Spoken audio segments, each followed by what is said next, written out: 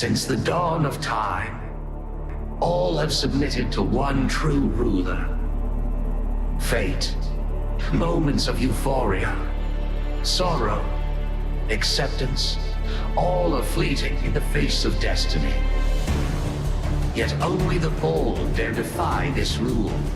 Dare to triumph against all odds. Dare to rise above fate.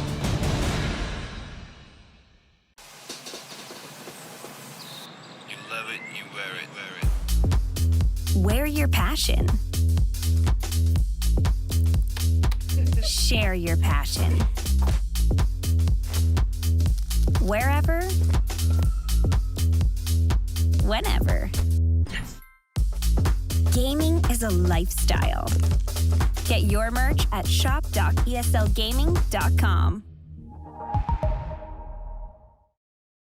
Dreamleague Season 21 is brought to you by Intel, Acer Predator, DHL, Monster Energy, and 1xBet.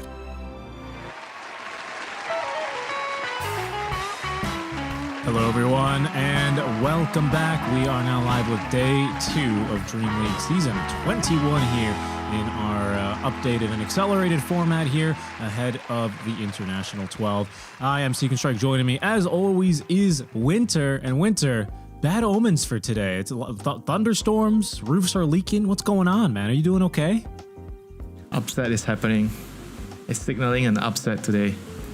Okay. So the Storm wants, if it's an upset, it's Entity to win. Well, we'll get into our upcoming matches here in just a bit, right? But first, let's go ahead and just remind everyone, of course, what all the teams are that are going to be participating here in this Dreamleague Season 21, right? Because you've already mentioned Entity, and they're going to be later on the docket. Winter's so excited to get to our first match already. But of course, we've got 12 teams joining us. I might have said 10, but it's 12 teams, down from 16, of course. So we only have the one group stage. Of course, that prize pool is still going to be the same, right? We're still all playing here for $1 million, or at least the lion's share of $1 million for that prize pool, which is, now you can see it, of course, a pretty penny here. We'll see if Gaming Gladiators are once again going to, take another podium finish here in yet again, I think what would be their third straight Dream League. We haven't gotten the chance to catch any of their games here on the Ember stream. Winter, have you watched any Gaming Gladiators matches yourselves? I tried, but I fell asleep. Okay, an honest man. I mean, I would say that's the average reaction to watching a Gaming Gladiators game. You've heard it here from Winter. Speaking of the Gaming Gladiators, they're actually over in Group B.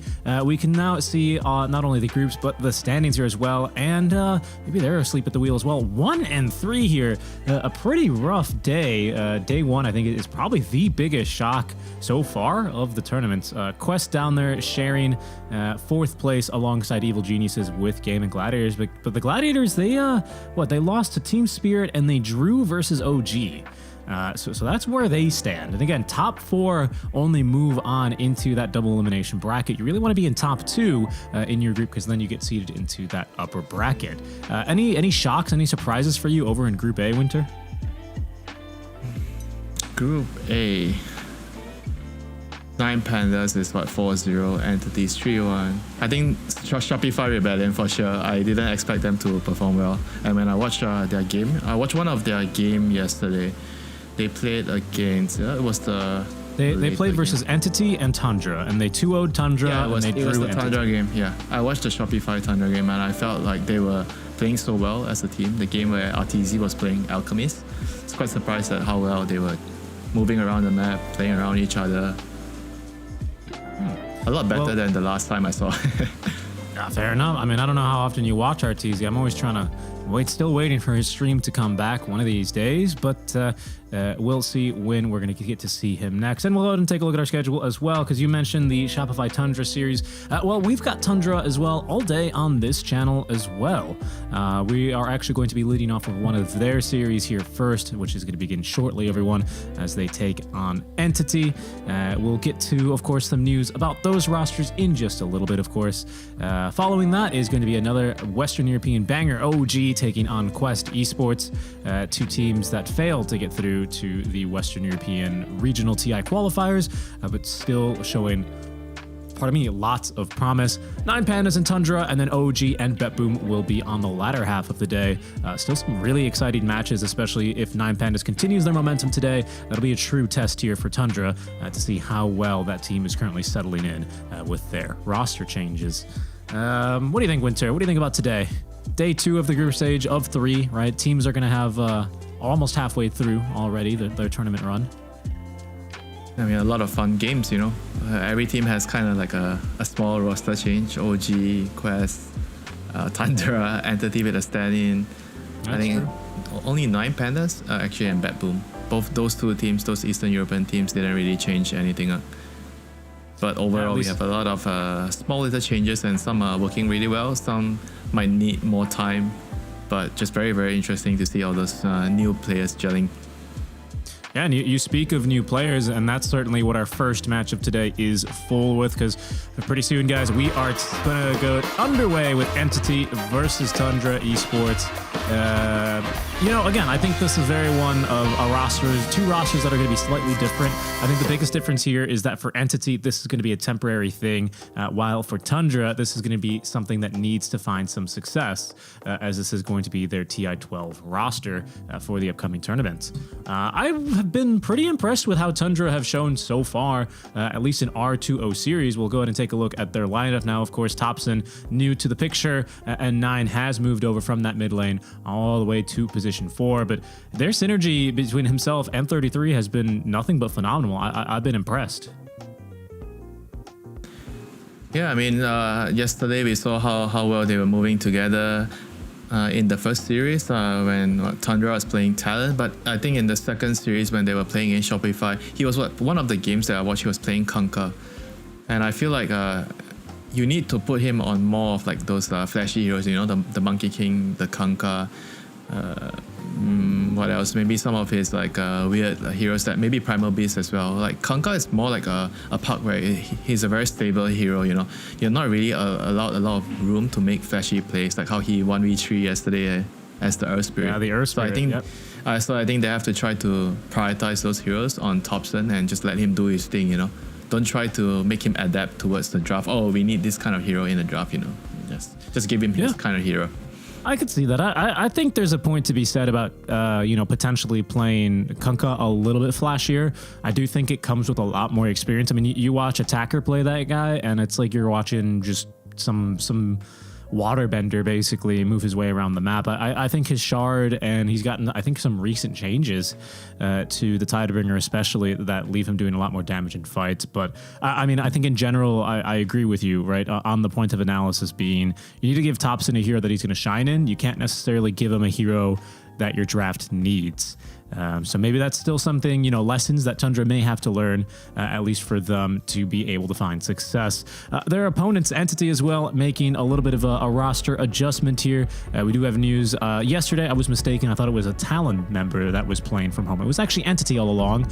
Gabby was playing from home, pending his US visa appointments for TI-12. But now it's confirmed from today onward that Amar, our shadowy figure, will be standing in for the rest of the tournament.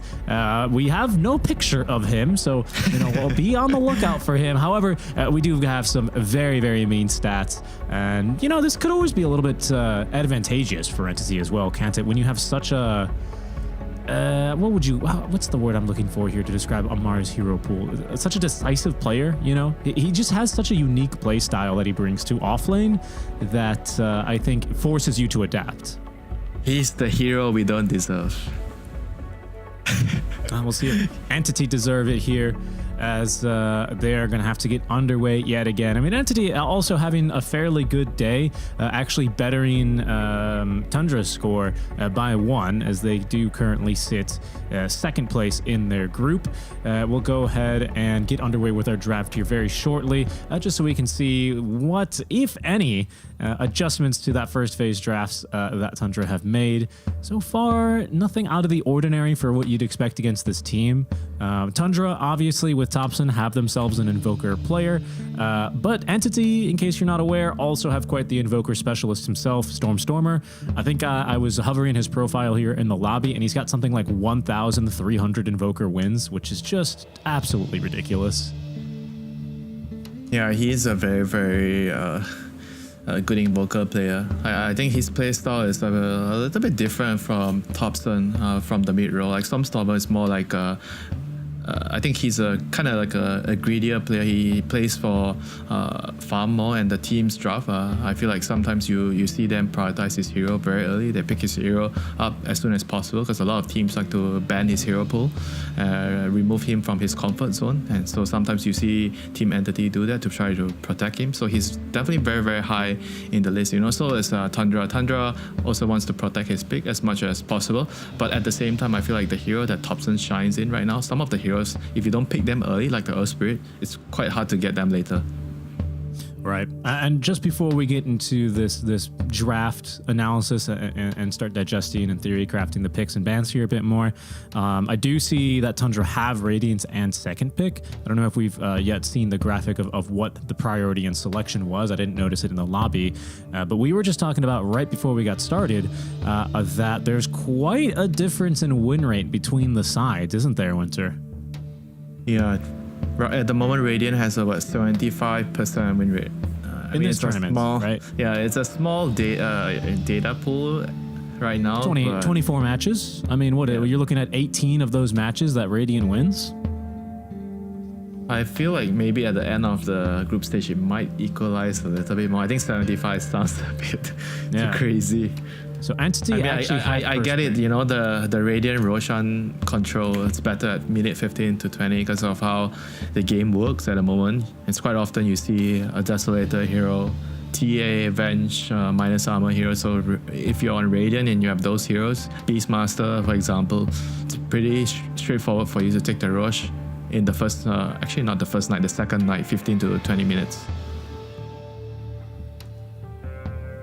And Entity open up with Shadow Demon. This is not what I expected. This is something that Tundra prioritized a lot yesterday in their games. I am seeing a number of Shadow Demon picks, at least for Entity yesterday. One in the first phase, but normally it's not. Oh man, I've got to relearn the order here because I don't know it off the top of my head anymore. And so they've just had first pick, right? Tundra, I believe, has a pick, and then they ban a couple times. But Entity normally, they pick it second in their rotation, if that makes sense. And immediately into the Brew. Yeah, this hero is a good counter to Shadow Demon. Number one, you can dispel the disruption illusions with your Wind Panda. And number two, you can always scout the SD. SD is very, very weak against heroes that can go behind enemy lines and catch him right away before the fight starts. So Brewmaster overall, very, very good hero against Shadow Demon. It's a hero that got nerfed. I think the nerf was very little on the cooldown on the Cinder Brew, but his laning phase still feels, at least for me, still feels pretty strong. If you pair him up with like anyone that can ignite the Cinder Brew easily, like a Skywrath, for example, you throw the Cinder Brew, then the concussive shot comes out, then you just ignite it. Does a lot of damage. He's also like one of these transformation heroes, right? Quite unique to a bunch of others where you want to actually kill him right before he transforms, and then he becomes a big pain in the butt. So he does kind of become this objective around the team fights. These days, though, you actually end up seeing Brewmasters kind of just ult from Fog and just run in to start fights on occasion. Normally the first ulti is always used like that just to get a free kill onto the enemy safe laner. But I'm curious to see as well this time how 33 is going to be taking this hero and showing us how it's done. 10 seconds remaining. I mean, this hero is just right now a very, very strong hero, like in general, like you said, there's a lot of ways to utilize his ulti, but the more important thing is how do you pair him up with your team, I feel like whenever you have Brewmaster, you kind of want the other heroes to have some small stuns, You don't want to rely on the Brewmaster to stun people and disable for your teams to kill, for your teammates to kill. You actually want the other heroes to set up and start the fight first, and the Brewmaster comes in along the way. I feel like that's how I want to play the Brewmaster. If I'm the only one that can start the fight, I don't really feel very good in the game. Yeah, you want a pair of initiators basically with this kind of a hero, and that helps. I mean, it does shift his role a little bit, right? Where instead of perhaps being that second initiation, he can kind of be the bait to try and center the fight around himself, only for the Warlock to punish with the Fatal Bonds and the Cold. Yeah, Warlock is also a hero that in the past people like to pick against Shadow Demon because you Fatal Bond the illusions in mid-late game when the SD just makes copies of his carry, so the Warlock can actually just Fatal Bond and deal with it fairly well. So overall, I think Tundra has two really good heroes to answer the Shadow Demon right now. So Entity has to try to figure out how to proceed with their draft and try to maybe have a hero that can deal with the Warlock and the Brewmaster. I mean, Primal is pretty decent. I've mentioned this a lot. Whenever you are playing against Warlock, you need a hero that can just jump the backline right away to stop him from casting upheaval. If he's getting a full duration upheaval channel in the team fights, you're more or less gonna be done in the team fights. Yeah, man, that thing's ridiculous. That AoE is so deceptive as well. I just want to point out the damage. The damage is crazy. The damage is good. I mean, it's just so obnoxious that spell. It always was, but now that it does damage, it's like actually priority now. Okay, quite a rare Treant Protector pick is going to sneak through. He's certainly no danger to the banning phase, especially that first phase. I just wanted to point out very quickly that the bans against Entity seem to be very, at least from other Western European teams, I should say, who potentially they scrim a lot. I think you can tell. Because, I mean, part of this is still we're relatively early in a patch, and the strongest heroes are so obvious that they're getting banned every single game, and maybe the sleepers are getting through. But Liquid have basically identical bans against Entity that Tundra have shown this game. I mean, you say that, remarkably similar. Venge is ignored. Venge is like, according to the mini stats, the best hero so far. That's a good point. The Venge one is of the ignored. best heroes. Maybe not the best hero, but one of the best heroes. Yeah, it seems like Entity like to run either the Venge or the Shadow Demon. They prefer one or the other as far as their save goes. They've got good counter initiation now with the Treant Protector and a way to reliably and easily start fights with the Primal just kind of onslaughting in. Yeah, they have very, very annoying heroes against the carry. SD, you have a slow through BKB. Primal, you can disable through BKB. Treant, you can disable through BKB and living armor. So it's very, very annoying for the carries to play around. Oh my god, I love this combo. Warlock plus Grimstroke. So you have the double Fatal Bonds if you execute it properly with the Soulbind. Oh yeah. That's actually absurd, and you have I would say overall very nice Inkswell target, Brewmaster and his Brewlings. That's a very good target, and the shard is very good at dispelling the Treant ulti, so it can help your teammates deal with that. So overall, and not just that, also the Primal Beast ulti, but you mainly try to use it for the Treant route. But overall, I kind of like this Grimstroke pick. It makes a lot of sense. I think even that Phantom, even that one value point you might get around level 4 or so, is going to be very valuable for your laning stage. Right now, Entity are showing 3 heroes that put together attack about once every 2 seconds. So there's the exception to that, of course. Even still, Grimstroke does have a little bit of counterplay into the Phantom Lancer. If I'm not mistaken, this interaction is still the same as it's always been, whereby if you soulbind any PL illusion when he's masked up, it will always latch onto the real PL. Yes, correct. As in the secondary one. So that's a surefire way of always finding that real Phantom Lancer. That being said, outside of that very specific interaction, Grimstroke does suffer against this hero, right? You'd think Stroke of Fate would be good enough, and it really isn't after PL gets a couple of items. Warlock, I think, suffers from the same thing as well, where he's going to struggle to kind of deal with these illusions in the fight. They have Brewmaster, so it might be okay. Brewmaster is excellent at dealing with illusions. You have the Dispel magic. Yeah. And I think if you are rich this game, you should definitely go for Radiance or Brewmaster, so it'll pose a lot of problems towards the PL in the later stages of the game, but you need to get a good start. And looking at how the lanes are set up, so it's probably going to be a Brewmaster plus Grimstroke against Treant Protector and Phantom Lancer. I think that's a lane where you should be able to do pretty well as the Brewmaster plus Grimstroke. So it will come down to the Tiny against the Primal, who's going to get the right rotations. The rune control is going to be absolutely important this game. Oh, this is going to be a very fun game. Just looking at the lineups, it's going to be an action-packed game. Tiny and Primal Beast mid. I think you're looking at those 5-minute rotations. Like the 5 to 8 minute window here is going to be absolutely crucial, right? Because between then you've got your first power rune, you've got your wisdom rune timing, and you've got your second power rune, and that very well just might be enough to, if not just win you the game, but perhaps set yourself up for success. We'll see here how both teams look to address that issue. Right now, between a Tree Shadow Demon support duo and a Warlock Grimstroke, I prefer the team with the Grimstroke in terms of rotating to the mid lane.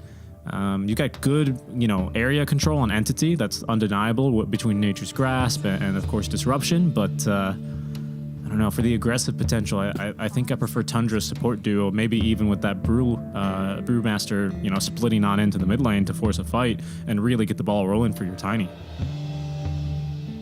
Yeah, they're gonna have to put Arma on some. I'm not sure if they can put him on too greedy of a hero, because he's with a PL.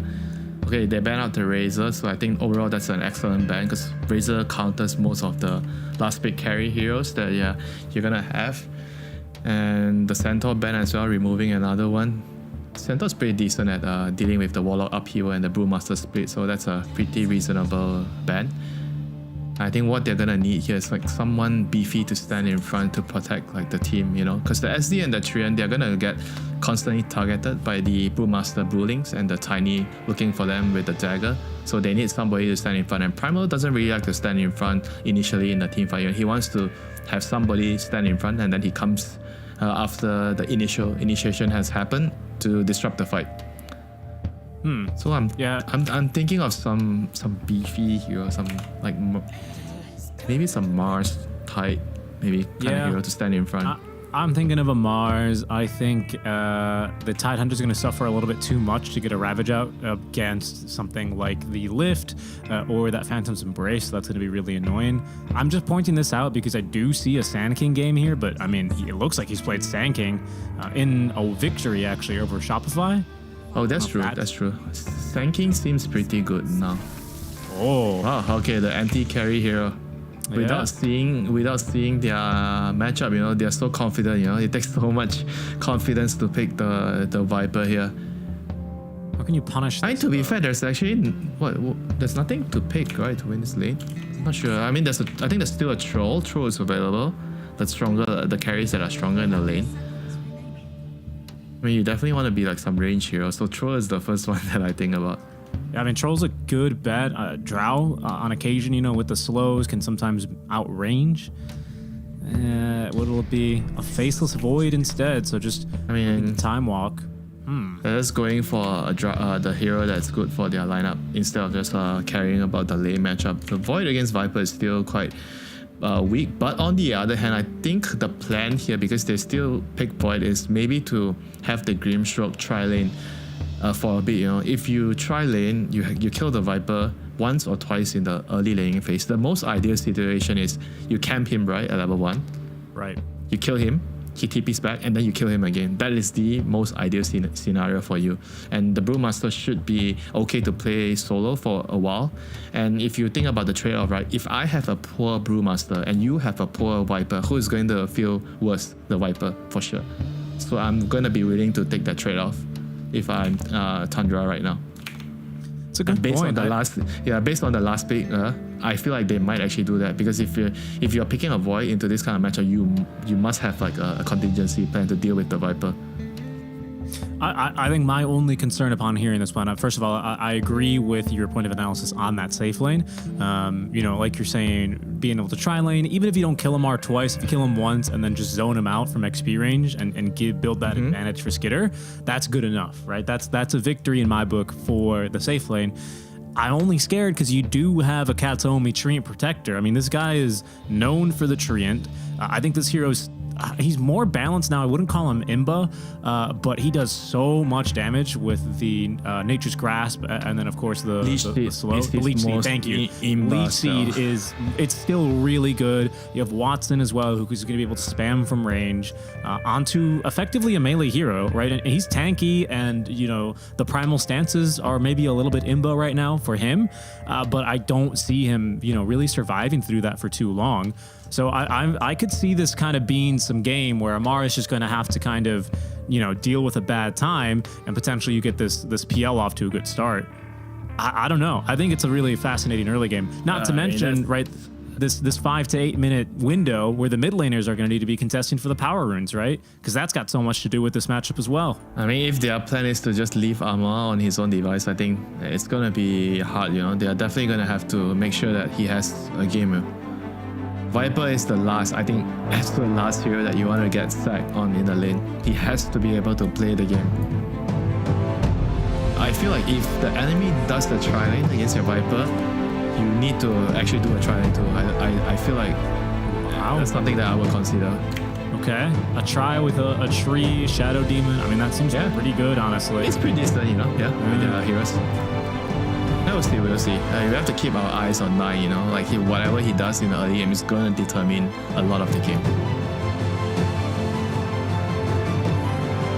I think it's funny because in a way I don't expect this to be a very crazy mid lane. A Skitter, kind of getting baited here just to cut down some trees. He'll be fine. They weren't in range for that disruption, or maybe didn't have the vision. Is there any world where you see some lane swaps happening? Probably. With the twin gates, it's difficult now. It's quite hard to enforce your matchup. I think it's just better to try to play the lane, pull creeps and whatever. If you have a difficult lane, you need to try to use creep pulls to try to equalize the lane. Lane swapping is not very good. I don't think you can pull against either of these support duos, though. I think it's creep skip, because you've got some slows. I think the Warlock maybe you could sneak one away from, but not a tree. That guy will just kind of kill you. Yeah, I mean, the small little things, small little exchange here. Fishman using disruption to stop Topson from getting to his lane to block the creeps. Small little detail. But the wave is still in his favor. Stormer also got back to the lane a little bit slow because of that engagement in the rune. Yeah, so overall, let's look at what the Grimstroke is gonna do. Yeah, he's not. I'm not sure if Sneyking is dead already. Hold on, I hate to cut you off, Winter. Yeah, last auto attack.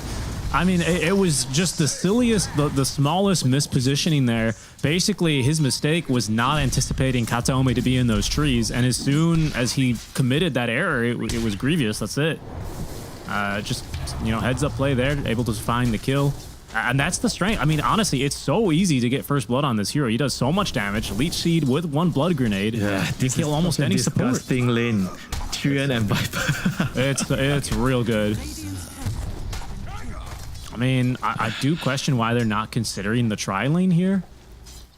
To be honest with you. At least, he has to find a move to try to gank through the twin gate as soon as he gets level 2, I don't think if you delay it, I think that the Viper will get too big, and if he controls the wave in the middle of the lane, then you are going to have a hard time finding the twin gate rotations to kill him.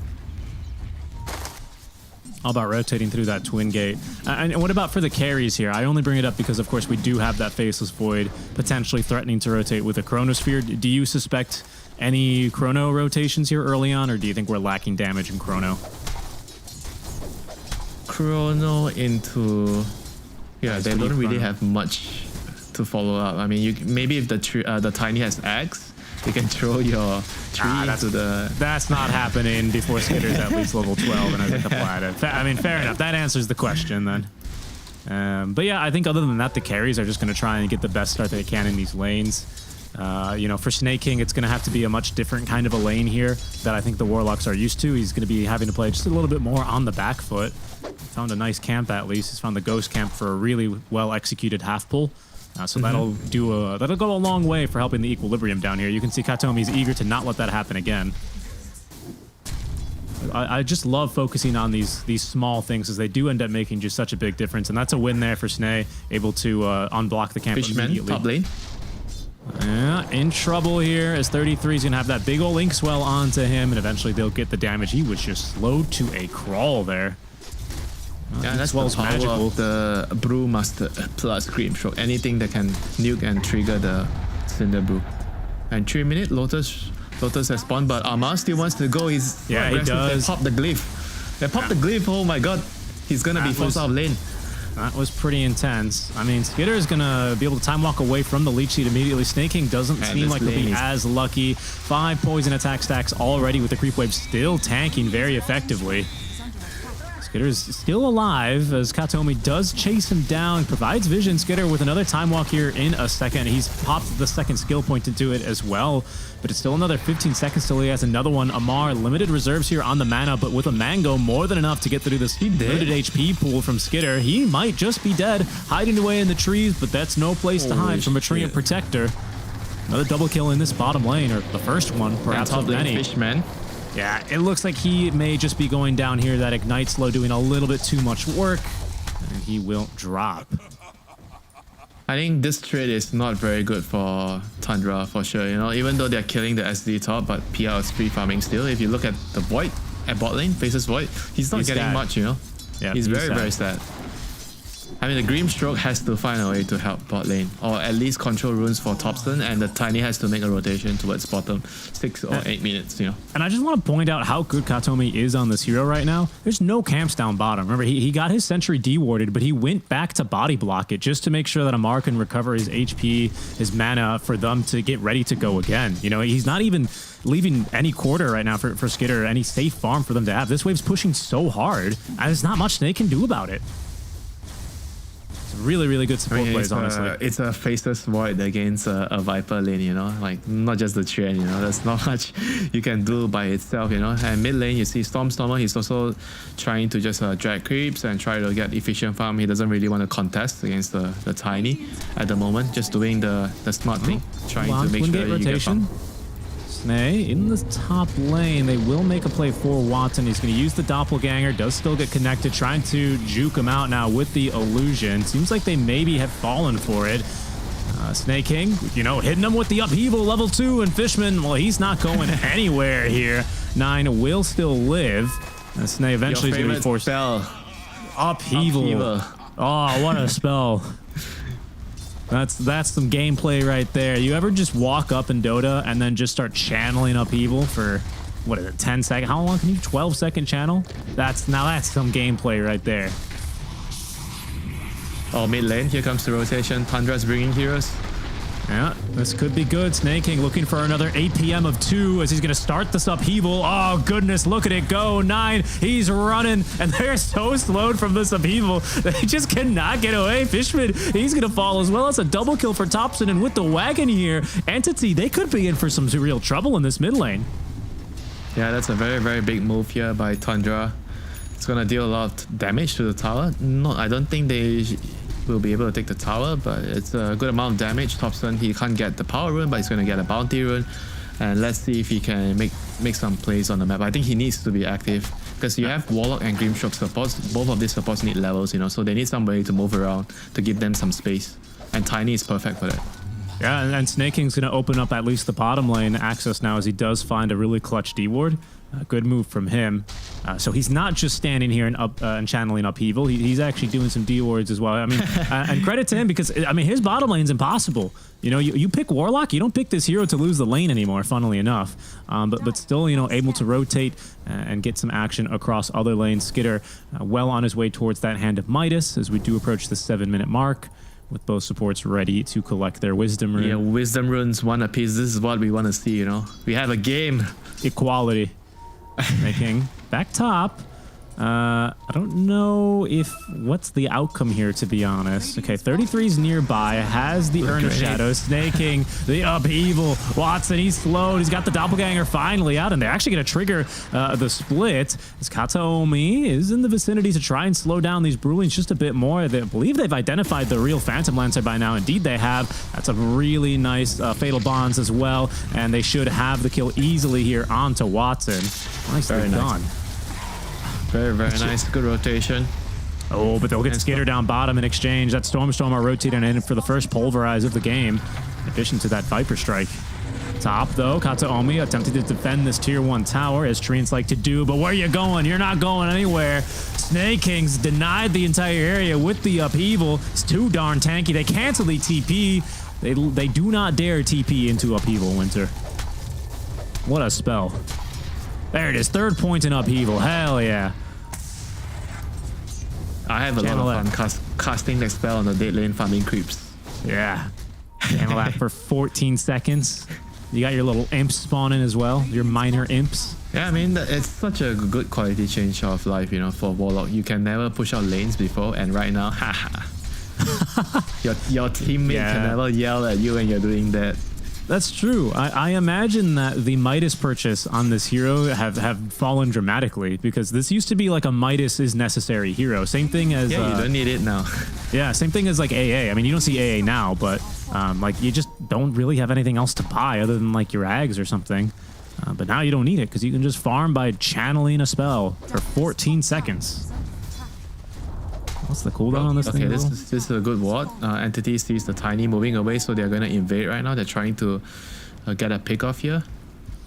Yeah, they might get jumped mid instead as Fishman is unable to disrupt himself. Sneyking avoiding... Well, actually, it's Entity avoiding Sneyking because they want to go for the bigger kill, and that's going to be the Brewmaster. Upheaval! It's going to reduce the damage as well of Sneyking. 33 still alive here. There's no way he makes it out alive, right? Look how slow Watson is. Stormer, he's leashed up. He can't get away. Stormer finally freed up from the leash, but he will be left without a kill here. That's incredible. That's the power of Upheaval. That's the power of the drunken brawler, the stance, you know, he's been switching it around from the storm and the earth. Like when he's running away, he wanted move speed. Wait, down bottom, Amar? Skitter might be fishing here for a Chronosphere. They do have a split. And the TP is coming as they do hurl the boulder towards Amar. He still actually doesn't know that Skitter is here, so he's going to not be too happy when he finally gets up these stairs. Sneyking now in position with the upheaval. Look at it go. A break onto Skitter forces him to time walk away as he's taking a bit too much damage. And it's going to be left to 33 to collect the kill onto Amar. Classic move from Amara, though, honestly. And you can see now how Entity are going to take advantage of this space. They did scout that stack being made, and Stormstormer moves in immediately to steal it after he knows at least two heroes have TP'd bottom. Yeah. On the other hand, it's a very, really big kill on the Viper. 600 gold. That's really true. Viper's not like a hero like the Mars where you don't mind taking a death on early. He's very momentum-based. Good point. Yeah, it's going to give Skitter a lot of room to breathe for the moment. He really, really needed that. And right now they have level 6 on Sneyking, so he has the rock. It's time for them to take a good fight around it. Split is on cooldown, however, 80 seconds, so they might want to wait for that as well. Can't wait to see the Soulbind double Fatal Bonds combo, man. That's going to be a good one. People just die. People are just going to die. Sneyking stacking the Ancients a third time is going to be intercepted by Amar. Golem is going to be dropped just to save the life of 33. As Sneyking eventually is going to be spat on and killed by Amar underneath this tower. They're on a Stormstormer. They're chasing him down, but the Fatal Bonds have not latched onto anyone else. Chronosphere does find Amar behind the tier 1 tower. He's still fighting here. 1 versus 4 out of mana. Can they get through him? Pops the wand. It's a lot of charges now fighting through Topson. Can he take him down? He can. Gets the experience for it as well with Fishman, you know, kind of assisting here from the side. It looks like he will go down as Nine's going to get a big old Inkswell on over to him. Surrounded by 4. He will drop. A 3 for what? A 3 for 2 trade, if I'm not mistaken. Another deep dive from Amara, though. Yeah, that's 2 death in a row, you know, for a hero like Viper. That's bad news. They got a rock out of Sneyking. Upheaval, look at him go. Yeah, but I'm afraid that was too deep, you know, like you say, you know, they went in like too aggressive, trying to go for the kill there, and they paid a huge price for it. And Brewmaster is going to have his Midas up, and his split is going to be up right now, and he's halfway to his Radiance. This is good news for Tundra for sure, you know, they have answers coming towards the PL. It's a double Midas team, of course, as well, right? We have not, I mean, you've just mentioned it, but Skitter and 33's had his for a while. Yeah. So it's coming along very swimmingly here. I think for Quest, sorry, I said Quest because Amar does this thing where he rotates the team names through his official thing. He's got Quest, and then behind he's got Creepwave. He hasn't played on Creepwave for about 1.5 years now, but, you know, it's a good one. I think does Katomi still have his? No, he does not. Rotation's coming through. They might get a really big kill. Topson, he's 50 gold away from his blink, you know. If they get him, this is going to be so big. But Skitter's like, okay, guys, I guess I'm dead. Yeah. Yeah, he will drop. Nice little smoke play for an easy kill, and not much a Tundra could realistically do about it. He didn't have anywhere to go, you know, because he feels like the Tiny is taking the bottom area, and he's close to Blink, so he doesn't want to take farm away from Tiny, so he took the dangerous farm, you know, and he got caught. So that's how it is, you know. Not everybody can get the good farm, you know. If somebody gets the bad farm, he's gonna have a higher chance of dying to ganks like that, you know. So right now, Entity, they're gonna try to get the tower here. Chronosphere is still down for 25 seconds, but they do have the Bruce Split to defend if they decide to TP him over. They'll have Golem as well in another 10 seconds. Yeah, they definitely here. should defend right now with the 2 ultis up. They're thinking about it. There's the blink reveal. They're going to throw Amar underneath the tower. Inkswell stun into the avalanche. Upheaval as well to follow suit as Fishman. All he can offer is but a mere disruption, as Topson will be easily able to survive through that damage. Amar is able to output a 3rd death here for Amar. In, 15 minutes, it's tough for Viper, right? It's really just kind of the momentum this hero needs, as we've been highlighting. Check the net worth, you know, he's still like top of the chart for his team. Even true. though he died 3 times. That was Yeah. how fat he was before. Holy shit. This guy is just like, and right now Tundra wants to keep the ball rolling with the blink on Topson, carrying Inkswell up. Fishman is going to get caught here. Inkswell stun into the avalanche toss is going to allow Fishman enough time at least to turn with a couple of spells, but now they're looking for a few more in return. They have not cast the Fatal Bonds yet, even through the Soulbind, preferring to channel the best spell of the game, Upheaval, allowing everyone else to leave here. Sneyking doesn't have TP though, so he's just being chilling up here, and I don't think Entity sees him. So he'll be here for a while. Not sure how he ended up here, to be honest. Can you... Oh, you can just walk here. Tumblr's toy? Tumblr's toy, yeah, he vaulted in. Yep. Okay, in the meantime, though, into the triangle goes Stormer, picks up a kill onto 9. So, regrettably, the Upheaval, unfortunately, unable to stop them all. And maybe not even able to prevent the death of Sneyking here. No, he'll be okay. Yeah, he really likes his drums. Yeah. Every game so far we've seen him play is like buying drums on his support heroes. Position 5, just going into a team fight using the drums, buffing his team, and he's doing the same again. Yeah, that was a curious bit of initiation there. It looked like they were really convinced on wanting to go in, but then the Brewmaster was like pinging his Radiance. Guys, 500 gold, Radiance, please. Yeah, that's true. That's the classic, you know. You have a relic and then your team is trying to fight. Guys, please. Let me let me finish my Radiance. Let them cook, boys. Let them cook. I mean, by then, they're definitely going to have another Golem to use. Still not enough for the Maelstrom here on Skitter. He's kind of still struggling, to be honest, on the Faceless Void. The poorest core by quite a margin here, behind Topson by over 1k. Topson, who, by the way, attempted to defend mid, is going to be forced to blink back, as Entity will be able to take down that tier 1 at last. Oh yeah, by the way, did we talk about the shot? The Treant has a shot right now. Oh, this is so good. Look at this. Sneyking. I think he's going to get... No, kept telling me he's going to let him cook. Nah, he's dead for sure. He's just wait. Oh my god, this is a professional Treant, man. He knows where he needs to jump over.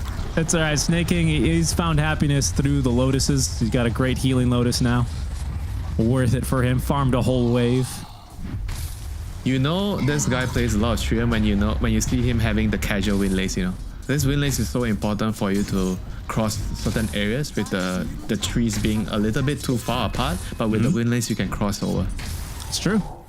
It makes, especially, you can see how he's utilizing that Tumblr's toy as well.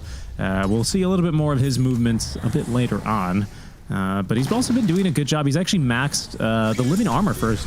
Pardon me, I was expecting to see maybe Leech Seed or Nature's Grasp, but I guess he just wants to be able to slow down the push a bit better. And to be honest, Tundra's push is really not that much to write home about. All that armor goes a long way against a hero like Tiny, who just does not attack that fast. I mean, this build is a little bit more, I would say, well-rounded. Not the aggressive build. The aggressive build is like you max out the Leech Seed first, you know, so you try to go for kills a lot more. Like this build is more about like setting up, playing the map, because with more points in the Nature's Grasp, you can actually push out lanes, and at the same time, you help your team with the global living armor, so you're not really playing for the Leech Seed that much.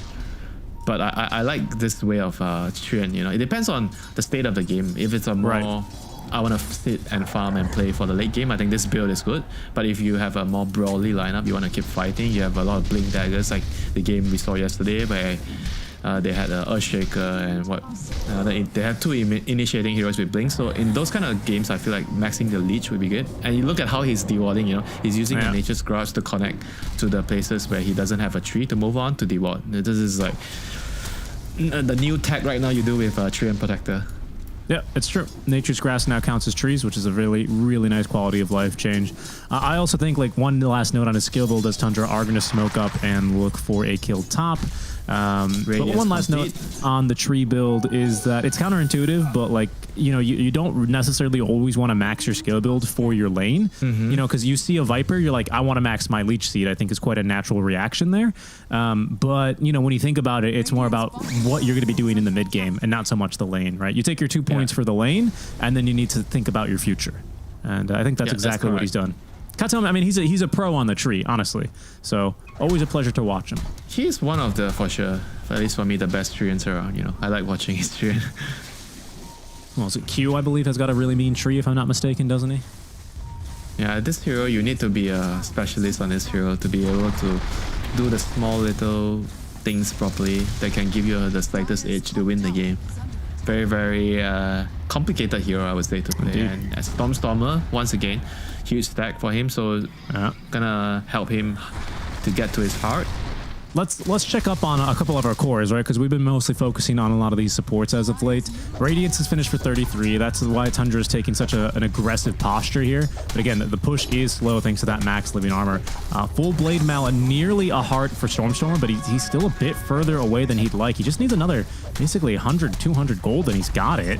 Don't think he'll be able to get that time here with his tower still alive, especially with the Tundra supports waiting in the wings, but they're going to make a play for it now. There's going to be Fatal Bonds #1. The rock dropped as well. Sneyking uninterrupted here as he's just going to be able to find a kill easily on the Stormstormer. They're defending with what they have. Topson on the way in. There's the overgrowth at last as Amar pumping the damage onto Topson. They will be able to get the kill on a Topson, but a Chrono catches two. That's an easy kill. Watson will fall. A secondary onto Fishman. It's easy.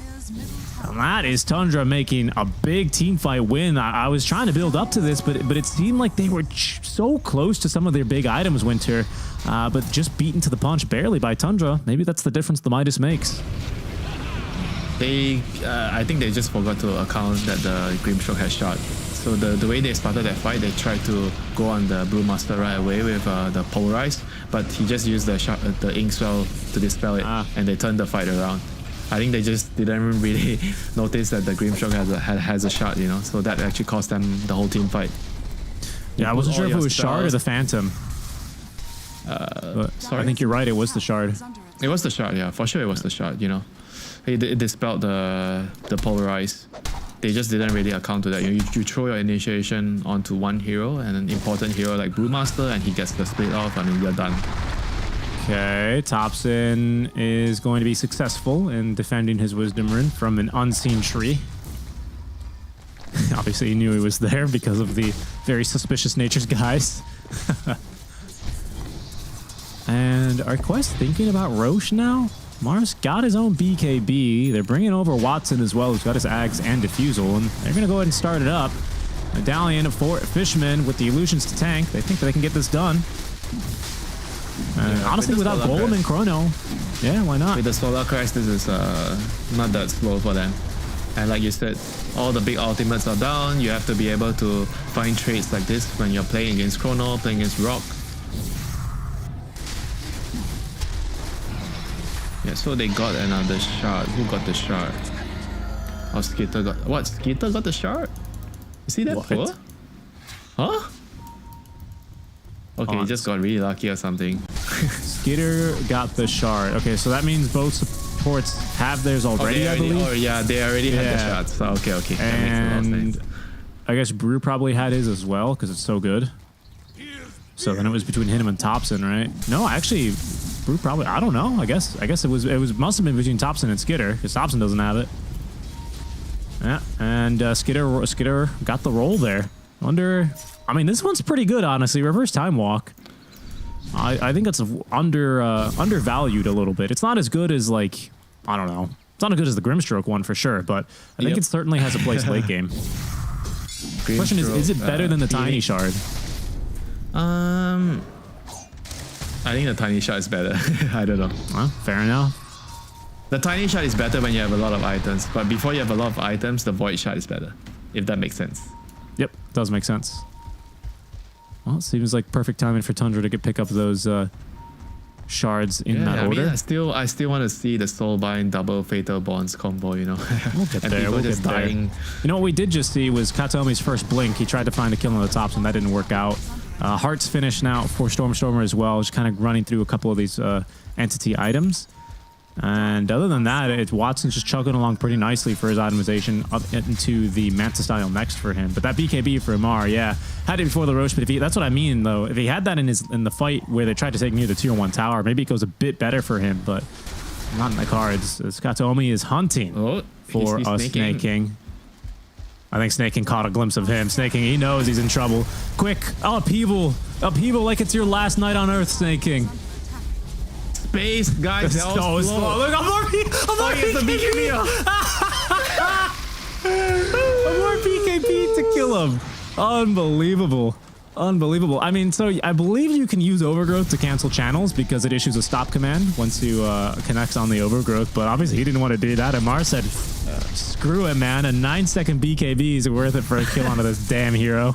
That's hilarious. That's like such a tilt BKB. Like he got so mad and then I'm just gonna kill him.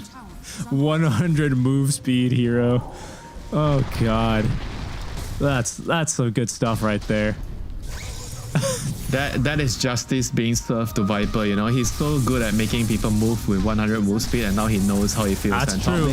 Too true. Katomi, yeah, he's really looking for a Chronosphere. It is going to be forced out. That's going to be a win within itself here. Skitter, he may not make it out alive either. Fishman, is he going to be able to find vision for the disruption? He does not. I thought he was going to throw a Shadow Poison. Chose not to. Amar, in the meantime, is going to take a death. And Winter, I didn't see how that one started, but I'm going to imagine a BKB might have saved him there. A BKB that could very conspicuously is on 20-second cooldown. Soulmind finds the PL. That's going to be only his first life down, as Sneyking is going to be effectively splitting this fight with the upheaval. Watson spawns right in the middle of this. The Stormer is going down to all these Brewings. Golem's going to be dropped as well. On to 233, making a lot of work happen. Is Watson falling low a second time? Sneyking even staying alive through the fight as the boulder hurl. No, it's Skitter who gets the fight onto Watson, make that Topson. A chaotic one here, but it's not over yet as Entity will continue dropping all around here to Tundra. Topson with another blink in with whatever he's got left of his mana, picks up another kill and a phenomenal fight. Brewmaster is doing so much in the fight with the Radiance, you know. They have no way of dealing with it. No pipe, no glimmer, nothing, you know. The illusions are just dying. PL can't do anything in the fights against this Radiance. They have to try to drag the game until the PR. I think PR is gonna need like so many more items. He's gonna need like Mage Slayer as well for the Bloodthorn. Storm's initiating.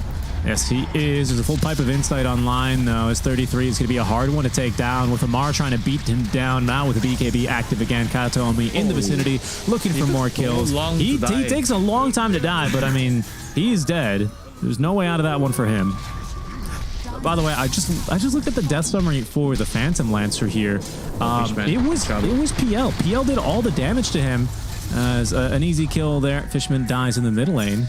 On that second life though, Watson took 1,500 damage from Warlock, which is unbelievable.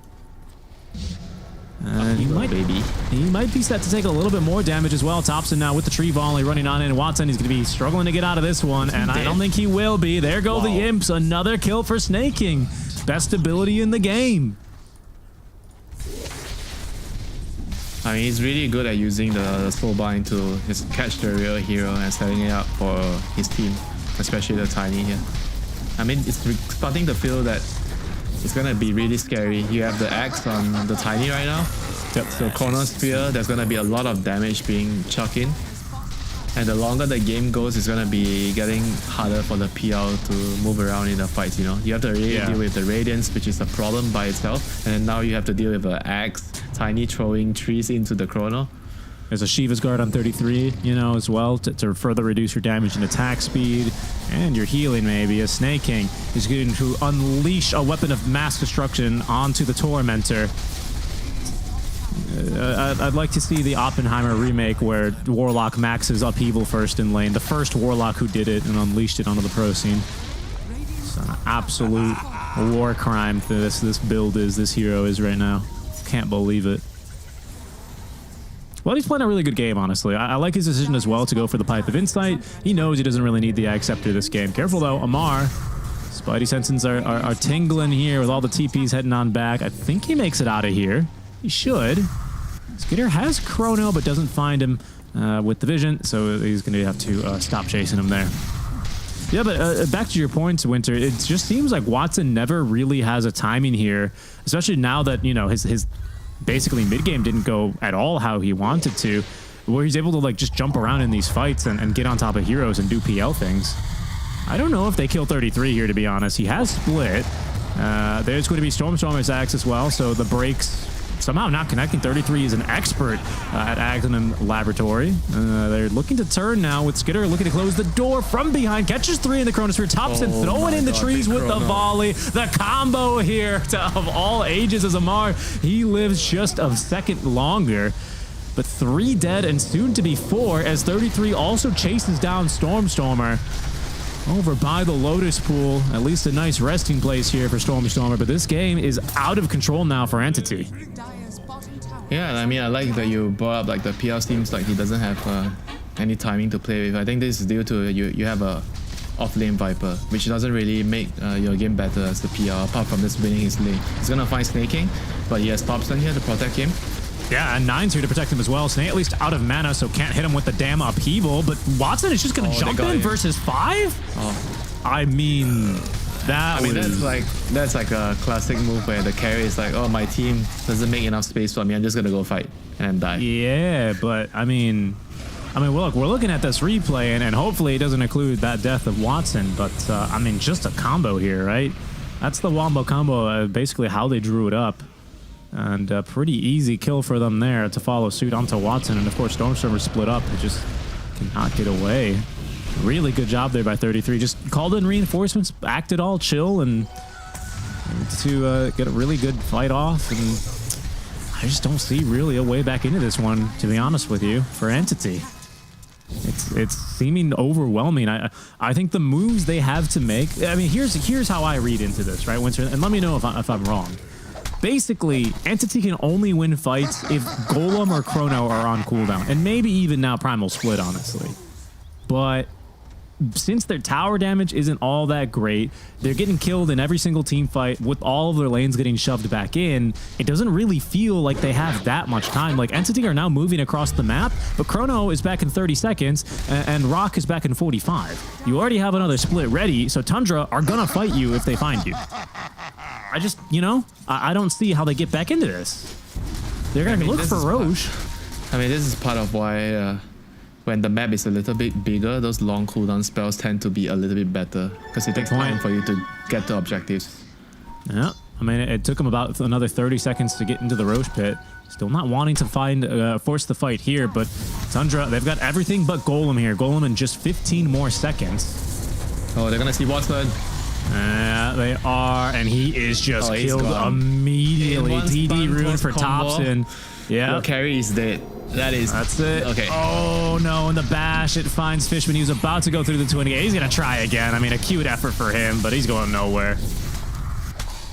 And that's they've led Tundra right to the Roche pit. So it's a free Roche to boot. 9 doing his due diligence. He's hunting around the pit to make sure there are no thieves in the woods. There aren't. And well, oh yeah, that's the best talent. This talent used to be crazier, didn't this upheaval talent? I think they nerfed it kind of recently, but it used to be like plus 15 upheaval attack speed per second on allies, and that doesn't sound like such a big nerf, on its surface, but that's a 50% nerf, and I think this talent is still being chosen hands down. It is so good. This spell's ridiculous. I think, especially when you have Void jumping into cast Chronosphere, you drop an upheaval, you're dealing damage and you're buffing the Void up. That's so good for the team fight. I don't know where I saw this, but I heard a clip somewhere of someone joking around that this spell is so good that it effectively feels like it's just a big AoE Doom channel at this point. You just can't leave, you can't escape.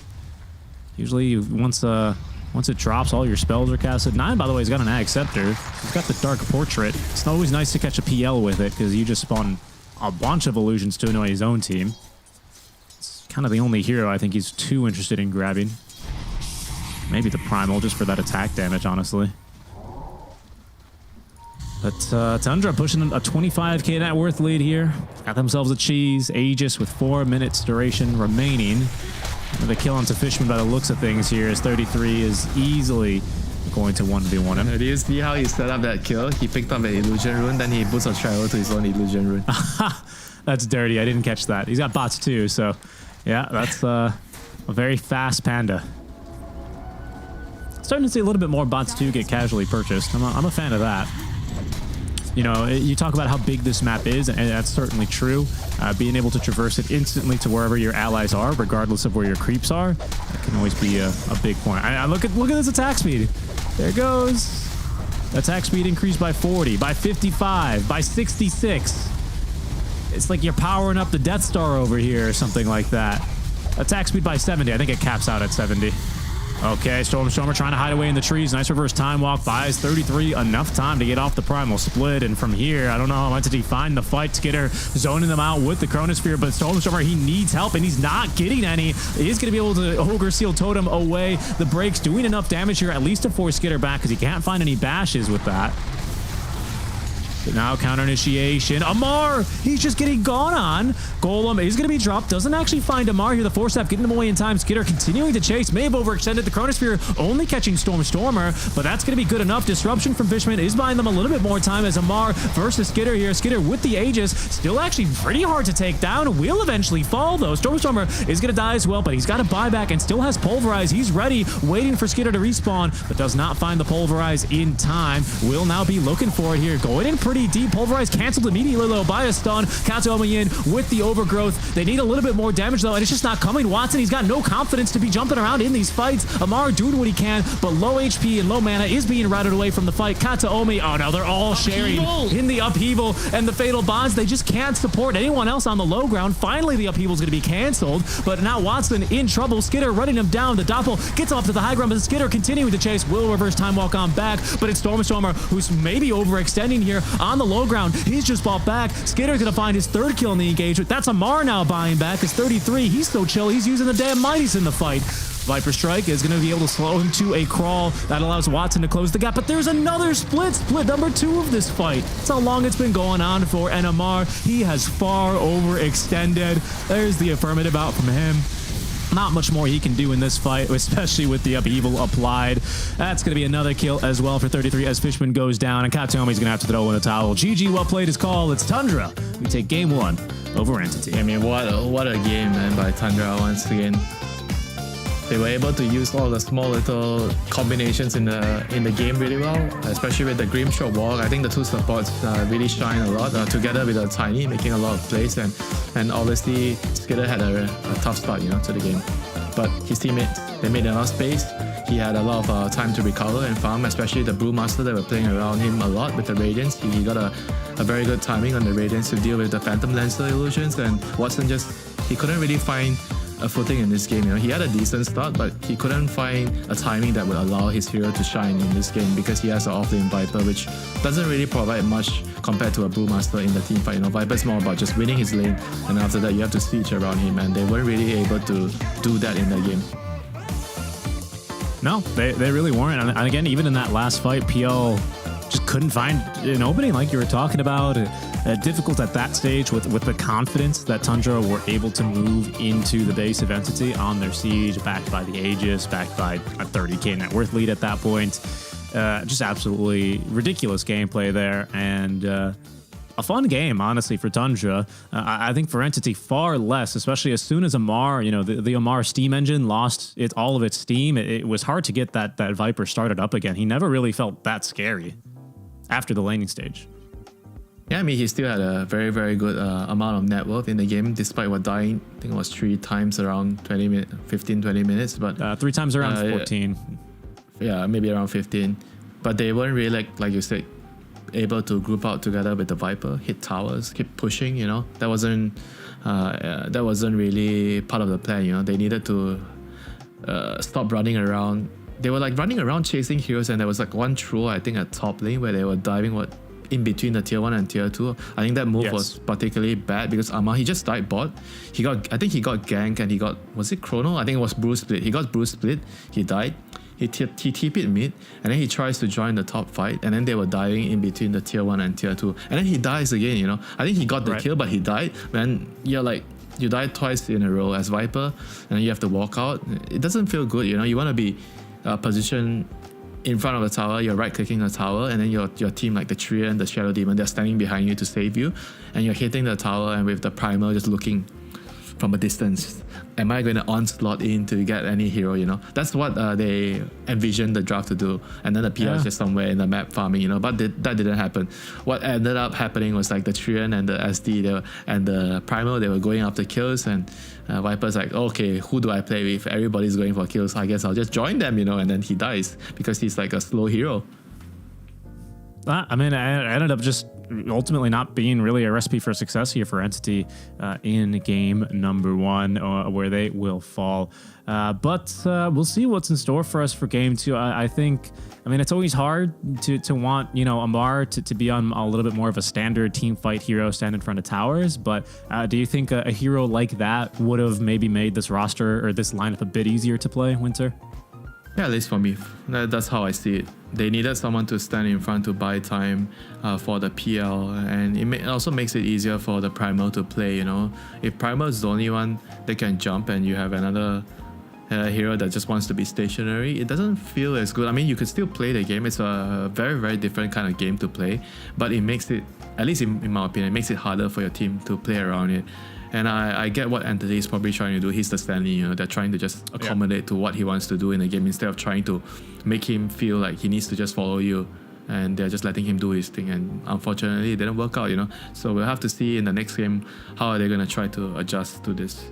Absolutely, yeah. We are going to be going to a quick break, but it's Entity who find their second loss. Tundra now equalizing at 3-2 as we are officially halfway through now the group stage for Dreamleague Season 21. Do stick around, folks. Entity versus Tundra. Game 2 is going to be coming up after the break.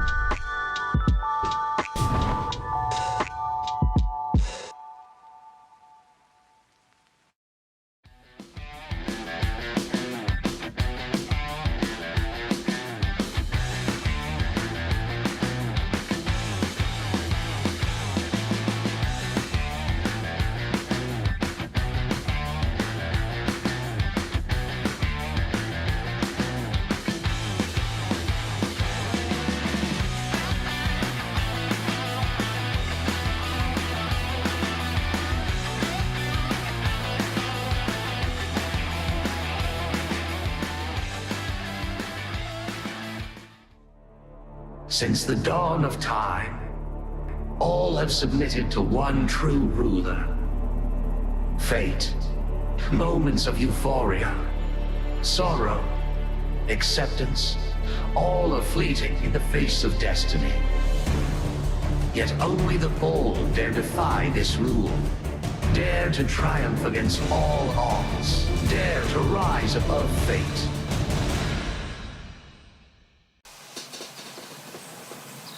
You love it, you wear it, wear it. Wear your passion. Share your passion. Wherever, whenever. Gaming is a lifestyle. Get your merch at shop.eslgaming.com. Tundra Esports taking victory in game number 1 over Entity. As well, honestly, the upheaval, the tiny.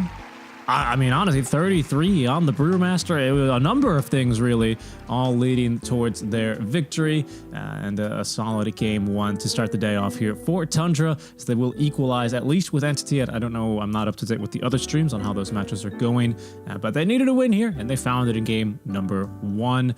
Winter and Seek and Strike here on the call with you as we are about to get underway with game number 2. You know, now that we've seen a couple of games with 9 on the support, Winter, 3 to be exact, how do you think he's coming along?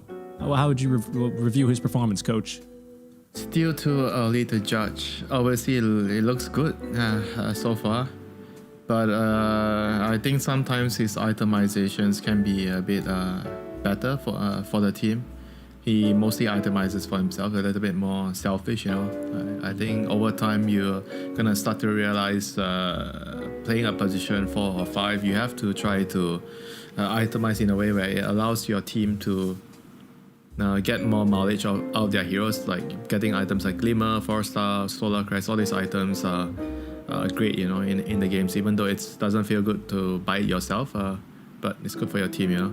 On the other hand, he does have Sneyking, usually getting the drums and all the team items, so maybe he feels like it's not necessary for him to get those items, so he can be the position 4, but playing like a mid, you know, getting all the core items. Yeah, I mean, he told us yesterday in our interview after their victory over Talon that he believes his advantage, specifically coming from the mid lane compared to other position 4s, was going to be his spell casting. Again, small sample size, and we've only seen them in victories, right? But, you know, would you say that holds water, that argument, or have you seen any evidence of that so far from his spell casting? Yeah, he's really good at soul binding, good the PL, catching the PL. Very good at using the small little details of, like, especially the shot, the dispel in the middle fight where they went on 33's Brewmaster and he instantly cast he was ready, you know, so he cast the Inkswell really quickly to dispel the Polarize and allow his team to snowball that fight. So he definitely uses his spells a lot better than the average player. I don't want to, you know, compare him to all the position 4s that are really strong at the moment because he's still new, but maybe in a couple of more months, or 1 or 2 more months, or actually at TI itself, you should be able to tell. But right now I think it's still a little too early because it's his first event as a position 4, but so far so good. Right. And looking again, I mean, just to continue focusing onto Tundra as we are about to get underway with our second draft. For Topson, how would you rate his performance in the games that we've seen him? Again, only in wins, a small sample size, but I would say we saw him on a significantly less flashier hero. You know, the tiny kind of looks the same, does the same thing, and can't really deviate from the builds as much as, you know, Pugna can or something in mid. How do you think he's been doing? I think this hero is suitable for him. It allows him to be aggressive. Like when we were talking about his Kanka is you can't really be that aggressive right. As a Kanka. You have to somewhat play around your team because you don't have enough damage to kill people alone.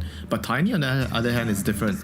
With the stun and the toss, you have a lot of spell burst in the early game, and after the early game, you can itemize for your Aghanims and you do physical damage later. So I think this hero overall fits his play style a little bit more, even though it has a very boring build, like you say, you know, you can't really deviate away from the items that you're supposed to buy as Tiny.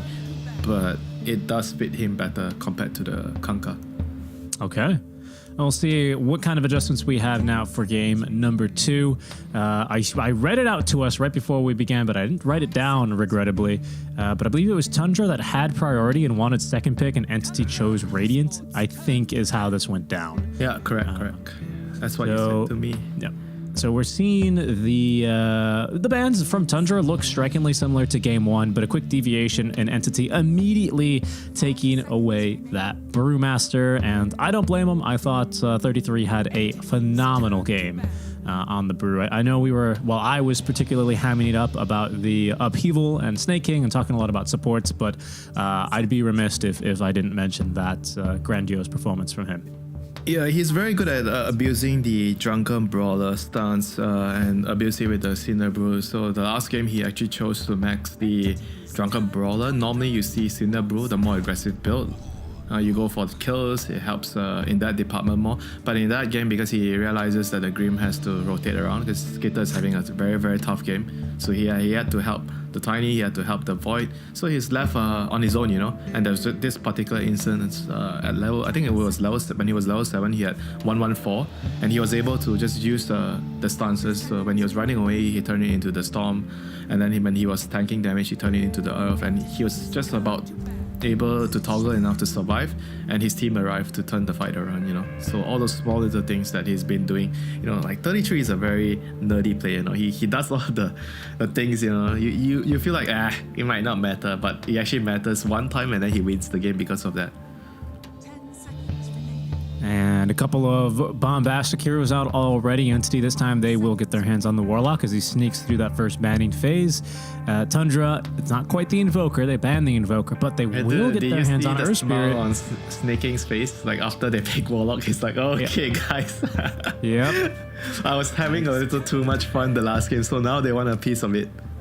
I mean, it was actually a little bit ridiculous, to be quite honest, because Warlock had the farm to get a Shard and a Pipe of Insight, which is that's a lot of money. That's a big ticket item.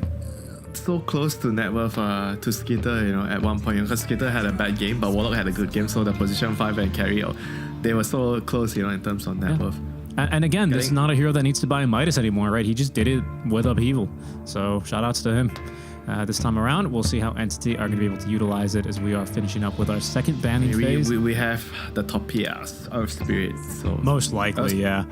Earth Spirit is one of the better heroes to catch the Warlock, so that there is no 20-second upheaval. Okay, maybe not 20 seconds, like 14 seconds upheaval being casted in the team fight. Yeah, and I wanted to talk a little bit more about why this hero is so strong right now. Obviously, he's been getting buffs for prior to the B and C patches here, at least. He's been getting buffed for basically what's been like a year and a half. It's small and accumulating buffs. And at the very start of this patch, he got a big change, which I think kind of busted him wide open. And I think it's one of the more intricate things about this hero. It's the interaction. As soon as he starts his rolling boulder, he is no longer targetable, and I don't believe he's affected by like anything when he is rolling. It used to not be the case. You could stun him out. Obviously, you can still blink or step in front of him, and he'll end the roll as the spell is. But that change in and of itself, on top of it's basically like, remember we would used to see the older spirits go for like ag scepters. They'd roll into the fight, turn themselves into a stone, and then kick themselves out. You don't even need to do that anymore. You can just do that by rolling out of the fight because they can't target you anymore. I think this, like that level of confidence that this change bestows is really suitable for a mid Earth Spirit build, especially with the prevalence of one, with universal heroes being out of the meta. We don't see too many of those in the mid lane anymore. And two, with tanky strength heroes going for that blade mail, I think he's a really good fit. And honestly, Boulder Smash is ridiculous right now. If there's ever a time you wanted to start playing Earth Spirit, like now's the time for sure. He feels good. He's really good. 10 seconds. This hero, I think, is by far right now the best 5 seconds. the level 30 hero. I think nobody comes close when you have 6 slot, because you have the constant roll, like you said, the invulnerability in late game. And he has very, very high strength, about 3.8, I think. It's crazy, Like, he is so hard to kill, he has very good stats, he does a lot of damage, and he perma stuns you. So whenever you have this hero, if the game is going late, you're like, whatever guys, we have Earth Spirit. Bring in Ability, Earth Spirit, Octarine Core, BKB, Shiva, Heart. Let's play the game. He's just absolutely ridiculous right now. The last time he felt this strong, I didn't quite play him on release, but I played him not too shortly after, or not too long after, I should say, where the stun was still on Boulder Smash and the roll was not as good as it is. Now he's a little bit more about the roll in Boulder Smash, but back then he used to be able to stun and silence an entire team with 2 spells, which was absolutely ridiculous. He feels about that good now, to be honest. He's a good hero. I recommend you play him. And here's a bit of a sleeper pick actually out from Entity. They'll take out the Muerta. I've seen this support in a couple of pubs. Yeah, they played it yesterday on Katami. Yeah, Support Muerta. and that's what I thought, because he does kind of have a funkier hero pool. But if you're good with that dead shot, it's good. I think this game is particular to deal with the Earth Spirit because the silence, the calling. When he rolls in, you just put it around the team fight, then it makes it very difficult for the Earth Spirit to play in a team fight. I think that might be one of the reasons why they are picking the hero against Earth Spirit. I think that makes a lot of sense. That's a big, long-lasting AoE silence. I think it only hits you on the outside of it, but you can just place it effectively, and you'll be okay. But if it provides, you hit it, it stays on you no matter where you go. Yep. And it provides really good cover as well for someone like a backliner, like a Warlock, right? They're able to kind of protect each other, or at least the Muerta is able to protect. Dude, imagine the combo. You're stuck in the silence and then there's a Warlock channeling. Oh my god. Oh no, they're going to build circles. The pros, they're building circles again. Tundra Esports. They've also got a pretty mean teamfight lineup though. Oh, and they paired it now with the Phantom Assassin. A very much in-your-face Dove-Eye draft right now from Tundra. The Earth Spirit's going to be rolling in to kick things off. It's almost certainly a core now. With the Jinx on beside you, the below ulti. That's right, yeah. They've reworked that, so now it's going to instead be either on the Earth Spirit most likely, or on occasion potentially on the Templar. You don't have a Shadow Demon, right? Entity have banned it out. You're already showing both of your supports, neither of which are particularly strong, I would say, against a Phantom Assassin. It's a little scary. It's a strong draft right now from Tundra Esports. Curtis, Aoi 2000, he certainly knows his stuff. He's also a 2-time TI winner. What can they do against PA? We've seen teams pick Terrorblade to deal with PA, so you want like a high armor hero. Or you try to go for like some hero that can end the game, like some Lone Druid, some pushing hero, so before PA gets to that stage where she can just kill everybody, you try to end the game before that. They're gonna go for a slug, which for this hero to work, it needs to be snowballing. He needs to have a good start, so he runs around, he gets his Silver Edge, and then you can have the break mechanic against the PA. That's how you totally shut her down in the fights. So he needs a very good start for that to happen. And I think particularly why they picked the Slug here is also because you have the Dispel against the Dark Willow spells, which is very, very useful. Also the Earth Spirit Silence also, and Slug is also really good at catching the Nature's Prophet, and you're not so weak against the Sprout. You can jump out of it, so I think overall it makes a lot of sense, but I just feel like it could be hard for the Slug to win this game against this lineup, because you have to make sure that from early game till mid game, everything needs to be perfect. One mistake, you lose Roche, the PA is just gonna win the game. Yeah, she does kind of feel like that kind of a hero, especially like you're saying, if you're not going to try and outscale her. I thought for just a second, Winter, that this maybe could have been a mid Slark, but I don't think it is. It's not really in Storm's against Earth Spirit? Yeah, I mean, probably not, I guess. I think the Primal might be a flex between mid and off lane, but the Slug's gonna probably stay as carry. No, I think that makes sense. Yeah, so right now they are removing heroes that can slow down or nerf the PS damage in a team fight. They're banning out Tide, Underlord, and the other hero that comes to mind is like something like a Centaur, because PA is not very good against Centaur early game. You don't want to right click her, you don't want to trade with the Centaur. They're actually banning out the Centaur over the Underlord, so they think that Centaur is a bigger problem. So there's still Underlord. What else is Arma gonna maybe play? Maybe Timber? And I mean, Timber is like a pretty dead hero for for most of the players right now. But Timber is pretty decent here. I haven't seen a ton of it. I saw a lot of it banned. Is it banned in this draft? I don't see it banned. Bat Rider? Yeah. Is there a Bat Rider potentially? I mean, against Yeah, the... but it's not an armor hero. I think he's gonna play like something like some unkillable hero. Is that still Razor? Yeah, maybe Razor. That's Razor. Yeah. That's It's a Razor and a Timber.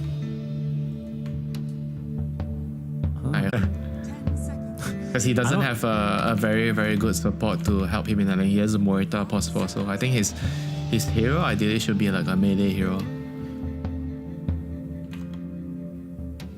I don't see one other than the Timber Saw. Then I'm just wondering. I mean, Tundra, that they must know something. There's a Mars in the pool as well, if they want to consider that.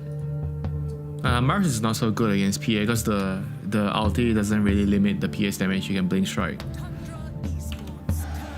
LC okay, they go for LC, but you have a position for Morita. I mean, LC is pretty okay against PA in the lane, but overall, I'm not really convinced with the pick sequence here, the draft for Entity. I think obviously they have their own plan, but I think it's gonna be a plan where they need to really snowball so hard from the early game because Slug itself already needs to have a good start to win, and now you're picking LC, which also needs a good start, and you're playing against a Nature's Prophet Dark Below support duo, which is not weak in the lane. You know, Nature's Prophet is arguably probably the best support laner in the first couple of minutes, if you exclude like Enchantress or Chen, the jungle heroes or the zoo heroes.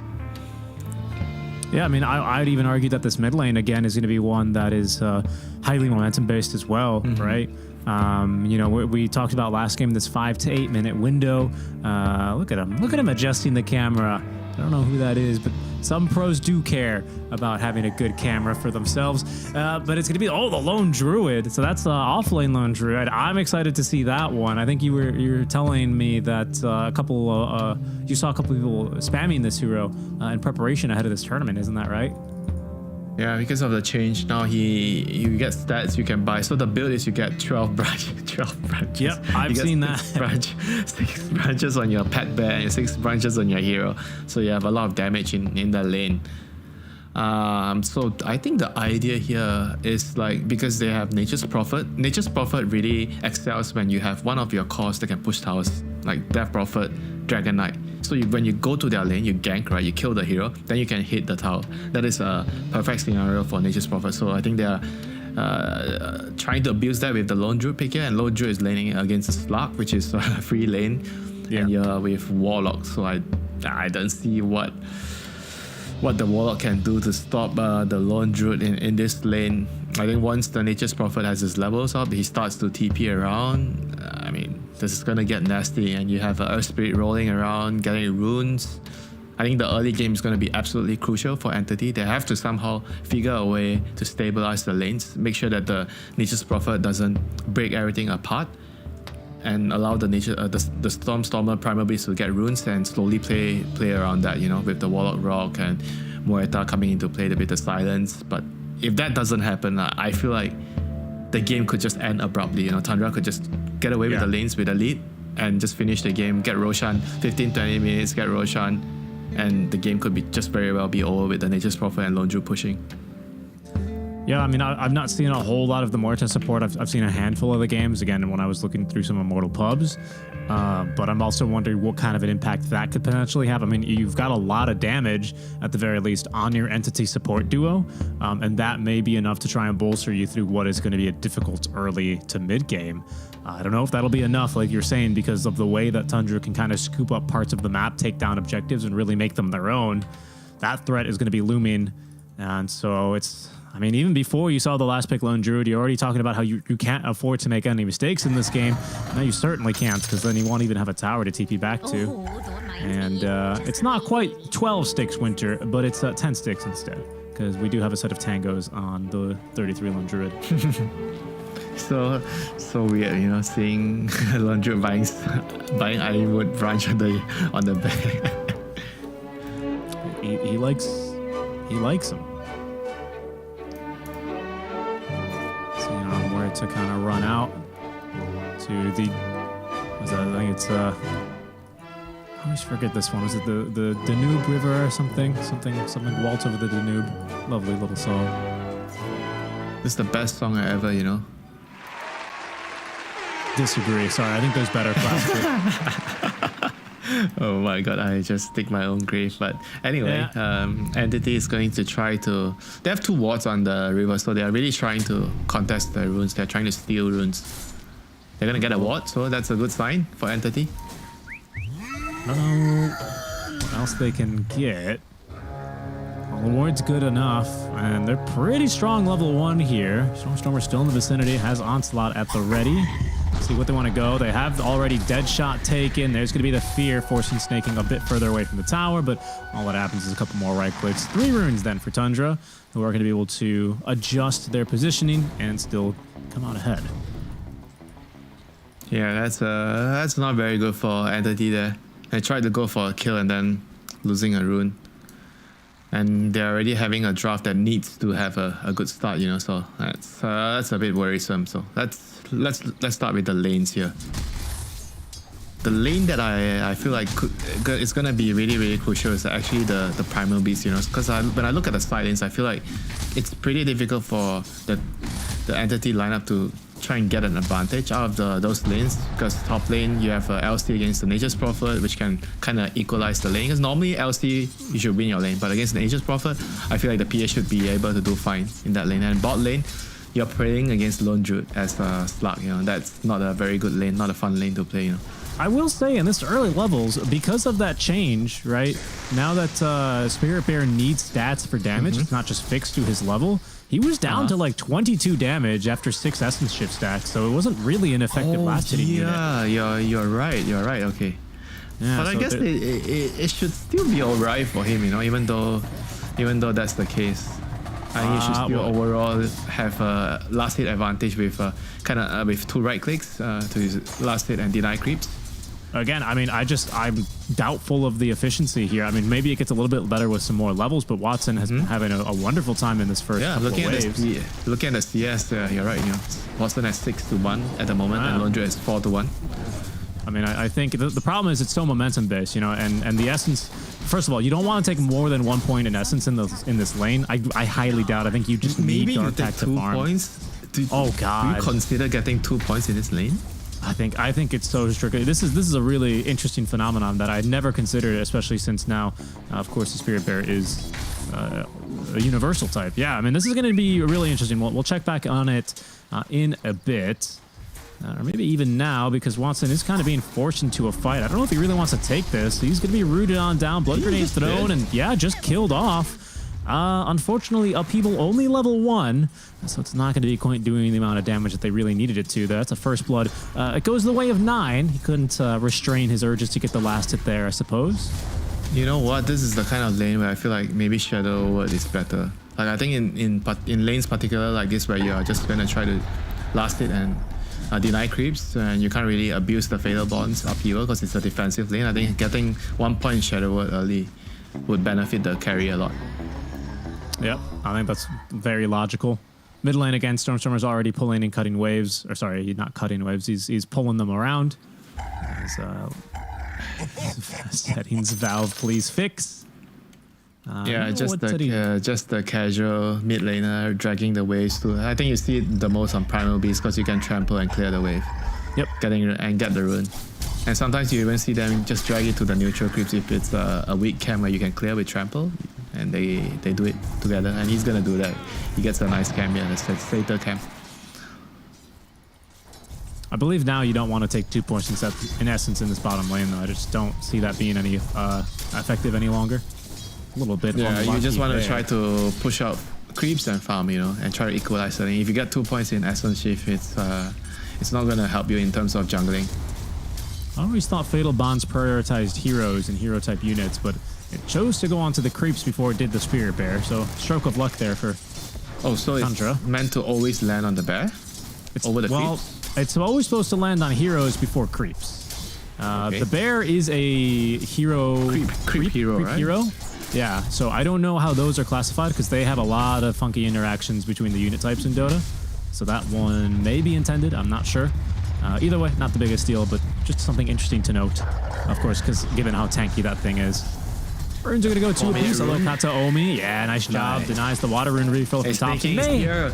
Yeah, You have to pay now. for that one for his life. As he is slowed to a crawl. They're going to utilize the sprout there to force him to be within right-click range. He's going to get the kill. Stormstormer actually ran up over here. I guess he's got nothing better to do because the wave's pushed under tower. So effectively, he's just denying Topson experience here. Maybe even collecting a kill onto Sneyking. It'll be slow. There's also a Sprout at the ready. Don't know if he's going to get the chance to use it. Sneyking still alive, running for his life. And, you know, honestly, buying a lot of time now. Navigating in between the trees, really making Stormstormer work for the kill, but he'll get it eventually. Oh, he might actually Maybe get they one more connect. kill here. Yeah, they're going to try. Skitter's in trouble. Alright, See, Stormstormer, he's got his spells. No more blink out. He's got that full orb of corrosion, the dagger slow, and actually a lack of mana preventing the trample from coming through. He's 10 mana short. Amar, oh, he missed what probably wouldn't have been the killing blow because there was still 100 HP on Skitter, but a little bit unlucky there on the blur.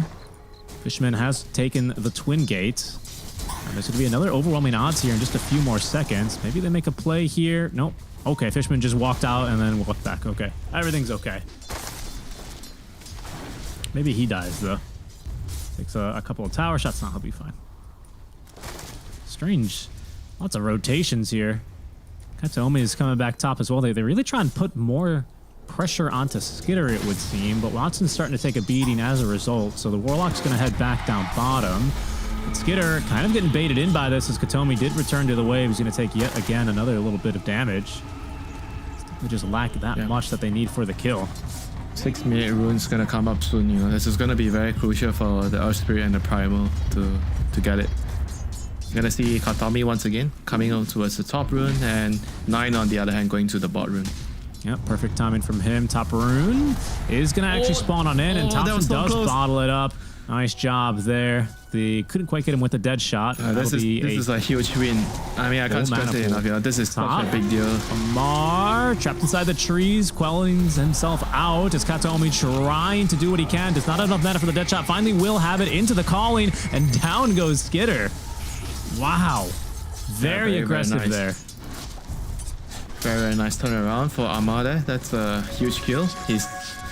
He's going to get his, I guess, level 6 a lot faster at this point. He's just going to ferry it south so he can stay in the lane. Yeah, but Topson is rotating on in, and with the Magnetize, should easily have at least 1 kill, if not 2. Doesn't have another Boulder Smash for 12 seconds, but does have 5 more Remnants here, and of course a Rolling Boulder to find another stun. Rolls across the tower, finds the stun. Kataomi is just going to get ran down here. Not much he could do. Sneyking is going to die, though.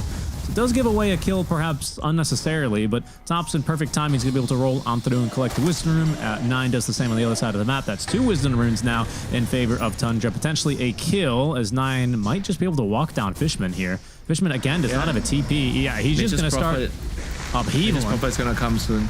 Maybe he's trying to deny himself? He did! Oh, he got it. That's hilarious. Well done. Well done. Yep. And real quick, Winter, I just wanted to point out, maybe the Slark Lone Druid lane is supposed to look a little bit differently if you don't take a death right away in the lane, but 33's just been running away with the CS ever since, so it's still seemingly Lone Druid favored. Yeah, he has diffusal up already. This is crazy. At 7 minutes. Yep. 9 accidentally put an Observer Ward in the river, by the way, but it's okay, we won't point that one out. Watson's dead again. I think he is. They do get Sneyking in the mid lane, but that's going to be a big kill onto Watson in exchange. Stormstormer is going to have another Pulverize, but not enough mana. Kataomi actually picks up the DD rune, but doesn't have Pierce the Veil yet, so they don't really have to be too afraid of his damage, I reckon. Big dead shot actually is going to find Topson, who's going to be forced to kick away Stormstormer. He just rolls out of the upheaval. Doesn't have really much to fear here. Top lane, I think Skitter might just be kind of reaching the extent of how long he can stay. Oh, Topson's going back in, pardon me. Rolls in towards Fishman. That's an easy kill there. They did get off the Fatal Bonds, but it's only Fatal Bonds level 2, so they're not going to be in danger of dying here. Wow. Yeah, this hero's really good. Good little moves here by Tundra. And bot lane is going to be the next focus right now. You definitely want to play around your lone druid that has a diffusal. So you want to help him get a tower. But here comes Stormstormer. He wants to stop it from happening. Yeah, there's going to be able to easily get the kill there with the trample. Watson in the vicinity, at least with some experience. He does need to get up to level 6 to be able to kind of just survive in any lane. Topson is going to make a rotation towards the top lane, by the way. So they're going to look for, yet again, another kill onto Amar. Skitter's been doing a good job of just, you know, lasting in this lane. They're going to make the play now as Amar just a bit too speedy here. And is going to be able to evade both heroes trying to jump him. Well, that he does through the twin gate.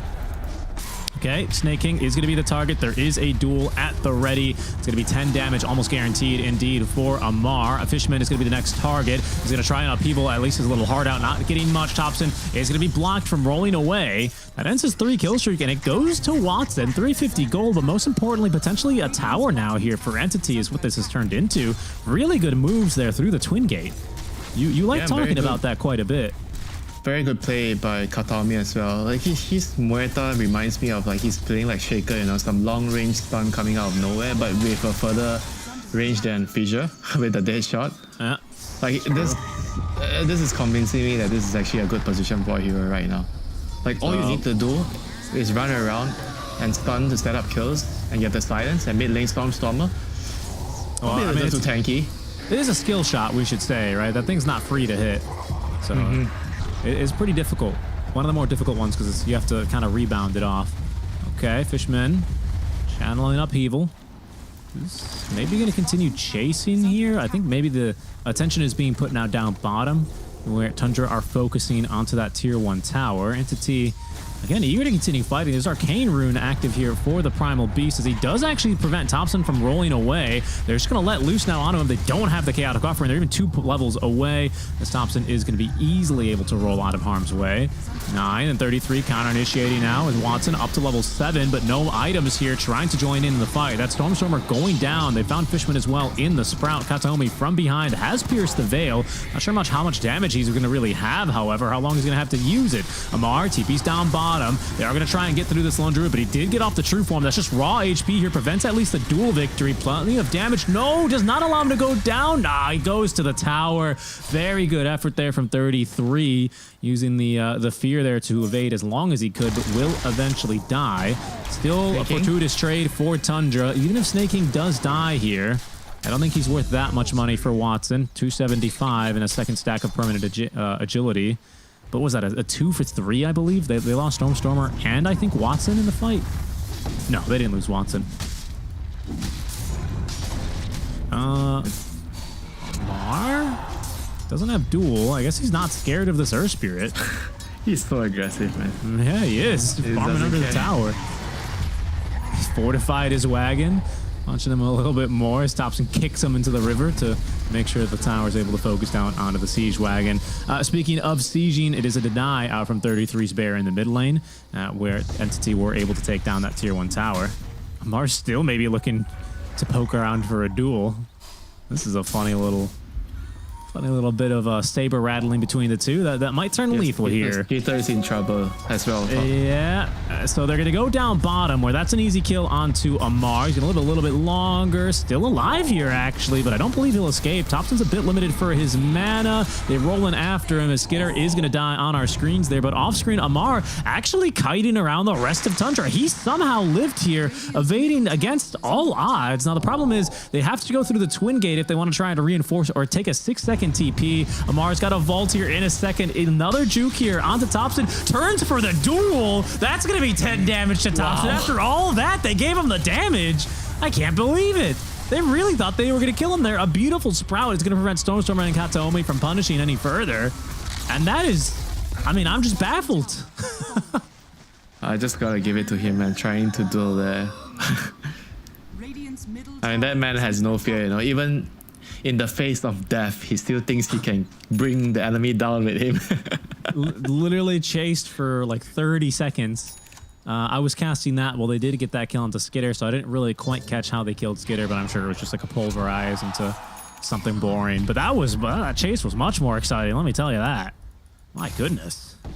I thought for sure he was dead to rights, but he broke out of the tree instantly. Level 1, press the attack, able to heal him enough to evade, and some really Yeah, good juke. that's why a lot of people are saying Tumblr's toy is one of the most broken neutral item in the game. Level 1. I think had Uncertain heroes. Had Topson not won the duel there, he may have agreed. He's got a shielder, and this is, yeah, they're immediately going to smoke up. Problem for Tundra is there's no one down bottom. This is still a really good move to make, though. It feels a little early, but I mean, considering you have a level 10 Spirit Bear, can they just push? The creep wave's in position here. Got a full Blade Mail now on your Earth Spirit. I think the issue is that there's a Golem. We haven't seen the Rock been dropped yet, but Fishman has that active and ready to go as they make the jump on Katomi. There is going to be the Golem dropping now. Unfortunately, Katomi, he's immune to physical damage, but not to magic, as the Magnetize does clean him up. Amar in the vicinity has another duel, is going to now cast that onto the Nature's Prophet. The stuns, the kick away, still going to find the kill, though, as it's going to be Fishman landing the killing blow, rather, against Sneyking. So now 20 damage here for the LC. Now they silence out from Topson as he still actually has that shield rune active, so Watson doesn't really want to be here. The pounce away sees him out of immediate stun range, but guess what? Topson has another one in just another 4 seconds. Dispelled immediately by the dark back, but now Watson out of mana. 9 stick charges here is going to see him out of trouble as Watson perhaps now he's gone too far. Nice dead shot versus Topson further underneath that tier 1 tower, and he will eventually be ran down by the onslaught of Stormer. Really good moves here from Entity. That was a big blunder by Topson that he kicked the Spirit Bear instead of the hero. Oh, did he? I didn't see it. Yeah, that actually cost them the kill there. And that's an unfortunate series of events for Tundra. And that's great, you know, for the Slug that's kind of fully recovered, you know, after the disastrous laning phase that he has been set up with against the Lone Druid initially. And now he's A-OK. Not bad at all. Watson as well, finally, you know, coming into his own with a couple of items, almost has that Echo Saber online. We tend to see a lot of Ag Scepters these days from the Slarks just to aid their mobility and getting around in these team fights. Could be useful this game as well. Stormer and it's also going to be very good at protecting your teammates from the PA jumps, you know. That's a good point. I feel like maybe you don't get it that early, but in the mid game, it's good to have. And mid lane. Oh, really good dead shot. Topson ran so fast the wrong way through that upheaval and is going to be killed off. That was a good jump. Stormer just out from the Invis rune with immediately that pulverize to get that kill. They're also onto the PA. I don't know if this is Watson getting a kill or being killed. Seems like neither, because he'll just Shadow Dance and TP away. Space created, you know, you force TPs. Yeah, I mean, that he did. Seems like the rest of his team, maybe they can take over this top side of the map. But just plenty of damage down there, and most of it's, again, by that Muerte. You can see how much, what is that, Pierce the Veil and the, sorry, I forget the name of this one. The Calling. La Yamada, as she would say. Probably not, actually. My Spanish is so bad. Oh, gotta practice that more. 33, by the way, still just chilling with 7 sticks in his inventory. Echo Saber now online for the bear, as he is going to be going for his shard. Yeah, I mean, curious to see when they're gonna start to decide to make a play to the Roche. I think with the Lone Druid right now, you're not in the best position that you want to be.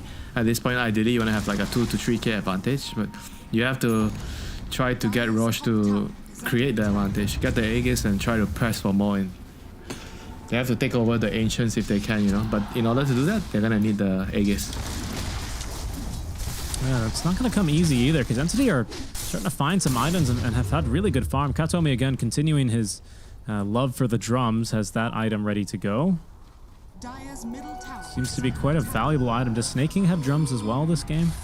No. No, he does not. He's going for Yules. He's going for Yules to deal with the LC, the duel. Maybe the Primal as well, some sort of interrupt, because of course he does lack one until Ag Scepter.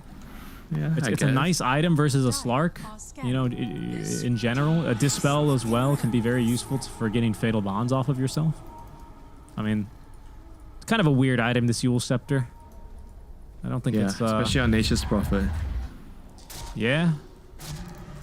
But you know what they say, there is no right or wrong item on Nature's Prophet. Nature's Prophet can build anything. Watson just walking through the jungle here. The rest of the team's smoked up behind him. Yeah, he's abusing the night. He's abusing the night vision onslaught. Yeah, I mean, he sees him. Tundra sees him as well. And the rest of Entity now finally closing the gap. Amar, his smoke will break, goes underneath the tower. Nice reaction. Shadow Realm in time from 9. Also a spell casted. Pardon me that he's talking about Topson. He's going to TP on in as they will roll through. Regrettably, an illusion.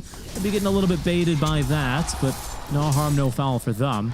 TP Force, though, is going to continue to delay Topson's heart. I was going to say, you know, he's not felt as strong because of a couple deaths he's taken here as he was in his first game, I believe, where he did play the Earth Spirit as well for Dreamleague Season 21 that we got to cast him in. But heart is online in just about 800 gold, so that's soon to change.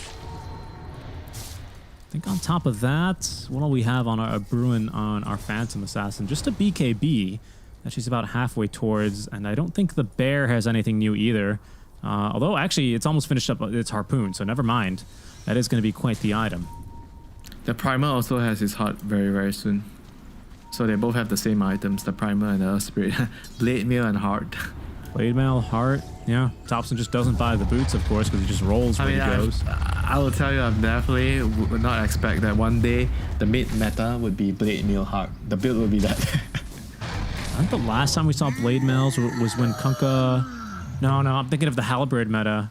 No, there was that dumb meta. Remember where Blade Mail still gave intelligence? That was the last patch, right? So you had like NPs building it and heart? I think this is the first time Blade Mail and heart. That's true. That's true. Nine's hiding out in the trees here. He's going to get silenced up because they saw him. And an easy kill there for the side of Entity. That was well done. Utilizing the collar to make sure he had absolutely no time to react to the blink. That is one of the plays where you would you can say that because he didn't play position 4 enough. Maybe he didn't know the extent of where he should be standing in that tree line when there's a watcher being taken. And he needed to be a little bit towards the left. And regrettably, it's a level 2 duel this time for Amar with the 10 talent, so he more than doubles his duel damage from 20. A little bit painful, for sure. Other than that, though, I think, you know, a fairly harmless error. Don't think it's going to end up ruining the match by any means for Tundra, who do take the first Tormentor. Shard is going to go 4-9. I do really like this Shard. On the Cursed Ground spawned a bunch of Brambles. I think, regrettably, against Slark, it's not as good. This Shard is really good against heroes that have, like, 1 or 2 Dispels, or generally don't build any, like your Wraith Kings, your Svens, you know? But Slark, who just has basically infinite, is not going to really struggle so much with this one. That being said, the Primal certainly will, right? Especially if he doesn't have a BKB in the quick buy, no Dispels for him. So he'll struggle with Brambles in these fights. So it's still got a lot of value this game. And right now, Entity wants to fight. You know, they have the heart completed on the Primal. He's really, really strong at this point of the game. And LC still really wants to get dual damage, still wants to fight, even though he is halfway to his BKB right now. He's still playing very aggressively, trying to press forward. Once the game 9 with the reaction. Yeah, and really good spell casting as Amar's going to end up running. As soon as you dispel that Cursed Crown Shard, it still spawns actually the Brambles. Nice call in here on top, but Skitter making the jump in with his fresh BKB, easily able to find the kill. Topson looking for more, doesn't have his heart yet, as they even drop the rock here. Watson able to join in on this fight. A phenomenal terrorize onto 2, but Kataomi still has plenty of damage, and Fishman as well with the upheaval. Actually finds a second one as Nine's going to go down. Didn't even find him inside of that. That is going to be quite the turn of events here. Amar unable to yet again find the quick duel thanks to that Shadow Realm by 9. I mean, at some point you're gonna just realize I cannot do that to him. Yeah, I mean, that's the thing against him. That's the thing about Amar. You know, I've casted him for quite some time. You know, back in the day, you know, these days he's got the refresher orb in his sticky buy, where most of us keep the TP scroll, and most people are surprised you can even replace the item in the sticky buy. He used to have a Divine Rapier back there, and even still back then. He was known to be a little bit more persistent in his ideas, shall we say. I don't think that's the last time we're going to see him try and make the jump. This time, though, a much better target, as Sneyking has basically no recourse but to die to the duel. Up to 76 damage now for the LC. Yeah, we have to keep count, you know, Richie. So far, 9-2, Amar 0. He was able to dodge twice. Okay. I think you're right. No, it's 9-2 Amar 1, right? Because they caught him once by the walker. Okay, fine. Okay, fine. Biased cast. I mean, that wasn't the same, you know, because he didn't know the enemy. It was exactly He the didn't same. know the enemy see him. You Yeah, know, so well, you know, Amar still got him. He walked up and pressed the R button. Topson now is going to press the W button onto Kataomi, who does not be able to get off the dead shot. Still taking a lot of magic damage here through the Pierce the Veil. Calling buys him a little bit more time, but pulled in by the Harpoon and killed off by the Bear of 33. It's going to be Tundra finding a quick kill onto position for Muerta. Geometry slide up now for the Stormer. And that Ag Scepter finished for Watson. So their items coming along very nicely here, Winter. That heart finally done for Topson as well. Skitter on his way to that Deso, and I don't see anything queued up yet by 33. I'm not familiar enough with the Lone Druid builds to really know what he'd want to go for. AC, I guess you get AC now. I'm not entirely sure too. What else do you need? Do you need Basher? I guess you need attack speed, right? I don't know. I feel like he needs AC. Then you have the AC with the Deso on the PA. Sounds like a good timing to fight. Yeah, I agree. Kind of thinking about the rest of your team. Fair enough. Other than that, nothing too crazy being built up, or no new items that we should expect soon. Oh, the shot on the slot is coming. Yeah, that's gonna be huge. That's what I was just about to say. He's still 800 gold from it, and with Roche being started up, Watson might have no choice but to just try and drag the rest of his team here into a fight. Yeah, and I also like the Mage Slayer. You know, like getting the Mage Slayer against Earth Spirit. That's a very good item. Good point. I didn't scout that one. Yeah, especially because Topson does not have a Dispel, so might be a little bit tricky for him here. Observer Ward taken down. We'll see now as Tundra forcing the fight. Fishman really out of position here. Is going to be jumped immediately. Drops the Golem on his death. Buys back. Does buy time for Watson to jump the backline supports. Able to get through 9, who's going to be able to pump fake him. So the Terrorize actually goes through that Shadow Dance here. In trouble now is going to be the Spirit Bear of 33, but there goes Amar onto the backline trying to find Skitter. Everyone jumping now onto the Twin Gate platform. It's going to be Amar not finding the dual victory, and chaos here as there's 4 people where only 2 can fit. Stormer still alive, but will fall, as will Watson. Katomi as well, in just a bit too deep. That's going to be the gem fed over. Tundra keep all 5 heroes alive, get the buyback out from the Warlock, and get the Roshan. That was a hard fight as soon as Fishman died. That was really tough to see. Maybe if it was the bottom Twin Gate and they could have TP'd the Warlock right away, then maybe it would have been different. But you could see, right, once the Warlock died, they didn't have enough damage without the Fatal Bonds.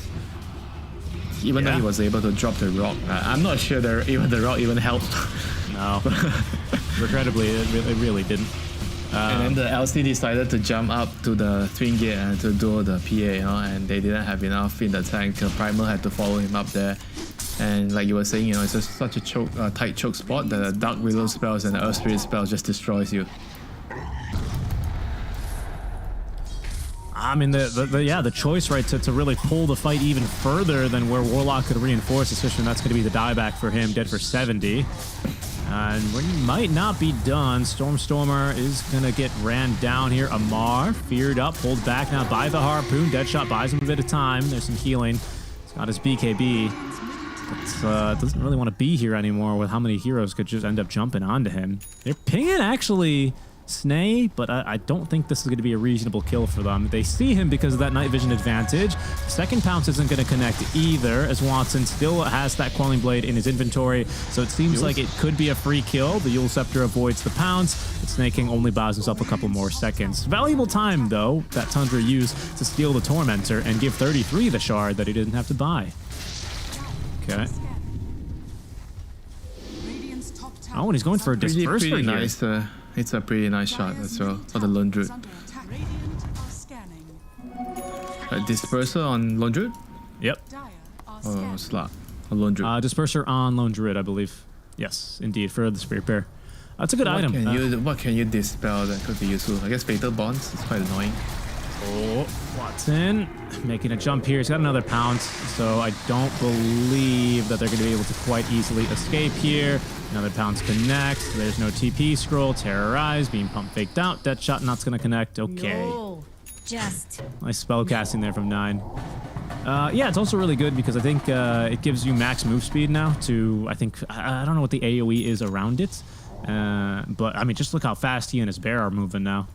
It's gonna be hard to run away from that if you're a Slark or a Primal. Oh yeah, that's a good point. Like the AoE is actually very useful for Lone Druid. You're starting to see these items on heroes like really just Meepo. I mean, and Meepo's kind of gotten nerfed to oblivion, so you don't really see that hero in general. But the item is actually quite good on a Meepo now because it just allows all your Meepos to surround and kind of get that concave and you know, your StarCraft 2 micro and links around that you need. Yeah, but the downside of Meepo getting this item is it doesn't give you a lot of stats, right? It's a lot of raw damage. Like Meepo wants to buy a stat heavy item. That's right. It's just the 30 stats, which ain't half bad, but it's not going to be as good for the cost of this item. But a nice item here nonetheless for Tundra. So it's a little bit of a unique itemization and an item that got changed, an item that we don't see too much. So just wanted to call that out now that we especially have some time with a little telephone call. Okay. What? Are we allowed to must be answer our calls in the middle of the game? He said crazy telephone, so you know, I assume it's something's got to be done for. And of course, hey Richie, I'll be right back. You know, somebody's calling me from the hospital. You know, I need to answer this. You know, I'm sure production would understand. I mean, honestly, that seems like a good enough reason to me. I wouldn't stop you. I think, of course, the conflict is more of a when it's a player. You know, it's not to worry about that. Stormstormer all ready to go, and we're looking at those couriers. That's not a courier. That is a dinosaur. Lovely stuff. All right, nice dead shot here onto the Spirit Bear of 33, but of course it's got that level 3 demolish. Plenty of bonus damage done to the buildings as they're going to try and kill it. There's that disperser. You can see how quickly it's able to evade now. Yeah, I can see why everybody's rushing this item on Lone Druid. Yep. They're rolling boulder from Topson, just trying to get into position. A few more trees for ideal sight. I mean, we haven't really talked much about Skitter, you know. Like, he's still like a PA, you know, approaching late game, almost That's getting a good his point. agony and level 20. That's a good point. I mean, he's 5-2-2 now, so it's not like he's not been doing anything, but he's had Deso for quite a few minutes and only has 1 stack on it. So it has kind of just seemed like, for the most part, it's been Topson and 33, assisted, of course, by Nines and Sney, kind of just running around causing havoc while he's comfortably farming behind. Wow. Look at the move speed, AoE move speed on 4 heroes. Holy yeah, shit. it's really good. It's like AoE Surge. That talent's really good on the Darks here. No, it's like better than popping the drums, right? Like the yes, because it sets you to 100% move speed bonus. Okay, hold on. Katomi might just be dead, and he is. Oh, Fishman, he's going to live a bit longer, but he does have to drop the rock for that. And now Watson fighting as he can, as best as he can, I should say, versus Skitter. Pounce doesn't even find Topson either. Second kick is going to actually get Watson into a bit of a vulnerable position. A nice duel out from Amar is going to at least able to reset this fight and get the first Aegis out from underneath Skitter. Stormstormer in deep, but with some nice AoE breaks here, does prevent Tundra from immediately jumping back on in. But the entirety of Entity now looking worse for wear, especially as Amar just barely able to get out of harm's way here from Topson. A very nice pounce here could threaten his life as well as he's trapped underneath the tier 4 towers, out of mana, being pulverized. A nice terrorize might be enough for him to live. Look at the heart regen as he tanks through the tier 4 towers and will be able to live. Sipping his hat towards 9, who is to thank for that. Oh, certainly no. Watson certainly doesn't die like that. He's silenced up by the boulder grab, but he's still actually alive. And in fact, this time it could be Tundra who have gone a step too far, as it's Topson who dies first. Snaking's up next, but Skitter now with his Ag Scepter might just be able to 1v5. No, his BKB duration has now expired. The second pounce is going to find him into the pulverize. This time there's no terrorize or a boulder pull to save him. And it's going to be Tundra who do get what they're looking for. The mid barracks are down, but it's costing pretty heavily here, Winter. I mean, it's still 2 lanes of Rax. I think overall they're still in a pretty decent, pretty big advantage position in the game.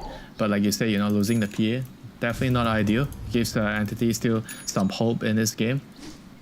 Yeah, it gave Stormstormer 2,000 gold as well. Slug is going to build a BKB next, so he has his Blood Torn completed, so they're going to have a lot more damage in the next team fight. I mean, but like you said, you know, Stormstormer is the guy. I feel like in every team fight, he's the one doing the most damage with the Aghanims. Yeah, it's the Ags. I think Watson's doing a good job kind of focusing the fight around himself in that way. He's very effective. Him and Amar are very effective at pulling the fight in certain directions, but ultimately it does feel like it's going to be centered a little bit more around Skitter, a little bit more around Stormstormer, even as we approach now the 35-minute mark, where this hero is. I'm glad you brought that out. You know, I think that's the difference when you have a lone druid. You know, so your team kind of needs to play around the lone druid too, if the lone druid wants to be aggressive and whatnot. So maybe then they kind of have to pay attention to too many heroes in some cases. You know, then PA gets neglected.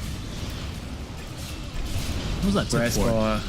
Whereas for Anthony, 33 died to the Tormentor, by the way. That's what that was for. 9 almost died as well. Did he? The hell? Says? Oh no, he got the shard. My bad. 9 almost died to it. And I thought you got me confused, man. I got confused as well. Sorry, but you're saying they have to focus around the lone druid. I apologize. But maybe it's time for them to focus around the PA. That's what I'm saying. Oh, I see. Yeah, the lone druid has already done his job. He's put the pressure on the enemy team so that the PA can farm. And right now, PA needs to close out the game. But the lead has been cut into a very, very small lead at the moment, 4K. It's nothing at this stage of the game.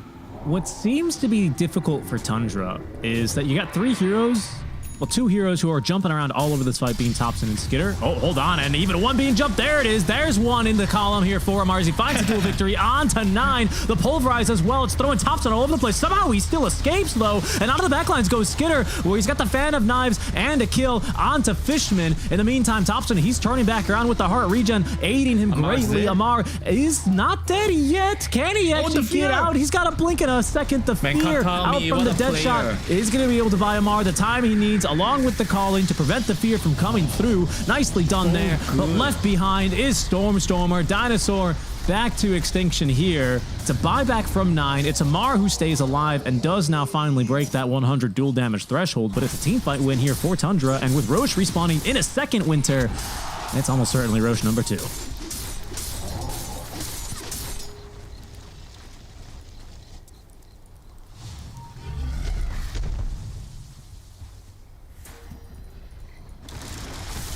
And it seems like Tundra maybe want to push first. I mean, they are only 1 lane away from the Megas. They may know that with that brand new Shiva's Guard, Stormstormer has very likely no buyback, and that is the case. He's short of it by 600, about 700 gold. Okay, Tundra, they're going to go back, though. Maybe if they killed the LC, they perhaps would have forced a tier 3, but instead they're going to make the safer call and look for the Roshan. That's going to go their way uncontested.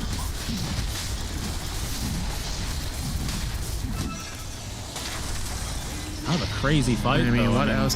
What else did the lone druid bought? He bought a what? He bought a Blitz. He bought a Blitz. Okay. Yeah, he bought a Blitz for the bear. So they have drums. There's pipe. There's solar crest. They have the 4 stuff. They're basically all the team items you need right now. I think if you compare it to Entity, they only have a solar crest, I think, and a 4 stuff. Yeah, solar crest, a 4 staff, a Shiva's is helpful. Couple 4 staff, drums with 0 charges.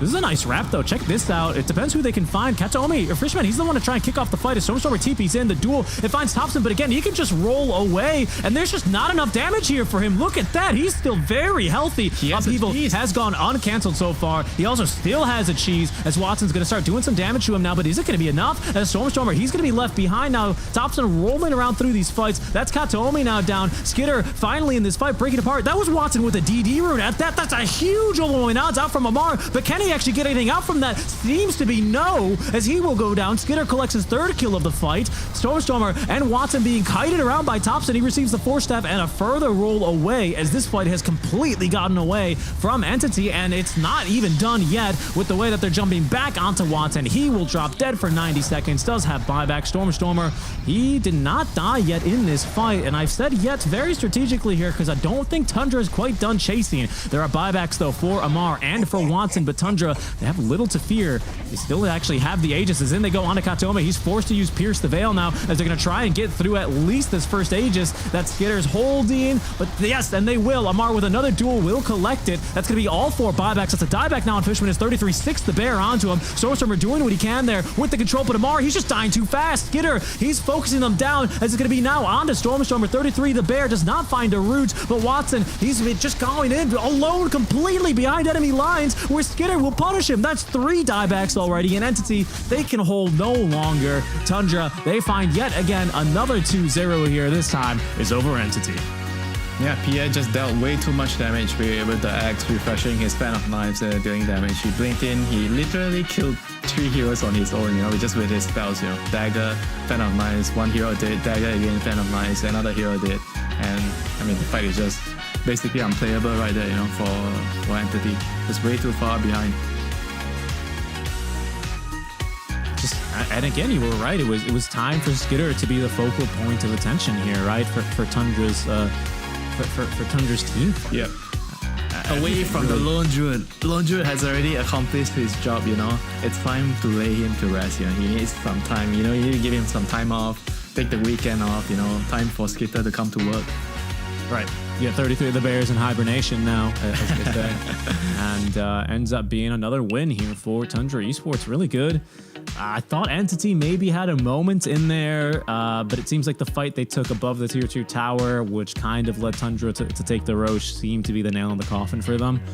It seemed to me this kind of overextension constantly, right? Not being able to really center themselves in these team fights, I think really led things to be a lot more difficult than they needed to be potentially, but just did not really make it for an easy path to victory here for Entity in game 2. Yeah, they have a very, very risky draft, I think, overall with the Muerta and having the slug in the game against the PA. Felt like everything need to have gone perfectly, And on top of that, you have also a LC, very, very snowbally hero, Primal Beast did a good job, I think, in the game, Stormstormer. He was the one holding the game together, making sure that Watson, despite a really, really bad start in the game, he had a hard lane. But Primal created a lot of space for him to recover, come back into the game. He was making a lot of good moves with Katami on the Muerta, then running around with the LC and the Warlock. But sadly, at the end of the day, you're up against a late game Phantom Assassin. That's not something you want to go up against. And on top of that, you have an Earth Spirit. Yeah, that's right. Yeah, the Earth Spirit as well, making a lot of space and time in that early game and just doing and bringing a lot of the damage that PA just wasn't going to be able to, right? A very well-rounded draft out from Tundra is going to lead them to a 2-0. And now, if I'm not mistaken, they will leapfrog Entity in the standings as they are going to jump to 4-2. And Entity are going to drop to 3-3. Not sure how the other matches here for Group A have finished, but they should be finishing around the same time as us. So make sure you guys are checking out the other channels. But make sure you guys stay tuned as well, because after a short break, we are going to be jumping into an interview with a Tundra Esports member. Last time we got to talk to 9 about his transition into the support role, and a couple questions about who the best mid laner is out from Winter. We'll see who we get this time around for our interview. That will be coming up after the break, guys. We'll see you soon.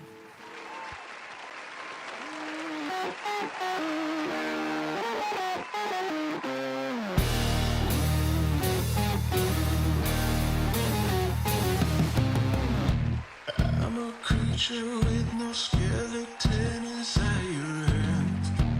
Got no home address, I come and go as you command. And it's fine with me, and it's fine. I'm a bandit that you use to keep from bleeding out. I'm the lover you don't love, but love to keep around. And it's fine with me, promise that it's fine. Maybe I'm a fool, it's not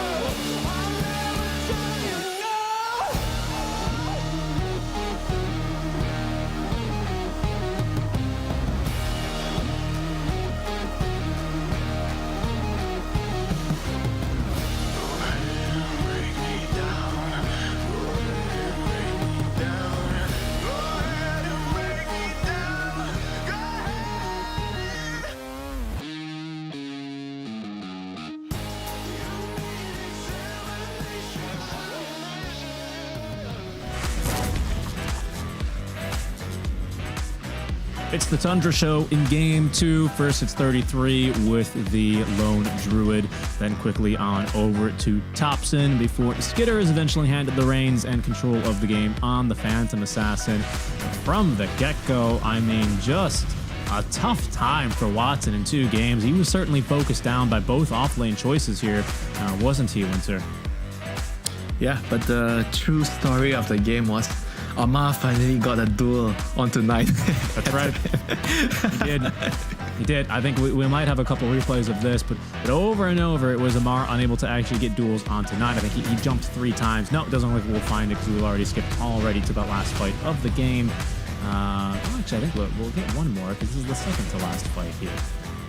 But yeah, I mean, it was Amar, reaching, going for those kills, kind of pulling the fight, potentially overextending, in my eyes, where Entity could continue that. And unfortunately, just not one that they could really take.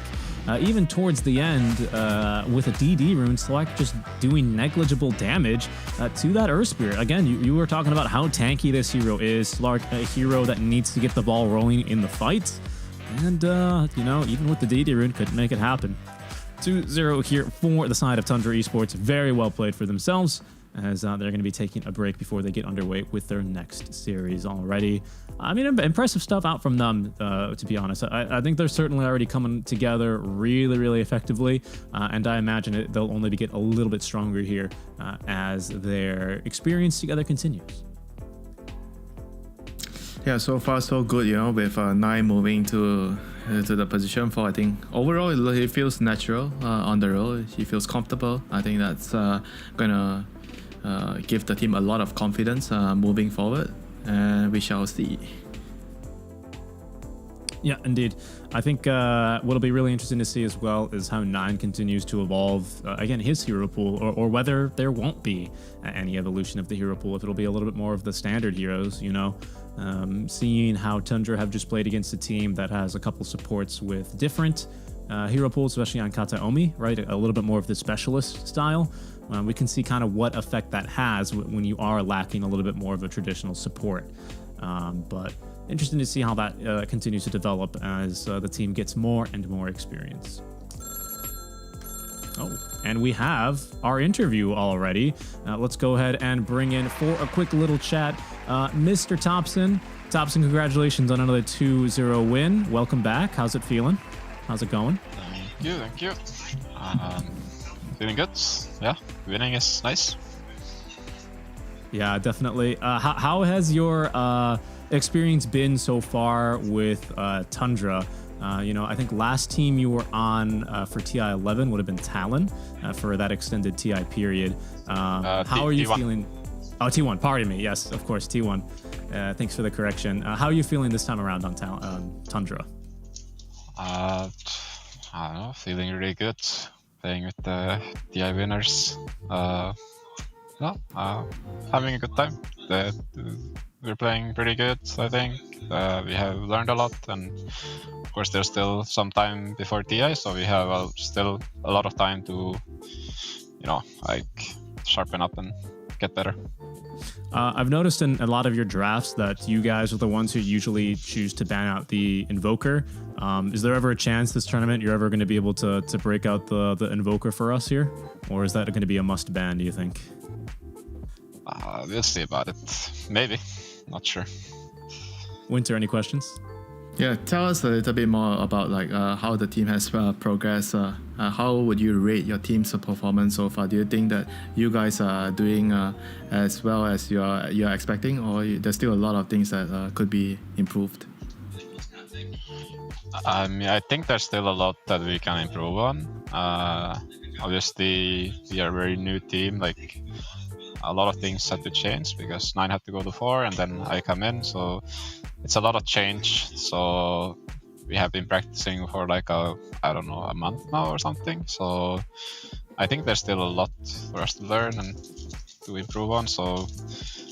But we have also made a lot of progress already. So I'm very happy with our team performance so far. Yesterday we asked 9 a very, very important question. We asked him who does he think is the better mid player, him or you? And he said that you're both equally good. So do you have a response to that? I agree. He said that that's he said that you guys are very good in different things, you know. So he doesn't want to take anything away from you, know, being very respectful. That's good. Like I wanted overall, to- do you like him playing position 4 at the moment? Do you think that he's a natural on the role? Yeah, I mean he's very smart.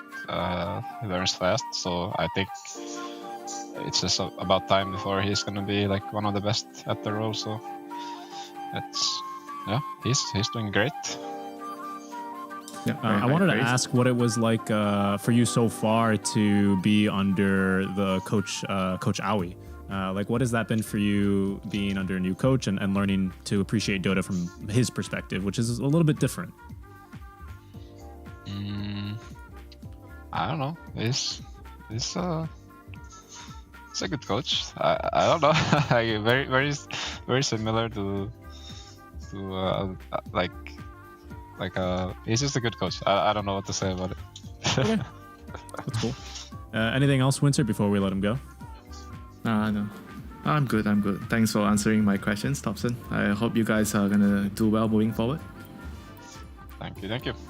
Indeed. Thanks, Topson, for your time, and congrats again on the 2-0. Excited to see you guys play even further down the tournament. Bye. Thank you. Bye. Bye.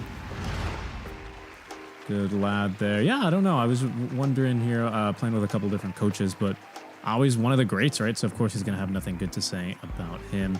And, of course, your cheeky question there about who's the better mid. I think they're going to be a little bit too diplomatic there. Coach Winter already trying to stir the pot. Trying to end the holiday, the honeymoon period quickly. Trying to already invoke the feelings. They're not taking the bait there, though. They know what they're already in for there. But, the action's not going to stop here for Dreamleague Season 21. We are going to be going to a brief break. But when we return, folks, we're already going to have basically what I think has been kind of a little bit of a grudge match previously, but it's going to be OG taking on Quest Esports. We're going to a bit of a break for that one, folks, but stick around, and after that, we'll be back with Game 1 of our next series. We'll see you then. Since the dawn of time, all have submitted to one true ruler. Fate, moments of euphoria, sorrow, acceptance, all are fleeting in the face of destiny.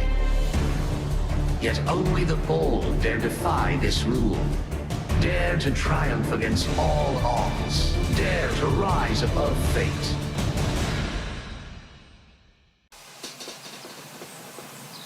You love it, you wear it. Wear your passion.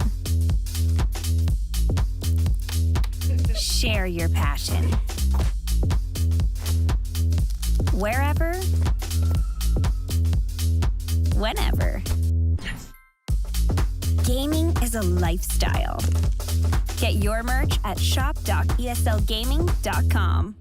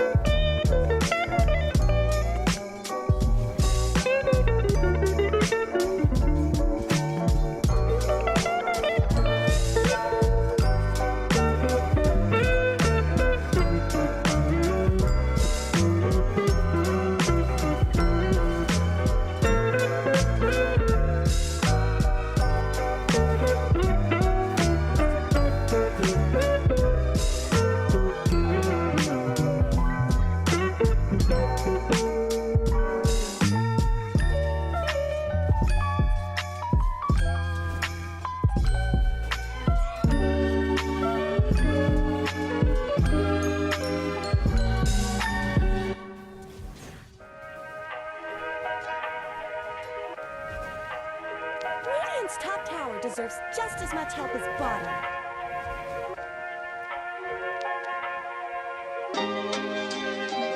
Radiant's top tower is under attack.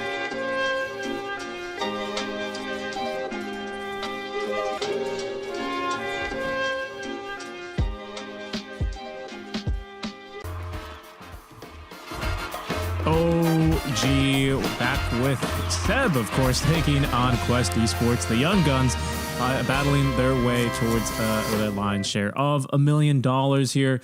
Both teams after day one having a mixed performance here. 1-3 for Quest and OG on the opposite side over on 3-1. So I think OG going to be looking to continue their role there towards success, and Quest Esports still looking for the keys to success. We'll go ahead and take a look at OG and kind of talk about them a little bit more first here, Winter, even though I do also want to make time to talk for Quest because they've got some interesting roster moves as well. But the Bulgarian brothers, I believe, as they like to call them, with between MC back in action here, and the team seemingly looking really good here. Yeah, I mean, I feel like they kind of lack like a backbone, strong, stable backbone offlaner to hold the team together, and MC brings that to the team for sure, you know, because DM is more like he plays more like greedy in my opinion, and maybe MC is more stable playstyle. It's going to benefit them even more in the long term. Yeah, and OG coming off hot, pardon me, over a 1-1 draw rather, over Gaming Gladiators as they 2-0 to EG yesterday. I think also something that I'm taking a look at is another Treant Protector picker. Lots of Venge games here out from them as well. That'd be, I think, Kitrak over on the position 5, making a big difference there. So certainly a player to watch out for. Yeah, he has a very, very, I think, interesting way of approaching his position 5. I think he's a really, really aggressive position 5 player. I think most of the players they tend to be a little bit more reserved, you know, when you're playing position 5, but definitely not Kitrak. I think his playstyle, he likes to go in for kills, he likes to rotate a lot more, comparing him to the other position 5 players, and I think his playstyle definitely fits OG a lot. They need the supports to be more aggressive since the cores like to move around a lot, especially BZM. Well, that's true. Very active and might even be the thing to get to do rather on this big of a map after New Frontiers. We got a chance to sit down and speak with Kitrak and catch up with his thoughts ahead of Dreamleague Season 21. Let's go and hear it.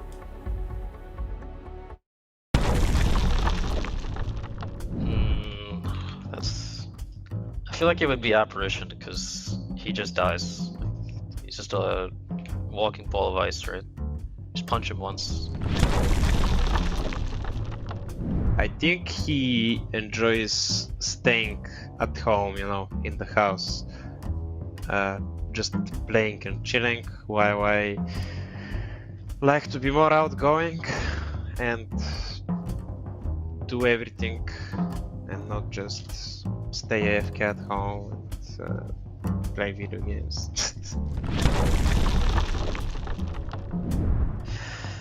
That's a tough question because I feel like everybody's pretty useless, to be honest.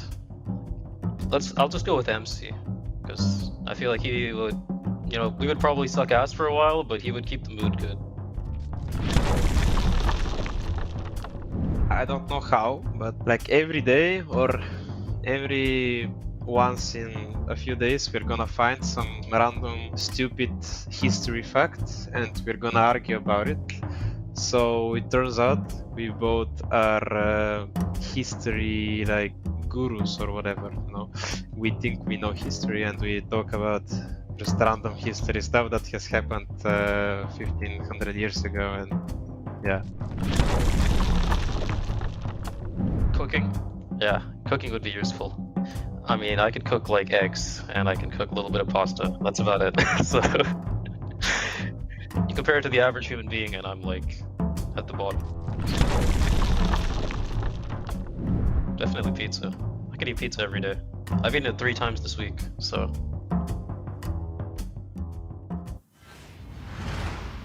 Pizza 3 times a week. Pizza's a dangerous answer for a Dota player. It doesn't add up, right? What? He said he likes to cook, and then he says that his favorite food is pizza. No, he said he'd like to learn how to cook because he can only make eggs, and I think he said something else very basic. But what I was saying was I think pizza's a very dangerous dish to ask for from your Dota org. What do you want to eat? Give me a pizza. Always pizza partying yourself. We'll see. But so far, I mean, if he wants to learn how to cook, he's been cooking so far so good in their matches for OG. At least with this iteration of the roster, maybe you're right. That off-lane change could have gone quite a long way. Focusing over towards Quest, though, who are fielding a bit of a different roster. We neglected to really mention it yesterday, but Naive or TA2000 not playing for the org in this tournament, it seems, and instead they have Shad standing in. Yeah, Shad from Luna Galaxy. I think yesterday it was kind of like he wasn't really smooth in the game, so he had some weird deaths that he wasn't really playing around his team during important times. But hopefully they fix it. This team's support, on the other hand, Kaori, he's really famous for parking his Phoenix on the side lanes and farming his Hex. I think that's something that I'm a big fan of, especially because I love playing Phoenix as well. And I think the hero needs to farm, you know. And I don't like it when I see some players, they tend to follow their team around too much and didn't prioritize getting items on that hero. I think that's a notable trait, especially for a 5 Phoenix. I think what's interesting is I've heard people kind of discuss the Phoenix and that how, in general, they agree with you, right? That he does kind of need this level of farm in order to really succeed, or to succeed better, and therefore they actually prioritize him a bit more and will move him up to even sometimes position 3 in some sort of core role, or position 4, so that he can actually get a little bit more time and space to farm. Do you agree with that, or do you think the Phoenix is a little bit better suited as a 5 these days? I think he's just better suited as a 5. You know, some offlaners will tell you that they want to play the Phoenix on offlane, you know, but whenever you hear that, it's mostly the support players trying to play offlane, you know. They're not actually true offlane players. I think Phoenix is really good in position 5 or even a 4 position. I think it doesn't really matter, and the benefit of being a support is because you don't really need a lot to do a lot in the team fights. You're just basically doing a lot of damage with levels alone, you know. So I think being a support itself has a lot of merits to this hero, and I would have always preferred to put a Phoenix on a 5 role, you know, if I have it on my team. I think as a 5, he definitely excels at playing the dead lane. Usually the 4, I would say that there are times in the game where you need to follow the mid hero around to kill heroes, and so maybe it's not so good to do that on a 4 role, and whereas on a 5 it's more natural for you to take some farm in the map. Okay, I've got breaking news for you here, Winter, in terms of our draft pick order. No, it's good breaking news. Don't worry about it. What did you think I was going to go for? What kind of news do I normally tell you? They have a draft penalty minus 60 seconds. They do not have a draft penalty. That is not true. OG, in fact, have priority here, and they won the toss, and they have chosen first pick here. I wonder what our Dire Radiant win rate is here. Let me see if I can pull that up. Let me check. Because I'm also incredibly curious. This feels 75% for Radiant. I'd be surprised, right? We just had another 73. 6 matches. Yeah, 73. So that's something, though. I mean, we've had 6 matches played, and still the win rate far favoring Radiant side. I think we just had both Dire side. No, we had one Radiant, one Dire victory on us just now. So I wonder how that's going to get going. As Quest, they have opted for the Radiant side, so they're going to go ahead and trust in those statistics as our draft is about to get underway here. Any expectations here? Do you think do you have a finger on the tournament meta pulse yet, Winter? Heroes that stand out to you? Heroes you'd like to see get explored a little bit more? Heroes that I like to get to see get explored more. I think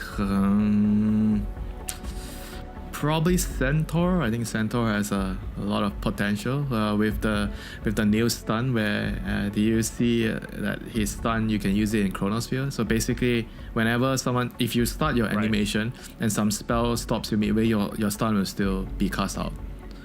And in the lane, because you can move your hero while you're casting the stun, so it actually adds a lot of kill opportunities in the lane, because people don't expect it to land, when they're last hitting. Just we had a little bit of a scary moment where they OG sat on their very first ban for. Wait, what? They banned Phoenix? They banned Phoenix first. Yeah, I think we were waiting to pull up the draft screen in case there was an issue or a remake, but it was just OG really deliberating what they wanted to ban out, and it is that Phoenix first ban in the draft, in the entire draft. It's really setting the A stage. good Phoenix replacement would be Winter Wyvern. Similar. Can play the dead lane. You're very useful in the team fights. You can do a lot if you land your spells properly, but not as good as the Phoenix in terms of like doing damage, reliable damage. So we shall see. But that hero is very similar to Phoenix if you're looking for a replacement. But I doubt they're gonna pick the hero. The hero receives some small little useful buffs. +1 armor, and I think the cooldown reduction on the Arctic Burn is a big thing for the laning phase, because the laning phase has always been a problem for the Wyvern. Yeah, the last time we really saw Wyvern, I want to say, was back during the Stockholm Major days, where that was the biggest buff. Was it felt like a constant uptime of the Arctic Burn for the laning stage, exactly, which solved that issue, which then got nerfed because 9 started taking it mid, and then things got a little ridiculous and out of hand. But yeah, I mean, the hero's been kind of reworked again in order to prevent that kind of play style, I think would be the best way to put it. There's the Invoker, who, let me just double check, but I would wager still has a 100% ban rate. No, he's been picked up a couple of times, in fact, but still contested 100% of the times.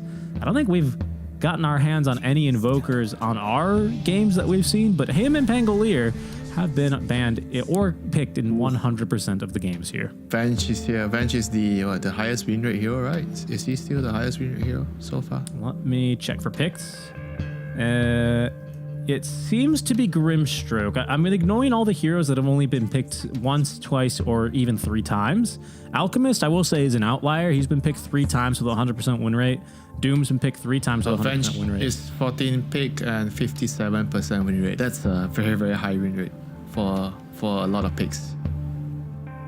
Yeah, I agree. I think the only one approaching that is like your Treants and Warlock at 8 games apiece with a very similar win rate, around 60%. And with a larger sample size, you've got Beast at 55%, which is, pretty good as well. Yeah, I mean, the reason the Venge is like so OP is the axe, like you play him in a core position. I'm more of a fan of playing Venge on a core position, because I feel like you need time. As a support, you need too much time to get to the axe, and sometimes you can only buy a solar to help Roche, but after that you don't really get enough time to get to the point where you are so annoying in the team fights. Like once he gets his axe, it's like she's a totally different hero in the team fights. You can initiate without repercussions. You don't really care if you die. You're just going in. You make it very easy for the team to play around you. I'm sorry. I mean, so is Rubik then the counter because you steal the swap? Yeah, I mean, I'm wondering here, and I'm looking what a lot of Venge, because Venge first phase is not really anything crazy. So I'm looking at what other solutions have been. I don't see Quest getting their hands on the Venge too much. A lot of the times they have opted for a Silencer or a Phoenix. Or even, especially the Skywrath Mage has been a favorite of theirs. So this is already kind of a different opening.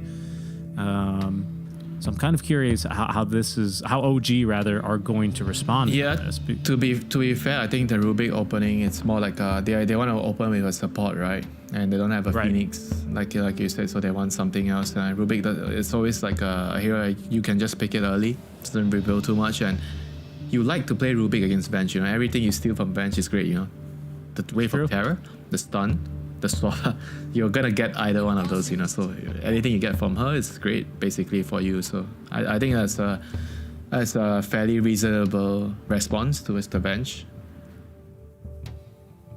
and we'll have to see how they follow up. I'm just trying to see what more OG could want against this. It seems like against their loss versus Gaming Gladiators, they did open with Avenge on a first pick and then immediately went into the Primal Beast. So that's maybe something they're going to want to look to repeat. Did open one thing I would say about Venge is like he's weak against like all those zoo heroes like early on, because he takes some time to farm, and if the enemy team has like a lineup that's really fast, you play around some like Beastmaster, Beast timing push, then it could be problematic for the hero, or illusion heroes, for example, you know, because Venge is not very good at dealing with multiple targets. Not very good at I was gonna say she's not very good at dealing with the global, right? Yeah, the silencer, which is a great solution towards the swap. But I do feel like the Venge is not just about the swap, you know, like early game silencer doesn't really have a lot of armor, so you can be easily bullied by the wave of terror and the stun and get killed, you know. In the team fights, you feel good with the global, but apart from that, I don't think Venge really minds the silencer too much in the early game. I'm wondering if they are still considering now the Primal, who is going to be susceptible to getting his ulti cancelled. No, they will not. They're going to go for the Treant Protector. Is this a first phase of all supports? Nature's Prophet, you mean? Yeah, so what did I say, Treant Protector? Yeah. Yeah, I don't know why I always do that. He speaks for the trees. He is not well, I guess he's a treant, but you know what I mean. Yes, it is the Nature's Prophets instead. Thank you for that quick correction. Yeah, so it's going to be like a very fast-paced draft, like Nature's Prophet and Venge. You go around the map with the MP, TP around to get kills, and then because you have a Venge, you have the ability to push with the aura when he gets his levels up. I mean, this is a very, very scary trio, you know, for OG. Nature's Prophet, Venge, and Earth Spirit. I would say like probably 3 heroes that you wouldn't expect in the same team in the current meta, because they're also highly contested. That's very true. Yeah, and if you're the Rubik and Silencer, you're looking at the enemy heroes, you're like trembling in fear right now. And we've yet to see a core, but generally, yeah. I mean, the optics are not one that has me particularly favoring them. I'm wondering what they really are going to look to move into. I was going to say that this is the team that plays the offlane Naga, if I'm not mistaken, right?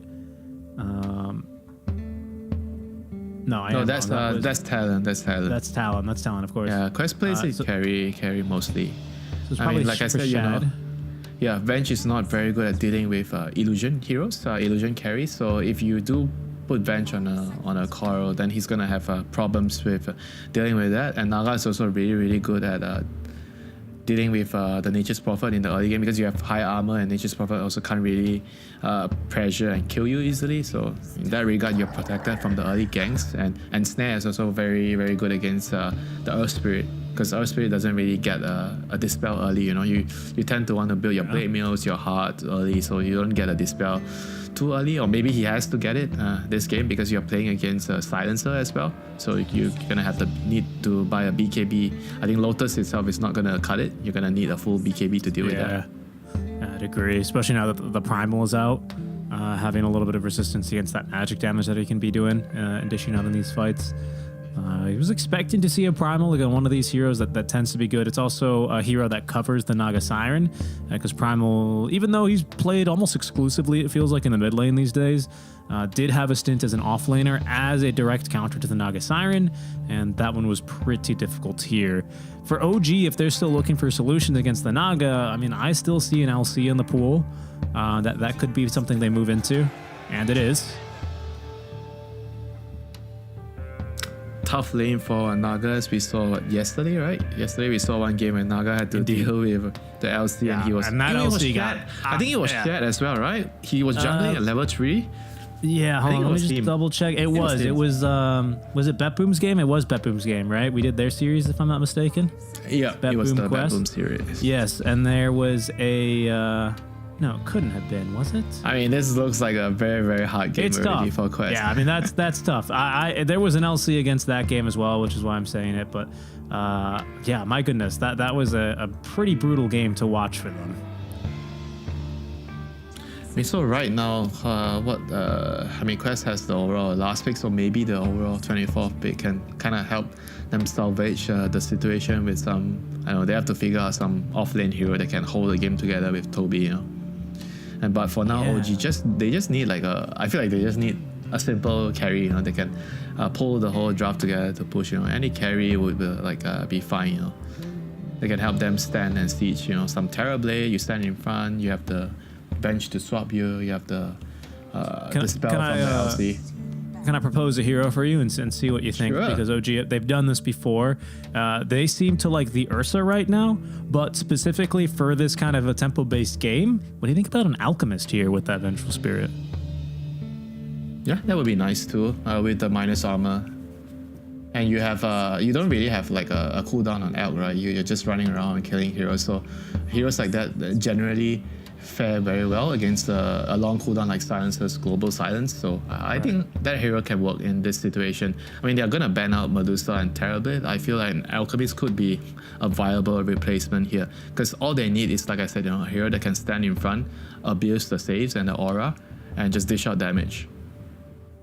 Yeah, I mean, I feel like that could be a hero, right? It's a hero that buys a lot of dispels for themselves. You know, it can easily rejoin a fight once they get saved. You know, if they get caught and jumped without Chemical Rage on, then they get swapped out, pop the Chemical Rage, and jump back in, right? So I kind of like the idea of that, and it might be able to give you a third winning lane here. That allows you to kind of just take over this game from the start and never really give up control. You know, there's always that threat of the Naga Siren being able to outscale you when you do go for this kind of a strategy, but considering how bad we've seen the LC beat back Nagas before, I don't know if that's really something that OG are going to be too scared of. 5 seconds remaining. So for our final banning phase, Quest also looking to... Maybe they're thinking of something disgusting here for Toby, like some Venno or Darkseer, because they've banned out the Troll Warlord, one of the most consistent safe laners, you know, ranged and melee. A bit of a rework as well. You can use items in his ulti now, so we are starting to see him just a bit more. Any predictions here about what Quest are thinking about, or do you think they're just going to react to whatever OG picks instead? I mean, they'll just have to react towards what OG picked, but it's gonna be like a hard reaction. You know? So good call with the Elk. So it's a hero that's very good against the Naga too, because you can deal with the illusions in the early game with the acid.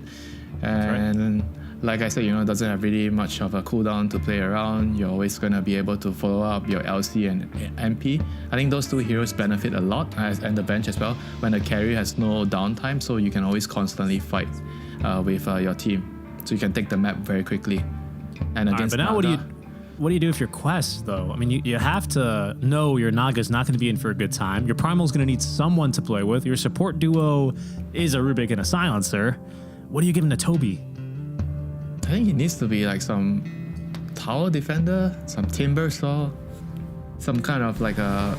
I mean, I'm not sure if that's like a... I mean, it's a beefy hero, but I'm not sure if he can function as a tower defender, but he can function as a tower taker. So I think if he has a good game on the... Oh, it's actually not an off-lane Dragon Knight, it's an off-lane Primal. So it's gonna be a mid DK. So that changes things a lot. I mean, DK mid, you get a lot more levels quickly, so you can rally your team around you to push down towers. So maybe you can't defend towers as well, but you can take towers. So that's gonna open up the map for the Naga. And it gives his team also an additional stun to start things out, you know, because Naga, Rubik, Silencer, not the best initiating hero, so having the DK stun is going to help.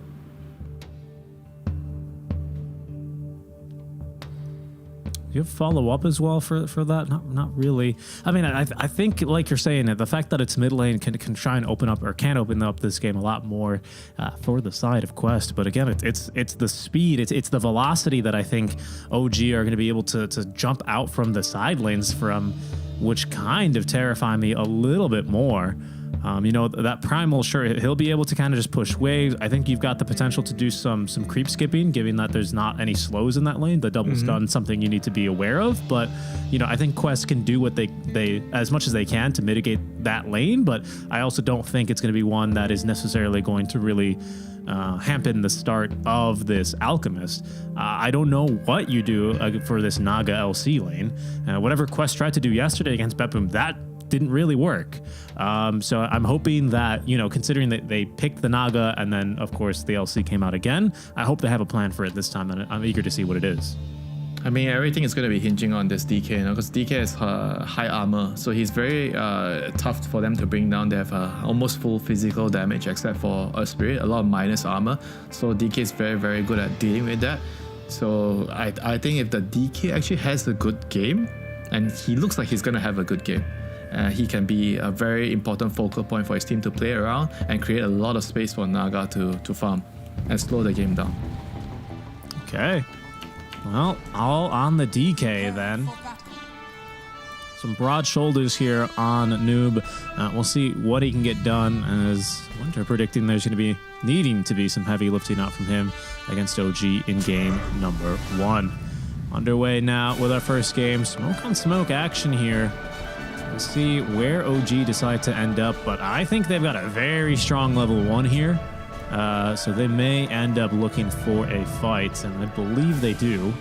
Quest have a ward here, which might lull them into a false sense of security. The Naga illusions are going out scouting and haven't seen anything yet, as Kaori smoke will break on him. Good positioning sees him into the relative safety of his tier 2 tower.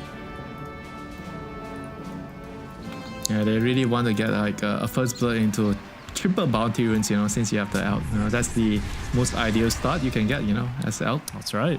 Yeah, the Screevel's Greed is a innate ability, I believe, as they're calling it these days. It's not as good as before, but still fairly good. Yeah. I don't know. I mean, we'll see. Shut down bottom. The DK as well, ready to fight. I think we've casted a game before where the DK decided to go for, what, Breathe Fire level 1 or something really bad for the lane. Hopefully that doesn't affect Noob this time. They're fighting down bottom. Yeah, he is. They're also fighting over near the river, where Yuragi did actually manage to find the stun to secure what should be only rune number 2. Omar able to beat back this top lane in order to secure the second bounty rune here for the side of Quest Esports. Seb with some significant damage onto Kaori. Isn't going to be able to find the kill, and should be able to unblock his easy camp. I don't know if he knows where the sentry is. Yeah, he'll get it. Okay, good. Yeah, that's gonna be a big deal, you know, because this lane silencer and Naga, you're gonna have a hard time against the LC Nature's Prophet. So if you have the camp to pull, it's gonna give the Naga some breathing space, you know. Like Naga just wants to basically get level 5 and go jungle, at least, you know, in this lane, you know. He doesn't want to play the lane at all. Oh, Area just having to tank the damage there because of unfortunate tree placement there. Is falling really low. Is just going to, yeah, break line of sight. That's going to block the camp. This is bad, man. Like, he's down to solo and he can't really do much. And all he wants is to pull the wave, you know. So Step knows that. That's why he went over to block the camp. And right now the silencer is in no condition to contest the lane. Nope. I mean, it's so dangerous. Shad, of course, I mean, he can't really spawn the illusions, at least effectively. It's not going to do much. Kaori at least able to get some good healing off in the side of the tree. Seb was also a bit worse for wear. Sorry, I'm just so curious before we look away from this lane. So you've got Shad, who was born in 1999. You've got Kaori, born in 2002. And OG here, Mind Control, born in 95, Seb in 92. So lots of experience in this lane for OG. I mean, this is 2 big names in Dota 2, isn't it? Their name's inscribed on the Aegis a few times. That's pretty cool. I feel old now when you say that. Why do you have to make me feel old? Don't be. You were watching these guys back in their heyday. I mean, who knows? Maybe they're still in their heyday as well. So they're off to a really great start in this lane. And I think Quester been doing a phenomenal job of taking the fight to them. It's exciting stuff. That's why I was bringing it up, okay? It's exciting stuff, genuinely. Yep. The more exciting stuff is the mid lane. DK against Earth Spirit mid lane, where the DK is actually having a lead right now with extra denies. He did it without even skilling the stun, you know, so he just has this Dragon Blood and Breathe Fire. I guess the Breathe Fire damage reduction is enough for him to out CS the Earth Spirit. Yeah, I mean, he's not really the hero, so they know. Not too scared of the damage either, right? I mean, he's got all this bonus armor. He has a bracer, and again, doesn't really have to care about the right-click damage of the Earth Spirit. I think it's only when this Boulder Smash gets to level 3 you'll start having a little bit more problems with the damage output that BZM is going to have. Yeah, I mean, so far so good, yeah. Like we said, the DK needs to be an important focal point of the game for Quest if they're going to look to win this game. And so far so good for him, yeah. He's doing really well. Is he going to deny the creep? So annoying.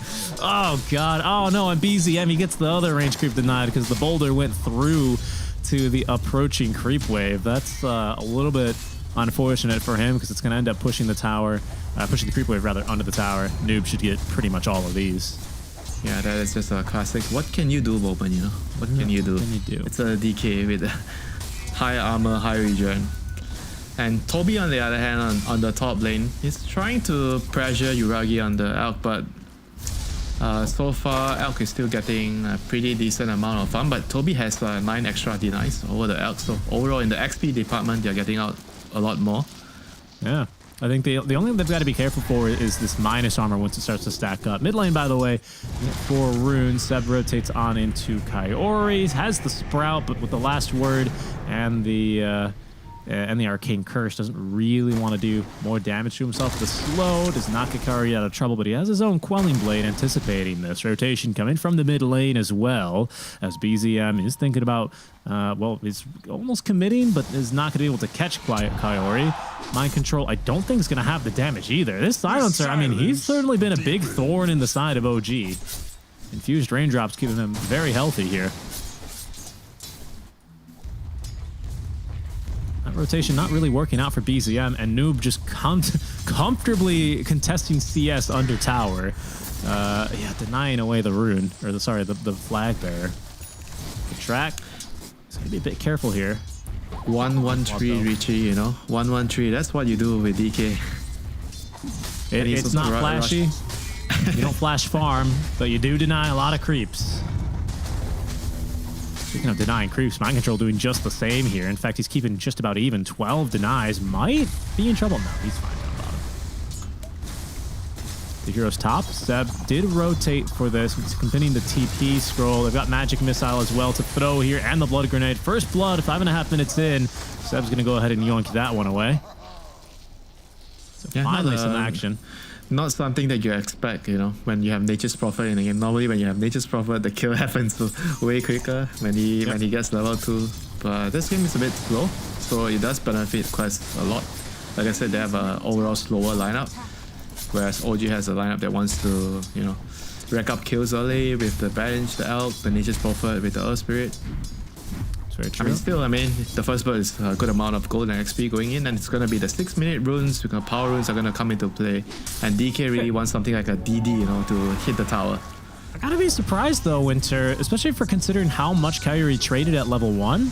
The Naga's doing just swimmingly. Denies are not looking so great, but if you just go to net worth, she is, I think, second to net worth, so not bad at all. Problem is, of course, Mind Control is still getting his farm. But we'll see how that comes into play now that lanes are breaking down, as Noob will call in reinforcements here, pops that first Elder Dragon form, and gets set onto that tier 1 tower. Already below a 3rd HP. Carrier waiting in the wings, being very annoying with the Arcane Curse. I think this tower is just going to drop. We'll see if this is an opportunity. No, it doesn't look like it. Tower goes down. Seb harassing Silencer out of position. But it seems like Noob is just far too tanky to be denied the tower. That was such a big move here, and he's gonna move to help his support. I guess get the Wisdom Rune. Maybe anticipating Seb. Okay. Hello. And a good move there from Noob. The stun is gonna save the life here of the Silencer, and even reward Noob for a kill. That is so good. You know, that's a very good heads up play there by Quest, bringing the DK over. Like if the Silencer went there, couldn't get the rune and dies, you feel so bad. You know. Yep. Very good work out from Quest. Honestly, I mean, it's crazy to say this when he's only 1-1-0, but I want to say shutting down Seb. You know, this is a hero that's supposed to, this NP, right? Supposed to get a little bit more active around the map, maybe even help harass Shad out of lane. And again, Mind Control has been fine on his own getting farm, but has not been successful in really stopping Shad, at least as much as we're used to seeing in this matchup. Yeah, she's happy to go jungle. Exactly. Dire's top tower is under attack. Wait, and yeah, but Noob's already going into this top lane, right? So you're losing something for this, and it might be a tier 1 tower as the boulder, rolling boulder rather, does connect onto Shad. Shad does not have the point here for the ultimate. Seb TPing in here is going to collect this kill, and that is going to be a dead Naga Siren. Tier 1 top lane, though, may go down in exchange, and this is a little bit of Hiragi's safe zone as well, being taken down from the map. Radiant's bottom tower is under So a little bit troublesome then for OG, as the trade is, I think, one they're going to be happy with in order to shut down this Naga Siren a bit more, but it's going to be at the cost of some map control. See what Quest Esports are going to be able to do with this additional space. And if it's going to be enough to get Naga Siren the farm that she requires. It's a Midas game, though, for Shad. Do you agree with that? Yeah, I mean, he's still going to be very, very happy here farming creeps. So I guess the Midas is going to solve the level. Because normally when you're playing Naga, you're pushing out lanes with your illusion, so you don't have XP or lower level. So the Midas is going to solve that problem for you, you know. How do you feel about the Midas on DK? DK also kind of needs the Midas, because you're gonna have to, like, early game when you don't really need too much items taking the first few tier 1 towers, and after that the Midas is gonna allow you to scale. You know, you want to get your talents, you want to get to the point where you have your Agalims. I think the Midas is a very, very good item on this hero, and you need the attack speed. I agree. I agree, I mean, it's working out very well for them so far. New has another Elder Dragon form. Tier 2 might be a little bit too rich for Quest, but maybe if they can get a kill onto Hiragi, it would be well worth it. They're going to throw the stun his way. Silence is going to be thrown down. Chemical Rage on cooldown for 15 seconds. Pulverize committed. There's no swap from Kitrak, and even if there was, I don't believe it would have aided them there. BZM, they're rolling in for revenge, is not going to have another roll at the ready to stop Noob from TPing away. Kaori as well TPing away in time. Still a pretty decent kill, but that is your safe laner. That's your safe lane Alchemist at that, going down for only an off laner. Yeah, definitely a way better trade for Quest. And I mean, for their lineup, they're not really behind at this stage. I think it's really, really good news for Quest right now. Just around 1k goal against the Alt with Grievous Greed. I mean, that's a very, very good situation to be put in. Both Midas is now coming online for the side of Quest, so their gold lead is going to start to accumulate here, and especially the experience as you bring up. BZM, though, receiving a big item. He's deviating from, I think, what might be, I don't know about optimal, but the preferred Earth Spirit build, where you just kind of go for the Blade Mail Heart. Full Vessel, which is, of course, the item against Noob. They're going to now reveal that onto him. A nice swap to initiate here. Seb as well rotating in, but a really good telekinesis. Stuns 3. That might allow Noob to just barely get out with his life. I don't know if BZM wants to roll on in, and he even couldn't because of the last word. Quest could look to counter-initiate here, as they do send Omar up. He stole Magic Missile, but doesn't really have a target to go on here. Yeah, we're starting to see this Rubik against the bench, you know. His Magic Missile actually kind of safe. Nope. Round 2, perhaps a bit too optimistic from Quest, as there was a second charge in that Vessel, so Noob is going to go down. BCM rolling on in, another aggressive usage of the Vessel, as he's going to be telekinesed back underneath that tower, but only closer to that Rubik, who finds another kill. Kaori is not going to make it out alive either. That is a max Boulder Smash. That's 300 damage for you. And 2 kills there for OG, 3, including the DK. 2 of them, of course, for BZM. Yeah, I mean, right now, they have to understand that you have 2 Midas, right? You're not going to be very, very strong against the OG's heroes. You know, you have to be more patient. You have to try to push out the map more. And furthermore, the Primal Beast, he couldn't really connect. You know, his TP was still on cooldown. So I felt like they have to try to be more defensive when Toby can't really come to the fight. think he's the main damage source at this point of the game with the Blade Mail. So without him, they really don't really do so much damage. You know, DK has a Midas, so apart from his nukes, which is not even max yet, it's just a level 2 Brief Fire, he doesn't really do a lot of damage. I mean, he's unkillable maybe if he's around the tower with teammates behind him, but apart from that, he doesn't really do too much damage. I think what shocks me the most here, Seb does take a disconnect, is that he doesn't have a courier skin. It's just a donkey. I can't believe it. His courier is on his way. Yeah, right there. That's just a donkey, man. What? Can't believe it. So it's just shocking, honestly. Does Mind Control also just have a donkey?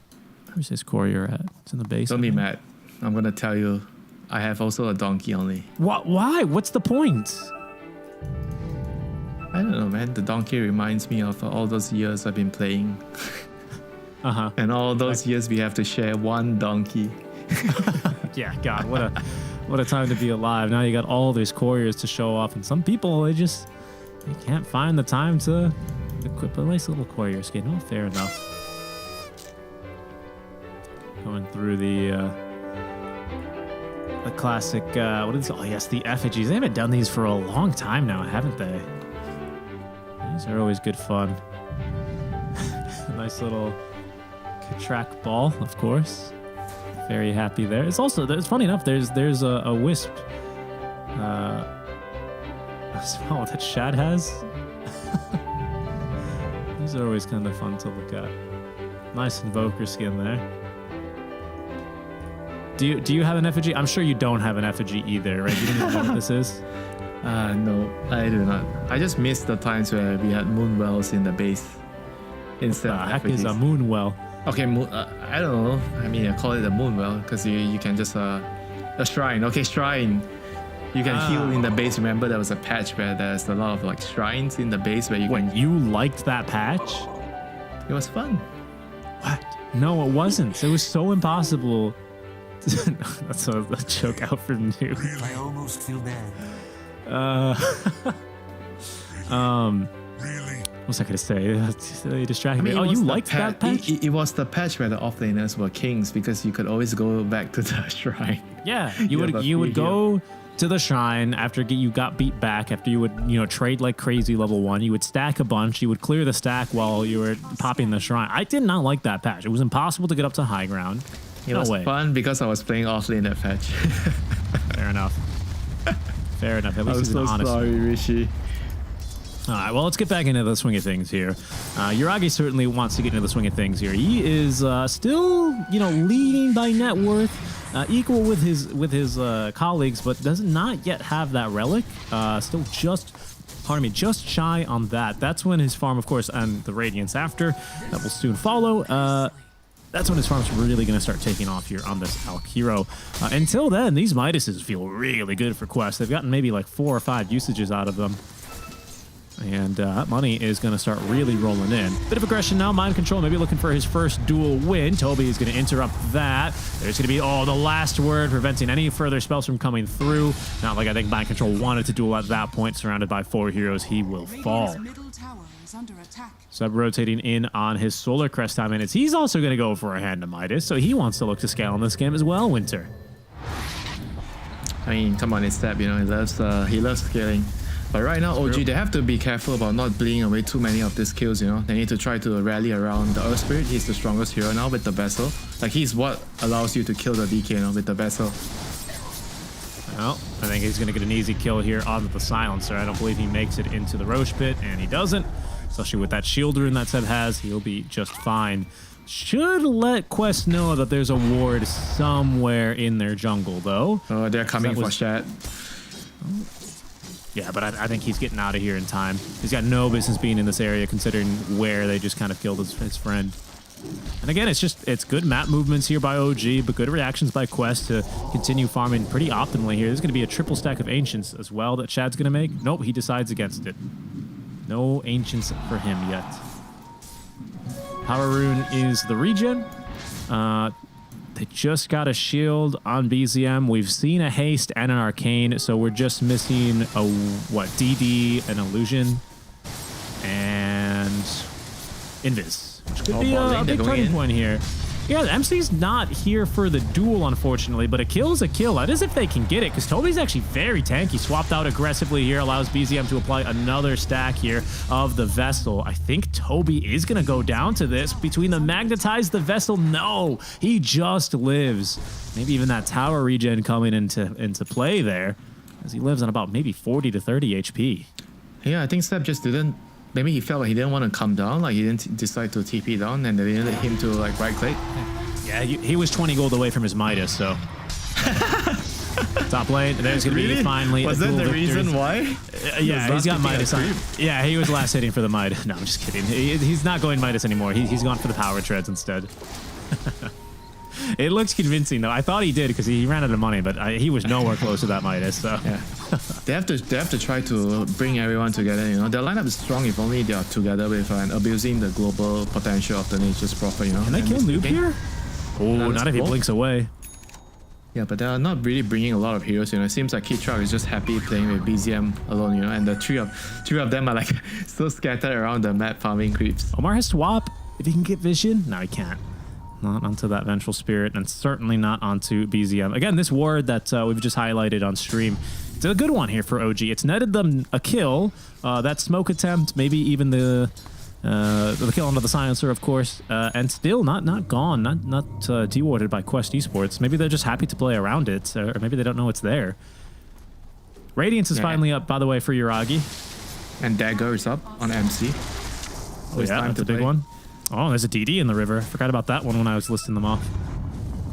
Okay, so DD rune's kind of a big one. That could be maybe a good time to maybe look for a kill onto the Naga Siren. The problem is Shad by now has Song, so the ability for them to reset here on Quest if the fight's gone bad is going to be relatively painless and easy. Swap out is going to be used by Omar to try and get his ally away to safety. Good sprout block there. Prevents MC from chasing any further. It might prevent them from getting the duel, and it does, because he's already dueled. Okay, he dueled the silencer. Action in the mid lane, though, and that's going to be where Yurag, or BZM rather, is getting beat back by all three cores. Was he trying to go for a solo kill? I didn't see what he was doing. Like, he went in with the DD, with the Magnetize? I didn't see what he was doing either, but I see 3 cores that are pretty low. Maybe he really tried to 1v2 at least. Between Toby and Noob, and then, of course, Shad joining for reinforcements. It's going to be just a bit too many heroes for him to take down. Very aggressive. That's right. That's right. He's like, Seb, look, me too. I don't think so. I don't think so. It's fine, though, because now when you die, when you have Urn and Vessel, you get 1 charge back. Otherwise, I think he'd be in a little bit more trouble. MC finding another free duel victory here. That'll get him up to 64 damage. Toby, we'll see what he wants to do here, because with Noob as well closing the gap, nope, didn't want to go for the onslaught. With Seb able to TP on in, it does make that fight a little bit scarier to take.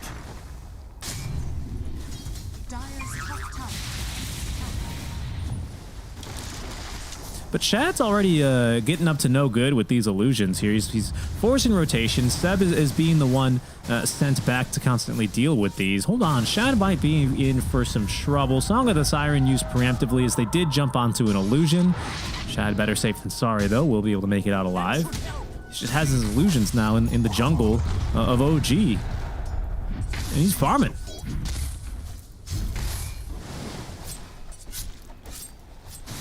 MC. Yeah, so right now MC needs to try to like bring the team together to fight around him.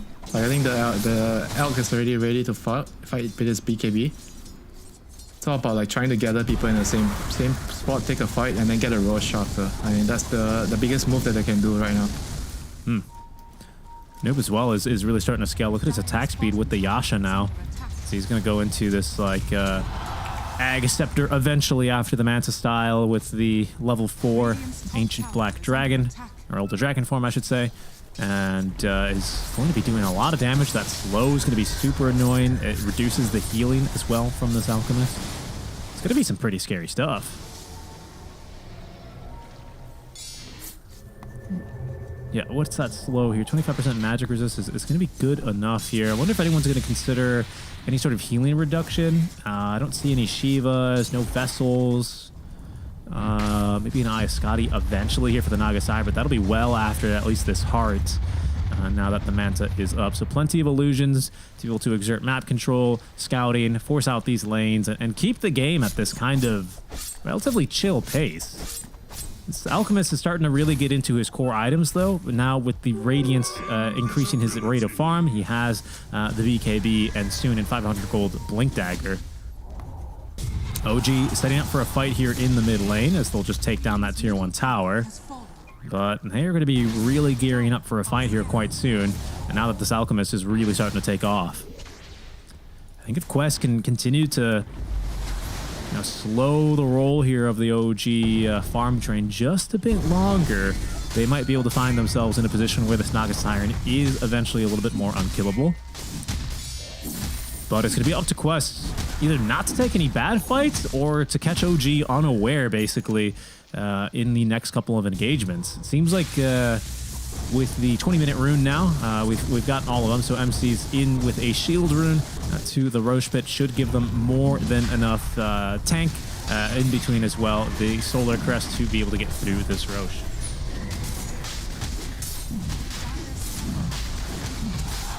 I think with this Aegis, who do you give to? MC? Maybe give it to Yuragi already? See who's making room for it. No one yet.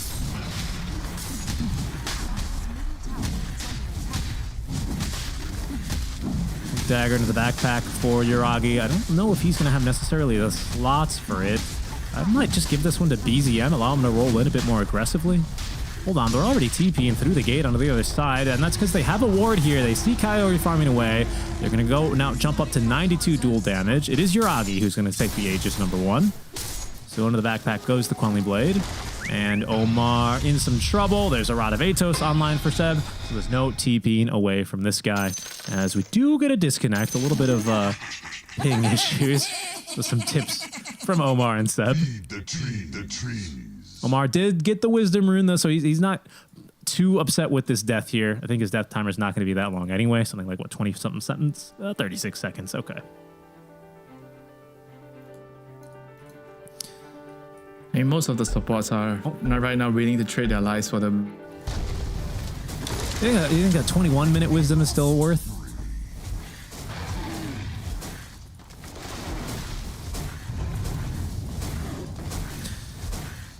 We'll get Winter back here shortly, but for now, you're stuck with me as we may look for a fight here. Aggressive positioning from Quest despite not having the supports. With Coyote alive, of course, you can always just global from wherever. I don't even think we've seen a global silence yet, now that I think about it. But we are going to see another Midas for Quest, because Coyote, the reason he's been called out a couple of times farming away is because he's going for a Midas of his own. And that will be Midas number 3 here, so they're really wanting to take this late. The pressure from OG, though, yeah, it's going to be coming here relatively quickly. MC is going to get the duel up to 120 damage. Yuragi kind enough to wait a little bit there before he got the last hit. So that's, a little problematic because you're essentially going to have... I mean, this Rod of Atos is not the scariest item, but it is an int item, so it's going to give Seb that damage. Okay, another kill onto Omar. I mean, the thing is, it's just supports dying and BZM and the rest of OG disconnecting, but they are going to eventually really start to add up. Noob is making his way towards his BKB as we speak. Well, not really because we're paused, but has the full Manta style now. Soon enough, we're going to get to see a little bit more of this core Dragon Knight. But his Midas has been paying dividends, as has the Midas of Shad, because his heart is going to be finished basically after this Ancient stack. I'm still really curious when Quest decide that they can take this fight into the Alchemist, who is going to have his AC fully completed here relatively shortly. It's going to be a big timing for them. This Midas, valued at around, I think, something like 2K, a little bit more than 2K. Actually, just under 3K, if I'm not mistaken. Does kind of mess a little bit with the perceived net worth of a hero. So you can consider the net worth to be a little bit closer to like 4K of a difference rather than the 2K difference you actually see, which is about an average item, right? So the Alchemist He's one of these heroes that always feels at his strongest when he's an item ahead, specifically over the enemy core. He feels like that's the case now, even without the full AC and with the safety of this Aegis. Like he's, well, I don't know about unkillable. We'll see just about that because they blow right through him. The swap wasn't in position. Shad harassing from the side, keeping Kitrak away. And that's just Aegis completely snatched away from the side of OG. Shad, he's starting here with the song and a full heart of Tarask. He knows he is just way too strong right now. Scary moments there for OG. That wasn't necessarily a play I think they had to make. I don't know if necessarily this is their time. They need to go on that first Aegis. Pardon me, if they needed to go necessarily on that first Aegis. But they felt like they didn't want Quest to be farming too comfortably around the map. Regrettably, they don't quite get that initiation right, that high ground siege. So it's back to the drawing board for them. And Quest maybe moving a little bit more confidently despite being down 7k, taking down the carry Alchemist. There's Noob now making a jump onto MC. Lots of attack speed, but not a lot of damage as MC's going to turn, actually. Feels like he can get this kill. Blade Mail on Blade Mail action. 3 Blade Mails. That's a spiky fight. Global Silence will come through. Toby able to turn with the Pulverize, but there's no healing here for him. He's going to drop. BKB now by Yuragi's is forcing out Kaori. Song of the Siren now interrupting this one. Resetting from Shad, but I don't think this is a fight they want to take any longer. All the ultimates, pardon me, have been expended by Quest. OG will end up on top here. This is very much going to be OG very much hitting their timings here. Quest, a very rough 5 or 6 minutes here ahead for them. Winter, I think we have you back. I'm not sure. Oh, nope, unfortunately. He was back. He debated me, unfortunately. Don't worry, folks. He's working on the internet connection here. It's there's just too much bald in this game between the Observer and Yuragi. It's really a struggle.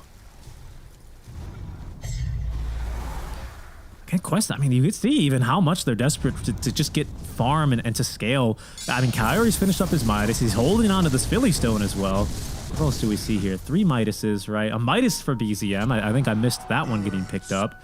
So that's a little bit scary, right? Winter earlier made a claim that this Earth Spirit hero is going to be one of the scarier ones as he does scale really well.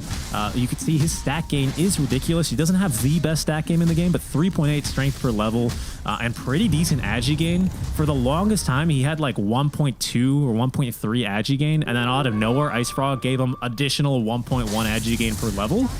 So he hits pretty fast as well, despite not usually building too many attack speed items. Zero gets pretty crazy. NP as well is going to scale nicely. He's got a full Gleipnir.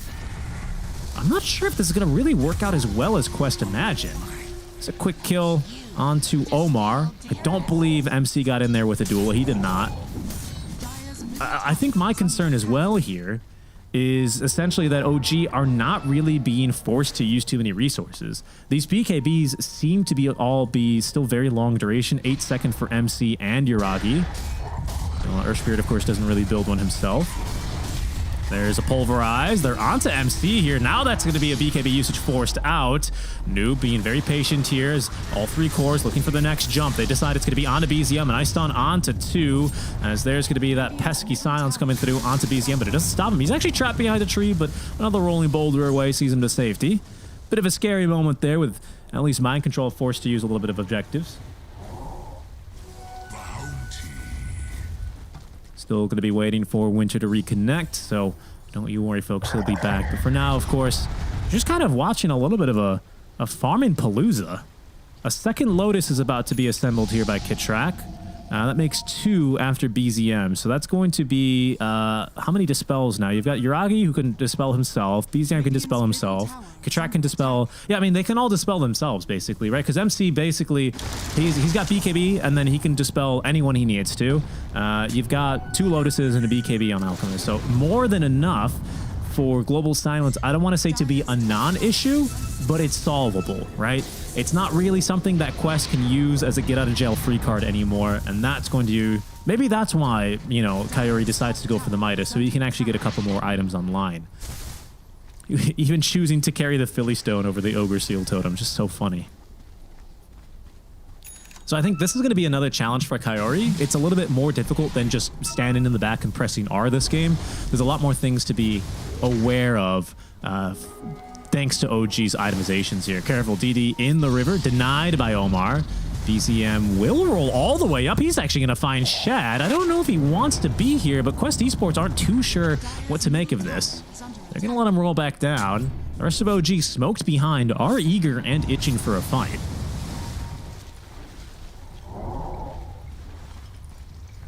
Seb, the entire time, by the way, has been finding phenomenal farm. He's actually managed to outfarm MC and nearly even BZM. Keep in mind, of course, BZM, I mean, Earth Spirit, not a hero that, you know, farms slowly anymore, and has a Midas. That's just kind of how much Seb's been farming. That's some OG support for you right there. I guess it's really just Seb, to be honest. Tormentor taken. Does Kaori, I mean, he's got a little bit of a situational shard. You know, he's got this every 4 attacks kind of a thing going on.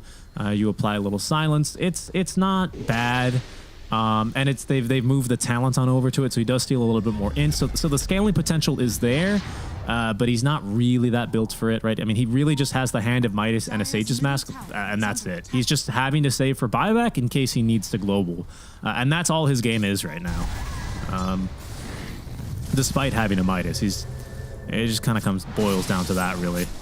There's the Lotus now for Venge, so that's another Lotus completed like I talked about earlier, so even less of an issue now is this global silence. And my goodness, the items just keep rolling in for Seb, don't they? Silver Edge for him. I feel like all I'm doing is, honestly, at this rate, I should just start casting, what is it, Farming Simulator Esports. Because that's all that we've been doing for quite some time, ladies and gentlemen. But finally, it seems like it's going to change. Roche up in 90 seconds. The problem is it could be up now. This is already basically around just an above average time. But it's a long Roche timer, so this this move out from Quest is correct. This is the right move to make. Roche, on average, should have respawned, if not by now, just about in 15 seconds or so. So this move makes a lot of sense. It's right at the daytime, so he'd be coming through the gate, and they're going to be able to maintain control over this area. The problem for them is, of course, it's going to be a whole nother minute till he's back, so not really the best kind of an outcome for them. A bit unlucky. The items keep rolling in. Noob's got his own Ag Scepter. Naga Siren has a Butterfly. That's a pretty significant item. There's no MKB that I see quite yet. So, nor the Bloodthorn, right, which gives that accuracy. So we'll see. Oh, MKB just finished, literally. Okay. MC finds the duel onto Toby. There's going to be the Global Silence and the Song of the Star, but it's not stopping Uraki. He's in. In fact, wants a second kill now onto Noob. They have at least cut it out 1 BKB duration, but they don't actually have buyback on Toby. He's sidelined for this fight. Noob doing a good job here with the pathing on the cliffs, but eventually he's going to be gotten on top of. And now Shad, he's got nothing left to play with here. Surrounded by 4 heroes, instantly stunned up, basically permanently. OG easily take the fight, and I can't believe it, but their ward is here the entire time from Kitrak. Quest did not bring a sentry here for this cliff, and that just honestly seems like a little bit of a blunder there. I was wondering how they made that jump so confidently, especially after Quest managed to find the positioning, and it's because of this ward that they were just sitting on. Ends up being a disastrous initiation there from Quest. OG playing with all the information, easily handling them in this fight. Really well played. Aoi, during his TI draft analysis breakdown video, said a couple things about Naga Siren as a hero, which came down to essentially, you know, like this hero, you have to hit your timings. He actually called it one of the more mechanically complex heroes in the game. Because of the way that you have to join fights and, you know, how you have to utilize the hero in this way. And, you know, I don't know if that's necessarily true, but it's hard to disagree with a man that won 2 TIs, right? But for the sake of argument, if he's assuming he's correct, Shad, unfortunately, has a very difficult game ahead of him, right?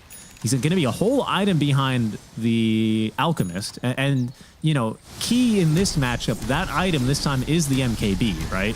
So even though you're a Naga Siren, you had a pretty decent laning stage, despite facing a pretty tough laning matchup with the LC, despite getting this Hand of Midas online. Shad just, it doesn't really matter, right? Because this Alchemist, his whole thing is he farms a bit faster. His one item he's gotten ahead of you has nullified your item as well. This could be a kill, though. Pulverize is ready from Toby, but he's going to choose to try and retreat with it here. Does have himself the Uproar Ag Scepter and pops it now. Big breaks onto BZM, but he just rolls back to the safety of his team. That's level 4 Black Dragon doing a bit of work. You can see how annoying these illusions really are. That's something that OG do kind of struggle with, this illusion clear when they're in a busy fight. You know, obviously when they're just kind of strolling on through, not an issue for them here. As Coyote is going to die yet again. Seb finds him out. Tough game for Coyote, but he's got buyback, right? That's why he has the Hand of Midas. Base is going to be cracked wide open like an omelet, or like an egg, quite famously, before you make an omelet. This Quest waiting for the right kind of initiation. BZM, careful here. He might get pushed back in or close to the fountain. They're going to try and block him out. They do drop the global onto him. Has he already used the Lotus Orb? And with many heroes surrounding him, no, he's still alive. I believe he got off the cheese as well. And now it's Toby who's going to be in a bit of trouble. Naga Siren Song's not going to stop MC with the BKB. He's covered himself here at least long enough for them to put Toby into the grave. What more OG about to do? Are they about to go fountain farming here as they clear through the illusions? Another stun here onto Noob, but it's reflected. Quick reactions there out from BZM as the Lotus is all around, taking these fights just about impossible for the side of Quest, as that's now going to be Noob down without buyback. Seb's got a BKB as well for good measure, just to show off how much of a core he can really be. Chad walks in, oh, but it's GG. It just doesn't matter. That is going to be GG. Well played in game number 1. As there's the man himself, Seb saying, felt like I never really left the off lane in that game. Got a good amount of farmed even more. I think MC did by the end of it. But a phenomenal game here from the side of OG to make this one happen. This is not game, right? Oh, is that it? Is he live? He's live. He's live. Hello, it's Key Governor. Winter sounds very different. Welcome back. I don't know if you caught that game. Of course, yeah, 100%. I mean, OG win, of course. It's an OG win. TI champs, of course they're gonna win. What do you mean? And guess what, TI? This one's even easier because you get to say how good Seb played, because he did. Just ramble on about Seb. Yeah. Let me not just quickly load up the Dota page real quick. Hold up, 1 second. Yeah. That's 7-1-7 Nature's Prophet. Oh my God, Seb. We get to see the Prophet back in the off lane. I'm literally pulling out every single sentence out of my ass right now. I won't lie. I was in a pub. I abandoned to get to this spot. So, yeah. Luckily though, I was a sniper walking down about to play the lit game, so I didn't actually hurt anyone's game. But yeah, please, I'll let you praise people because I'm here. You got my avocados in the side. Like, you can see how janky this is right now. We got him in there, and unfortunately for Quest, you know, I think they could have used maybe a ringer or a 6-man like yourself to join them there, because unfortunately just this game didn't come together for them at all. Shad had a difficult, actually a good start on the Naga Siren, which is why this game ended up being so surprising for me. Just everyone kind of relaxing into farming mode, and OG with better heroes that could farm, outscale, and win a crucial fight around the Roche Pit. And that's just how Dota goes. You know, sometimes your position 5 abandons randomly and says, guys, I gotta go cast, I swear, goodbye. Sometimes your position 5 silencer buys a Midas and kind of just goes 0 and 8 and feeds mind control a bunch of dual damage. It'd be like that. I mean, it's Coyote, man. He wants his Midas. He wants his Hex, you know, so it's a standard Coyote Dota and, of course, OG. Whew. I mean, again, I didn't really watch much of that game. It was on my second monitor, but still, it's like OG's vibing right now. Like, this is like their tournament to make some cool stuff happen. Right. Of course, you know, MC, very good. Very good. Lovely performance out from the side of OG. We're going to give T-Gov here just another couple of seconds to get camera ready. He got here so fast, he forgot his hair. I can't believe it. I mean, come on. Help me. Just send it to a break, man. Look at me. I'm a mess right now. Let's get out of here. We're going to go to a quick break, but when we come back, ladies and gentlemen, we'll be live with OG and Quest Esports game number 2. We'll catch you then.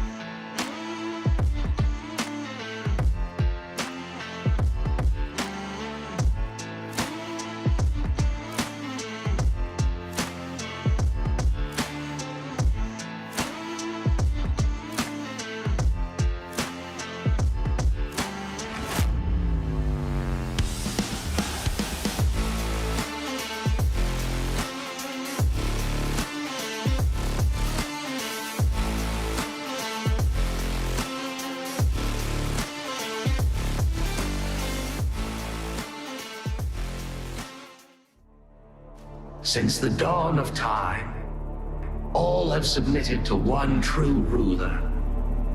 Fate, moments of euphoria, sorrow, acceptance, all are fleeting in the face of destiny.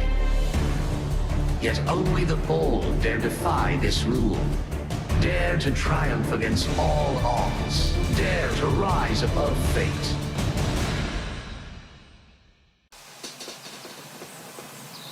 You love it, you wear it. Wear your passion. Share your passion. Wherever, whenever. Gaming is a lifestyle. Get your merch at shop.eslgaming.com. OG victory in Game 1 over Quest Esports. We've made a little bit of a roster swap, as have both of our teams here. Actually, I decided, you know what will really help me win this tournament is if I also make a roster swap mid-tournament, and that's why I've got now T-Gov here with myself, joining you guys here for the call. Welcome, T. How's it going? You look a little bit more... No, yeah. I mean, again, I'm about to watch OG play Dota, so it's probably everything else is going to probably happen because, you never know what's going to occur when they play. But last game was pretty clean, right? Again, I'll be honest, I wasn't really ready to be on this series, but after looking at the Dota buff, kind of seeing what's up a bit, like it's a clean looking lineup that they got there. Quest, quite a low damage style approach to it. You also mentioned during the in the break that they were trying to attempt to scale and stuff, but yeah, it doesn't really work out, especially against a team like OG. Like if they see a little opportunity to try and break you down, they are going to do it. And heroes like Earth Spirit, Prophet, and Alk, they will ruin you in like the first 30 minutes. So yeah, it feels like the game kind of went as expected, I'd argue, when I look at these drafts without the teams. Yeah, I think for me, maybe this is just a little bit of experience at difference here, or experience at odds. Because to me, I think it was a lot of OG getting the better of Quest in that draft. You spoke to the strengths of the draft and how you didn't really see a lot of weaknesses into this Quest lineup in particular. But I think it was Quest for the second time this tournament, setting their safe laner up for a really hard time. And when that safe laner is a hero like Naga Siren, who already has their weaknesses, who can be exploited, and against a team like OG, who's known and renowned, I'd say, for their early aggression, like you are setting yourself up into certain play styles. Ooh, hit the mute button quick enough. Nice. Good luck. But yeah. What else was I going to say? Also, the issue with Quest, I say issue, but their stand-in is like he's replacing the big ticket player, right? Like tier 2000. Right. How many times when you talk about Quest, it's like they're doing this stuff because he's behind them, and like Shad, equally an exceptional carry, but he doesn't have like the same characteristics as he will always win you the game. He'll always be ready for you. And I think there's like Shad's got a little bit more of like that rawness to him, where he kind of maybe leans on his team potentially, whilst tier 2000 can just step up and take over everything. And that's why they are going to probably be struggling. You also expect your carry to be quite a large shot caller in the mid to the late game as well. And maybe Shad doesn't have the same type of voice as tier 2000. Yeah, this is probably one of the worst. When I say the worst stand-in, I don't mean Shad's the worst stand-in. I mean, like, for a role to have a stand-in on, carry is probably one of the hardest ones, because that's where it's the most communication between player and team. Like a support, you can kind of fit in. A mid, they just mute themselves anyway and do their thing. Offlane, sacrificial, but carry is like, that's a hard role to stand in on. I see what you mean. Yeah, I mean, maybe that's why they're going to a couple more comfort picks here for Shad in order to try and get him to mesh a little bit more with the team. We'll see. This was like a great soul read, by the way. I don't know if you caught this, but Noob and Kaori, kind of predicting at the 7-minute rune that Seb would make that play on the NP. I think we're all kind of used to that. But that's where I thought this game was really going to go the way towards Quest. And this is basically, I mean, they got 5 kills, I think, all of last game. They've all happened basically by this point. It's just going to be an OG highlight reel from here on out. No, it's not an OG highlight reel. It's a let's give T-Gov some substance to actually use in his next cast, because he didn't really watch the first game because he wasn't meant to be here. So thank you very much, production, with the extended highlights. Of course, any OG fans right now are going to be enjoying watching their team win, probably for the third time now, because in-game highlight package 1, highlight package 2. Of course, they're not at TI, so they need to get as many wins as they can in the build up to the TI season. You were just saying that you actually had to abandon a pub. You don't have to lie to us. I know you were just watching True Sight on your other monitor while you were watching the OG game. Yeah. Exactly. I just want like one hand on the monitor like here. Again, I actually, luckily, I think I don't really have any major affiliation with a team, but right now the way that OG's playing, you know, maybe they can convince some people to convert on over, because I am watching back this game and it is really quite just a nice aggressive stomp of you see here or you go. I think that's exactly what happens when you have like Earth Spirit plus Prophet, Earth Spirit plus like any of these slightly active heroes and early game like aggressors. It just makes the game so good. And I think Earth Spirit probably should get some type of nerf down the line. It's like right now we have Earth Spirit, Earthshaker, PA, Warlock, Ninja Gear. Like there are some key factors in our meta right now that I think are a little bit too impactful, but the way that Earth Spirit just brings everyone to the forefront of every fight, it's really cool to see. I agree. And I think actually it's another, I was watching that fight or the highlight reel again with you and reliving that entire game. But I think something that kind of impressed me about that draft and that kind of fight style is I feel like a lot of times some teams, they'll pick up the Earth Spirit mid and he'll kind of have this problem of just dragging the fight and the team kind of chasing and struggling to keep up. That game, either whether it's just a stroke of the draft or if it's just kind of the communication and how they took those fights, never really had that problem for OG. You know, they were always kind of contained in that fight. Everyone was able to get on top and cast their spells. So that looked really good. And we'll see if they're going to be able to do the same here in draft number 2 as that's now getting underway. 5 seconds remaining. Already seeing the, Seb, first of all, but second of all, we're seeing this Fed. Like it's, like this is where I need probably a little bit more time to really think about it and get like my own perception on it. But when you're in a patch where you can first pick a carry, is that because the draft structure doesn't punish the first pick carry as much now? Or is it because the hero is just so bonkers good that like there's not enough heroes to really counter it? Like I'm still trying to like find my footing between the two of them, but it's probably like a combination. But yeah, it's interesting to see at least. One last thing on the draft, if I could pick your mind, because we don't usually cast together. So I'm interested in what you think about this. By the way, I believe so. Yes, unless you count the 5 seconds of last game. Whoa! I came in after the GG, so technically that's true. Yes. But one thing I'm curious to pick your mind about is before the start of this round of games, so keep in mind there could have been 3 games additionally played that could skew the stats, but Radiant was rocking at least like a 72-73% win rate. I will say this time OG had, I think Quest actually had priority and chose first pick. OG then got Radiant. But is there anything about the map or anything about the playstyle in this kind of a meta that, you know, has you thinking that's not a coincidence that Radiant is just the better side now? I think it was easy to say pre-Twin Gates because you could argue, this was easier because it was like a slightly open area. But I think for Radiant at least, safe lane still feels nicer to play. I'd say for your pos 5 and 1, like the pulling the camps feels easier. Yep. They're slightly further apart, and yeah, I think that's one of the big things for me. I'm just trying to think though, because of Twin Gates and how the map's so mirrored with Roshan being mirrored, there's less of that, but Dire has this, but Radiant has that, and so right. Yeah, it's probably mainly towards like laning effectiveness. I hadn't thought about that, but that's very true. It's just easier to pull. I think the Dire, like hard camp, easy camp area where you've got all that terrain can really make it a bit difficult for some heroes to kind of navigate and get pulls off successfully. I think Radiant doesn't really struggle from the same kind of problems. Winter had a theory. His pet theory was something about the 15 to 20 minute Roche timing. Where I was about to say that actually. Yeah. I was like, and now I sat here and thought longer. I was like, also technically when you hit that like kind of 15-20 minute mark often. But yeah, Winter's already brought that up. But yeah, I'd side with him as well. Like that could also be a good indicator, especially because if you set the Roshans in the cycle to get them to be spawning bottom, then it's like you're looking towards the Ags rather than the Refresher. Right. It's small things, but that's where like that's the joy of Dota. Because like if you speak to one pro, it's going to be like, I just like the small camp pool. Another pro will be like, I like the Aegis on the Ags on the Roshan. Another pro is like, I just like my screen going up to the top right hand corner, you know, like it's no. That's right. Yeah. I'm a top right player as well. I've had a historically higher win rate on Radiance than Dire. So it's funny how we all work a little bit differently. Looking to our bans really quickly, just one thing to note that carries over from draft 1 is that Phoenix very early in the bans against Kaori, of course. Everything else I think is pretty par for what we're seeing in the tournaments, minus that Medusa ban is a little bit more targeted perhaps. Yeah, I think especially when you're picking up your Sven in the first phase, right, there will be some bans that you need to respect with a little bit.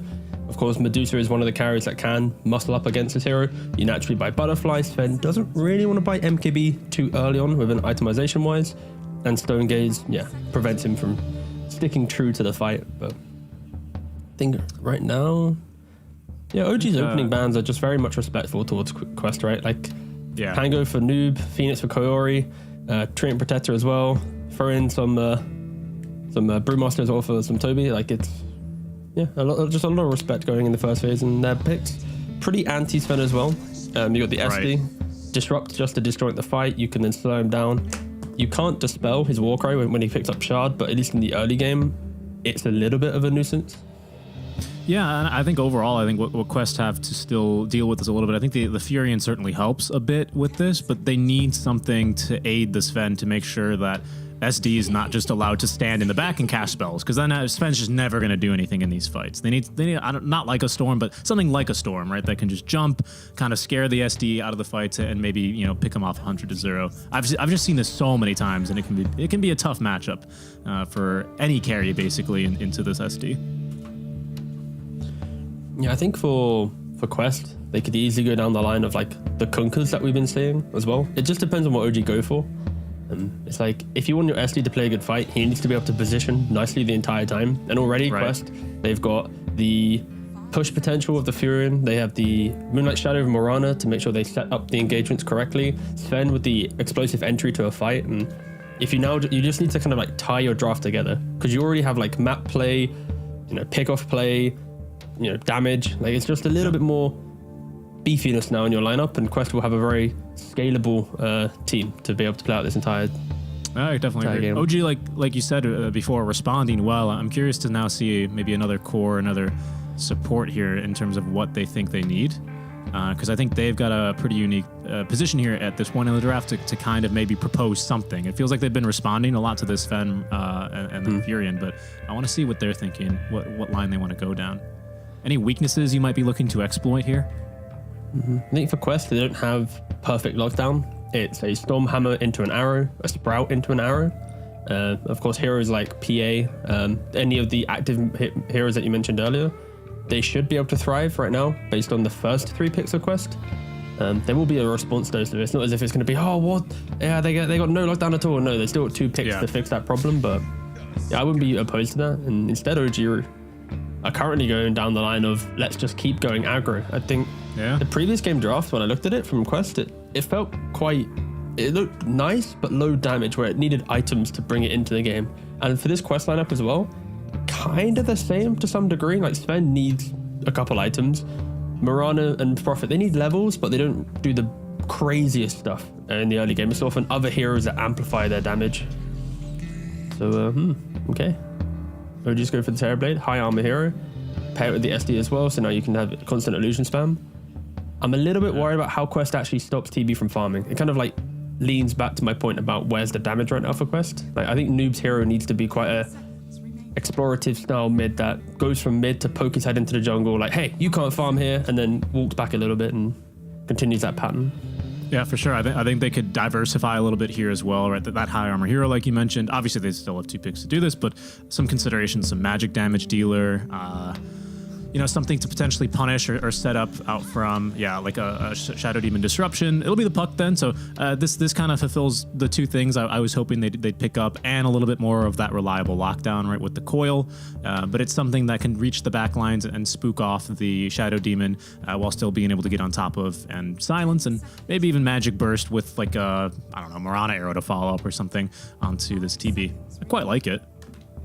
Yeah, I think both teams have that kind of awkwardness in their team fight. I think Quest are now a little bit in a better spot just because they have the coil from the puck and then the couple of stuns that I mentioned earlier, where OG, it's very single target. Primal jumps onto that one hero, Tusk jumps onto that single hero, SD can save a single hero, so a lot of individual plays being made. And for Quest at least, this puck pick, it allows him to exploit that, because he can jump in. If he gets caught by one, the likelihood of dying due to the full CC that they have in play shouldn't be occurring once he gets to like Sanj Kaya territory. So yeah, it's kind of cool to see both teams having like the kind of the same issues. Quest fixing it now with the puck. We'll see how OG wants to approach it. I'm just kind of sad that we don't have the Zeus days, like if this was like a year or so ago, we'd be like, this is a Zeus pick for Quest, go, fuck the Terrorblade, do it. But no, this hero has just not really got any love. Tanky strength. What you don't want to see you don't want to see a Manta style Moon Shard, Ag Shard, No. Zeus right clicking down I'm these good. beefy boys. I'm so happy not to see that. Like, that should stay in the pubs. That's for sure. I agree. That build was real bad. Okay. I will happily jump on this point further, but it's like the concept of anything can work in Dota, but like when you're trying to get a hero to have to farm for like 40 minutes to be relevant, get out of my game, man. Like, I can play any hero for. Yeah, it's because you're just buying the heroes that you play on carry, but like 30 minutes late. Like, of course it's gonna work if the game goes an hour. Sorry, you hit a nerve. You were losing that game, I assume that you abandoned, was it? Mate, it was like 20 seconds in. Okay. I didn't even place my ward. At least there's that. Okay, it sounded like you just. No. I was going to say it sounds like a really tough game to come off of Underlord, and that I like the Darkseer ban quite a bit. Of course, getting a hand on some of those illusions and plenty of magic damage to boot. On top of a surge to help a Sven get around in the fights. You do have the Shadow Demon, right, to really get rid of a lot of those buffs, but I think it still helps a lot for the laning stage, which is always something to consider here, especially when you look at Toby's heroes. I wonder what else. Tide Hunter just looks quite stable. Have that constant blink initiate. It's gonna be Kunkka. I'm excited. Yeah. You were talking. It sounds like you've gotten to cast a couple of Kunkka games. I have not had the luxury. He's been uncontested in all my games so far. The cool thing is all for Questo is like this Kunkka is going to be the offlane Kunkka, where Toby's going to most likely pick it up. He's going to still do the same thing that mids do, where it's like the phase boots, the blade mail, a bracer, and if the game's good, he can then go for an earlier Axe. If it's a little bit more difficult, he might go for a couple auras in play. But yeah, I think just the amount of control that you bring, the fact that you also have X-Mark to send people back to base, bring them back in, so you're constantly fighting, constantly in the face of your opponent. And okay, we get to see a Night Stalker. Like, Kunkka off lane, cool to see. We'll see how it works out. But then on the flip side, like, I've been trying to get Night Stalker and I've been like channeling it during some drafts. Like when I'm there with Cryptic, I'm like, okay, we need the Night Stalker. It doesn't get picked. But in this game, at least, like Night Stalker, the big change to him was his ultimate refreshes his spells now. So he can enter a fight during nighttime with, one Crippling Fear, one, Void, and then boom, pop the other ultimate back in again. So he's able to kind of have like double damage to some degree with his spells. But also Quest is quite fragile looking, right? Like no one really protects each other. Like this Kunkka, yes, he's going to be a big hero, but he doesn't keep his, let's say, supports alive because he doesn't have like that Ravage component or that clean way to do it. It's quite soft control to some degree. So this Night Stalker pops the ult. It should give BZM and Seb free entry to find that hero at the start of the fight. And of course, the silence against Puck is always annoying the entire time. Pucks never want to buy BKB. Exactly. I wanted to talk about the vision even a little bit, which is, I think, something that Quest Esports don't have in spades. I mean, they've got the Moonlight Shadow and they've got Wave Push, right? So in that sense, you do kind of have that vision. One a little bit more active with the Moonlight Shadow, but I'm loving OG's vision, right? Because you still have that same shove thanks to the Yuragi illusions, but now at nighttime and during the ultimate especially, Mind Control is just going to have this huge AoE. Like, I think Shad's going to have a hard time really finding the right initiations to these fights. Consider if OG are able to set up appropriately, right? I don't see that happening too easily. I like the Kunkka though. I'm excited to see this, but I do think OG may have just gotten a little bit of the better of them with that last pick. The thing with Night Stalker though, and where it has its strengths in like the vision, it's always going to have the cooldowns, right? If OG can set the game up to be around their nighttime, their dark extensions, their smokes, that's when it'll be good. But if it doesn't work out, then suddenly you're waiting for your Night Stalker to be strong, but Meta and the TB is on cooldown as well. And if they can't sync up the TB and Night Stalker to be strong at the same time, that's where Quest can exploit OG's lineup in an even game. Good point, right? See if they can get to that point. You got your Tidebringer, you have the treants always spawning, right? Just shoving in arrows, Puck as well, outside of the Dream Coil, a little bit more spammy. So that can certainly be a little bit more challenging. At the same time, I'm wondering, is the catch good enough though from OG to prevent Quest from just kind of forcing out a couple of abilities, backing off, resetting, and then, initiating bet on better terms? Is that something maybe they can look to do? OG's not very... They're okay at the reset, but it's based on if Night Stalker's tanky enough to do it. If he gets hit by a coil and instantly dead, then their reset falls off quite a lot. I think both teams are going to be mirroring each other quite heavily in this game, like between how they push out the waves without showing, with how they want to take the fights. We are going to be getting What's the rune split? Like- 2 for 2? Yeah. Yeah, 2 for 2. I think. Fun fact, by the way, I do actually have that because I was playing a game and had to abandon it to be here. I have the bug where I only have player perspective in game now. You just gotta relaunch. I'm always Rejoin. scared to relaunch though. Like, Nah. It's and be fine. I've never had a problem with it in. All right, I'm late. abandoning this cast. Yeah, he's abandoning it again. Yeah, just Winter also had that bug before we had to fire him. So I'm worried it was going to appear on stream, Chicken has left the lobby. Well, we'll see how these lanes get off to then. They are going to send, of course, the Primal mid into Noob, one of these just very strengthy tanky heroes that tends to just kind of shrug off a lot of the puck's damage, but might have to start getting into some of these creep skipping shenanigans as we have been seeing for today, basically. Already blood grenades thrown down bottom. Kitrak couldn't really follow up for the kill, but it is a lot of damage from the reflection and the disruption illusions. Toby's taking just quite the beating here. All right, we're back. Oh, hell yeah, we're back. It's working. Yep. Nice. All fixed. There it is. Thank you. So much fear. So top lane, though, like you mentioned, they are doing the creep pulling. Both teams mirroring it equally. Shad actually has a larger wave, so he's going to be able to deny off further dire creeps. So advantage actually going the way of Quest here, due to the pulls and shenanigans of OG.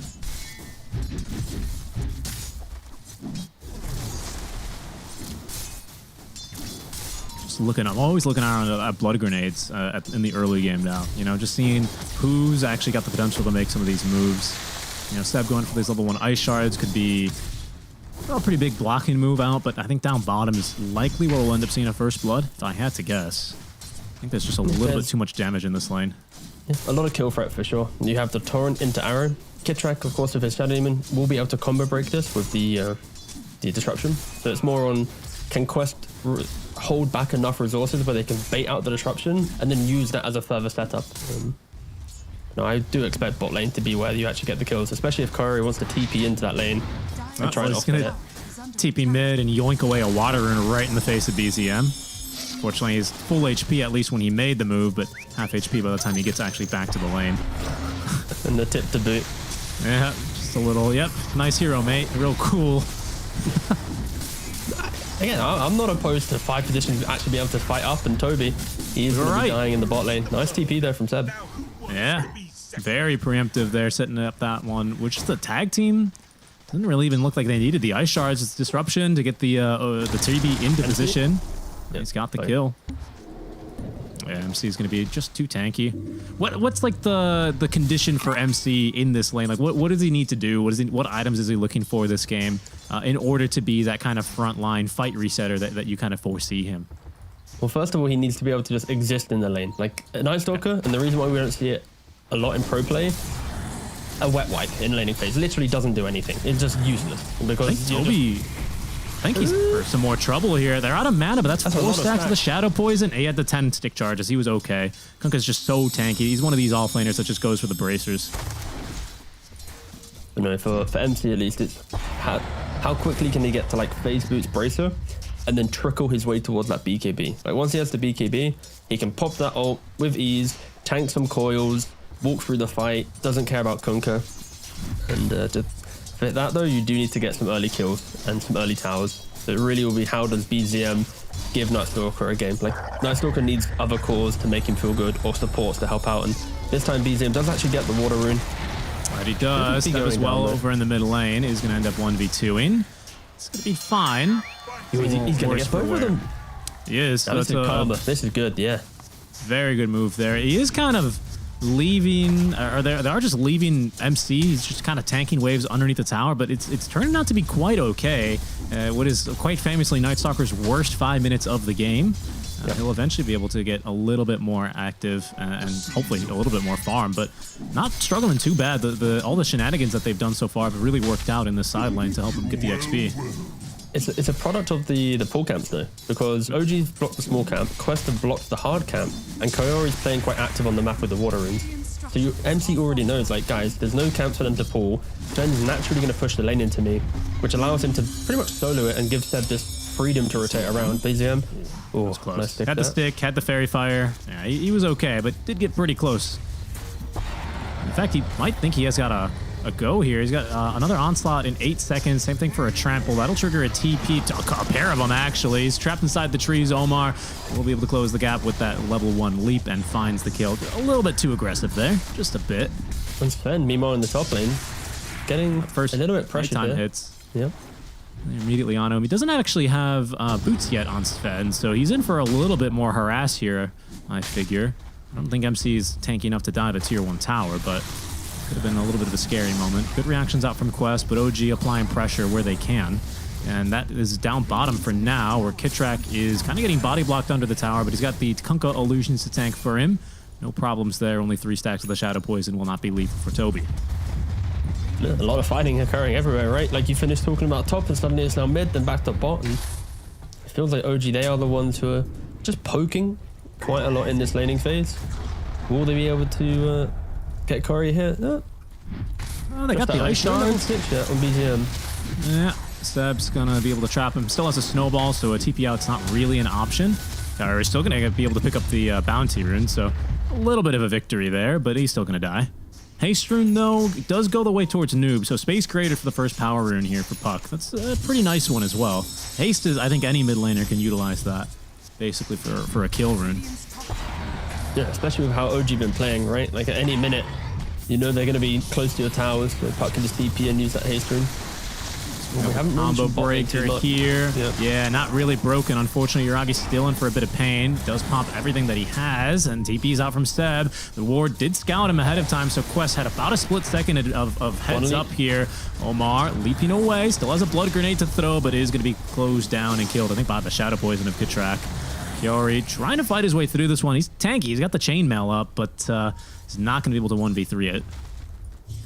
Yeah, it's not really OG, I mean, effect, yeah. They're just poking and prodding around the map, like kind of looking for weaknesses, and I'm a little bit surprised, you know, against the team with the Nature's Prophet. Quest are seemingly the ones a little bit more on the back foot here and there. Yeah, it's a cool way to play against the Prophet, because if you're the ones who lead the charge, set the pace of the game, Prophet isn't now freely TPing for your 7-minute wisdom. He's not getting every single water rune and it's hurting your mid laner. So OG's philosophy is, sure, you have the Prophet, but we're going to try and just maneuver quicker and take away that kind of TP effect that he has in play. And also, we've seen like Kunkka Mirana in this offlane. It's not really done anything to this Terrorblade, right? Like Terrorblade's I've not seen a combo. No. And the other thing as well, like even if they hit the combo, is it even that much damage? Like a torrent and an arrow, it's kind of whatever. BZM though is going to hit by a coil. I got that level 2 Starstorm as well that Omar's going to use for a bit more damage, but he's barely going to be able to get out there. I think that bonus armor really making a difference, as he's going to be able to shrug that off. The bottom rune. Maybe looking for a bit more, as they will be forcing Kitrak at least to take the rune cover with an interesting sprout. I don't know if he meant to catch him there, but it's going to force him up into the high ground. Toby swinging by to try and collect this kill, and it's going to go towards Omar. That was a stack, though, so good chance he actually got the denial. A little bit scary. There's nothing more satisfying in Dota than denying yourself as a support. You know, a couple lads around you, you look at the neutral camp. Oh, meaty. We had a pretty sick play earlier. I don't remember who it was. I think it was Sneyking, where he was on a Warlock. He went bottom to steal the Dire Wisdom Rune, knew he was dead, and just started casting Upheaval on the Ancients, which came out to kill him instead of the enemy support. Absolute baller move. That's so funny. There's so many creative ways to be able to do it, actually. I think that's an untapped talent in pro players. How to actually deny effectively. I don't think I still ever seen. I saw this one theory crafted pretty quickly, but the Invokers stun striking the Tormentors to try and deny themselves. Yeah. I don't think I've seen that one. I had the privilege of seeing a Tree and Protector with an Ag tree on the Tormentor when he overgrowthed in bot, like completely on the other side of the map. The overgrowth damage killed him from the Tormentor, like globally. I didn't see that one come. I don't know. Zeus can do it as well with the Nimbus. BCM is going to be hitting Kyrie with the business, though, not the Nimbus. And I think he's easily got a kill. I mean, he's got Pulverize and will just commit it for the guaranteed kill. Question is, will the lack of Pulverize now punish him? I don't think so. The damage here is not really that high. We'll see if Toby TPing in changes the thing about it, but it's a long TP, and furthermore, he cancels it. So a very easy no there and a free kill once again here, basically, for BCM. And this laning phase has been very noisy, right? The support's making the moves, primarily the Tusk for OG, and then both Mirana and Prophet making a lot of action occur for Quest. But the fact that Night Stalker, he started barely having a level or CS to his name, is now 4k net worth higher than the puck. He's been in a 1v1 lane pretty much for the last 4 or 5 minutes, if not longer, and he's well on the way to like an Echo Saber, which he most likely will disassemble to go for that BKB, but giving him a little bit more punch in the mid game. This is an issue for Quest. It is, right? I mean, it's going to be one that's building. Sven Shad at least up to decent levels of farm. Pardon me, got the full Mask of Bandits, but, you know, MC just very comfortably pulling waves behind the tower, just letting the Sven get his farm, because he'll be online a bit sooner and he'll be a little bit more annoying. There's nothing a puck likes or hates more than having to go for like a BKB before, you know, like 45 minutes. It's just not something you want to be doing on this hero. I feel like the pockets, like it's so difficult for him to itemize, where like he wants Witchblade to do damage, he wants a blink, but then it's like I need my Sanj Kaya to scale, but then the beacon is, we'll see how Noob does navigate this game. How he balances it. There's still a coil here on Seb, so it's unlikely he gets out alive, and he won't. MC popping that first Dark Ascension, though. Very low on the mana because, of course, of that refresh, but the double Void allows him to easily nuke through Kaori. Has the kill there. Still 4 heroes, though, for the side of Quest, at least until Shad tries to TP away. MC tried to cancel it. A little cheeky play there. Question is, will Uragi now use the Twin Gate to come top and actually pressure this tier 1, or will it fall naturally? Okay, no, he does Twin Gate up. The unstoppable urge of a Dota player to cancel a core's TP. Even if it's not the wisest move to make. It's always good stuff. I haven't really seen Toby do much of anything at all. Kitrak's a hard target because you're going to try and stop him through the disruption. You can see he actually never even cast the Torrent. Kara here to close the gap. Now they should have him surrounded and killed very easily. This move might allow actually... It allows him to defend the tier 1 tower, so it's a pretty nice move. Yeah, it wasn't as quick as I expected. I kind of expected OG to make that move quickly, go for the tab, but they lingered a little bit too long. Wagon goes down. It's not going to happen. In fact, we don't have any towers down yet. Seems to be like, what is this, Western European Dota, huh? Now this is the farm region. Everyone waits for their items. It's been a snooze fest. I've been covering this region now for nearly 3 years of DPC, you know. It's a snooze fest. We're so bad now. you coached in it as well. Is that why you stopped? You're like, Halberd Smashers? No. Nice. Someone remembers. Thank you. Of course. Quit farming, Erasmus. Go. Don't buy Midas. Buy Blink Dagger on your Beastmaster. And he went, okay. Sure. Well, I think Quest, there we go. Moonlight Shadow, #1 of the game, out from Omar. They're going to try and set their sights here onto MC, who does not have Dark Ascension, does not have any heroes nearby either, so this should be a kill about as easy as they come. Nice combo here into the magic damage. Carrier joining as well, just for kicks, and they've got a kill on the MC. Bottom, Seb saying hello to Shad, and eventually we'll say goodbye with a Walrus Punch. Quite a quiet game, though, still from Uragi. It'll be interesting to see when he actually wants to kind of make his statement in the game. He's kind of got a Dragon Lance going towards Yasha. You could argue that he still wants to get Manta, maybe even in the Skadi before he drew. Arrow misses top on this. Rainbow TP's coming out as well. Disruption is first. Kitrak with a clutch TP. He manages to have the fastest reaction time, so his TP's not delayed. That allows him to actually save and turn this as they get the kill onto Omar. Really good stuff from OG. Yeah. Unfortunately, the arrow missing there was about the end of that kill. This is why SD is so good, right? It's like BZM should be dead to rights there, but you have this hero that has this banish ability and completely can turn around these slightly long drawn out fights. Like for Quest, they have all the control now inside the coil, the sprout, the arrow follow-ups, but there isn't still that like gotcha level of damage. It still takes a little bit of time for them to get some of these bigger kills. I mean, that's what I'm thinking, T. I was thinking maybe BZM, the go time a little bit more for OG is going to be on this Blade Mail that he has now active, because the damage, it's, I think, not really coming out in quantities that Quest needed to be. Noob ought to be okay here. He's just being a bit cheeky and contesting the farm. I mean, that DD rune might maybe change things here a bit. We'll see. MC does have Dark Ascension. BZM as well in the vicinity, holding onto the Pulverize. Good arrow stops him in his tracks. Sounds like a cartoon. Seb, though, from behind the tower. Oh, no. Okay, he's going to threateningly use the trusty shovel, but he won't actually go in for the snowball. I mean, if he gets the Cobalt, it's like, you can't arrow me now, can you, huh? That's a good point, yeah. I'm so happy they changed that to be a friendly creep rather than just some neutral that would start slapping you. Especially, like, the break styles and stuff. It's like, oh, back in the day. Just an insult of an item, honestly. Well, that was the spike period. You know, it's taken a long time for Valve to really appreciate supports. You know, That's it right. took them how many years for the couriers, for the wards, the cheapness, the affordability of them, and the cobalt. Like, remember when you would die to Riki and be like, I'm trying to afford my dust, but I've just upgraded and bought the courier, and I need to buy them in stacks of 2 for 200 gold. Yeah. So yeah, we know it. In about 5 years' time, Valve will give us some incredible updates for supports, and it'll be like supports of the new core somehow. That's right. That's right. They'll hand out games of TF2 to play if you have you know, support games under your belt. Toby is just dead to rights here. There's just no way he's getting out. That silence, that crippling fear lasting far too long. BZM still able to retain that pulverize. They could maybe make to look a move here. They see where the Sven's farming. They're going to have an idea that the rest of Quest is behind him, or at least in the vicinity. I just don't think OG shouldn't stop right now. It's nighttime. They have the Blade Mail and the Primal Beast. They got the levels on the Night Stalker ult available. Like, Quest, they are still pretty squishy. And if they kill fuck off from one quick rotation, they're actually going to be jumping onto MC though. Yeah, there's a pretty decent amount of damage coming out from that Wrath of Nature, and especially with Shad able to get that blink on in to surprise him, they will be able to burst through him. Okay, I mean, that's a pretty nice band-aid fix though. I have to say this blink dagger, maybe, I don't want to call it early, but you know, at least before BKB, it's going to allow Shad to follow up on some of these quicker kills.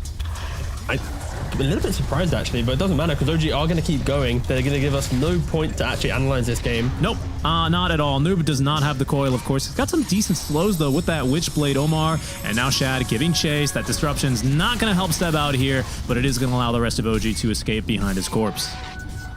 But all of this starts because like OG, they get a nice pick in the enemy triangle. You expect them to stay as a ball moving towards bot lane, but they don't, and they find again. Like, this is what I expect from OG's lineup. Yeah, like, me too. Together and go, but they let it off for a split second, and Quest capitalize on it. They get the Night Stalker kill, they get the Tusk kill. So I feel like for OG, like these engagements, they should be kind of recalibrating every time, going, wait a second, why are we just splitting away and farming the wider map? Because Quest lineup will happily exploit a team that plays quite wide, right? You've got Prophet, the Mirana, the Puck, like these heroes, they want to go for that one pick off that 2. And I think OG now should be feeling, especially after like multiple engagements, like they don't need to be as greedy right now. This is like a good window for them to be classic OG in your face Dota. I think, well, the in-your-face aspect is coming soon, though, for MC, right? He's got this Blink Dagger queued up, nearly on its way. And again, we talked about the difficulty of the itemizations that a Puck, and specifically Noob, has into this matchup. You know, he just has the Blink online, 500 gold. It'll probably be the Sanj. But, you know, that status resist that normally helps you in difficult Puck games does nothing against this AoE silence. So I think this is going to be a big move to make here. There's a cheeky Blink away by Noob. Nicely done, wasting a bit of time from OG, showing off his fast reactions. In the meantime, the rest of OG, they planted a ward down here that does scout Seb, but he's got his Kobold protecting him now, T. I don't think they can actually kill him. Oh, it's such a clutch Cobalt. Like, this is why you go for the shovel. Yeah, to be fair, shovel is like a sleeper, like, OP item, right? It's like, you just get some casual shovel and you're always on that, but Seb, he's trying to farm his blink in the bot lane and does go down quite quickly. He does. Kaori top lane, though, should die in return as he was trying to TP away. I think nearly got that completed, but is eventually going to be killed off. And they had the pulverize the entire time, honestly. So just some happy trading here. I mean, both teams, I don't know. They seem pretty content to just continue getting their items. MC has Blink flying out to him, T. Eye of Scotty finished in about 300 gold. It's really good for OG right now. Yeah. Like, and Blink Dagger for Seb, right? I mean, this has to be a moment. Yeah. Like, when you look at the wider items and compare both teams, like the items coming into the 20-minute mark of the game, like OG, each item will pack a punch in the next fight, right? You've mentioned the double blinks now on Night Stalker Tusk, the tankiness of TB now with the Skadi. This Sven shouldn't be able to 100 to 0 him pre-Thunder. It's why you see OG looking towards Roshan. Like, you've got the Medallion as well on the Tusk, plus the level 4 tag team. I think, yeah, OG, they've kind of put themselves in a position of now they're going to try and make a statement in the game. But for Quest, luckily, Shad, he has the BKB that we just saw. But he already is keeping up with the pace of the game item-wise.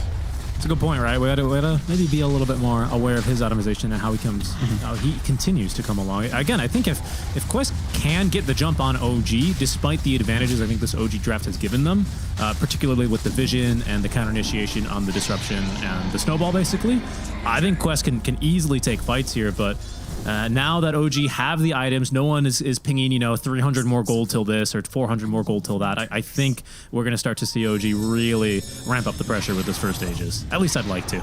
Scotty's about to be delivered. And, oh, okay, actually, they make the jump into the river, just through the Moonlight Shadow. There's going to be a nice X mark to the spot. Boat, I'm not sure if it collected anyone.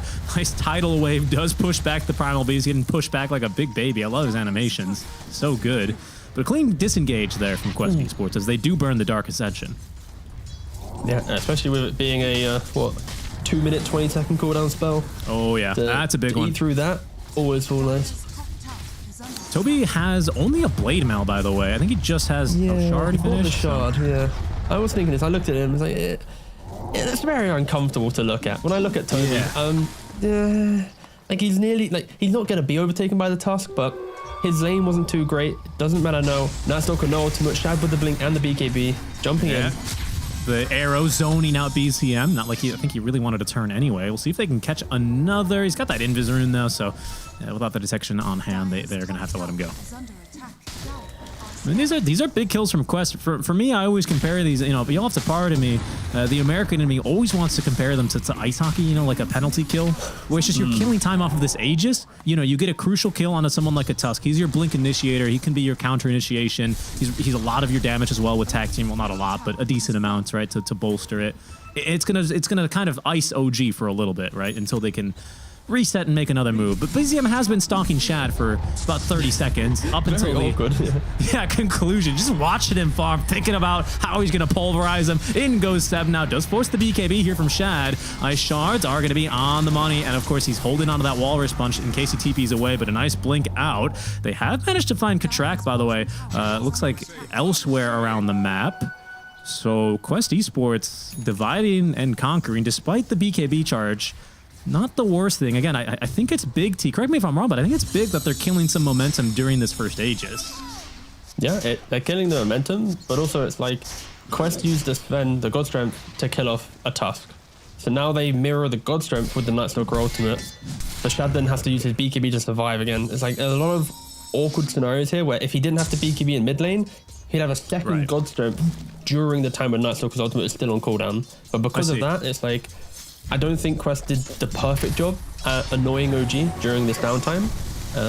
But still, you can at least see the mindset of we need to play around Nightstalker is at the forefront of Quest playstyle right now. Certainly. It just didn't really work out too effectively. Well, the bot lane kill at least opened up, the bot areas in the jungle opens up the lane to be pushed a bit more. Noob might be for some trouble here. Pardon is MC looking to close the gap. Is going to connect on the silence, and him and Seb easily taking down the buck. Nice jump. I always there look at those moments to see what a player quick buys. Because for Puck there, he goes for Sanj Kaya, but sometimes after that death, you're like, oh, okay, I'm buying BKB. Sometimes they just quickly change it in an anger moment, but no, he doesn't do anything. Doesn't give us any information in the moment. But OG though, it's tough. Yeah. I mean, how do you stop again? Banning the Nightstalker. Honestly, I mean, I've seen this. I've seen this counter pick so many times, and even the times where the pucks do kind of quote unquote bite the bullet and go for the BKB, it just never feels good. Remember back in the day when we'd see a Storm Quap mid lane, and they both race to Yules, or sorry, not to Yules. They both race to Orchid, not Yules, and then basically whoever bought the Yules was the loser in that matchup. It just feels like Puck is the loser by default here, just because of the hero skill set. Yeah, and it unfortunately doesn't help that Noob, he's tanking a lot of this aggression, but it's not as if he can look to Toby and be like, don't worry, he's helping the boys out, a Blade Mail Shard Kunker. Still on Blade Mail, but we'll see, maybe the tidal wave comes in handy. Here's calling in the boat, BZM, pop the BKB, Koei is going to be able to TP in from behind, Sprout as well to disrupt them. They will collect the kill. Shad is slow to a crawl here by the Demonic Purge. It doesn't seem like OG really have the members here to try and counter-initiate, nor do they really want to by the looks of things, into Shad's God Strength. You can ask Kitrak about that. He is going to be taken down, unable to escape in time. Okay. And Shad, he's looking to go straight for the Lincolns as well. He's expecting to try and enter the fight straight on top of this Terrorblade, go for the 1v1, and not allow him to get that Thunder off. Yeah. Of course, there will be ways for OG to be able to profit outside of TB. So it will be... It's an interesting approach. Not a lot of carries go Lincoln. 4th item Lincolns, it's always damage, the Daedalus. What's the next way to lure to my opponent? But Shad, he's going for kind of a hybrid approach here in the hope that it can give him that a little bit of an X factor in that fight. Because we're yet to really see Sven versus Terrorblade. It's always been the pickoffs moving around the map. I kind of like it as well. Like, you know, Sven, one of these carries that doesn't really build more than the one BKB dispel, right? You don't ever see him with a Manta or anything like that. So just this one defensive item as Toby's going to get caught through the Twin Gate. He activates the Blade Mail, but I won't really change a thing. Down he goes. But having this like defensive item, you know, that is still some stats for him. You know, he can block maybe even a Demonic Purge. I think it's really nice to see him pick it up. Quick little kill here onto at least, yeah, Kitrak. He'll go down. Ooh. Put down bottom? What's this? Him baiting. Shad is gonna get caught here. He's got BKB. Don't know if he'll get the chance to use it. God Strength. It's Kyori as well, TPing on in. MC onto 2. Noob connecting as well from the mid lane. There's actually quite a bit of quest heroes here, and the cleave is good. Down goes Seb. BZM on 30 HP. Only one right click needed there from Shad to put him down. And it's working out for Quest. OG, they're making a lot of moves, but not really connecting the dots with the heroes to be in the right place. Like I like to see the speed that are making the move, right? Tusk and Night Stalker instantly kill top, Twin Gate to bot, but Shad, he enters the fight, and if you look at the minimap, like, where's the Terrorblade in the engagement? Where's the SD's already dead, right? It's you're trying to make a 3-man move into a very mobile lineup that is Quest that can instantly kind of join wherever this fan is playing.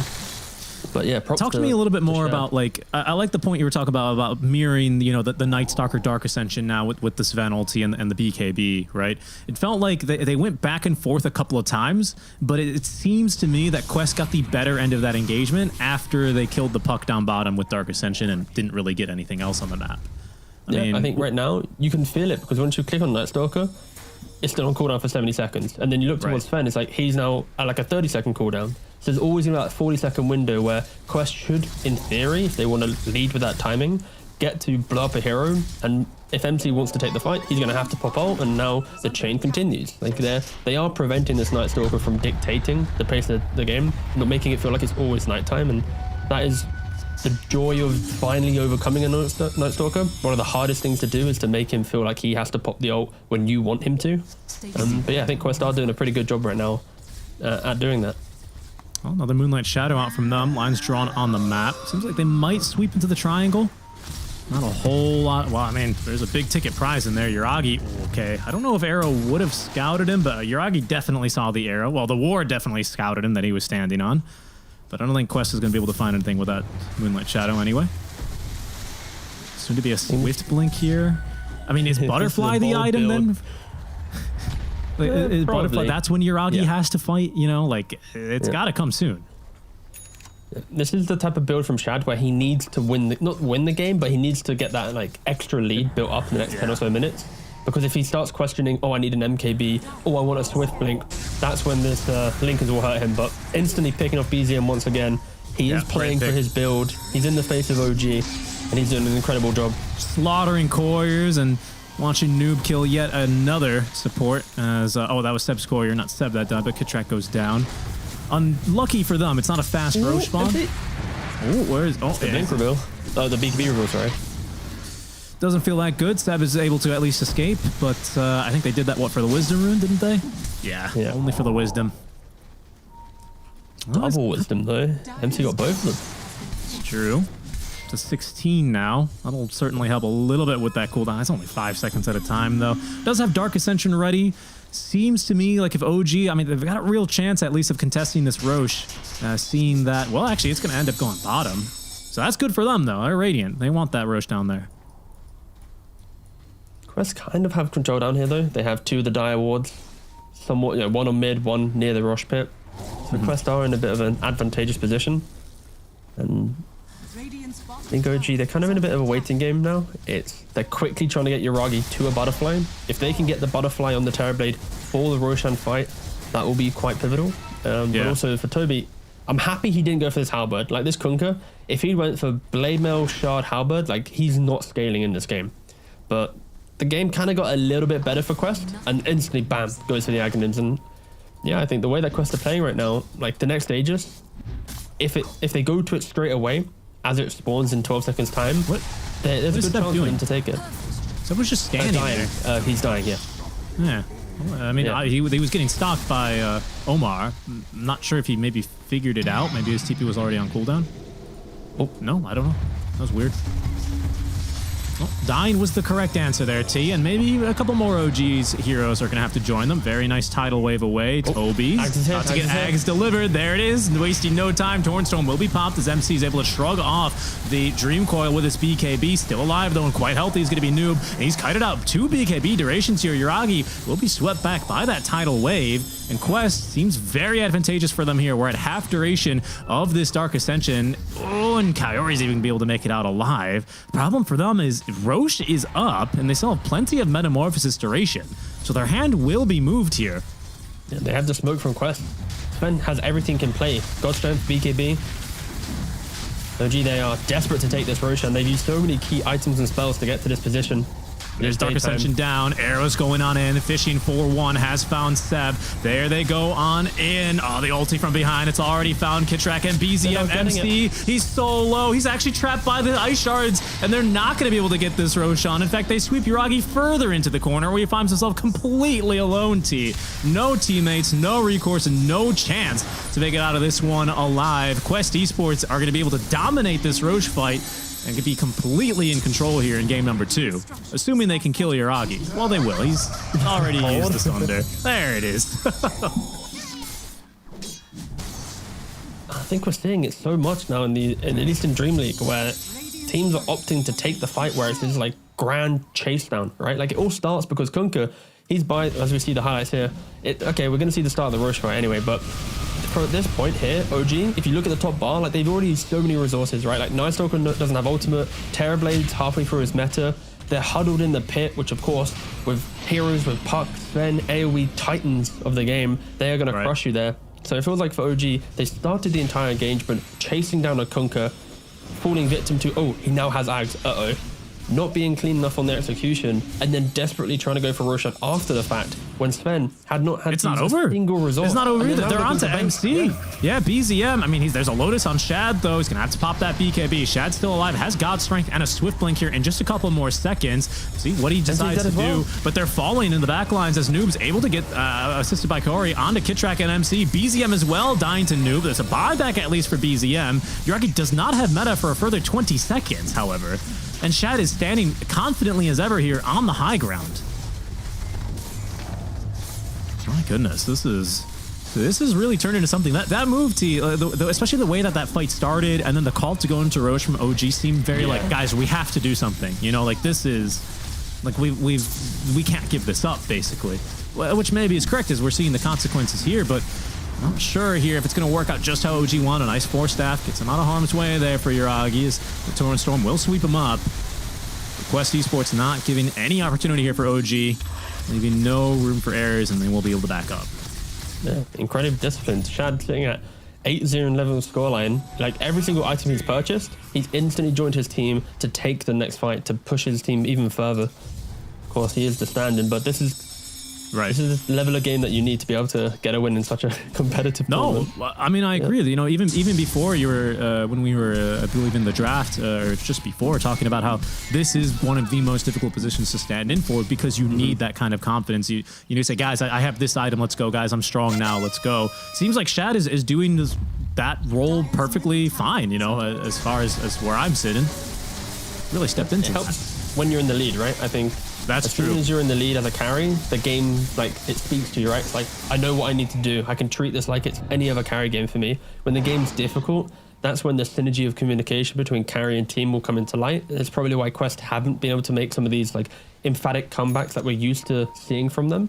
But especially in this game, where he's been able to free farm, do everything, dictate where and when and why, then yes, this is going to be quite a Quest showing for sure. 27,000 gold lead at the 34-minute mark. We're yet to really see OG perfectly throw their heroes into a fight together cleanly. It's always been a bit of a Night Stalker here, Terrorblade there. They just don't have that one hero to kind of tie everything together. And we mentioned in the draft, right? It's a lot of single target style of playing. It is, yeah, and they've caught BZM, forces the BKBs, got the Blade Mail active, but they will chase him down, even preemptively applying the Orchid, so he's not going to be able to escape this too easily. Oh no, Kitrak, he's reflected his spells onto himself. He's going to go down. They also catch Yuragi. He snaps the coil. Shad has a stun, but just out of range thanks to that self-Hurricane Pike. They're looking for more, though, as they're forcing MC to pop the BKB, but out onto Yuragi, who does at least get off that Thunder. Short cooldown here at level 3, but pulled back into the boat and pushed away from the fountain. into the hands of Quest, who seemingly are also going to put this game too right into their hands as well. T, this is looking pretty one-sided. I was about to ask you, what's the team fight win condition for OG here, but I don't know if there is one anymore, especially the way Shad's just initiating here. They found MC, trying to at least get out of the base to find some farm, but he will be ran down, harpooned, and pulled back and killed. That's a full team wipe here, as Quest giving the OG treatment to OG, farming in their base. Top tier 2 is alive, and there isn't a creep wave right now, so OG a little bit lucky not to be losing more instantly, but the fact that both Night Stalker and Terrorblade are dead for 30 seconds, Quest can either steal the Tormentor, take a tier 2, take a mid-rack, whatever objective they decide to go for, they can take it for free. And it does look like they are eventually going to be going for the middle lane of Barracks. All right, T, give it to me straight. Are we at the way that OG wins this game is by them getting kicked back into the Fountain territory? I was thinking the same thing. Yeah, I was like, Seb better buy an Axe right now. Expect everything, buy an Axe. It's looking rough. I mean, Kitrak can barely leave the Fountain. They have got their hands on the noob here. Yuragi rumping into him with the Metamorphosis, but just doesn't have the damage he needs. Kaori even comfortably TPing away right in front of the OG Fountain. That's mid barracks deleted as the rest of OG TPing over to try and see what they can catch. Don't know if it'll be that much here. Dark Ascension ready in 20 seconds. We'll see how desperate this chase becomes from OG. The answer is very, as MC pops the BKB. Noob ready to counter-initiate, and quite frankly, the rest of OG's heroes just cannot sustain this chase. They're gonna have to back up. It's gonna leave them without a Metamorphosis, though, for about another minute and a half at least, T. It is very uncomfortable seeing Shad. He instantly, boom, grabs up, gets the MKB, sells Mask of Madness. He is...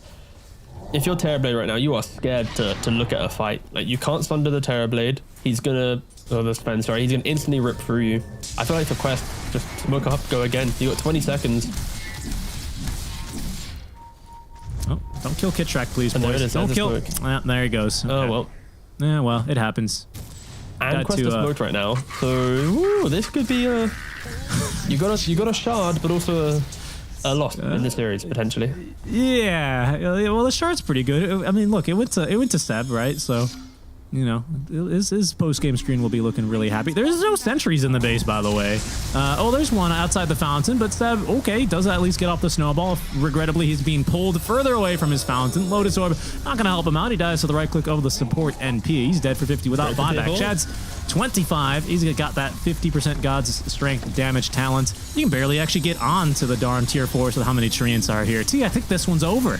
I hate to say it. See?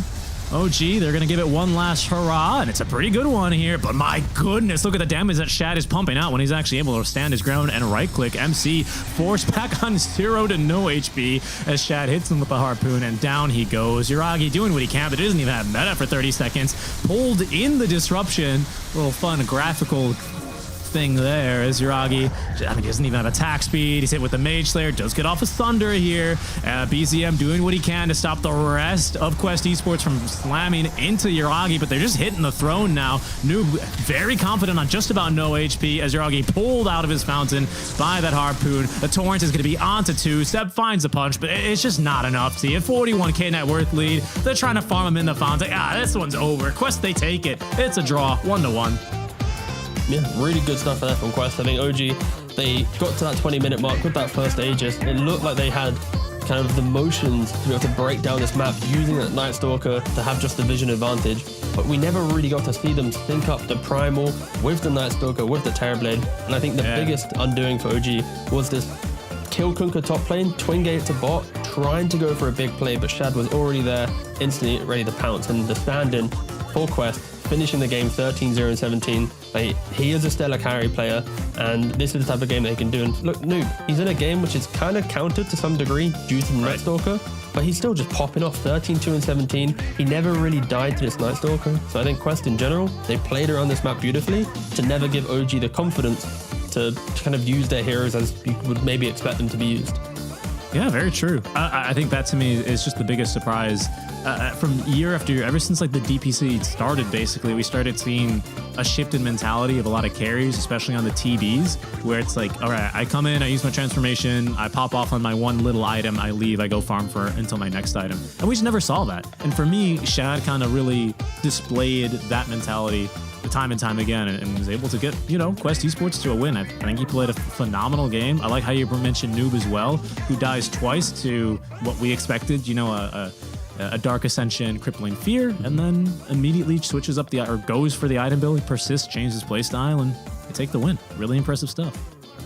Yeah, I mean, we'll wait. Oh yeah, of course we're gonna interview them. I forgot. I was like, Quest, we get the cool interview after the break. Of course, sorry, it's gonna tease you there a little bit. But no, it's we cool to see into their minds, and of course, I think at least for Quest, you hope they do well enough to get to the next phase because they're already an exciting team. And for Shad, like, we got to feel bad for the guy a little bit because he was so close to get into TI. Yeah. He had 2 opportunities, lost out on both best of 3s. So now we get to see him again at Dreamleague. Like, pretty good to see from Shad.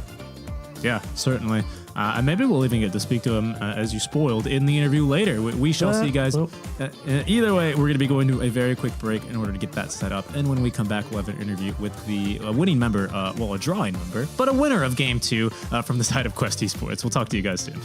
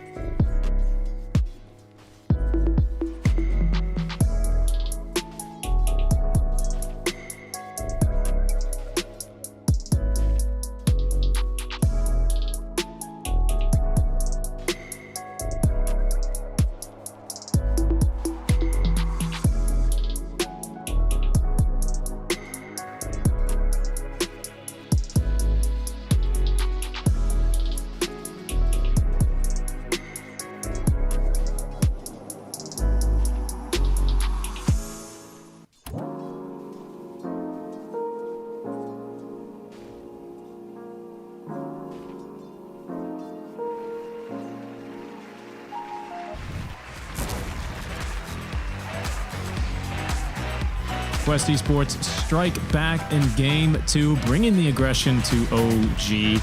Despite maybe a little bit of a shaky early game out from them, we'll be able to bounce back and find a victory here. T and Kitrak here on the call with you as we're very shortly about to have an interview with the winning member from Quest Esports. T, now that you finally got to sit through a complete game here, your read on how Quest Esports are progressing here through the tournament, even with a standing. Of course it's going to be shaking. I mean, the standing aspect is always going to hurt a TI competing team, right? But I think in this game, this is now what you want to see from Quest in the future. How can they get drafts and plays that set Shad up to confidently be kind of at the forefront, at the top net worth the entire time? Now, if that occurs, then it gives you kind of comfort and kind of choices that within the game that are less more about the synergies and just kind of how Dota speaks to you. And maybe a Sven first pick in the line will probably get banned out against Quest because maybe it's a little bit too easy of a hero for them to utilize with the stand-in. But yeah, Shad put on a show on this Sven, and yeah, from start to finish, just crushed the game. Looked absolutely incredible there, and are able to equalize 1-1 against OG. And let me just find my standings here currently just to see how they are going to be looking. I think they still have, indeed, one more match later on today. But this does rise them up to currently 4th place at 2-4. Looks like a couple matches still aren't completed, though. So we'll see how the rest of that shakes out as they continue throughout their Dreamleague appearance. Yeah, I mean, Group B is just very interesting now. A lot of teams have got draws to their name. I don't think a single team has actually pulled ahead with a certain amount of wins. Gaming Gladiators technically are in last place right now. So yeah, I hate to cut you off, too. It's fine. That's what I hear. I think the rotary phone is ringing. We gotta go and pick it up. We'll see who it is. Who is it? Hello. Hello. It's Omar. Good to see you.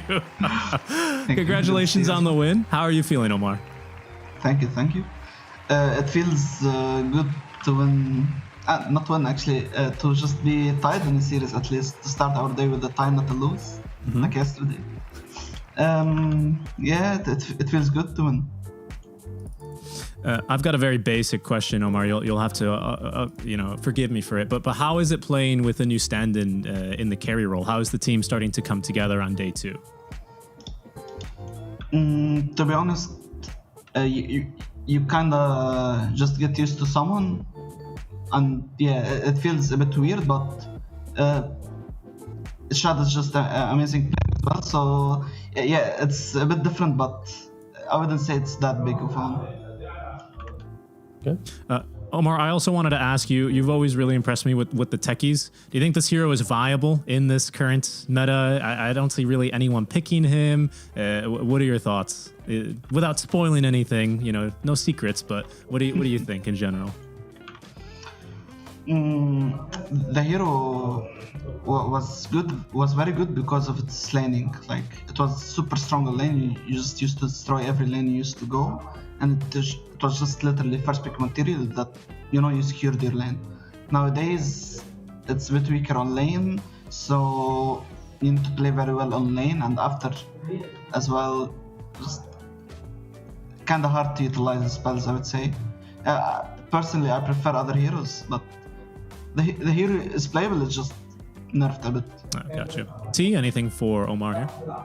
All right. First of all, congratulations, not on winning this game, but on not caring about Warlock, because both of your team, Quest and OG, neither of you picked or banned it in this second game. A lot of other players are crying about this hero. Why do you not really care about it yourself? Is it maybe a playstyle thing for your team, or do you think it's a bit overrated and people are just emotional about laning phase with the fatal bonds? Who told you I don't care, bro? Serious. Personally, I hate it so much. But okay. I guess we just had other priorities. Yeah, I feel like. But personally, I hate it. I don't like it. Okay. Next time you play, there's going to be a Warlock, and I'm really sorry that if we help them pick it. I'm sorry. No, please, no. And I guess my other question was, in this second game, was there ever a moment that you were afraid the game might slip away from you around like the 20-minute mark? Because like they got the first Roshan, they had like big Night Stalker time-ins, Blink Dagger BKBs. Were you surprised that OG kind of slipped away a small advantage that they were building, or were you aware that it was coming and it was kind of just an inevitable moment for you to come back into the game and take one good fight that you did? I think we always believed we can win, but it was just like we played early very bad. Our laning was a bit bad bottom, and overall our early was bad. So yeah, game was shaky. We didn't really play very good, but at some point just game became very easy. Just we could see how we could win very easily. Okay. And I do have one random question, unrelated to everything. I just thought I'd ask you. What's your opinion on Ninja Gear? Like, I'm kind of low-key starting to hate it more and more as time progresses. Like, having this free smoke on certain heroes. Do you like this neutral item? Do you think it should stay in its current place before TI? Like, what's your read on Ninja Gear? As a support player, I think the item is definitely broken. Like, especially when I play against it, or if I have it, I don't know. This item is just too much. It's 10-second downtime, I think. I'm not sure. Yeah, it's 10-second downtime. Yeah. It's very short.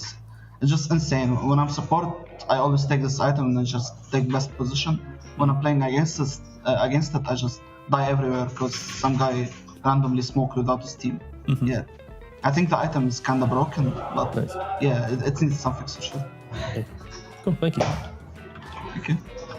Omar, I guess just to wrap things up here, you have two pretty tough opponents coming up, at least on paper. We'll see. I'm not sure how GG have just played right now, but you have Spirit and Gaming Gladiators up ahead. You guys, for a long time, the storyline has always been underdogs, underdogs, underdogs. Like, how do you approach this team? How do you approach these matches? And, you know, as you start winning more and more, like, how does that feeling start to affect you guys and yourself personally? I'm definitely looking up to play big teams such as Spirit and GG. I just like these games because it doesn't matter if you win or lose. You just learn a lot from these hard games usually. And yeah, it's exciting, but it's a bit dangerous, you know. But yeah, we just have to play better, especially better than our last 3 series. We need to step up and we need to try our best to win anyway. Okay. T, anything else or? No, I'm good. It's always great interviewing you. You give us good answers, and I'm happy. I'm in a good spot. So thanks. Yep, very insightful answer, Omar, and congrats again. I mean, not the win, but the draw at least today versus OG, and good luck against your further opponents. Looking forward to seeing you guys more, and at TI as well. Best of luck, guys. Bye-bye. Thank you. Nice lad there as well. I never really thought, until you guys discussed it, I never really thought about how broken Ninja Gear is. I never considered taking that item on a support, but that sounds extremely bonkers. He's right. Get into position, you know, get where you want to go, sneak across some wards. Absolutely. I went to bed last night and I had some dreams, and for some reason Ninja Gear was in it, and I woke up like, and I remembered that it's in the game still, and I think it's just low-key too much. We have this finite resource called Smoke of Deceit, and then suddenly you get to 40 minutes into the game, and now lads just popping smokes left and right and no cares in the world. And yeah, I wouldn't mind it getting a little bit of a something, but maybe I'm just on a mini patch train right now. Like, I'm spewing hate for some things, like some PA. I'm spewing hate to Ninja Gears. I'm really trying to force the next patch through because, you know, there's some things that are unsettling me. I mean, I think you've got a point there. I think I'd love to get into this more, to be honest, but we do have to go to a break here eventually, right? Because we've got some more games going on eventually, and soon enough, right? And T, do you know what your first match is that's going to be coming up? I'll let you hype it up here. Bro, what a test you're doing to me. I think I'm working. Oh, there is. It's on screen. Yes, 9 Founders Tundra. Hell yeah. We got Topson back in. We got the over-aggressive Eastern European team. Thank God there was a graphic, because I was scared for a second because I thought I was doing something else, but I'm doing this one. And this one, my God, is it a good one? Oh, it's going to be a good one. Make sure you guys stay tuned for that. That's going to be all for me today. Our Cryptic is going to be taking on the rest of the day with T Governor. Thank you so much for standing in at short notice and abandoning your game, T, and have fun for the rest of the day. Up next, 9 Pandas taking on Tundra. We'll see you soon. Since the dawn of time, all have submitted to one true ruler. Fate, moments of euphoria, sorrow, acceptance, all are fleeting in the face of destiny. Yet only the bold dare defy this rule. Dare to triumph against all odds. Dare to rise above fate.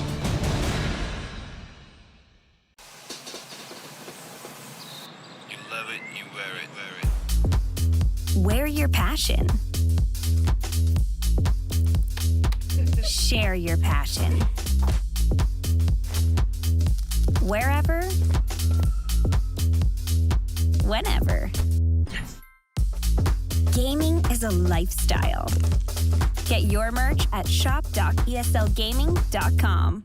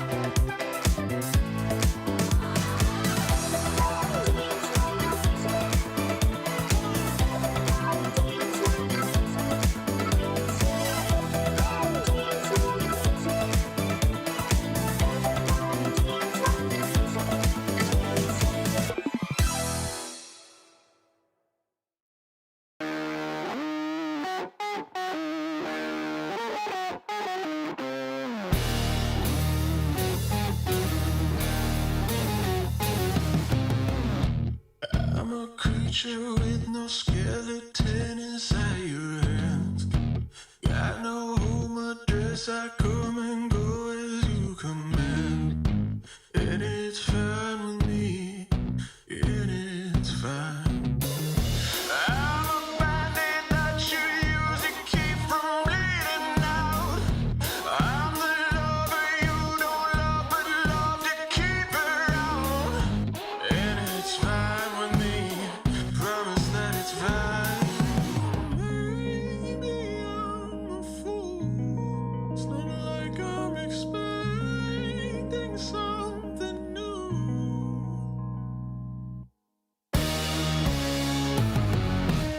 You need examination. I'll be your medication. Whatever, whenever, I'll never tell you no.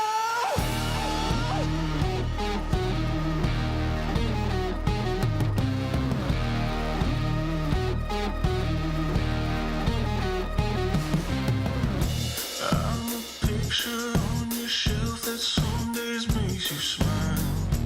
Then I gather dust and watch you go about your life. And it's fine with me. I swear it's fine. I'd be offended if I still had any dignity. Instead of savoring the drink, it's slowly killing me. Say it's fine with me. Tell me that it's fine. Such a fool, but I don't have the will to run from you.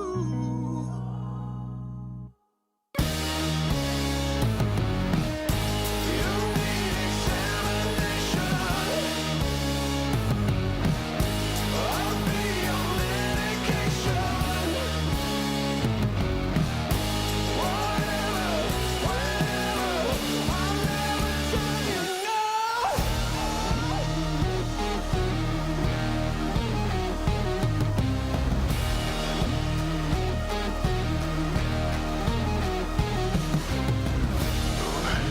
Break me down. Go ahead and break me down. Go ahead and break me down. Go ahead.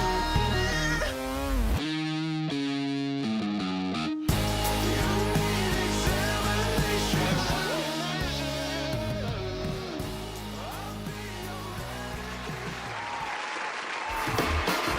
Hello, everybody, and welcome back to Dreamleague Season 21. It is Tundra Esports taking on the side of 9 Pandas in our third series here today. My name is Cryptic. I'm joined by T-Gov, who you guys have actually had the pleasure of working with all day today. So I'm just going to be in here, stepping in now, filling some big shoes. How you doing, man? You got an early start, it would seem. Again, I'll give some context just to fill you in. I just queued in for an unranked game to like whet my appetite for Dota for the day. I get an email. Oh, no. Winter's internet's died. You gotta abandon. You gotta play. Not play. God, cast. That's very different stuff. Anyway, I abandoned my game, joined in, and yeah, now I'm here. So I won't lie. I haven't done my like pre-casting routine. So my mojo's a bit off. My bald head's not as shiny as it was yesterday. My chakras aren't aligned. It's gonna take me a little bit of to get into it, but we'll be good. We'll be good.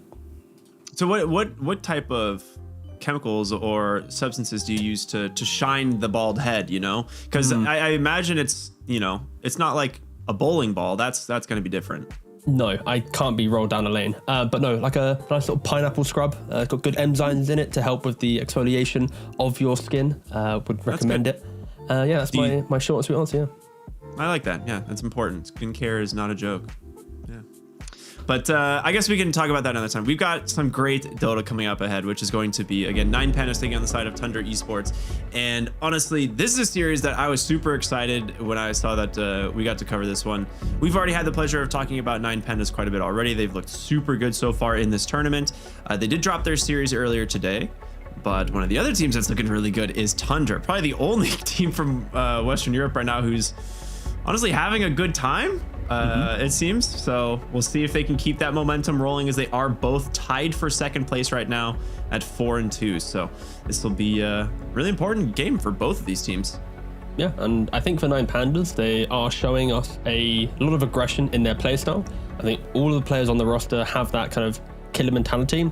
I would argue that I think maybe Kitrak is a little bit too aggressive, and you're still seeing that kind of in the infancy of his career, kind of knowing the limits of when is it too far, when is it too deep to go. We've had windrunner performances in previous tournaments. In game 1 against Shopify, 9 Pandas like getting themselves back into the game, and it's like one Earth Spirit roll to the fountain, and now boom, Shopify run down mid and win the game. And we get to see the Ramses deaths there kind of occur. Don't know if it actually happened, but we know probably there's some level of it. But I think for 9 Pandas, there is a kind of similarity potentially between the ideology of the mid laners, right? Kitrak is naturally very aggressive. Topson is like, of course, the refined form of that, but we will be looking at Kitrak first with his stats.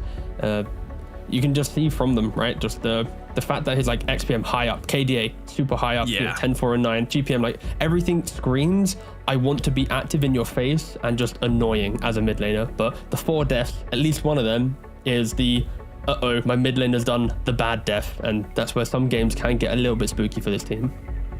I like that, the bad death. That's a good way of, it's a very nice way of putting it. We all have those. You gotta be polite on stream, you know. And I like what you're saying though. Like Kitrak, he is still a very young player, but he's got a lot of talent, and you know, if he gets a little bit more experience, he'll have like some better judgment at times that maybe avoid that one extra bad death he could have. But yeah, in general, he has looked super good on this 9 Pandas team for quite a while now. It's a team that's like, it's fun to watch because you know what's coming, right? It's that forward-thinking mentality, and I think especially when they're playing up against Tundra now, they need to be even smarter now with how they approach the draft, because their playstyle, it's very not obvious, but like you can expect kind of the timings from this type of team. And then when you look at Tundra, like they have this just aura right around them, like this ability to consistently replicate drafts that are so hard to deal with.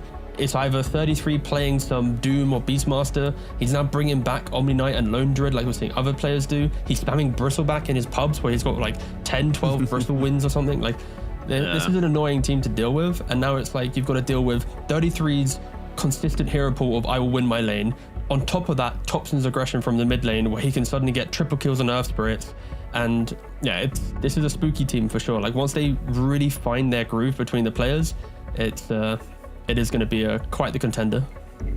It's interesting looking at like the difference in the player stats here, because you would think a player like Topson's going to have a huge KDA average just because he is that like hyper aggressive like mid laner that we've kind of known him to be. But that was the OG style of gameplay, right? Tundra is a little bit more conservative in that playstyle, at least traditionally. So I'm curious. I've been really excited to see how Topson fits in with this roster, considering the different play styles, and we'll see how it works. It's also going to be interesting to see what 9 does on the support side, right? Like seeing him move from mid to support, what heroes he's going to be playing and stuff like that is going to be really cool. So I'm excited. I think that will be a lot of fun. More on Topson though is something that's really cool, is we actually did have a moment to sit down with him. So we're gonna give you guys a moment to maybe get a little bit of insight into who this Topson guy is. I mean, sure, yeah, there's like some mid-tiers that I want to play that are awful, so that's like kind of my guilty pleasure. Sometimes I bust out some Bane or Dazzle mid, and then I feel sorry for my teammates once they lose, but I try to have some fun, He's a cool guy to be around, you know. I mean, I see some Matu in him. He's kind of like conservative, but at the same time, like he's like a funny guy too. But it's been a super short time. We are still like kind of feeling each other out, so not much I can say, you know. The 5 couriers in Dota.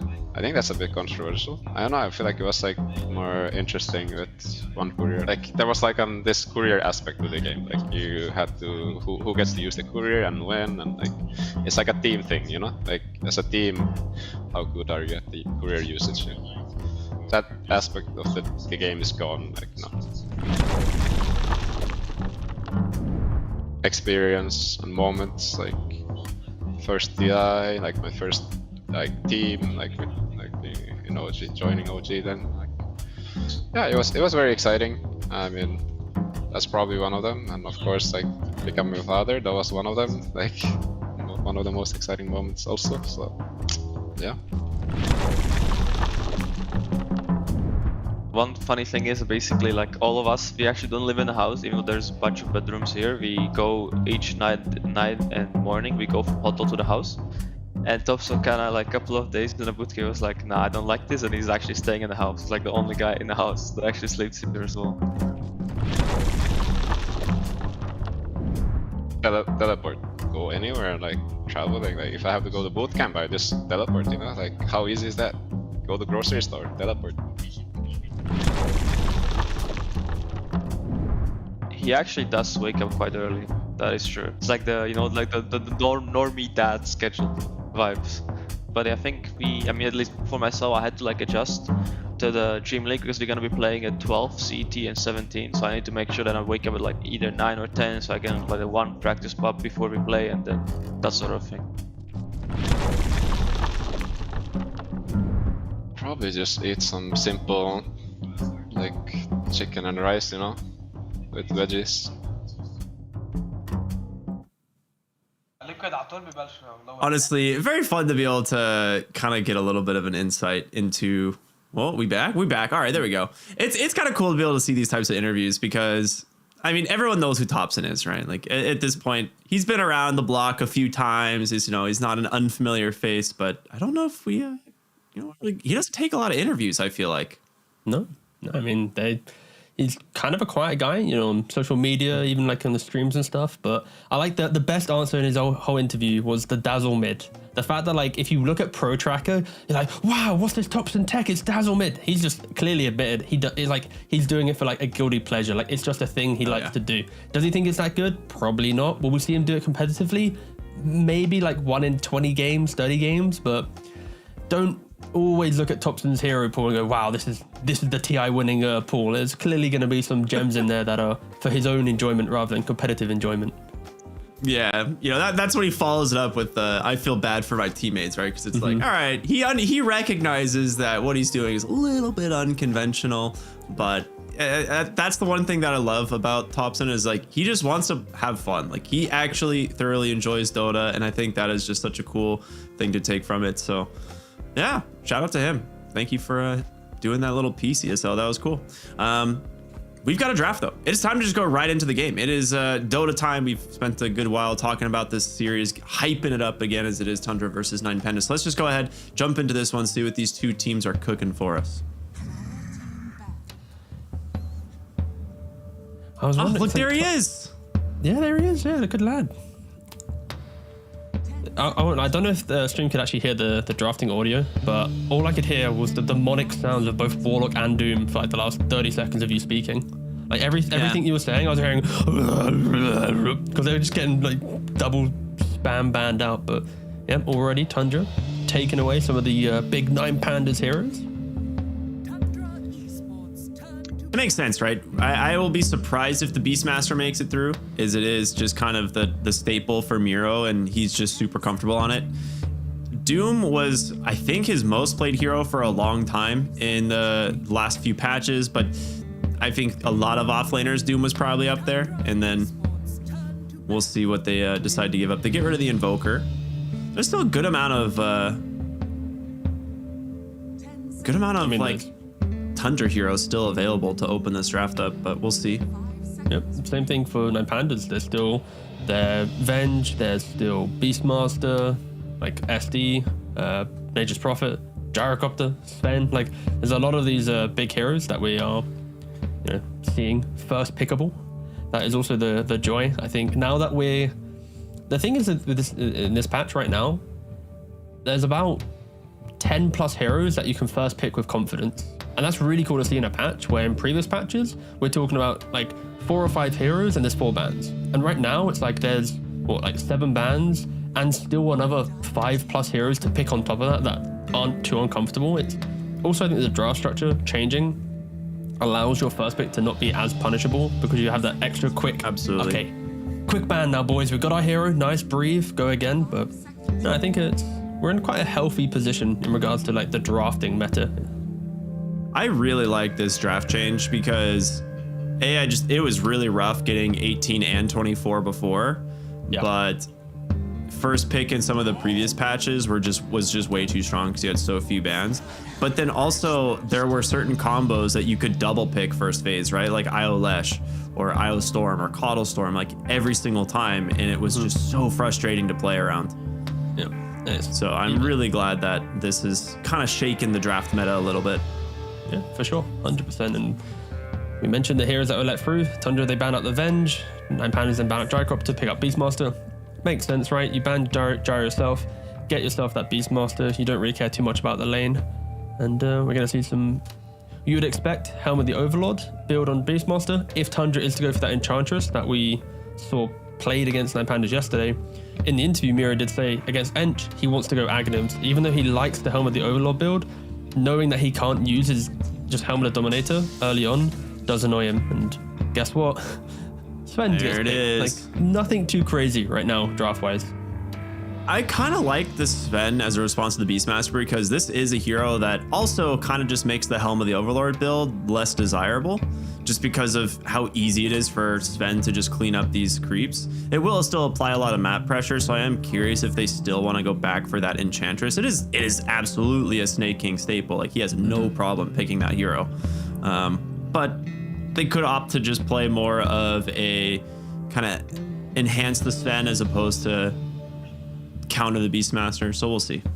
For me, it's like Tundra, they have 1 ban right now to protect this Sven, and I think Medusa makes sense in that regard, because it's kind of easy for 9 Pandas to last pick the Medusa in this phase. On top of that, you're going to have a Beastmaster aura to help out, who can obviously go for the Helm of Overlord that we mentioned to buff it up. It could just be kind of too easy to draft for 9 Pandas. Of course, Tundra, if they have this logic as well, they don't need to ban it out if they have like this, okay, this mid plus support combo will shut her down, don't worry. I just feel like the track record of how 9 Pandas have been playing, the Medusa does kind of elevate their ability to play into this Sven. Get rid of Dawnbreaker and Grimstroke. Man, Grimstroke seems very fun right now. I actually got to play this hero recently, like with his new buffs. They feel really good. Like, this is just, like you've pointed out before, like Dota is definitely a game of feel, and that was a hero that it just feels so much better to play now. Imagine giving a hero the ability to choose when the stun stuns. That alone is quite a big quality of life, where it can run for what, 4 or 5 seconds, but it's like, you know what, I want to cancel a TP, I'm gonna put it for only like 0.1. Like, just that small change alone is really good. And I think the Grimstroke Aghanims in the 4 role, even potentially down the line in the mid role still, this item is so strong against the correct, counter carry matchups, right? Of course, it depends on the meta. You kind of want agi carries to be your opponent, but I feel like this item is always such a power spike if you can get to it. It really is. I mean, we've seen teams just like pick up like Medusa specifically, which is kind of the reason I'm bringing it up, because with the Grimstroke ban, it does kind of lean towards a potential Medusa. Are Tundra banning it though right now? Oh, they ban out TA. Okay. Okay. Also a pretty good ban though. And that is always going to be the issue of being second pick in this current draft meta, where it's like you pick up a hero, you have 1 ban in the second phase, right? It's like, that's quite a spooky concept to have, because normally you'd have a couple bans, 3 bans, you got something to alleviate the pressure. But this time they ban out TA, equally as aggressive as a Medusa in concept, but faster pace.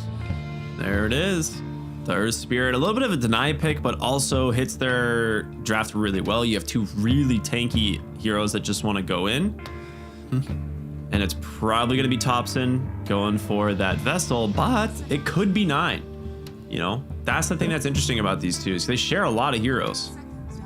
I think it's the reason why it's not the most kind of awkward of role swaps, because 9 from his mid lane traditionally had quite a lot of 4 heroes in his kind of repertoire, right? So when he shifts to that role, he's not having to like mechanically change up what he's doing, because he still had those heroes in his bank, and I think that alone allows him to have the nicest kind of transition outside of other players where it's like you're an offlane to carry.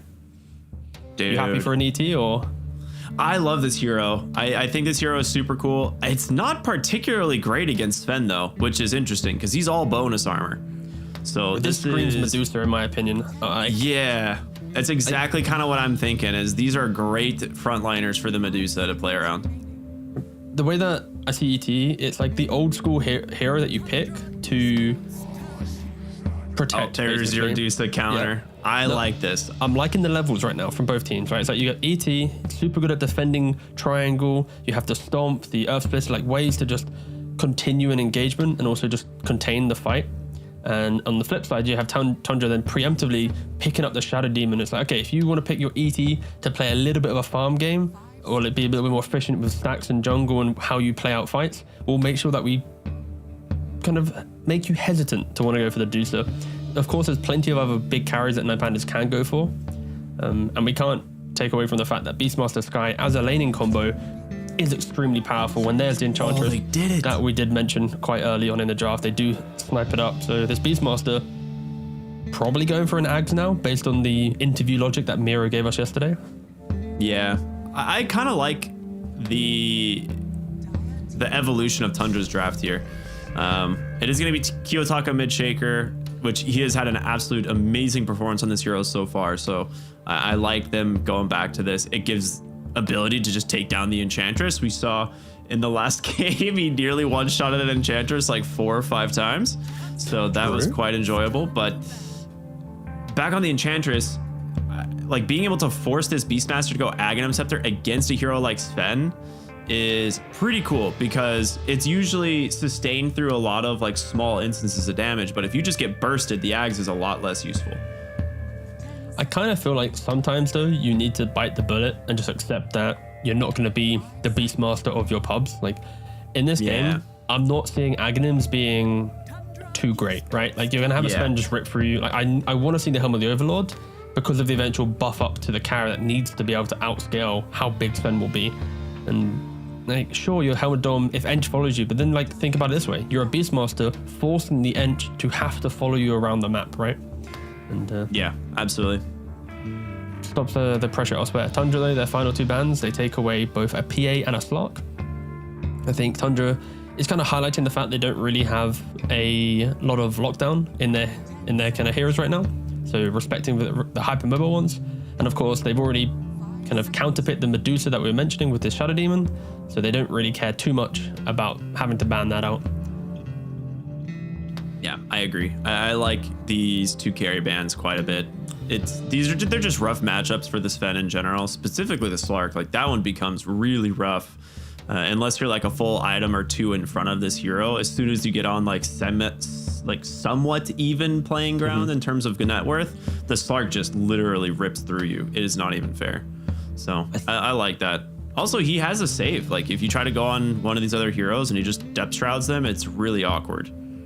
I think Nine Pandas need to be very careful right now, because 33, having last pick in the draft, has the ability to just pick any hero that buys time, right? Like he can go for some Lone Druid right now because the ET laning won't be too powerful. He can go for the Bristleback that he's been doing in his pubs and just be super obnoxious. There's not a lot of damage for Nine Pandas. Like you have Roar into Mystic Flare. I like the Omni Knight ban as well. That was pretty cool. But no, I feel like Tundra, I kind of like the idea of a Bristle right now, because the lane should be so good for them that this Alk needs to retreat to jungle early enough. And also like picking Alk into Sven, like Sven is one of the heroes that buys BKB, has high damage, can 100 to 0 an Alchemist with the correct items, doesn't mind buying an MKB down the line for the mischance and Radiance. It's a very momentum based pick for sure, but I think there is a 33 hero in the bank that can shut down his laning. is Timbersaw even pickable anymore? I know we don't really see this guy that often, but it's like there's 4 melee strength heroes in this game. It's like if there was a good Timbersaw game, you just get a Lotus. But it is just going to be the Bristleback. You're right. I did it, Cryptic. You did it. There we go. I like it. I mean, the Bristleback has been super cool. I think the new Aghanim Scepter is honestly really good. So I like this a lot. So I'm just basking in the glory. Give me a second. Please keep doing it. No, I feel like when I look at 9Panda's lineup, it's everything kind of boils down to they need a carry that will tie everything together, right? Because Beast Sky should have a good laning. Earthshaker will always hit his timings, right? There's never a moment in a game where you go, oh, Shaker needs to recover. Like he's always at the forefront of, like, he's at the top of the net worth, he's doing everything, right? And for 9Pandas at least, it's like this out pick pre-Bristle should give them windows to be aggressive. Like Tundra doesn't have a lot of damage, but I see this Bristleback pick and he's going to be able to buy so much time that Topson can rotate to the Bristle. Sven just farms behind. Also, don't forget that SD in the 4 role will be near the triangle to make ancient stacks. So if the game goes well for Tundra, Bristle starts to play aggressive behind tier 1, SD's making triangle stacks, Topson's rotating in. I feel like Tundra should be able to hit their farming stride quite effectively to keep up with this Alchemist and never really let him chase away with the game. So I'm kind of leaning Tundra's draft, by the way. Sorry, who's going to take the stacks? Yeah, so you think they just give him to Skitter, or do you think you give it to Bristleback to like get the early momentum rolling? I think it depends on how good Sven's game's going. If he's having a good game, then Sven might never want to leave bot lane to prevent Beastmaster from taking his tower. So then 33 just takes him to have a good game. If the game's awkward, 33 will need to play deeper onto the Dire side, therefore Skitter kind of slots in behind. I think it's quite a dynamic thing based on game state, and we'll see how it goes. But it's cool to have multiple options for it, right? Like it's always annoying where it's I need my Medusa to hit the Ancient, but she needs 12 minutes, and then suddenly like an Alk walks in and steals them, right? Like it's nice to have a plan B. They just start contesting. And they have a great team for doing that. Like they're gonna have a pretty strong heroes that can just walk into your, big stacks. Elder Titan specifically, probably one of the scariest, right? Like if he scouts like these massive stacks in the jungle, he's just gonna throw in a spirit and use him to just slap you down. Really? 9Pandas, of course, smoked up Tundra, not opting to use a smoke. I feel like there's a lot of analysis to be done on how teams approach the early game, where they place the wards, how they smoke, do they look for the kill. There was a window in the start of the big patch that we had where the teams would always be hunting for that engagement. The amount of 5-on-5 scraps that we'd have in the early days of this meta was incredibly strong, but now we often see quite a reserved approach from teams nowadays. Yeah, I mean, I feel like we've seen certain games just go completely the wrong direction, like not what we would have expected out of the lanes because of, a bad first blood or a bad first couple kills that happened before the horn. And I think 9Pandas are probably just content with like a couple bounty runes and going to their lanes, because honestly, I don't feel like mid lane's going to be that bad for Kiyotaka. He should do pretty good into the Earth Spirit. And Ramses, yeah, he's against Bristleback. It's a little bit annoying, but those first like 3 to 4 levels, he should be okay, I think. Yeah, I think it should be pretty good in that regard. I don't expect any, like, lanes are pretty stable from both teams, right? Like you've got the defensive capabilities of an ET, but that's where the Bristle, if he gets like a slight level advantage, he should crush that. And I think Beastmaster Sky normally wins most of their lanes out. Shaker normally wins his lane, so 9Pandas, they have quite a lot of good lanes, and they did the sentry trick. They did the sentry trick, yeah. All right, cool. So just in case you aren't aware, guys, you place the sentry beside the tree. The tower doesn't see it, but once the creep wave walks past the tower, it then, of course, the sentry's in vision. The creeps aggro the sentry, take a little bit of time to kill it off. So you get a full body block, and the creep wave meets underneath the tower, naturally pushing it into the Beastmaster. So you often do this in lanes where you can't really play into the lane, where Ench into Beastmaster, not really a playable lane, so they use the sentry to set themselves up. Often this is paired with blocking out the hard and small camp, and you just stabilize the lane in a position where Ench doesn't have anything to really play around. And yeah, you see Antara's already doing it here. Yeah, really nice stuff there from 9Pandas. Yeah, this is a really good way to address the Enchantress hero. This is super sick. And Sneyking, of course, will just go the Nature's Attendants, level 1, because he has, you know, really no other options to play around. So just going to try and trade effectively here, but laying in a fantastic spot here for Miro on his Beastmaster. This is the best possible scenario. As we take a look at some of these other lanes, though, because they're, I'm sure they're going to be a little bit interesting. Top lane, we've got Ramses and Solo here. Double melee versus a Bristleback Shadow Demon. So, ooh, they just get their level 2 timing, and it looks like Ramses, all right, he's just going to throw out the stun, have a little bit of fun with this one, but Solo into 9. I feel like Shadow Demon is probably one of the better supports at dealing with Elder Titan in the lane, right? Yeah, of course. I think any hero that has attack slow or just stun banishment is going to be good. So of course that Shadow Demon fits into the banishment category of those 3 I mentioned, and just create distance away from the right click. And to give context as well to 33's Bristleback, he is going for Vanguard, Mana Boots, Aghanims. With the Aghanims on Bristleback, you get to turn your back around and get 6 quill sprays off. And it's quite high damage, also kind of keeps you tanky because you get to kind of just reposition whilst doing damage. It's just very much like a mid-game tempo style hero, and you cannot disregard how important Nasal Goo is as well. Like getting that minus armor reduction, especially onto a hero like Alchemist, who's relatively starved on armor throughout the game, you throw a Sven into the mix, this out can be going down. So all eyes on how this Bristleback is going to kind of convert from the 33 pubs into 33 pro play. I'm honestly stoked on Bristle. I got to play this hero for the first time recently, and again, just another one that just feels really fun, really interesting new playstyle.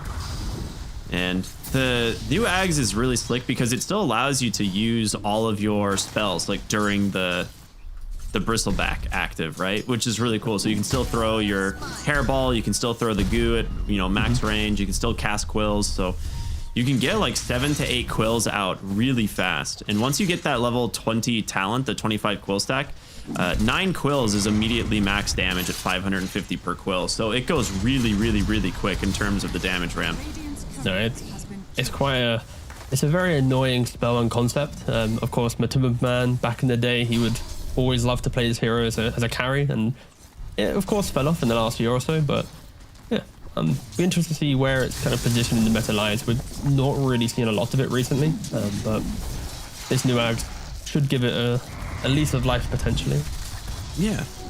I honestly wouldn't be that surprised if we start to see it picked as a carry occasionally, because I think it has like pretty nuts tempo if it goes well, but yeah, we'll have to see. 33 is taking a ton of damage, but it's just a quick rotation from Topson here to the top lane as Ramses will throw out the concoction. They're trying to nail that first blood, and it will go the way of 9's Shadow Demon. Plenty of stacks built up there. Well, an early rotation like this. Yeah. After it, he just walks the top, uses a stone, gets that extra bit of roll duration, or sorry, distance, connects on an engagement, and then boom, TP's back to mid. Often you see mid TP to top to walk back to mid, but no, Topson, because he's quite a hyper-mobile hero, he does it the inverted way, and I think these are the small things you need to do against a Shaker. If you just stay static in the lane, you are going to have that awkward CS deny issue, but when you look at the scoreboard right now, Topson, he's done a very good job at preventing Shaker from building up the denies, and it's rare to see actually being kind of relatively even between the two of the mids. Yeah. Earth Spirit is definitely one of the better ones at playing against the Earthshaker just because of how good that Boulder Smash is, right? It one-shots range creeps at level 3. It nearly one-shots them at level 2, so it's pretty cool to be able to just nuke the wave down and not worry as much about just this constant enchant totem spam. But in terms of denies, though, look at Skitter, man. He is sitting at 17, like incredibly solid CS so far in the bottom lane here on this Sven. And it's kind of expected, right, with how much they've, you know, committed to shutting down this bottom lane, but gives space for Sneyking to come mid and look for a kill here onto Kiyotaka. And that will be absolutely worth it. Topson just letting that magnetize rip right away. Yeah, really nice move there, and it's kind of a read because 9 Pandas, they've not played the Beastmaster Sky lane with the axe spam plus the concussive shot. It's been a place a sentry ward, block camps. Sky's played away from the lane. And it's what's given Sven this freedom to do whatever he wants. And now, Sneyking and 9, it's like, okay, let's just make the move. There's an underleveled Sky and there's an awkward position 5 ET. Like, what are they going to do into us? Especially when we have the jungle on our side. Is Enchantress bringing in the Acorn creeps. They're called Acorn creeps, I'm sure. Yeah, just really able to just kind of destroy 9 pandas. And I think that's the big concern right now. If you are 9 pandas, your Beastmaster has no game, your Alk needs to farm for like 12-13 minutes, and your Shaker is gonna get towards a Blink Dagger, where his entry slam isn't gonna be killing a hero. He's gonna be either slamming a Sven, a Bristle, or an Earthgrip. All of these heroes are immensely strong, tanky, and strength heroes. Like, 9 pandas are gonna have a very tough road to get into this game, I feel. Now you need to be very careful, don't give away any cheap kills, and respect the fact that Tundra at any minute can just set the pace of this game very quickly. Yeah, absolutely. I mean, Ramsey is still farming well on the Alk, of course, but it is 33's Bristle that is surprisingly farmed already. Like, he is doing a really good job at just manipulating the creep waves and farming extra camps around the map. So he's definitely giving himself quite a bit of a net worth advantage just already from this offlane. Wisdom runes are going to be traded 1 for 1, so no real battles over those. And a little bit of aggression bottom, but he might need to be a little bit careful. But he does have Topson right behind, and he wants to roll on in. Miro only level 4. Topson doesn't connect onto the roll, so we'll just back away, it seems. They did keep the catapult alive, and that's really what they're looking to do here. Get that extra chip damage onto the tower. But Miro, if you look at his quick buy, he's looking to go for that Dominator. Like, in the interview, he was saying that he doesn't like it against Hench, but clearly there was maybe some team discussion after that game going, you know what, you need to accept the fact that that is just better than the Aghanims, and yeah, looking to go for it. Yes, yeah. Enchant. I mean, you made a good... Oh, that's one way to farm a stack. Kiyotaka with that little tumbler toy. Hello. Okay. You just love to see that stuff. It's always funny. Yeah. Just the old... I think Tumbler's toy is one of the nicest neutral items in the game, just visually as well. Just what it does. Oh, just makes you happy. When you see someone juke with it, like, oh. When you see someone kill with it, yeah. But Topson using his arcane rune, just being annoying. Yeah. He's going to be able to keep this magnetize going for quite a while, so... Okay, never mind. It's going to end now. Nice little stomp there. Oh, never mind. Still sticking on top of Kiyotaka. Quite annoying. Solo now very far forward, out of position, and the rest of his team forced to back away, and that's just going to be a freebie here in a moment. Probably going to go the way of Topson. It is. That was very nice of 9 there. He was like, oh, I could pop this poison at any minute, but I'll let you take He's the looking kill. for Antares. Topson's got this arcane rune rolling, and it is just so easy for him to make these connections. A little bit of an enchant setup there from Sneyking, and they are off to the races in this game already, putting so much aggression in this mid lane. Yeah, I look at these heroes, it's like, damn, Tundra, that early game is just so strong, and Ramses, he's popping the ultimate to run in to try and contest stacks, but you're running into a Vanguard Bristleback. Like, if anything, you're forcing Bristle to take away the stacks from the spend, but it's not as if you're taking away the gold, the net worth. It's still going to go to someone on the side of Tundra. Yeah, they really thought they were going to be able to sneak this one, but pretty much everything goes to Bristleback there. Instant D1 as well from 9. Huh? Good at setting up, or good at rather disengaging from this Elder Titan, who has 180 bonus damage at the moment.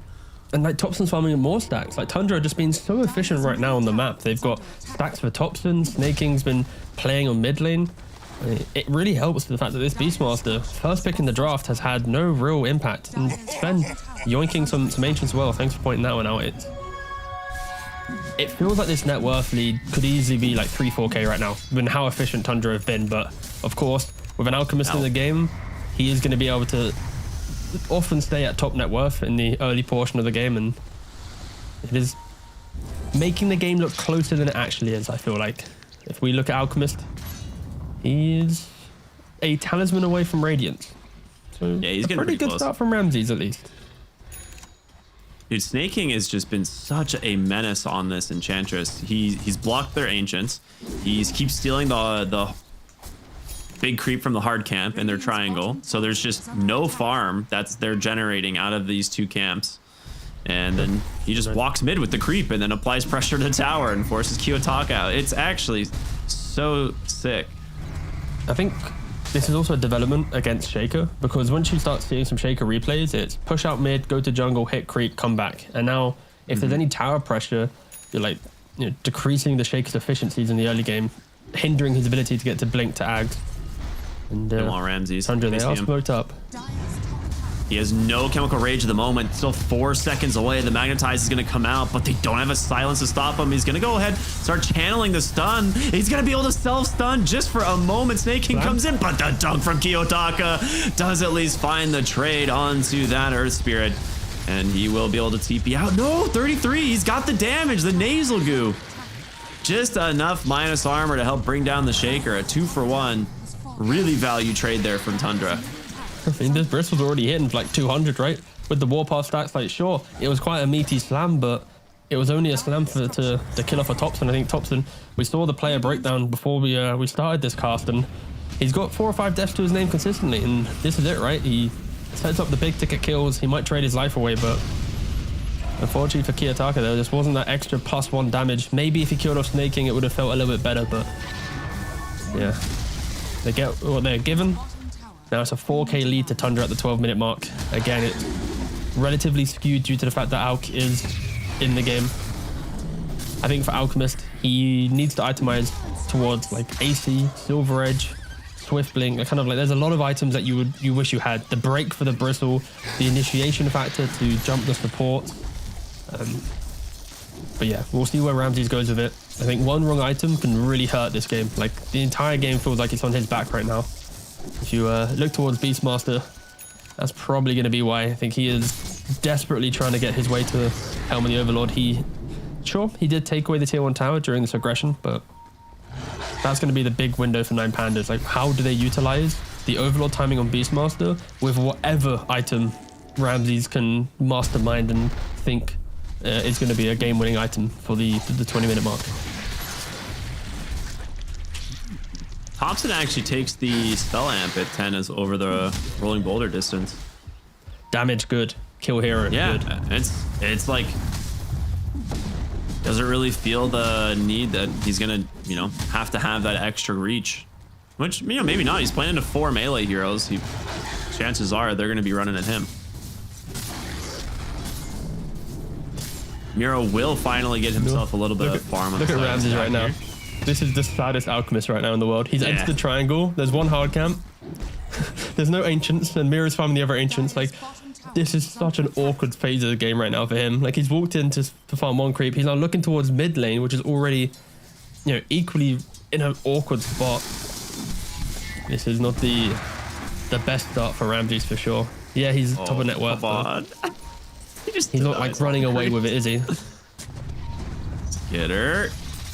Oh, Topson just gets baited there for a moment. A lot of damage coming out as Antares drops the Mystic Flare. Self-stun again from the Alk, but Skitter, he's in too far.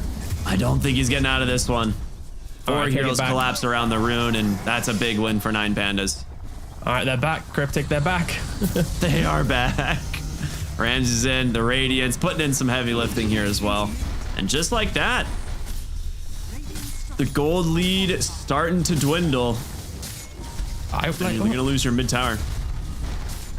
I mean, fair play for 9Pandas to find that. Like, it's a Sven and an Earth Spirit hugging a haste rune, right? It's a rare chance to find initiation, especially with, like, when you look at the Alchemist from like our perspective, it's like kind of despair mode, right? And 9Pandas, they see one opportunity to make it, and this is a metric load of stack, and 33.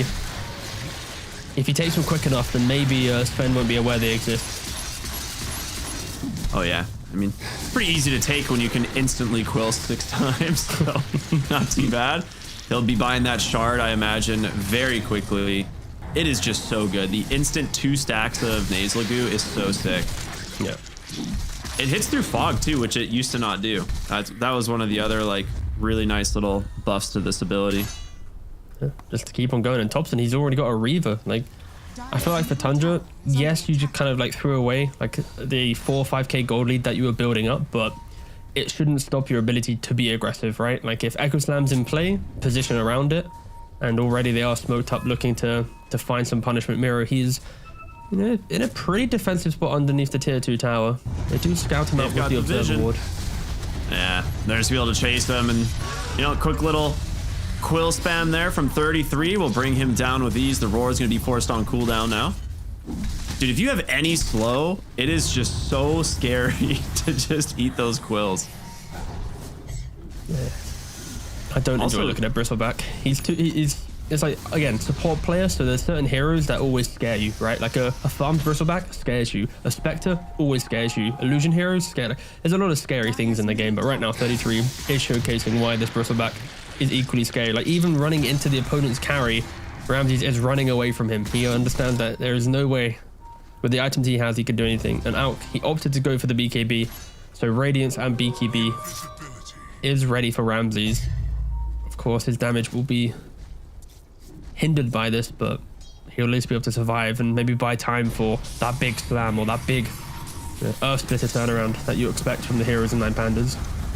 Well, they are going to try and make a play here onto Ramses in the 4th core of the game, Sneyking, which I didn't really notice initially. He is going the Dragonlance for Impetus, so he's going to try and be a damage dealer, but gets punished pretty heavily for that one.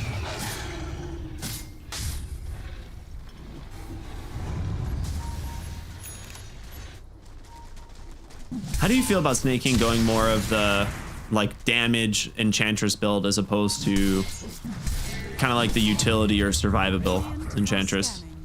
There's so much frontline for him that he can easily go for this build and not be punished because his cores are naturally very tanky and can play independent from him. And like if he goes for this healer build, then he is going to put himself in a position of soaking up the ET spell or the slam, right? And yeah, I like the idea for sure. I think this is going to be the game that in half an hour's time it's wait a second, he's got a Dragon Lance, wait, he somehow bought an MKB, oh, he's killing the Alchemist. Like, that's the narrative that I can easily see developing. Yeah, but you need to make that choice early on in the game, otherwise when you try to pivot to be the damage dealer, it's kind of a little bit too late, right? You're a Locket and a Glimmer too deep to become a right clicker. Yeah. Our Observer pointing out some really big item pickups here for the side of 9 Pandas. Of course, the Aghanim Scepter for Kiyotaka, but Alchemist actually finding a Vamp Fangs here from the jungle, which is super nice. Good dodge there from 9. That is going to completely turn around this fight as they just turn the aggression. Huge 3-hero Magnetize and Topson wanting to change, looking for Antares. We'll keep these stones going. Does keep that Magnetize rolling, and he will find the Skywrath Mage. Ramses forced away, obviously. Don't know if they want to. Yeah, this doesn't look like Skitter is willing to pop the God Strength and go for this. But 2 nice kills into the mid lane. Looking for potentially more here.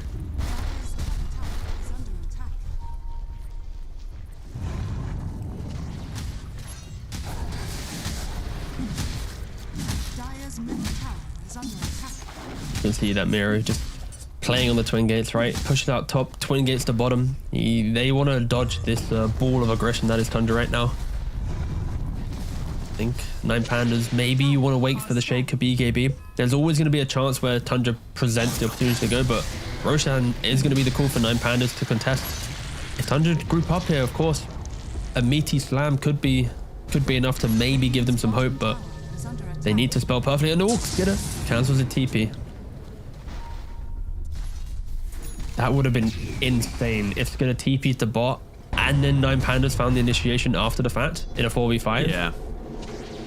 I mean, they're going to see Skitter on this ward here, so they know he's not really there. But also, it looks like 9 Pandas heading bottom, thinking that maybe someone might have made their rotation down here.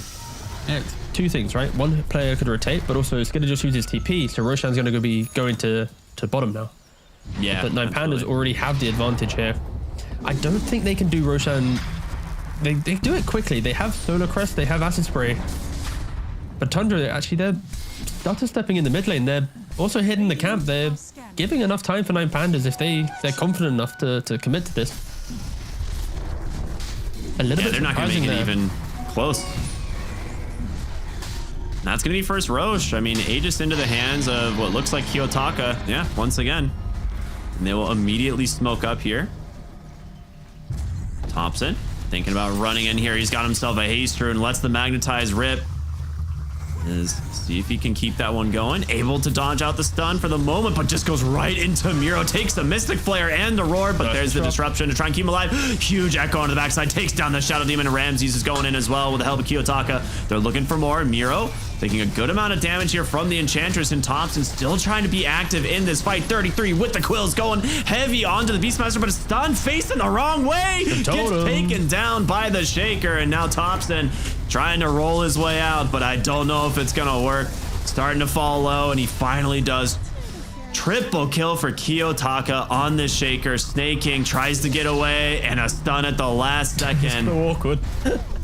Make it an Ultra. The slowest Ultra kill ever.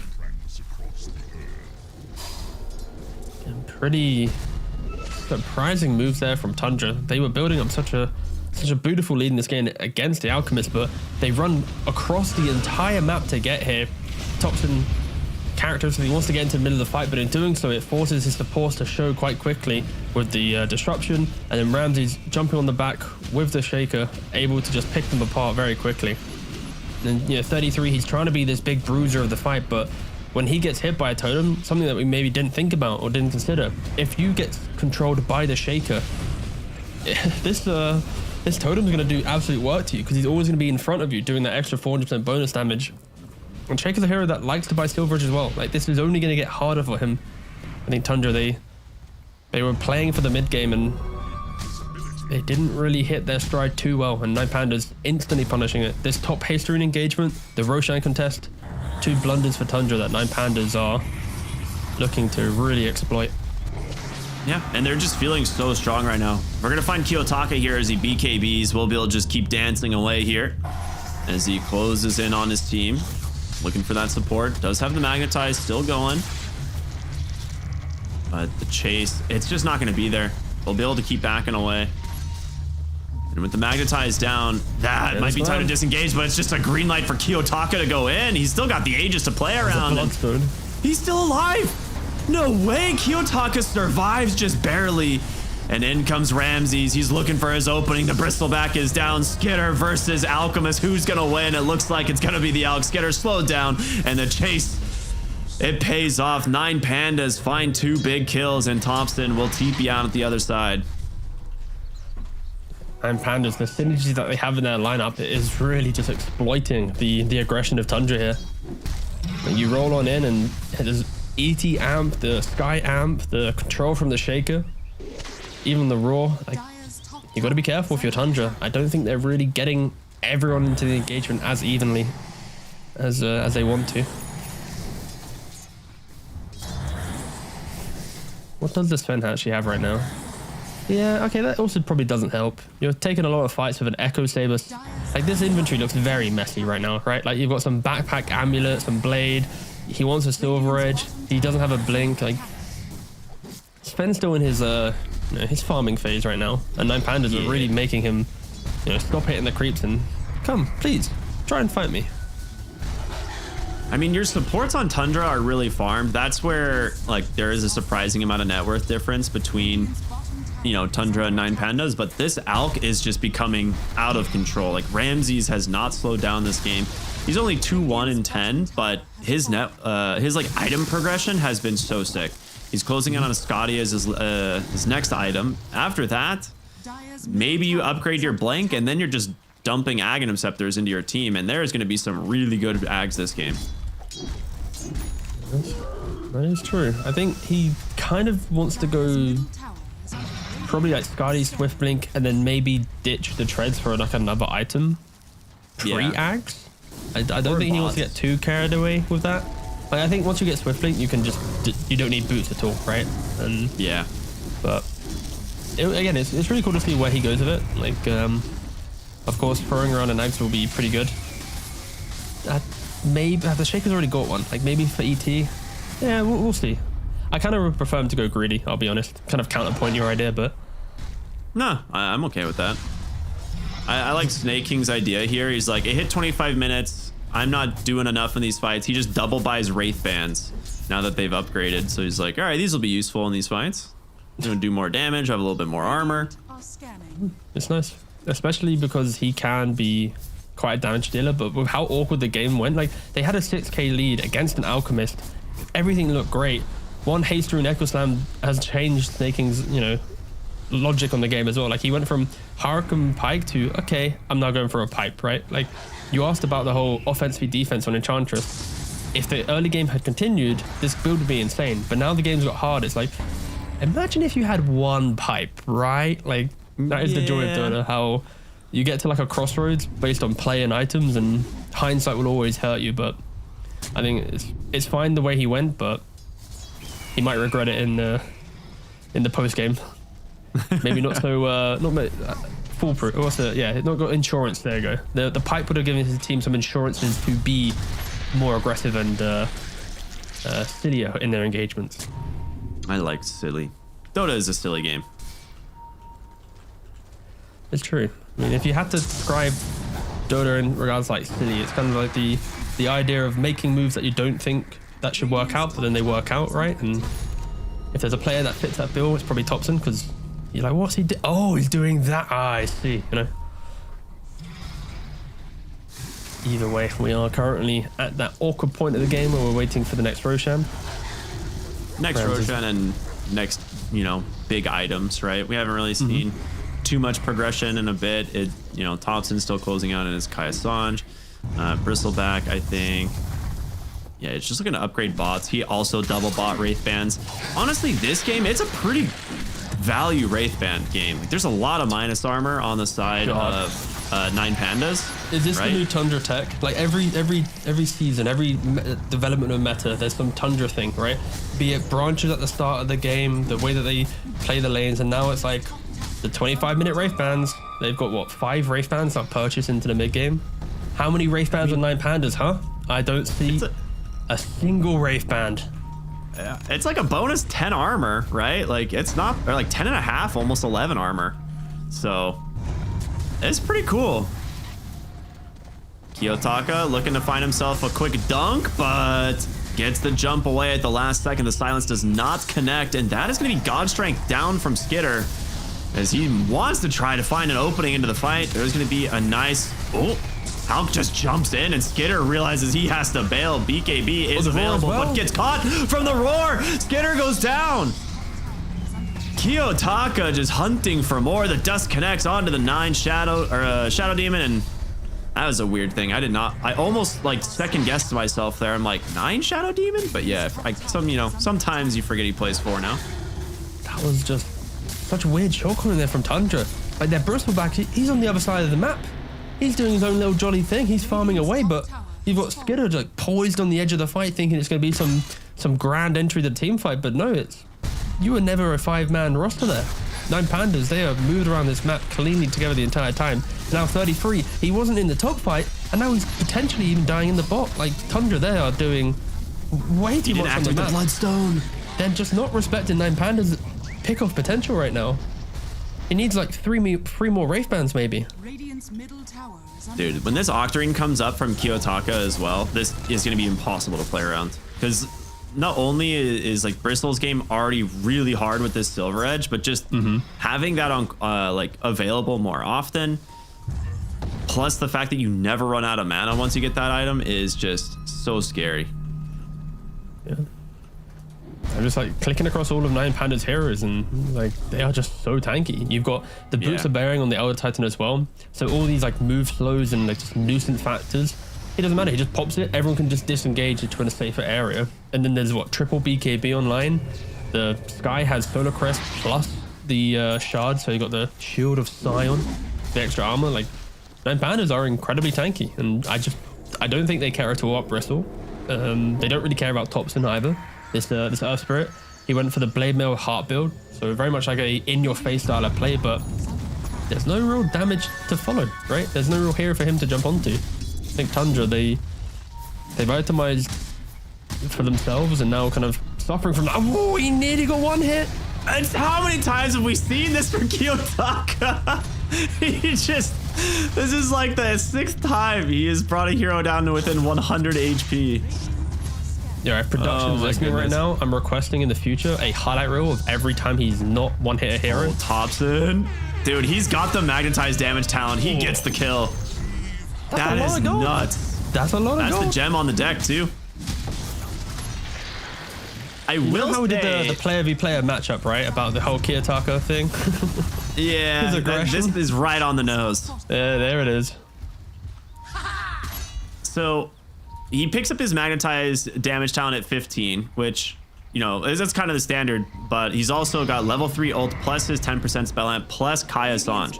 So his magnetize is doing almost 200 damage a second. Like, that is a ridiculous amount of damage. And if he can just keep that rolling, it's scary, man.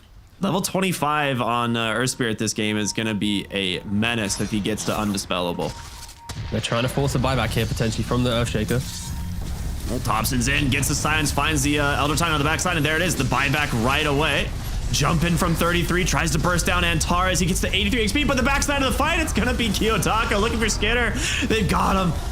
The BKB cannot save you from this Alk, and now it is just fun time for Ramses and Kitrak to get to work on these other heroes. Topson falls low, falls to the Earth Splitter at 33 on the run. He's got a Bloodstone active, but will he even get a chance to use his spells? No, the break comes out again. They get the kill. Kitrak reclaims his gem 4 for 1 as another Roshan will go the way of 9 Pandas. And Tundra, they're trying to punish the fact that they found this clutch pick on the Shaker. Kitrak just not afraid to use that buyback, get straight back into the fight. And Tundra, you're not seeing the connection of the heroes, right? It's not like the Earth Spirit jumps with the Sven to get the kill. The Bristle sets up the vision. I feel like Tundra are playing very independent, very recovery mode. And Snaking's even thrown in a third Wraith Band into the mix, by the way. He had 2, game gets harder, gets 3. I think if he does go for 4, that's when it's a bit awkward because he's now selling items for them. I don't think they're that good, but Tundra, they are really feeling the issue of just not having a Blink Dagger on their Sven, I feel. Like, there's so much vision to be given through the positioning of Bristle and Shaker. Like, if this Sven had a Blink, Daedalus, still, like, of course I'm talking about a lot more gold. Like, there's no way he's going to have it right now, but they're just not in the position to take that explosive entry to the fight that they may be expecting with the heroes that they have. Yeah, absolutely. And it looks like Ramses is actually opting for Overwhelming Blink, maybe, which is not really what I expected. Usually, like you were saying, Swift Blink is just so good because it allows you to kind of get rid of your boots. I'm assuming he'll take the Chemical Rage movement speed, but maybe in this game, if he's planning on keeping the treads, maybe the regen's better. Yeah, potentially as well, just constant slows, right? You're going to have already a 6-second BKB on the Sven, so get into the mix, punish that. You got Shaker spells, controlling. There's already enough damage. Maybe he doesn't need the right-click damage, more just let me survive. He could also be respecting the Sven might become a hero at some point in this game, and if he does, having that extra 25 strength could be enough to save me. And if they are to win the series and he does the interview, that could be an interview question. I like it. Write it down. Write that down. Yes. Writing it. Oh, bottom lane Skitter. Miro's gonna find him, gonna hold the roar as maybe he's waiting for more heroes to kind of show up, but instead Skitter just turns it around. The roar will finally come out. The Earth Splitter as well connecting. Skitter trying to TP on out, and they won't be able to stop that, so looks like it might just be Snaking's Enchantress TPing out in the middle of a Mystic Flare. Is not gonna do you a whole lot of good. And he builds these 3 Wraith Bands to get a bunch of armor to try and survive all of this physical damage and armor reduction, and then you just have a Skywrath that dumps a Mystic Flare on you. So much damage. Oh, top lane, they've broken the Bristle once again. Topson coming in to try and buy him some space, but it's not enough, and he's gonna do what he can here with the Magnetize, and he is tanky. You don't have that Chemical Rage available. He will pop the BKB. Topson does get the Magnetize onto 4, but finally dies, only claiming the Aegis. And 9. Oh, Kitrak just barely off with the slam there. Okay. Tundra just show on the map for a second, they die. Like, I'm just like looking around like, oh, you're now pressured. Yep, you're fighting. Oh, yep, you're dead. Kitrak is actually going for a Lincoln Sphere. Is that just for Demonic Purge? I guess it makes his enchant totem like pretty rough because you can't use it.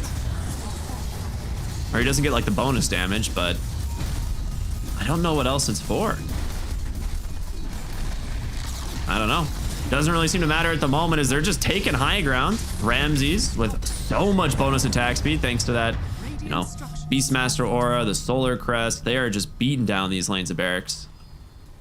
And Kiyotaka, of course, having fun in the enemy base, looking for himself another kill. Just classic Kiyotaka. So will he stay here? He's going to keep doing this. He has a ward. He's going to keep doing this. I mean, yeah, he's out of vision. So there was vision. Oh, the courier actually from Bristol just passed over him. Didn't catch him.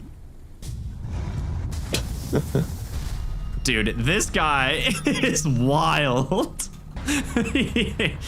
Oh, man. All right.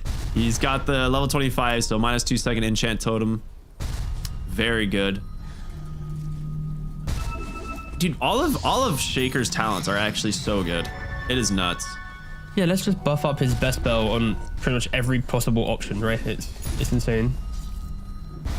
Dude, it's like you get enchant totem and you're like, wow, this is such a good talent. But then you realize like you're also giving up 200 aftershock range. Like that is also a ridiculous talent. And on top of that, it's like you do all this damage and you have 4,000 HP. Oh, yeah. They're trying to go into solo, but with the roar. There's the roar immediately from Miro. Forced out to get him out of the Mystic Flare, but in comes Topson. Gets caught from the silence. Ramses is in as well. The BKB's out. Kiyotaka on the backside takes down 9, but it's a carry v carry battle you got to worry about. And Alk is winning, baby. And big. The nice Earth Splitter takes down 2 more. Double buyback here from the side of Tundra as no heroes have fallen on the side of 9 Pandas as Kiyotaka is definitely looking for more. Ramses channeling the stun, jumps in, overwhelming blink does catch 9, Shadow Demon, they finish him off. That's gonna be the dieback, and now Sneyking trying to do his best to get out of here. The cheese gets consumed, and Kiyotaka finds himself another. The only thing 33 can do is watch as, well, his buildings fall. Maybe he's gonna do a little bit more than watch right now. He's gonna die. I mean, they just double blink in front of him. Like Tundra, they just can't take the fight. They're gonna call the GG, and what a game from 9 Pandas. Like they're under the threat. They're under just the laning phase dominance of Tundra just being so in your face. The Ench rotating to mid, the Bristle playing behind the tower. But 9 Pandas, they just see an opportunity. You know, water portal intact there. And yeah, they just itemize perfectly to play as a team. They hit this mid game and just never let down. They punished Tundra beautifully, and it all started from the Echo Slam on the top haste rune to kill off the Sven and the Earth Spirit into then what was a really strange Roshan contest from Tundra. Just gave 9 Pandas the freest of entries into this game, and they just never let off the pressure the entire time.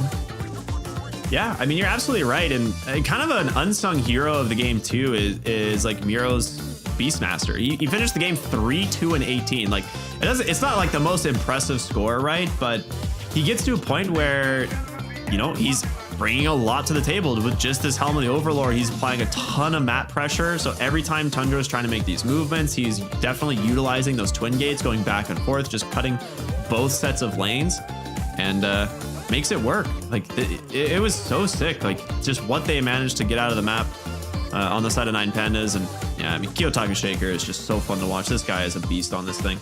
Yeah, and on top of that, you got 9 Pandas, you know, solo, just to control what he's doing. And I luckily, okay, you do see it. I was hoping the production didn't show it, but I was going to do a trivia. How much damage did you think? Oh, there we go. Just in case you weren't listening. All right, so, or watching. So Skidder, he actually did the lowest damage in the entire game. We can now show that to the audience there. 10,000 damage. It felt like we were missing a hero on Tundra's side. And I think, unfortunately for him, it was the items that let him down there. The lack of a Blink Dagger, the lack of a quick initiation to follow up on Topson to ever punish this Alchemist or anything through BKB was a bit of an issue. So yeah, Skidder was a little bit left on the side with his 1-5 scoreline. I'm kind of enjoying this like scoreboard / conversation style thing. That felt good. You know, we should keep that in the future. I'm sure that production would love losing all their graphics just to use basic solo UI, but still, yeah, great game from 9 Pandas, and they're super scary when they hit their stride. Like I will happily say that every single time. Like when they get to their timings, this is a team to be reckoned with. Yeah, they absolutely are. I mean, they're just so fun to watch. This team, it just plays really intense, like really hyperactive Dota. And I love that. It's really interesting. One of the things I think was so weird this game is I looked at Tundra's jungle items. They have 4 Vindicator axes and then an Elven tunic. I'm just like, What? Like, why do they need this many? I guess It's if armor, you're getting right? stunned by Shaker, it's the armor. There we That's go. like all they can do, right? Is like hope that you just survive for that quick moment if you get stunned by the Shaker. I mean, 20 armor to try and survive the enchant totem. Maybe it works, but not this game. So well played from 9 Pandas. We're gonna go to a short break, everyone, and we'll be back with game number 2, obviously, of Tundra versus 9 Pandas here on Dreamleague Season 21. Stay tuned. We'll see you after the break.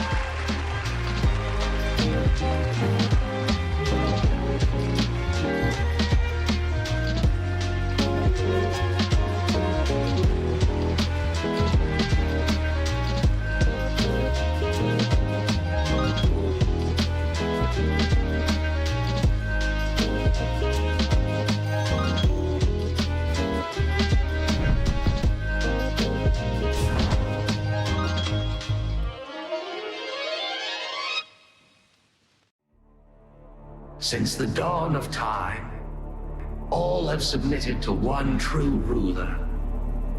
Fate, moments of euphoria, sorrow, acceptance, all are fleeting in the face of destiny. Yet only the bold dare defy this rule. Dare to triumph against all odds. Dare to rise above fate.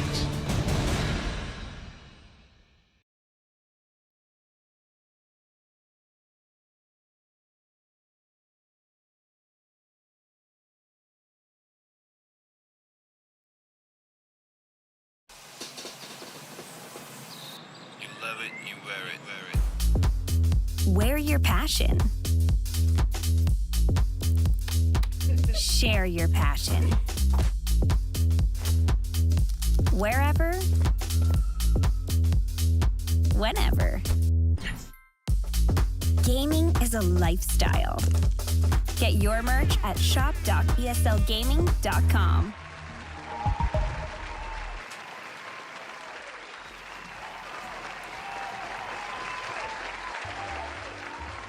Hey everybody, and welcome back. We're just having some fun over here at the Dreamleague 21. Hope you guys enjoyed seeing T with his new cat hanging out there in the break. That was very cute. He's a good lad, he is. But for some reason, he just loves sitting right here. And then once he's here, he then jumps on your back and then your head. And yeah, it's a struggle, but he's a cute lad, so I got no complaints. I was gonna say, you know, we've enjoyed, you know, game one here between 9Pennas and Tundra. Overall, they have looked pretty strong so far in this tournament. Like, all of their games have been pretty exciting. Game number two, do you think that they're finally gonna get rid of Miro's like Beastmaster? Was it even that much of a threat this game, or is Kiyotaka's Shaker seemingly becoming something that you might have to, you know, kind of respect, Ben, in these games? I kind of think it is the Shaker that's the key component here. Like, it's too easy for this hero to just do everything. You went like, when was the last time you saw Shaker lose a lane where he doesn't have like 40 CS, multiple denies, and a kill to his name, right? In the first 10 minutes, like first 7 minutes or something, right? It's insane. So I think like Shaker needs to get banned. Maybe this Warlock, but then it's like, then you see Warlock and you question, is it really that good? But then you see the highlights against Liquid. It's like, okay, yeah, it's clearly really good for this team specifically. And then there's Doom. Like, maybe there's one too many heroes right now that 9Pennas is able to play, but yeah, this Shaker just feels a little bit too good, right? Let's maybe throw that into the mix. Yeah, I mean, he had the, you know, the one death that we were talking about where he maybe got a little bit too excited, had a little bit too much fun. Topson chases him down, but it's not enough. Like, that's like the one bad death he gives, and then he still manages to completely dominate the game, have an incredible score line, just do tons of work in these fights. His targeting of the Shadow Demon over and over was just so on point every single one of these fights, and just made it like impossible for 9 to like really contribute. And it feels a little bit bad having to play the Shadow Demon in this game, because it feels like it was definitely picked as like a we dare you to pick Medusa type of thing, and then they just like kind of call the bluff and like we have a better option, you know. Yeah, it was good decisions from 9Panda. But it's also like this Alchemist is like such a volatile pick as well, where you can see it just losing out to a Sven in a game, right, where he goes, you get some Daedalus, Harpoon, Blink, Silver Edge style of play, and it's like, oh my god, this Alchemist is insta dying every time. Like, what the hell's happening? Like, I could see that being a scenario too, but it just didn't really pan out. I think where we were mentioning how Ramsey's optimization was key, like he can't buy one wrong item. Like, if he goes for some like weird build, it could offset his team's ability just to close out the game. Same thing argument was maybe for Skidder. Like, did he go too far down the I want to kill the Alk strat where now he doesn't have the initiation form that I was mentioning at the post game? It was a really weird game, but this was maybe less about draft, I feel, but more about play. I think Tundra, there are two clear moments where they just didn't really execute cleanly. Haster top and Roshan bottom. Like, these two plays are not plays that you make to win out a series, especially in this tournament against, you know, every TI contending teams and OG, right? Like, you got to have your A game. I just love the TI contending teams and OG. I mean, OG still looking pretty good, it, right? They're just not at TI, so yeah, it's true. And you know, maybe if they had this mind control, you know, stand in earlier.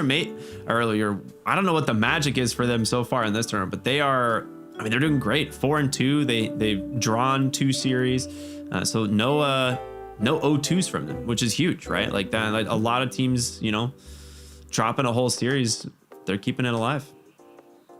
And so right now, for context, I need to refresh myself. What is the dealio with the old Tundra situation? So they're 9 Pandas, if they're to win this, they would actually go top of the group, yeah, because they'd have a win, not a draw to their name over the likes of Shopify, until Shopify plays their next series and gets to maybe rebuffer that one back up again. But yeah, the fact that 9 Pandas, if they are to win this series, are healthily in top 2 contention is very good. I think for them. they are guaranteed top 2. Are they guaranteed? Yeah. I never like making the bold statements, but all right, here we go. Yeah, they'd have 6 wins, and the only other teams that can contest them would be Tundra, Shopify, so they would be guaranteed top 2 at 6 wins if they get this. So that's huge. I mean, that's upper bracket. That's a big deal for them. And at this point, Tundra is just trying to maybe get that tie on the scoreline at 5 wins at the moment, and see if see if they can keep it there. Yeah. That's what it looks like if you're wondering, you know, what happens with the bracket. But that's how they actually pick who goes first. It's the captains just do a little game of little slappies and see what happens. Yeah, I like that. That's how we should decide things more often.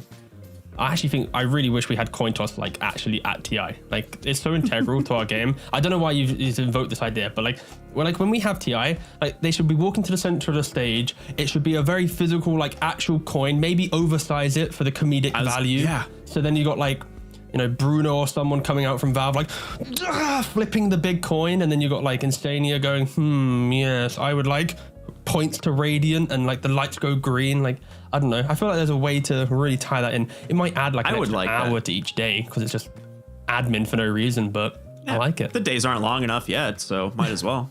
Exactly. Let's make it more obnoxiously long. And if we can start doing it for this tournament as well, maybe today, and then this day never ends. Thanks. Yeah, maybe. Production probably tired of us, so they're just gonna go right to the draft. That's fine. I don't blame them. It's time though. It's 9 Pandas versus Tundra here. Game number 2. Oh, did you hear that? Yeah, I was gonna say. Exactly, I don't know how he joined. That was surprising. Okay, so far we're not actually seeing any real change up in the bands. Same stuff so far. We're waiting for the Doom here. You unfortunately you didn't get the Warlock into Doom ban right away, so you didn't get to hear them screaming in your ear. But you know, there's another time for that, I'm sure. So this time around, there he is. We'll get their second pick now, 9 Pandas. It's why you're seeing, for example, like the TA being shoved up earlier in the pounds for Tundra, at least. That is the kind of adaptation. But that's only because of pick order rather than anything else. Yeah, and they still are focusing on Kiyotaka's Invoker as something that, even though he's got this Shaker in his back pocket, not really much it's definitely a front pocket pick at this point, but they still are more afraid of this Invoker just because of how much it offers to different carries in terms of alacrity. And that early Vessel pickup is just pretty devastating at times. They go ahead and ban out the Beastmaster as well, so they are going to go ahead. Actually, a little bit interesting. Maybe they're worried about 33 getting it in the overall first pick, and that will leave the Shaker as a ban option. So nice. We're going to see some different heroes here from the side of 9 Pandas potentially. But the fact that we see Tundra banning out the Shaker, it's like, okay, all right. You don't want to go for it yourself. Like when you check Topson's pubs, I'm quickly going to refresh myself. He actually hasn't got a single game of Shaker in the last 8 days. And that will always be the thing. When you have Topson in your team, even 9 when he was on the mid lane, these are probably some of the mid laners in the world that kind of don't rush towards the meta on day one. They might join in later down the line, but right now, they aren't like the Shaker team at least. Yeah, they're always like making their own meta in the mid lane, right? Like doing some kind of abnormal fun stuff. Like 9, of course, famously known for the Winter Wyvern and the Spirit Breaker. So it also doesn't help that the one game Topson has played on Shaker, they lost to Shopify, where he had like a 6-10 scoreline. But like all his other games, it's like 15 for 5 Earth Spirit, 13 for 1 Monkey King, 6 for 5, 12 for 4 Tiny. Like all his other games, it's like, damn! And then his one Shaker game that he's tried to play, where he hasn't had any pub games on, might have been the more, not so Topson-y of games. But yeah, we'll see if they do return to that in this tournament. But with the Pangolier, I have to ask the question, do you think there is any flexibility in this, or is it just going to be the broken mid lane hero that we see Topson play? I think it's just the mid lane. The Pango is too good in mid lane to like warrant playing it in any other position. No, I agree. I think the shield is like kind of interesting in terms of an idea in the side lanes because it does give you a lot of damage block, but especially in those early levels. But getting like quick level 6, getting guaranteed farm and early diffusal just makes it way too value. I fully agree. When I asked the question, I already knew the answer, but I was like, maybe there's a glimmer of hope that maybe the hero isn't so broken from the mid, but no, it is. It's very, very good. I just realized, by the way. Oh wait, you can't. Yeah. Okay, you can't see it. But the in-game flag of Tundra, when you get into game, guys, look out for this. They've got a single Aegis at the bottom of their flag, but it looks like it's double pasted because of the back end of it. So it looks like they've won 2 TIs, but they've only won 1. So for they're just anticipating for this year.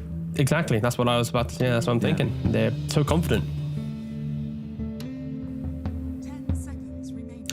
Oh, we can't see it because of the graphic. The draft. Oh no! Oh no! We tried to be really cool. See? Okay, look at the bottom of the Tundra flag. See how it's got 2 Aegises? Like, come on, Tundra. You've only won 1, lads. Calm down. They're ready. All right, thank you. We can go back to the real graphic now. Thanks, production. Oh, they're so good at what they do. Yeah. Hey, there's the king. And there's the draft. Okay. They get rid of the Naga Siren. We've seen Bloodseeker Gyro removed as well. Obviously, Bloodseeker, kind of a necessity when you're playing the Pango. Do you bait Kiyotaka into going for something like a puck hero to try and shut down the Pango? Because I have some strong opinions of this puck hero. And I think it is bottom 3 mid heroes in the entire game. I will refer you to a quest game I saw earlier today where Noob went like 12-3-19 on the hero. And he made the hero shine. I think it really is like a player to hero combo style thing. Like, you need the correct person on it. I think this hero easily can get picked because it looks good, but they just don't have the same skill level, right? It's easy to go like 1 and 5 on the hero and be average, or you can just obliterate the game. But I think it's like a mid-tier hero for sure. It's not crazy good, it's not crazy bad. For me, in my opinion, it's just kind of just there. Oh, he was playing into a Night Stalker as well. What happened? They owned, to be fair. They basically hit like a really nice timing where they played out of sync to Night Stalker spells. And just punished the fact that it was like TB meta plus Dark Ascension they were playing on. But for Tundra, at least right now in this draft, okay, they go Grimstroke. This is a little bit of a deny pick, but you've already grabbed Venge Skywrath, so this is, I kind of thought this would be an option for Antares. Yeah, potentially. Like, Venge Core is maybe an option, but for Tundra, this is a lineup that wants to be in your face, right? It's going to be Pango with a Diffusal, with an Inkswell on top of him. You still bind 2 heroes. This Venge is going to be so critical now for 9 Pandas to play out this game. You need to make sure you are swapping correctly. And the other thing as well is, like, if you swap the target that got soulbinded, you're going to rejoin that soulbind potentially to someone else. And if you're swapping out another hero, you could potentially reconnect that soulbind. So yes, you're going to be saving a hero, but that ultimate from Grimstroke will always be in play to some capacity. And Tundra, they know that aggression is key. So they pick up a hero that can play the wider map, push out the lanes, set up a lot of these engagements, which is the Nature's Prophet. Very in-your-face opening 3 picks for Tundra. Yeah, I like this a lot. I think this is a cool way to kind of address the solo Vengeful Spirit, because I think they kind of expected them to grab it if they're going to leave it in the draft, because it has just been probably one of the best 5s. It's like Treant Protector, Venge, and Nature's Prophet are probably like the top 5 positions that we've seen actually make it into the games. Of course, Warlock banned most of the time, but Lycan, this is cool. A great way of dealing with Nature's Prophet, actually. Yeah, but to pick it so boldly into a Grimstroke and a Pangolier, both of these heroes are traditional counters to Zoo meta because they have Stroke of Fate, Swashbuckle, easy ways to clear down any kind of push and siege. Yeah. You get that Soulbind on a Lycan with any other hero, you're going to prevent that wolf from running away. He just kind of runs in circle. So Tundra, they are equipped to deal with it, but they have to use everything to deal with it, which will open up Ramses or Kiyotaka to have a core hero that can punish the fact that their Lycan should be soaking up quite a lot of the resources in Tundra right now. There it is. Wow, they just go right for the Alk again. I think this could maybe be a PA pick for Tundra here, because then you have some like Grimstroke PA lane. You already have the high ground defense if the game gets a little bit spicy with Grim and Pango that I mentioned already. I don't know if they'll rush to pick it here. They might want to go for like a Topson hero potentially if he has something in mind straight away, but I think PA could be good. It just means Tundra will play quite aggressive in the early game, but then sit back for a bit of scaling to then obliterate the game as it goes later.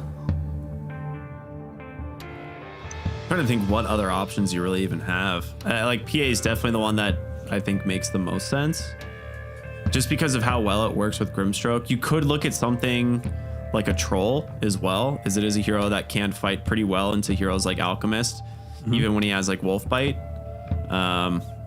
But you're dealing with like the silences of Skywrath, and then eventually like Venge swaps can make it really awkward. Just go for like a Deucer as well, could be another option. I buy Butterfly, so now like the double physical damage of your 1/3 doesn't hit me. You can't really contest, but she also doesn't care about the minus armor at all. So like Vengeful Spirits, like Wave, the Acid Spray, the potential Solar Crest, like none of that matters against a Medusa. Yeah. I Dude, is this? Go on, sorry. No. I was like, could this be like the old classic like support Slark that we saw them do, but not really with these heroes? There could be some creativity in play here, but I wasn't thinking of Slark just because of the timings of the game, where like Tundra already picked very aggressive in their first 3 picks. So my mindset was, if you go for a carry that can utilize the space that these 3 heroes will make, you have that backup plan if the game goes weird. But now at least for Tundra, it's super mobile, right? Like Grimstroke can amp up a Slark, can amp up a Pango. You might have damage issues around 20 minutes. Some like Helm of the Overlord Lycan, Radiant BKB Blink Alchemist could be too much for you to handle. But if they can find a way to delay that timing, of course, there's no real perfect control from 9 Pandas. It's a magic missile and a concoction. So this is where the cores on Tundra should reign quite freely throughout the fights, but it's just about getting there. And already 9 Pandas taking away some of the 33 offlaners that can facilitate that just constant fight that you're expecting from Tundra. I'm trying to think like what hero you have in this off lane that you could play into this Alk Venge, because that's a really scary lane. Double stun, double forms of minus armor.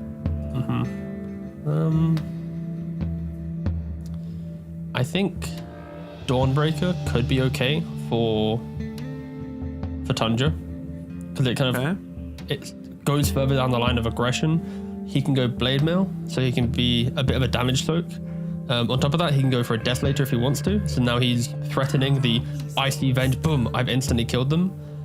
Nice respect band there of a little bit of Tinker. Yeah, of course, Eastern Europe with a last bit Tinker. When you have Wolves to scout out to TP onto, Venge to save you, Alk to body. Like, yeah, that's a good respect band. But Kitrak is just a beast on that hero too. It's one of his best. It's pretty annoying. Okay. It is Kitrak, the one that like absolutely obliterates on Tinker, right? I'm trying to think, is there another Eastern European player that does it? It's him. Yeah, he's the Tinker player for sure. Yeah, it's one of his best. It's scary. Yeah, good call on the Dawnbreaker. Yo, man, I'm in Dota's head today, bro. I'm like, the Bristle, the Dawn, it's kind of scary. It's cool too, because if you do go for the Blink Dagger on Topson, you have like this Blink initiation and then the immediate global follow-up. So you can, kind of get into the fight wherever Topson is, or you have the option to go for something a little bit more defensive and try and save someone with that global presence. I like it. I think it's pretty cool. Okay, 9 Pandas. What are we going for now? The Kitrak hero. The spice of your life. Isn't that like a song as well? I like it. It's going to be a new hero for us, at least, that we've seen, because everything that he's played so far has been removed. I like maybe Storm, kind of. I like the idea of just someone with like really big jump. Yeah. Like then it's more mobility, because it's like if you don't lock down the Lycan, he can run away from the ult. Alk naturally can move around, Storm shouldn't really care too much about the Soulbind. Unless it's like, oh my god, he's been hit by that, you know, it's like one of those scenarios, but I like the idea. Similar idea. Bro, I forgot Earth Spirit was still here. I should check the bans. Like, if Earth Spirit wasn't banned, it's like the better version of Storm Spirit. The good thing with meta is like, I feel like the Spirit heroes have always been viable, but the one which is the best is sometimes changes. Like, sometimes it's the Storm patch, maybe Boba forces it, you know, then it's an Ember patch, or it's the Earth Spirit patch. Void Spirit also was actually at the very start of this meta was the big one. God, so. it was the worst, dude. Yeah. As soon as this patch came out, I was watching, or I was casting a game, and Void Spirit was like level 3 with like 98 damage, and I was like, what? Yeah. And then it's could like, not believe it. I mean, that was kind of like the understanding of Universal, right? It's like, oh yes, we bought Echo Saber and a Manta. It's like, wait, what? What's happening? Oh, okay, yeah. The joy of getting big patches. It's just the kind of reset back to day one. I think that's the annoying thing with Dota, right? It's because like you've played it for what most people have played it for 8-9 years, if not longer. So that kind of feeling of the game kind of fades. Not like the enjoyment's still there, but you don't have that, oh my god, the tower, what's this, the jungle, oh my, you know. So like when you get a big patch and like the towers have changed position, Twin Gates are in play, Universals are here in the mix, like every single Dota player gets that same level of like, this is a new game, yeah, that's, you know, it's so happy, so good. I'm excited. This should be a fun draft from both teams. I do worry a little bit. I think 9 Pandas has a lot of what they want. Once again, Miro gets to play another zoo hero. Ramses is going to have some space being made for him as a result of Kiyotaka playing another like high tempo mid hero. We'll have to see if Slark can do it. It is a good Slark game if he's managing to actually find farm, right? But if he doesn't manage to get his items and kind of keep up with some of the cores on 9 Pandas, this hero is just going to be food. Yeah, I think this is another game which, if it was similar to the previous one where like 9 Pandas, their lineup looks very robust and has points of play throughout the entire game. But Tundra, it's like they should have the early advantage, and it's how do they use that? If they throw it away, this game could be super hard to deal with. But this Pangolier should be completely free to do whatever move he wants to make. The way that Prophet plays should be very good.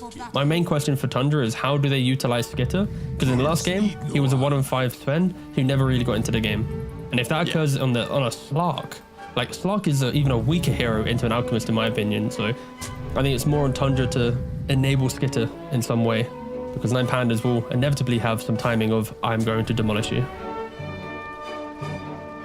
It's definitely weaker initially, right? Like Sven just has so much ability to farm and keep up with the Alk. Oh, Sneyking. That's gonna be a dead Nature's Prophet. Tapped by Ramses will be the first blood. Dude, he actually tried to snipe the kill on Kiyotaka with the boulder smash. He's like, give me that first blood. God. So that would have been nice. I mean, obviously, first blood for mid laners is always kind of the best case scenario, is you just get a free bottle. But I'm sure Ramses, he's happy. I think if I had free choice in who I want that first blood to go to, I'm giving it to Alk every single time. I like the idea of Earth Spirit getting a bottle, but my Alk, who already should have a relatively free game, oof, this makes it even better. This time we're gonna see 3 runes once again picked up by the side of 9 Pandas. And Sneyking again. Dude, is he the body blocks from the wolves? He might just be dead. There's a concussive blast in 2. Oh man, this is not the start you want on your Nature's Prophet. He has 3 TPs, so that's like a silver lining, right? That's true, yeah. You definitely need tons of TPs on Nature's Prophet. He's using them. That's just to hide the evidence, right? Because like if you tune into the game now, like, oh, maybe a couple heroes died, so Sneyking's hiding the fact that he died twice for the viewers who are using the extensions. Oh wait, the extension would show the scoreboard. Damn it. Sorry, Sneyking. Oh no. Nope, nothing you could do. This is actually a cool way to deal with the Lichen Pulse on the Nature's Prophet, is the fact that you just sprout the wolves. Yeah. You try to just bring him down. So that's one way to kind of deal with it. Could probably sprout the range creep as well. So they only pull the 3 melees and then the range will de-aggro after the 6 seconds. But yeah, that's probably why he didn't just level TP after that.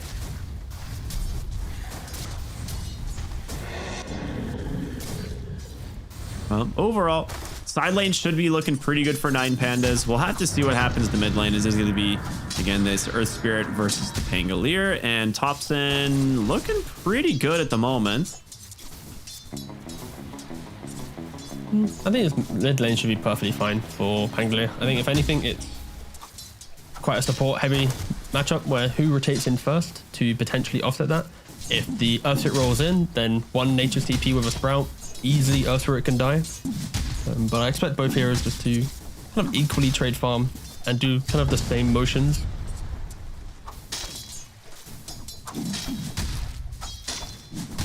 I like that every time Kiyotaka's coming up for CS, like Topson's like willing to just trade right clicks with him every single time.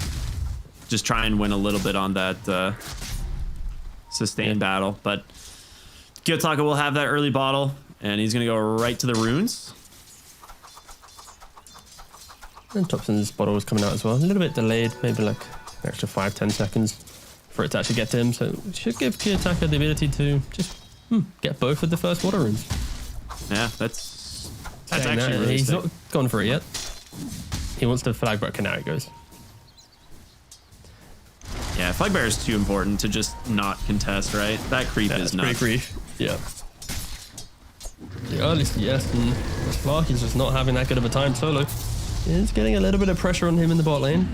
Has a fairy fire, but farewell. Should be the kill. It is. All right. I mean, that's a nice one. They need something to go right in one of these lanes because CS wise, 9 Pandas is just kind of free farming all 3 at the moment. Yep.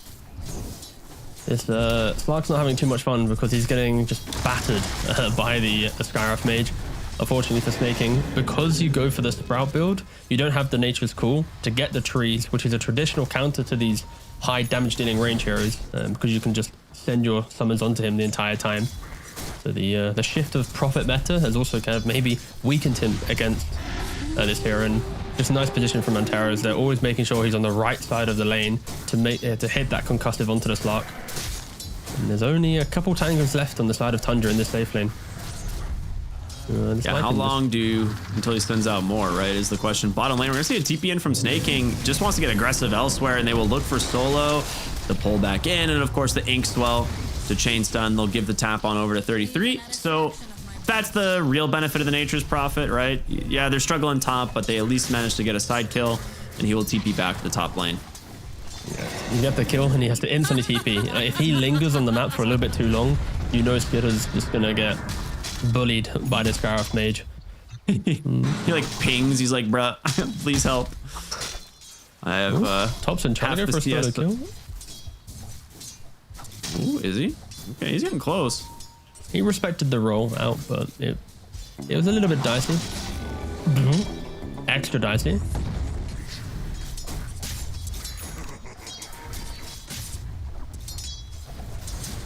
At the start of this game, feels like 9 Pandas are going to hit the stride of all the farm that they need. I think for Earth Spirit, it's on him to make sure he can mirror Topson's rotations. I think that's basically going to be Tundra's backup plan here, because Sneyking, he shows he dies. Skitter, he shows he gets pressured. Like, this top lane is just a disaster now for Tundra. They're going to need some assistance from somewhere, be it a Dawnbreaker Solar Guardian or just Topson making that move over. Yeah, I mean, it's nighttime now as well, so Global Howl is going to be like a legit concern in some of these side lanes in terms of the minus armor now stacked with Alchemist, you know, and the Vengeful Spirit. So you got to be careful of that.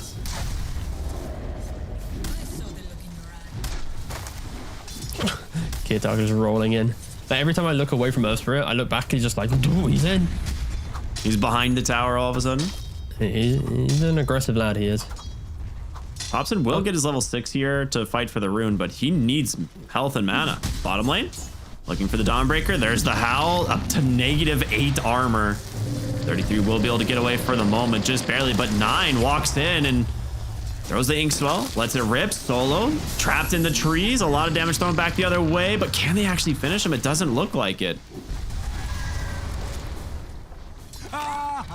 it's so deceiving, like how much damage you're gonna take when, you know, they just combine Howl with any of their other minus armor options. Mid lane, it looks like they're gonna trade Rolling Thunder for Magnetize. So. No, I think it's actually just a big win for 9 Pandas. The fact that you know this Pangolier has rolled just to play out the mid lane, it's gonna give a little bit more room for 9 Pandas to go for that extra kill, that extra, you know, deep dive on the lane. You can kind of see it from Antares in top. He's like, oh, Pango's used roll. He might not want a TP, but you can still die to a swash, so be careful here. Yeah. How long do you, how many Wraith bands, you know, over under do you think Tundra are gonna buy this game at the 25-minute mark? It's hard to say. I need to punch in the probability of game getting difficult. Outcome 5. Oh, Solo. That's huge. Steals away the Wisdom Rune. Ends up dying for it, but that's going to be both for the side of 9 Pandas. And that's huge. I mean, Nature's Prophet needs that XP. Luckily, though, for Tundra, jeez. Yeah, the Grim needs the XP, so he's the one that's going to be starved now. Level 3. Yeah, great rotation in from Topson to help find the kill. 9. Is he dying to a wolf? Might be able to get away here from this wolf. Oh, no, he might just die to the wolf. It can't stun the freaks, right? Oh boy. Oh, he's into the tower. He's good. He'll make it. Wait. Oh yeah, he's only heroes. Jeez. Bottom lane, some actual action as 33 getting dove under the tower here. Topson with the TPN. Sneyking here as well. They're gonna look for the Rolling Thunder, and we'll be able to chase down the Venge. One more connection here. Yeah, he's got him. Nicely done. Good patience. Yeah, I kind of forgot that the wolf wouldn't get into it. But anyway, it doesn't matter. Lycan getting jumped in the top lane, and beautiful use of that brand new level 6. That is huge for salvaging Skitter's lane. Doesn't get the kill, unfortunately. He kind of would have loved that. Mid lane. Can they kill Topson? Dude, yeah, this is just kill after kill in all of these lanes. He does have a DD and a lot of damage from the Magnetize, but Topson plus 33 bring down Kiyotaka, and Topson's gonna live. Okay, Tundra finding some hope in this early game. The 33 making some massive moves, right? He ults the top, gets the kill, walks through into mid lane, where Kiyotaka's trying to make some, you know, one-on-one duel occur, but when 33 rocks up, that's going to turn the tide there, and yeah, getting some early key kills. Like, their Slark has 0 game, to be clear. Like, their Slark has nothing. He's playing into a Lycan now, who has the Helm of the Dominator. He's looking to try and buy a Midas on this Slark and recover somehow. And that just puts even more pressure on every swash, every roll, every Solar Guardian just needs to be decisive and getting kills. Otherwise, it will just further give 9 Pandas more confidence to make plays on the map. I think Slark is one of the heroes of this patch that actually really likes to build Midas. Rolling Thunder coming out. They're looking for the mid lane here. Nice stroke onto 3 heroes here. We'll be able to slow them all up. And Solo will go down. Inkswell not gonna be able to get any more. So a quick little kill defending the mid tower. Yeah, and after getting double Wisdom Rune, Snaking's the first support to actually hit level 6.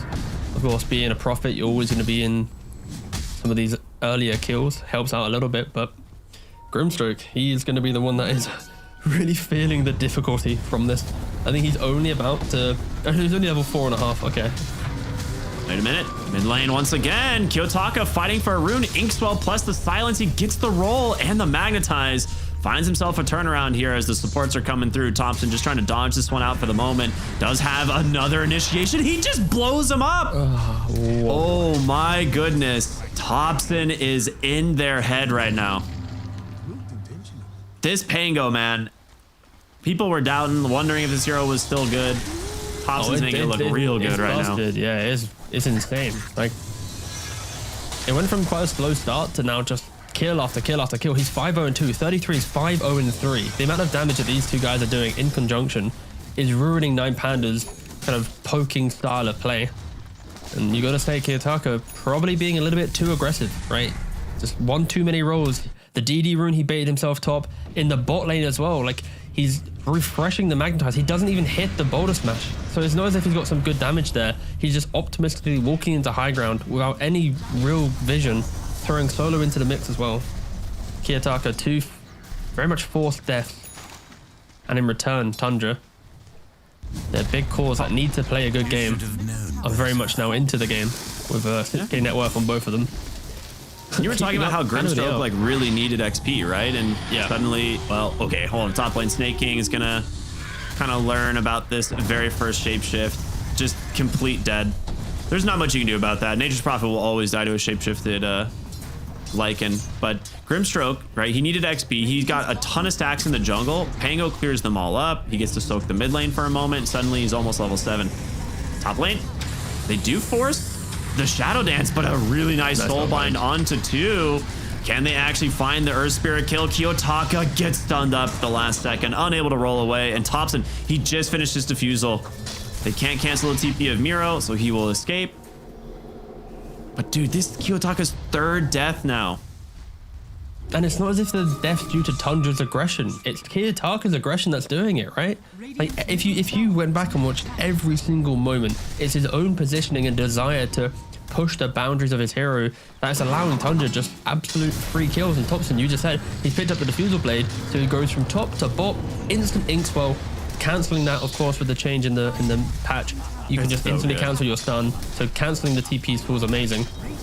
And yeah, you gotta say that Kitrak right now is kind of gifting Tundra free entry into this game after what was a incredibly farm heavy start from 9 Pandas, where they were building up quite a good lead. I just love how they're playing around Topson right now as well, right? Like, very true. Not only is Grimstroke always there, but if you need to bring Sneyking, you can on the 5 Prophet. 33 has had 2 incredible ults this game to just completely turn around a fight that looked like, all right, 9 Panda is going to get a pick. And then suddenly Dawnbreaker shows up. They get a kill, maybe 2. Like, it's looked really good. Incredible recovery from them. Now a 3k gold lead here on the side of Tundra, just 13 minutes into the game against an Alp, right? Which he has his Radiance online, so Ramses will start to kind of pull ahead. Skitter finished up his Midas, so he's just playing kind of the recovery game to try and get towards that Echo Saber and Aghanim Scepter. It's just like the last game, right? Tundra. Yeah. I'd actually say this was a better start from 9 Pandas, where Tundra obviously needs to come back into it, but they're able to build up a lead against an Alchemist, which is already very commendable in the way they play the map. Interestingly enough, Topson has a Manta in his quick buy right now to deal with the silences of Earth Spirit and Sky, most likely. It's a pretty cool way at looking at it. Of course, Pangolin being a universal hero will enjoy the additional damage due to the stat gain. And from that, we also have a lot of stacks made by 9 Pandas. And it doesn't look as if anyone's contesting them. I was kind of expecting just the Lotus, which has been like kind of one of those traditional ways of, you know, Pango itemizing to get rid of different silences. Also with a bunch of the minus armor. Also, speaking of stacks, my lord, Ramses just found one of the biggest stacks in the map. Nature's Prophet, however, Sneyking is just sneaking here. He went from 8.7k gold to 10.5. Like, that is just insane gold. Like, he's already about to get a BKB at like the 16-minute mark. That is... Sneyking, of course, leached a nice, healthy amount of XP there. Still the economy for Alchemist. Ramsey's having a very good time, and we talk about economy. Kitrak, 3 bad deaths, and look what he bought. Midas. Yeah, Miro's gonna die. Find a kill onto the Lycan. But yeah, Earthfit went back for a Midas. He knew that his game was looking a little bit shaky. The no boots vessel Midas. Not the most common build on the Earth Spirit, but one to make sure he can actually play out into the mid game. They have vision of Ramses and they are wanting to go in here. The Chemical Rage is up, but with Topson on this Pango, can he close the gap? The Diffusal into the Rolling Thunder should be enough. Self-stun with the silence, they got him. Nicely done. Alchemist, of course, one of the few heroes that can still self-deny, along with Pugna. Unable to see it there though, unfortunately. Solo goes in being like, all right, we're going to deward this. Might regret that one. As Skitter will dive him under the tower, find the kill. Still has Shadow Dance if he needs it. 9 Pandas, like, why is my regen not kicking in? This sucks. Yeah. This is annoying. Getting followed by wolves. Dude, this is super annoying, actually. And there's no sentry either. It's like, come on, buddy, come on. Come on, Regent, please, I dare you. Aww. I'll let it go. But still, I think the Spark happily caught up with the net worth. About to overtake the Earth Spirit. This Lycan, after a very free lane, he hasn't really been able to make too many explosive plays. Like the mid tower, the top tower, the tier 1s, they already fell quite early. He never got to the Helm of the Overlord moment. He never, obviously, it's around 15 minutes is kind of that territory for it, but Prophet, he does die to Kitrak elsewhere on the map. I just think for 9 Pandas, they are in a position of, Ramses has got to do a lot of work right now. Like, I'm already thinking of Lycan needs to buy an Agnums. Like, that's how awkward this game's got. Oh, yeah. Because I think Ramses just needs to try and, like, 1v9 with the 4 supports and an type of game. Yeah.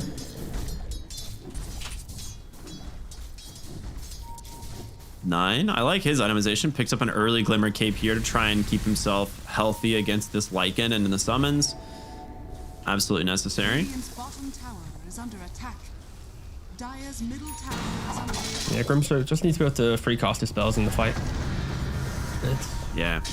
Positioning is key on that hero. They have some good vision here, knowing exactly where the Alchemist is, but they don't know that Solo is right behind them. They immediately drop a sentry. Won't happen to find the ward, but Ramses will be forced to throw the concoction. Not really connecting on anything there, so.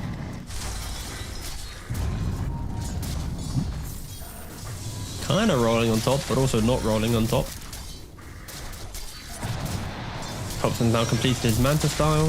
Nature's Prophet has a solo crest. And 33 is doing the build that I mentioned. And he's actually going for the Blade Mail and the Desolator. Because it's like, on Dawnbreaker in the offlane, he also went Echo actually, but I mean his game is so good that he can buy pretty much all the good items. Like after the Desolator, you go Blink Dagger, and it just gives you just such a perfect entry to a fight that you can Solar Guardian in, and if Sky uses one spell on that target, you know, okay, he's to the north of my position. I jump in, boom, blink, insta kill. Oh, Kiyotaka found once again in the mid lane. Tries to be kept alive here with all of those barriers, but it's not enough. They bring everything. All 5. They're looking for more. Antara's here behind the tower. Does not have the diffuser for another second, but they still manage to find the kill. And just like that, mid-tier 1 tower will fall. Tundra playing really aggressive now with their lineup. I love this. They are hitting some huge timings. Yeah, they're just not giving 9 Pandas any ability to play it. Like, I can't emphasize how awkward it is for 9 Pandas to make moves on this map. Like, when you think about Beastmaster v Lycan, the Beastmaster in the previous game, he had the BKB piercing roar. He had ways to rally his team to make some moves. A Lycan, though, you don't have any of that. You have all the push capacity and support pick off. And in this game, it's like, is he going to run into a Soulbind? Is he going to run through, get sprouted for a second, quell, then keep chasing? There's leashes, there's diffuse. Like, there's a lot of just awkward stuff for him that he needs his team with him. And right now, his team aren't ready to fight him. I think there will be a window where 9 Pandas are looking to play out that game. It's going to be the double BKB from the Alk and the Earth Spirit. And you know how I joked about Aghanims for Lycan? Look what he's buying straight away after Helm of the Overlord. I think he actually has to. Yeah. I 100% agreed. When I saw the Alk Lycan in draft, it's like you play for Wolfbite here because you're really all in on this, you know, Alchemist damage, and it will be a lot of damage, right?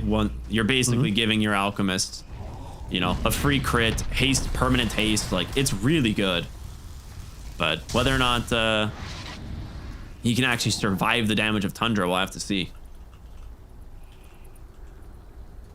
The question now is for Tundra is, do they look to take away Roshan? Like, if you can swipe away the Roshan before this rather large timing of 9 Pandas kicks in, like, you only have a 6k net worth lead.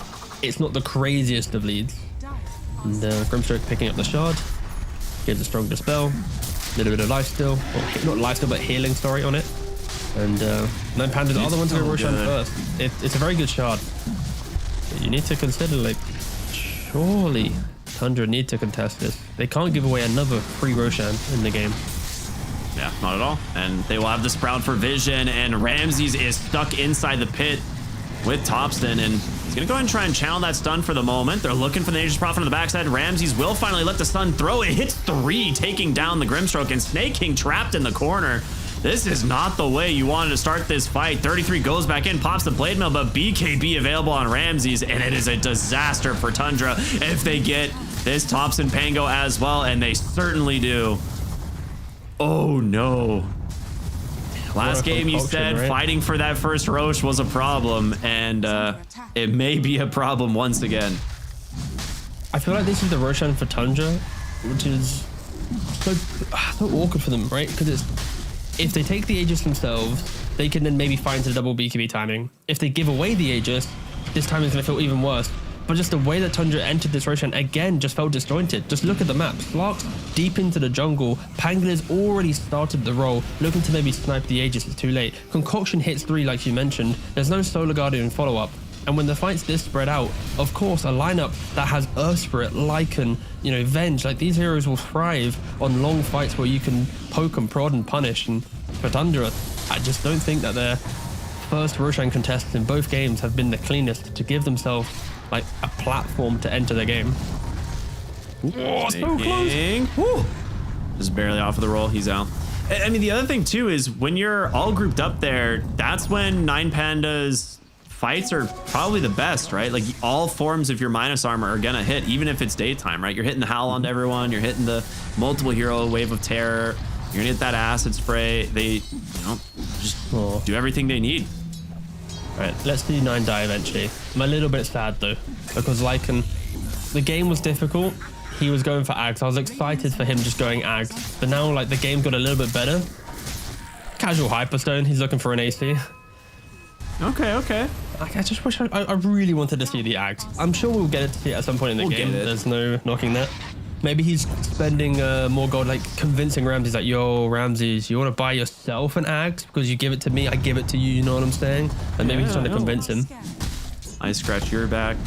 Yeah, I'll keep buying really weird items to force you to do it. Yep.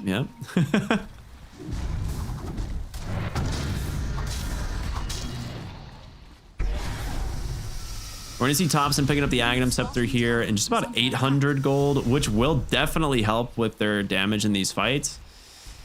I think it's still going to be a while before we see Skitter become a real threat on this Slark. Like he does have some items, but he's not like a massive net worth hero yet. This hero needs a lot more. Can we mention the fact that 33 is still holding on to the Seeds of Serenity as we approach the tier 3 neutral items? I just realized he's just not even bothered using his tier 2 token. That is currently in stash. Like it's there. Like it's not on the ground somewhere, right? I'd assume, because we can see it here. Yeah, he just really likes the seeds. Virtuous Dale, dude. He just likes the name of it. He just says it every time, you know. Guys, Dale on me, Dale on me. Yeah, no, it would be cool to see if he's actually doing that through choice because he had really bad options, or he just forgot because the game got a little bit chaotic.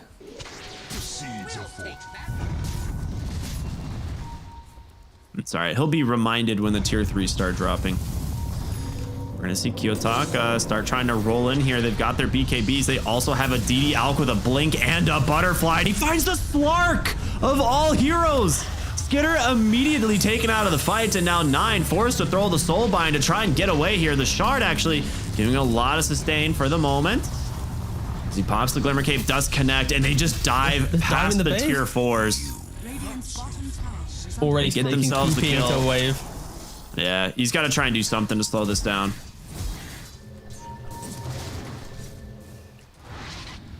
It works. I mean, he gets the wave cut, but I was just talking about how worried I am about Skitter in this game, and he just dies so fast. This Slark needs a lot more. Feels like a repeat of the last game, right? Like a lot of people are kind of popping off a bit, and unfortunately for Skitter, he's not just able to keep up with the pace of the game. I think, of course, it was a lot harder this time around, I'd say. Playing the Slark into a Sky Lycan lane, the constant spam of the Sky, but it doesn't really have the cleanest entry into this one. It's about being as tanky as possible. It's why he went for the Aghanims. Echo Saber, disassemble into Ags into Mage Slayer, go for the Shard pickup. He is playing for his team, and I think that's also why Dawn and Pangolier are itemizing so physical damage heavy, because they know their Slark is going to be quite a, semi-carry style play. they just need to survive this mid game, right? That's when 9 Pandas get to this 30-35 minute mark. They've got BKBs on everyone. They've got their Aghanim Scepter on their Lycan. You know, Kiyotaka finishes an Octarine. Like, once all these items come online, it's like 9 Pandas are going to try and end the game. And if you can survive that, this Slark looks really good going later. Yeah, Tundra, that is the key thing. It's buy time. Just every single fight, use enough resources to force the BKB to then disengage and then look for the fight after. They're looking for a secondary fight with this lineup. Keep the lanes pushed out, poke them, and then when you see an opportunity, you need to try and capitalize on it. And Kiyotaka already TPing in.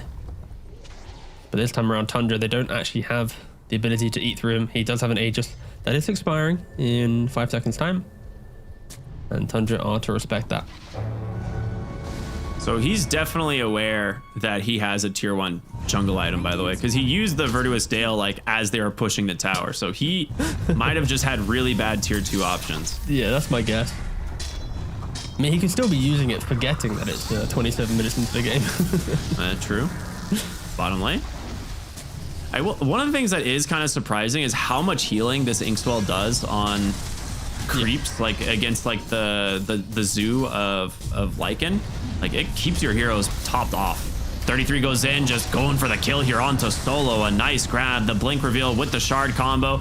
In comes Sneyking, trying to help find this fight. Kiyotaka gets the roll away. Great stun, but Topson chasing after Antares here on this Skywrath Mage, and they've got him. 2 heroes down. They're going to buy back the Venge on the backside. Miro looking for 9, but again, sustaining thanks to that Inkswell shard. And now Miro's got to get out of here. If Skitter connects onto the pounce, it would be nice, but Shapeshift still going for a few more seconds, and he will be fine. He's going to be able to get out.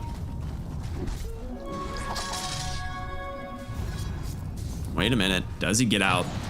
Slark goes in. They've got the follow-up on the Dawnbreaker. He's still got the ult as well. The great swap to get him out, and in comes the rest of 9 Pandas, but a great soulbind onto both the Alk and the Lycan, and in comes 33. Hits him with the Inkswell. He's got to be careful. Miro will fall. Ramsey's out of mana. He's got that BKB. He can't actually pop the Chemical Rage. He's too short. He needs help. And here comes 33 again, the big hammer. What a chase by Tundra. I honestly thought there was no way. It's just that relentless aggression that you want to see, right? They see some key resources used, they keep going, and they have the global capacity, that chase down, and we're seeing it in full effect when 9 Pandas aren't in position together. And Taras, he also goes down as well. Like, 9 Pandas, they need to respect the speed in which Tundra can punish, especially when, like, yeah, just 9 Pandas weren't ready for it. No, not at all. Dude, the Nature's Prophet, I mean, that was a perfect example of just how strong this hero can be. Tries to contest for the rune, gets him with the Curse of the Old Growth, the Sprout, the Solar Crest, and he just goes nowhere. Just look at the roll. Rolling Thunder. They really want to just zone this out. I mean, they really want the buyback or something, but he's not going to fall for it. They'll just take the tier 3 and leave. And now look at Ramsey as he's pinging. He's like, guys, we need to shut down the Grimstroke. We need to respect the Dawnbreaker. He's commanding his troops to say, this is how we fight. Whatever we just did, that was unacceptable. Will we see 9 Pandas actually take a fight on their terms now? I feel like the last couple of minutes, it's been a lot of running around the map, but no real, let's take a smoke and get a kill, right? It's been a little bit more passive in that regard. Yeah. I mean, these were huge wins for Tundra. They just blew this net worth advantage wide open. It was kind of the first time that we'd seen 9 Pandas take the net worth lead this game, ever since like the very early lane stage. And now it's just catapulted back in favor of Tundra here. Slark's gonna have some new item coming out in a moment. He's currently sitting on 4,200 gold, debating, you know, what does he want to build? Like, it's hard to imagine you don't go for a Scotty in this game, but it looks like BKB first.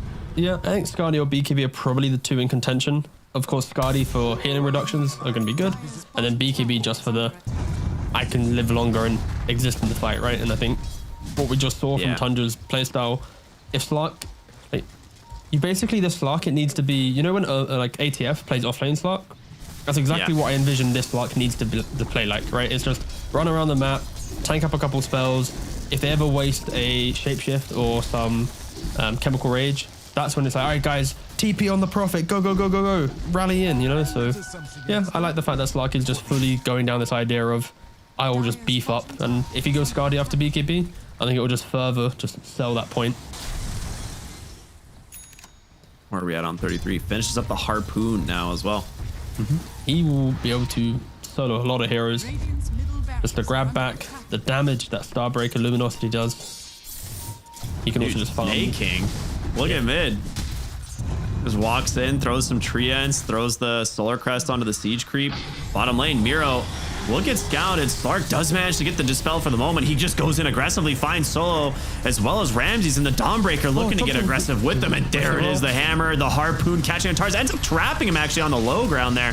And it's just Topson with them, just ripping through these supports. No escape at all. And Miro thinking about going in. Kiyotaka, he ends up self-stun. A great depth strat, actually buying a little bit of space. There's the BKB from Skitter. He's got to get out of here, and he's getting the space made. He can definitely do so. Ramsey's trying to finish off the Dawnbreaker, but the Sprout trapping him. The Glimmer Cape, they don't have the detection. No way he's going to live. Ends up burning down, but it's the green light for Skitter to go back in. Regen back to full as they've taken down the Alchemist. A buyback from 33 as they continue the chase, looking for Kiyotaka, but he will disengage. An Uno reverse card of Roche #1 as this one's going the way of Tundra. And I feel like Tundra just punishing 9 Pandas. Like, where's the positioning that we've seen in the entire series from them? We're going to see the highlight here, but it starts Skitter perfectly soaking up enough of the spells at the start of the fight. Dawnbreaker TP, Solar Guardians in, sorry. You get the double support kill. And at this point, 9 Pandas, it's like, well, if they don't take the fight, then we're just going to lose Roshan. So they need to play their hand and need to try and give it a go. But they just don't have enough, right? Like, Kiyotaka still has the ultimate available. He hasn't really presented himself in the fight until now, where his Lycan's already dead. His Alchemist just pops BKB. A very, very disjointed fight there from 9 Pandas, but for Tundra, just decisive. It's quick, and the buyback from 33 might look a little bit weird, but he is the one carrying the Desolator. You kind of want him to help out with the Roshan to make sure there's no snipe shenanigans, so don't mind it at all. Yeah, I'm fine with that. He gets cheese too. He's not going to get 100 to 0'd on this Dawnbreaker, right? Like, it's very unlikely because he's not the initiator, right? It's going to be this Slark every single time, or this Pango. He joins the fight after the fact. He queues up the BKB as well, so not going to be an easy kill. Cool. Running, Kiyotaka looking for the Grimstroke, does not manage to find the connection as Topson rolls on in, ends up just finding Solo. They want to try and take this fight, but you've lost your Venge here to start things off, and in comes the Dawnbreaker. Ramses looking for the Nature's Prophet. He has the BKB, just chews right through him. He's got to find a way out of here, though, as the damage is just overwhelming. Can they turn it around? The Inkswell, I'm sorry, the Soulbind onto 2. The damage from Skitter is stacking up. He doesn't have much left, though. Shadow Dance will expire. He's still got the Aegis. Ramses is still alive. Topson trying to get back into this fight. A buyback from Sneyking. Trapped Ramses inside the Sprout, but Skitter, his second life is coming through. Topson starting to fall low. The roll on over. They get the kill. It's nice advantage so far for 9 Pandas. They get the silence onto the Slark. The chain stun is there. They clean this one back the other way. It looked like another really rough fight, but somehow this one goes to 9 Pandas. It's all the small things, right, in this fight. It's the fact this Alchemist, so much confidence to stand his ground. He's got the Butterfly, the Radiance, the Skadi, the Elven Tunic. He just, you know what? I'm a pop Chemical Rage and A-click. And thank God we got a replay, because there was so much. Like, the fact this fight starts with Solo just forcing himself into the fight. Ramses, he commits to the A-click. It's what, nearly 5-10 seconds of A-clicking across this entire fight. And it looks like he might go down, but at that point, Kiyotaka rips into the middle of all of them, and Ramses unleashes havoc on top of them. It's like 33 is in the middle. He doesn't have BKB yet. If he had BKB, it could have been a different scenario, right, where he can pump out a little bit more, but they just didn't have enough damage to kill Ramses. And in these type of out games, if you commit for the out, but don't have that killing blow, he's going to have that turnaround potential. Someone else on the team's going to be able to step up, and this was 9 Pandas showcasing that if they have the positioning as a team, they are so tanky and hard to kill. It's been due to Tundra's like excellence on playing the map and finding the picks that 9 Pandas have looked weaker, but yeah, 9 Pandas, of course, very much still in this game. They need to control this Alchemist if you're on the side of Tundra. You need to find a way to prevent him from just A-clicking his way through the fight. He did, what was it? Yeah, nearly 8,000 damage in that engagement. Yeah, I really thought that Alk was gonna die. before getting the BKB off, but like that is just an incredible amount of patience. I think most people would have just popped the BKB shortly after going in, and instead saves it for the perfect time when they managed to go on top of him. We got one. Oh, it's online. Okay, well, here we go. You thought Alec was scary before. This lad just got himself a haste rune and a crit now. And like going back to the fight as well, it's like the small things that help in the fight, right? It's the damage reduction from the Venge with the wave. It's the solar crest from the sky, the glimmer capes. Like all of the small things in these clutch moments are helping this alchemist just get over the line. And now we just mentioned this Ags. He's gonna have an overwhelming blink and an Aghanim's from the Lycan. It is. I'll take that. If you're Tundra, you need to respect 9 Pandas here. Like if there was ever a time to play the wider map, to play for that poke, it is going to be now. Yeah, that is going to be really scary. This Alec is going to do so much damage. I mean, a 3k gold advantage. We are basically back to dead even here for a 36-minute game. That is nothing. Where does Skitter go here? I mean, in this last fight, yes, he has that BKB, but yeah, it looks like he is going Refresher. No, he's got Bloodthorn now. No, is that what it is? Yeah, he's got Bloodthorn on Courier. And he's then looking... Okay, mate, he's just... His Courier is... No, his Courier is currently going towards the secret shop. Okay. So is he picking up... First Refresher components, maybe? There you go. Of course, the cornucopia to complete the Orchid. Yeah, that's fine. Okay. I was waiting for him because he had a couple cornucopias and quick buy, so I was a bit spooked. I was like, what's happening here? All right, cool. That's fine. It's just a Bloodthorn. I mean, like, 7th item Refresher is always really good on Slark, right? Going late game, but I feel like he needs damage. He can't contest right now. I was really bamboozled for a minute. Oh, God. Oh, okay. Well, no, yeah. Bloodthorn will help with the True Strike. True? Like, if they can survive the beacon... Oh, here it is. Lycan has bit the Alchemist. Oh, I like it. Big Blue Wolf walking on in. Who does he find? He's looking for Topson. Gets the Rolling Thunder off, though. And that chase is going to be very hard. So he's out. Kitrak continuing the hunt here. Will not manage to find 9 as he gets his way into the trees. So first Wolf fight, a little anticlimactic. But it's okay. Well, it's your job to make it more climatic. Come on. Oh, wait a minute. Get her. Quick little courier kill, and he's out. One thing to note, Sneyking did actually take mid-range barracks at one point. Yeah, he's slowly but surely going through it. This is like the part of the game where nature doesn't play with the team, right? Like, you buy Ags to feel like you contribute, but you're just splitting waves the entire time and hoping your team finds an opportunity that you've split your opponent. Skidder, he is jumping into Kitrak. He is the one that has the Refresher, by the way. That's the... He has recovered his game after what was a very awkward entry with the 3 deaths that we were harping on about in the early game. Dude, he is so farmed. How did this happen? Is this just Midas? So Ramses had overwhelming blink recipe in his courier.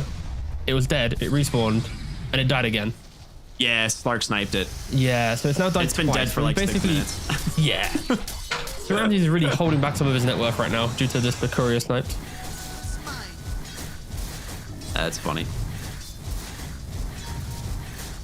Yeah, I don't know how Kitrak found this much net worth this game. Like, he's huge. He had such a rough start, actually, and he's just casually sitting on almost 27,000 net worth. His heart will be his last item, probably to replace the Midas.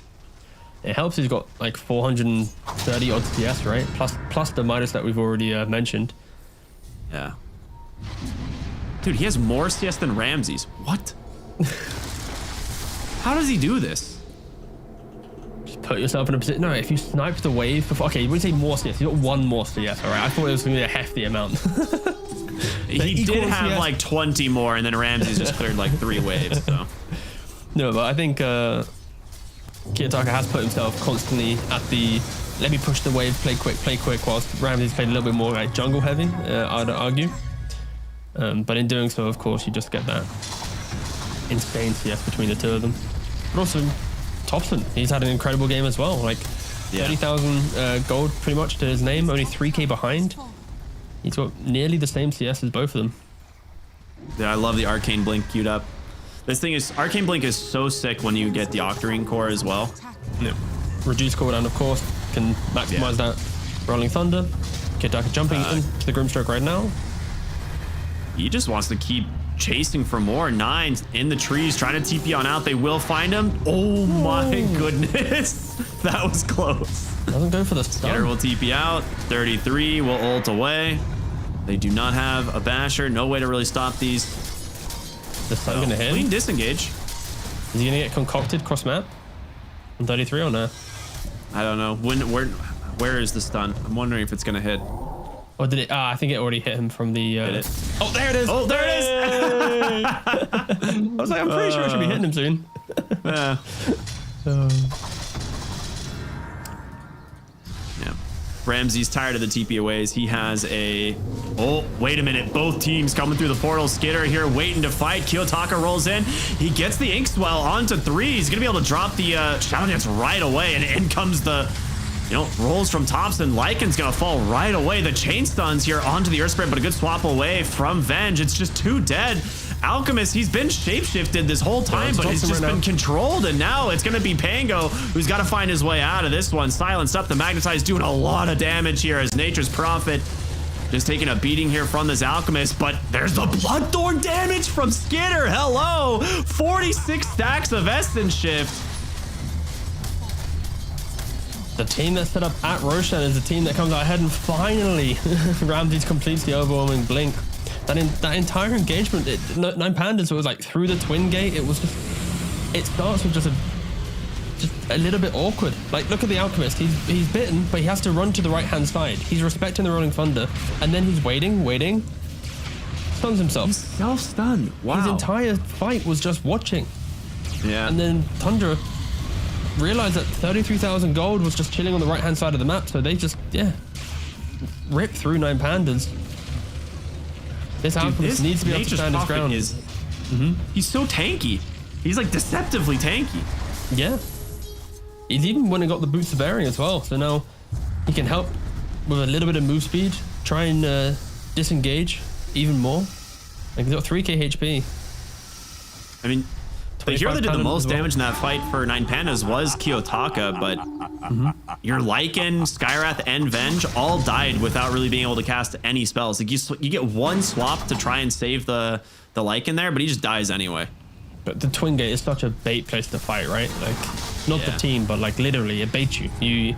You go through it, you have this like awkward disjointed, like one guy's there, one guy's not, you're TPing, but then you finally get there on the other side. Tundra's like, okay, welcome to my land, please come try and fight me, and they just rebuttal it so easily.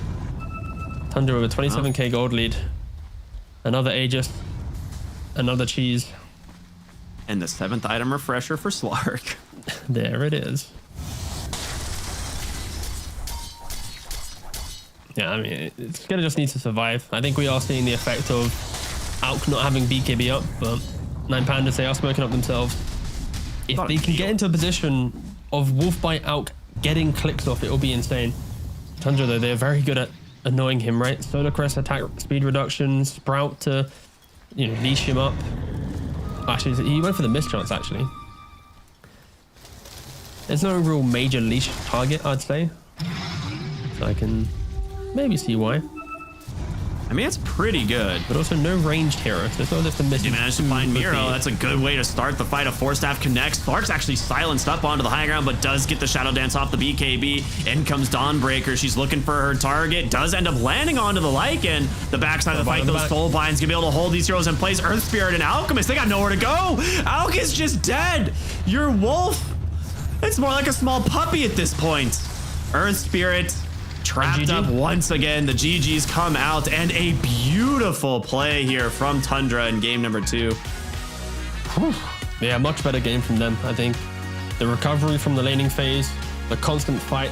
There was a little bit of a spooky point, but punishing Kiyotaka with those three deaths that he had was the key component to getting themselves into this game. Kiyotaka, a little bit too aggressive, I'd say. It was just too many forced errors on his half. And in doing so, 33 and Topson just put on an absolute show, allowing his, in regards to the core department, of course, supports, I think Sneyking did a lot of work on this Nature's Prophet, the Grimstroke as well, a lot of small plays made, maybe not so visual, but once you go back through the replays, you'll see that everyone had to step up in this one, and even Skitter on his on his Clark there. The way that he was just soaking up the engagement, allowing for his team to get just enough information to capitalize on it. But look at the scoreline, 15, 2, and 18 on Topson. He had an incredible game, and yeah, very good stuff from Tundra there. Yeah, definitely the MVP in my eyes. He did so much work in this early game, just allowing his team to kind of recover, finding kill after kill. And I mean, 33 was a big part of that, right? Kind of salvaging Slark a little bit of time in the top lane with the kill on Tamiro, and then the immediate follow-up kill on the Kiyotaka mid. It's just, I mean, just really, really, really good map movements from Tundra this game. It was sick, really, really fun to watch. And I mean, late game, you have this Alk who's really strong if he's actually able to hit people, but he has no way to get out of Sprout. Like, actually, Sneyking just sprouted him in the last fight, and he just stood there and was like, cool, I guess I actually can't hit anybody. So yeah, I guess that also goes to the argument of, do you look towards like the Battle Fury build maybe for the Alchemist against the Prophet? But it's like, do you really want to buy a Battle Fury and not have the Radiance and the Mischief? It's just a weird game. And I think just Tundra identified how to play it, and they kind of kept true to that script and what they needed to do the entire time.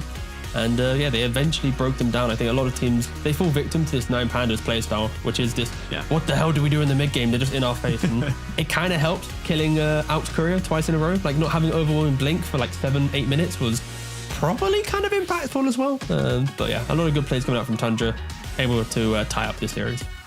Yeah, absolutely. Sick performance, and that will make things pretty interesting in this group, which we'll talk about later today. But for now, we're going to go to a short break, and then we'll be back with some highlights as well as an interview with a member of Tundra. So stay tuned. We'll see y'all in a bit.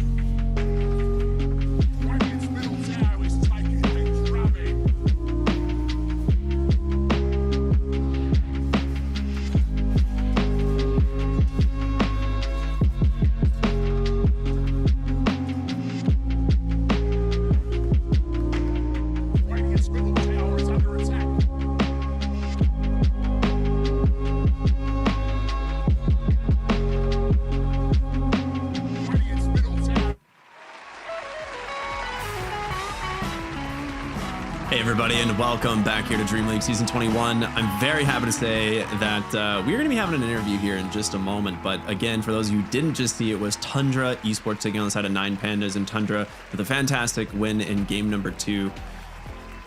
T, were you expecting that after the way that game started? I'm torn, you know, because it's like part of me feels like 9 Pandas often win the mid game with how decisive they are and how like brutal. But on the flip side, there was some magic brewing with these Tundra heroes, like the annoyance of the Slark, the constant pressure of the Prophet. Like you're gonna get that opportunity to win out the game with these Tundra heroes. So yeah, you would expect it from these guys to create those chances, and yeah, they eventually did. Right on. Oh, there we go. I'm excited. Okay, we've got an interview ready. It is with the one and only Mr. Sneyking. Congratulations, man. Super happy to have you here. How you doing? Hey, thank you. Very happy. Obviously, I think we're guaranteed playoffs with this win, or tie, Yep. I should say. So I'm happy that we get to play more Dota. Yeah, absolutely. We were talking about that going into this. You guys obviously a tied scoreline now with 9 Pandas. If either of you 2-0'd, you were guaranteed upper bracket, but now you're definitely still guaranteed playoffs, which is super cool. I want to talk to you a little bit about the draft changes from game 1 to game 2, because in game 2, you kind of forced 9 Pandas to do things a little bit differently. You kind of removed a lot of their comfort heroes that they've been able to take so far in the tournament. Was that like something that you guys, took from game 1, or is this something that you guys had been planning beforehand? I think this is something we just do versus every team. I think in game 1, I think we kind of underestimated their Beastmaster and their understanding and how comfortable they were. So in game 2, we made the adjustment to ban it. And then in game 1, we already were banning a lot of their comfort heroes that they enjoy playing. It's just something we like to do. I love it. Yeah, it looked cool. Game 2, very, very fun to watch as well. T, I'm gonna give you the moment here. What would you like to ask? Sneyking, do you think this series should have been a 2-0? Like, do you think the first game was you losing the game and kind of like throwing it away, or do you think it was 9 Pandas just having like the better read? I think the first game we definitely had the full control of the game. I think we were dictating the fights, and we can choose the fights that we want to take. And we ended up taking a few bad engagements, and then the game kind of snowballed really hard out of control. And I think it's definitely ours to lose because they are at our mercy at that point in the game, and because we are the ones that choose which engagement we're going to take, and they're not at the terms to do so. Sure. Were you aware that 33 had Seeds of Serenity for nearly like 30 minutes, or like 30 minutes in this game? Like he didn't go for a tier 2 neutral item. Was this something he announced to the team, or did he just enjoy going for it? Was it on Bristleback? No, on the Dawnbreaker. On the Dawnbreaker. Yeah, I think he was like jungling or something the entire like on the side, so he was using it to heal up, but he just didn't go for a tier 2 neutral item. I'm gonna ask him about it later, but I'm pretty sure Neta just forgot the tier 2 neutrals exist, because I don't see why you would carry the Seeds of Serenity tier 1 on Dawnbreaker for that long, Is he There's a lot of good tier 2 options. Are you looking? He's telling me right now. He's telling me right now he didn't forget, but we'll watch the replay and be the judge of it. Yeah, if you could get like an official announcement from the Tundra page, because it was confusing us a little bit. Maybe he just forgot. Pros can make mistakes too. It's fine.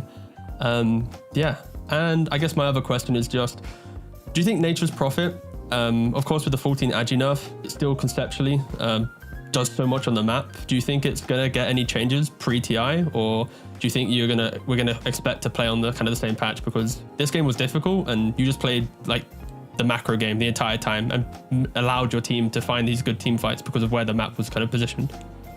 I think there's gonna be another small patch, maybe medium-sized patch before TI. So I don't think this should be the final patch before TI, because I feel like there's almost always like something released a week or two before TI. So I expect to be nonetheless. As to where Furion stands right now in the meta, obviously the nerfs hurts the hero a lot, and a lot of teams either don't play it anymore because of the nerfs, or they don't really prioritize it. So I think the nerfs definitely makes a big deal, and I think it rewards people who study the hero more and are more of a spammer, and punishes like those people who just want to play meta heroes. Sure. And if you were to make one more change to that hero pre-TI, would it be to the Sprout, to the Teleport, or to his Shard? If you had to pick one of those three to change, which one would you want to nerf? Of course, we're not buffing this, by the way.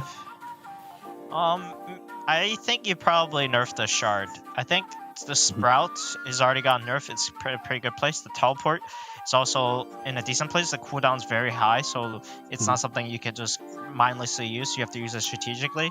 But where's the Shard? I think the Shard is definitely pretty strong, and there's not very much downside to it.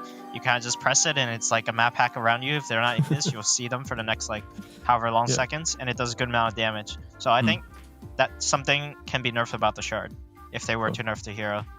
Cool, thank you. Okay. Well, on the inverse, is there any hero that you would like to see get a nice little juicy buff before TI? Like maybe just from your hero pool, because I know like I would say like for right now, like you guys in general, Tundra always tend to play more on the comfort side. Like you guys have your picks that you love to play, even if they're not necessarily meta. So I'm curious, like if there's a hero that you've been wanting to play from the support position that, you know, hasn't been meta for a little bit. I mean, personally for me, I think I stopped playing a lot of Mirana because I feel like the hero got nerfed a lot. So I would like to see Mirana get buffed again before TI, because this is one of my favorite heroes, and I would like to be able to play it. Bro, you won last TI on it, man. Like, you think they're gonna buff it again? Like, you're the reason why it got nerfed, okay? I mean, true. I hope so. You know, I want to run it back. That's fair play. I remember you like every game just going tons of stats and just running at the enemy support on this Mirana and just making their life hell. So yeah, fun. I'd like to see that again. Keep it up. In general, it's always a huge pleasure to speak with you. It's, you know, seeing NA, you know, Origin still doing strong out there are amazing, and just want to say congratulations, and hopefully we get to see you, you know, again before the end of the group stage. But is there anything that you would like to see or like to say before we cut you loose? I just want to thank the fans for supporting us. Obviously, it's been ups and downs this season with the Soxa situation, and now that we have a stand-in for TI, but we're still going to try our best, and just stay tuned for more. Love to hear it, man. Thank you so much for joining us, and have a great rest of your day. Thank you. See you guys later. Bye. Cool. See ya. Such a cool dude. Yeah, very, very chill. Again, I will put the spoiler in. He was in the chat before we went live. I did ask him if he had any questions that we could ask him, and he just said, ask what you want. So I was really hoping for some freebies, some free setups, and unfortunately he didn't. So, but very good at giving answers, luckily. So you could literally give him any question, and he'll probably give you something to work off of, but yeah, he's well composed. No cheat codes. He has a lot that he can say about Dota. I feel like a lot of the Tundra team is like that, right? All these guys can talk Dota forever, especially like Aoi and Sneyking. Those guys are just giga nerds when it comes to this game. So it's really cool picking their brains. Yeah, and we have more things happening, Cryptic, don't we? Let's stop talking about the past. Let's live in the present and the future. Go. I would love to live in the future. That would be fantastic. We've got another series coming up next. It is OG versus Bet Boom. You and I have had a lot of Eastern Europe teams so far that we've been casting, and Bet Boom has looked incredibly strong so far this tournament. They're sitting right at the top of their groups. OG, if they manage to get 2-0 here, are very likely looking at that top of the playoffs. So we'll see if they can make it happen. We're going to go to a short break, everyone, and we'll be back with our final series of the evening. Stay tuned. You won't want to miss it. We'll see you then. Since the dawn of time, all have submitted to one true ruler. Fate, moments of euphoria, sorrow, acceptance, all are fleeting in the face of destiny. Yet only the bold dare defy this rule. Dare to triumph against all odds. Dare to rise above fate.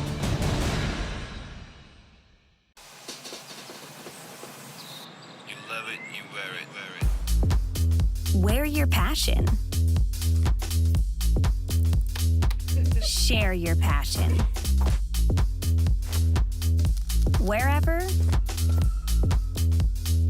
whenever. Gaming is a lifestyle. Get your merch at shop.eslgaming.com.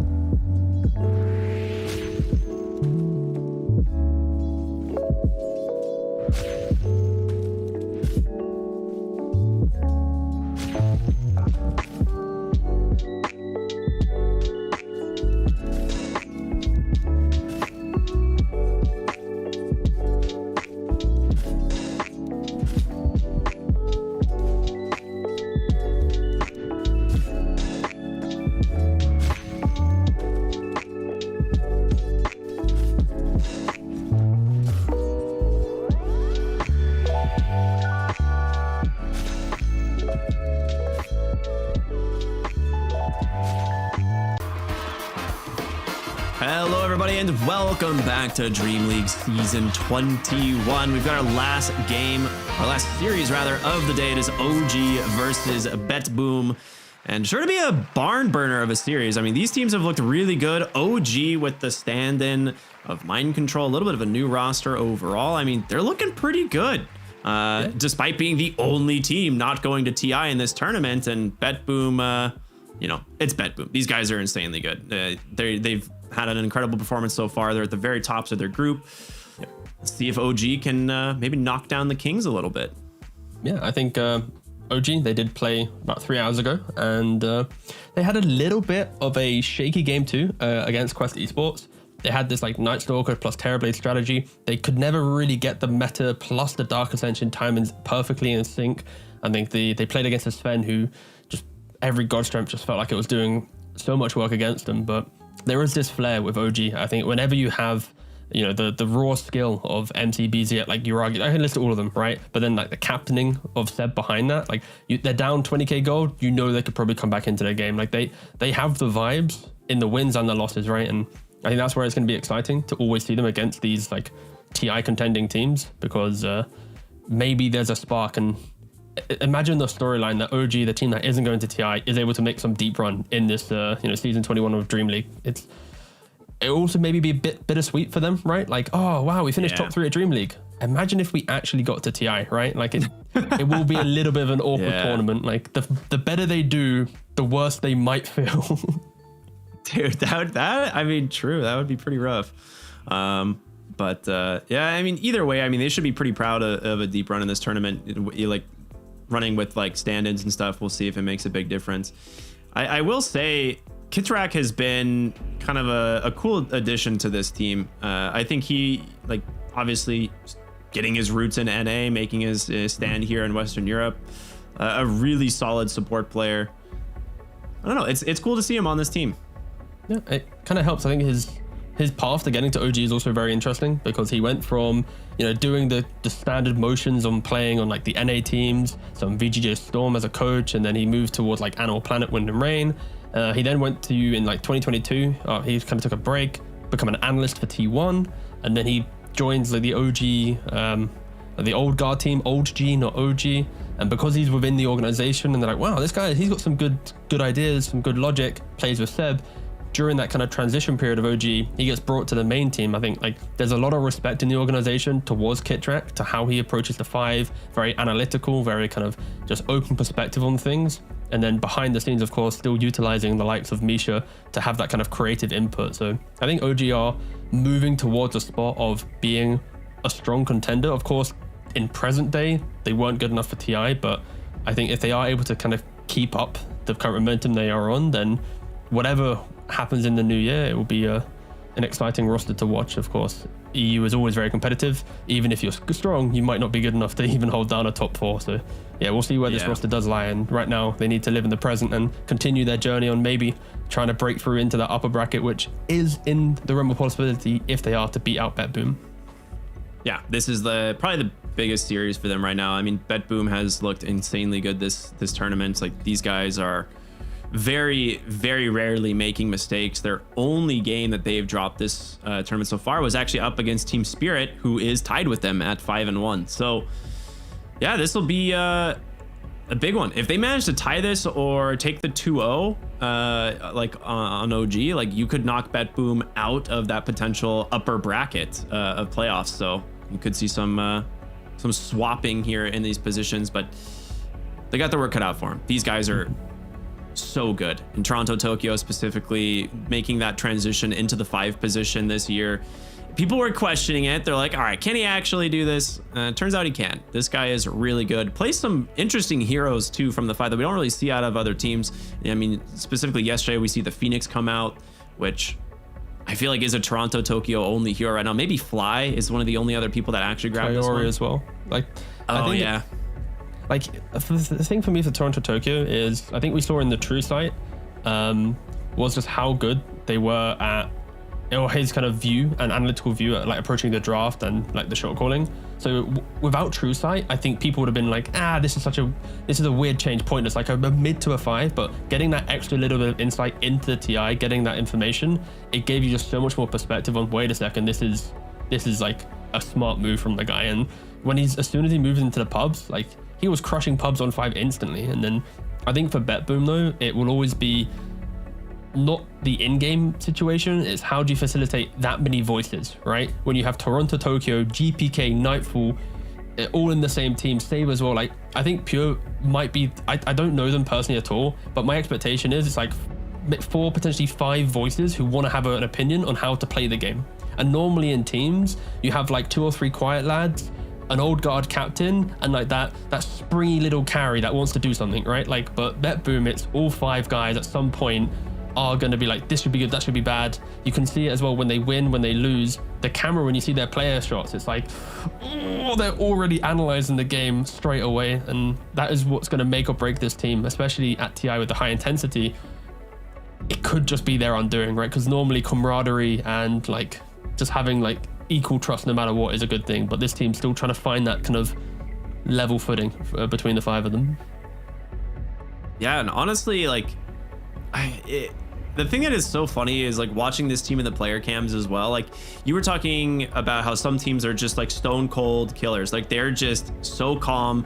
They're just doing their job, getting business done. But BetBoom is one of those teams that loves to celebrate. This team goes wild when things happen in games. And I think Pure specifically is one of those guys, right? Like I think earlier today was like jumping out of his chair on his Dazzle, like playing this offlane Dazzle hero, just having a blast. And it's like, that's the stuff we like to see. So we'll have to see, how BetBoom, handle against OG. I think chances are they're gonna still be matched up pretty dang well. I would love to see Pure on these weird off lanes though. Like they banned out everything against him before, and he just picks a Dazzle and has an amazing game. So I don't know. How do you deal with BetBoom's their hero pool? It is so deep. I think you deal with it just by making sure that you have a good logic when you enter the game. I think there's a lot of teams in the world where I think from a viewer perspective, it's like, oh, this hero is so good for them, that hero is so good for them. How do you draft? There's so many specialties, right? But I think as long as you have respect for your opponent, but a good foundation, you should be able to approach every game with a level playing field. And then of course, that's where laning is so key. And it's why some teams are able to consistently break into top 3, top 6 in tournaments, because they have good ideas, great laning, and that often will beat out some of the upcoming teams where they kind of miss out one of those beats because they're more, let's say, like a mid game or late game centric lineup. But yeah, for BetBoom, they do kind of tick the boxes on every aspect of the game right now, and it's why they are often favorites. But they also bombed out of their own tournament, right? Some BetBoom Dacha, they just, it was they first round of playoffs, lower bracket, they got eliminated. So the Eastern European superstar team have shown that they can bleed throughout the year, and we'll see how they can run up into this one. But OG, they are technically speaking the underdogs in every series, because like we said, they are the only non-TI attending team in this tournament, but they are putting up quite a fight every single time they play. Yeah, it's always fun to watch this team. They are just, I think like Yuragi and BZM are just like really fun core players, and it's, Steb kind of reeling them in a little bit maybe when they need to be, if they get a little bit too crazy in the game. But they are definitely just a fun team. I think the identity of OG, right, kind of has remained the same even over the different iterations. Oh, for sure. Like they've got some infrastructure to make sure that they kind of copy and paste no matter what, right? And I don't know, there's part of me where every time I see Mind Control and OG, for some reason it just makes me smile. And I don't know why. I can't put my finger on it, but there's something about him being on that roster where it's just like, oh. And of course there's like the whole play like Seb meme and all this stuff, but there's like, of course he's still, I assume he's still on Nigma, right? This is probably just a standing thing, but I'm down for the timeline of 2023, 2024 season. Like, I'm down for this timeline. Either way, we're currently living in the present, and Sven has been first picked against OG. It did obliterate them in game 2 against Quest. Shad having a flawless performance with no deaths to his name. OG will have had 2 or 3 hours to be able to come up with some strategies to deal with this hero, surely. I actually really like the first face Razor ban here. This is something that a few teams really like to pick. I know OG is one of them. I'm trying to remember who. Gaming Gladiators, right? Duraccio loves to play the Razor as well. And I think Arteezy will grab it occasionally. So there's like a few carries that like really do like this Razor pick. And into Sven, definitely something you have to consider. And they will just go for the Phoenix. So taking that a little bit away from Toronto Tokyo, but also gonna grab that for most likely Kitrak here. Yeah, I think the good thing to deal with a first pick Sven is always make sure you have ways to play out the big team fights. And a Phoenix, of course, let's say you get hit by a Stormhammer, as long as you don't die inside Stormhammer, you press egg. Now Sven has used his blink to get into the fight. Yeah, and probably there's gonna be something else within the draft to contain him. Yeah, I'm not opposed to it for sure. I'm trying to think what is normally the carry matchup though. The only time that OG have played up against a first pick Sven and beat it, may I add, was when they had a Razor on their side. The only other time was when they lost against it earlier today. So we are going to see some kind of new concepts, at least, in the how to beat Sven department. Yes, my favorite department right now. Yes, there's actually second to my how to ban Phantom Assassin department. That's my favorite. Yes. Oh yeah, I was scrolling through Reddit yesterday, and there was one guy, and it had like no upvotes, right? It was like one comment, one upvote, and the guy was like, "I can't believe the casters yesterday who could not stop talking about how PA was broken. Just learn to beat it." And I'm like, "Bro, the pro teams can't beat it. What do you mean?" That made me giggle. That made me have a nice evening. Clearly 11k mindset right there. Just beat it. No, for sure. You know, just pick Viper lore, break him lore. Yeah. Oh yeah. Classic. That should have been our segment. We should have just got that Reddit. We should have got good Reddit comments from yesterday and like analyzed them. Goodness. Oh, okay. Now I'm thinking. I'm giving freebies to Dreamleague now. Damn it. I love it. I do actually love these bans though too, because we've got the Trinity Protector and the Beastmaster removed here from OG. Heroes that kind of annoying for the Sven to deal with. Having that BKB piercing disabled, try and wait out a little bit of his, God Strength duration. Very good stuff. Yeah, I could potentially see. I mean, Seb did try playing the Tusk in the previous game. It kind of does what a Beastmaster does in regards to like the BKB piercing aspect. It can push lanes as well. Obviously not as good as a Beastmaster, but like a scuffed support version to some degree. You have Shard, Snowball. It's like there's options here. It could be where OG lies again. I think there's what else is there? It just depends on how they want to play around this Phoenix. Like some teams, they go for like Naga Sirens, where they kind of kite out the fight long enough that God Strength's now on cooldown, and then you just go. They're gonna go for the BZM Primal Beast again. They're looking for a Medusa, I think, on OG. They get rid of Shadow Demon and Grimstroke. That's true. Yeah, that's a very good shout. Like, I can see that being the case. And it's not as if BetBoom can suddenly pick it themselves. You're not going to put the Medusa on some weird side lane or whatever, unless they want to put like Medusa off lane. If they really don't like the idea of OG picking up this Medusa, right? Then they could take like a page out of Tundra's book back in the day, put some off lane Medusa, carry Sven, and then you need super active supports in mid to cushion the fact you have two very static side lanes. But that is a very, oh god, guys, they're gonna go for the Medusa style drafting. But if there was a team to do it and you have like a carry player on the offlane that is pure, this would be the game to do it. Whoa. I just don't know if you need to do it. Bane, okay. Strong lane hero, but a hero that we haven't seen a ton of. After like some of the nerfs, like we were seeing people experiment in the mid lane with this, of course, when the Vessel first got changed, and then of course they nerfed the build up on Vessel. But it's still a pretty cool hero. I think Enfeeble has kind of been a sleeper spell for a lot of people. Now that it does damage, it's super spammable in the lane. It's really annoying to play around. So I'm curious if we're going to be seeing some like early points in Enfeeble here for the lane stage. Yeah, the cool thing as well is BetBoom, they played it earlier today against Gaming Gladiators, and it was a pretty good answer to the PA, because this Bane would just walk up, you grip the PA. It's like she shows herself for a second, there's a grip. You have Aethelins.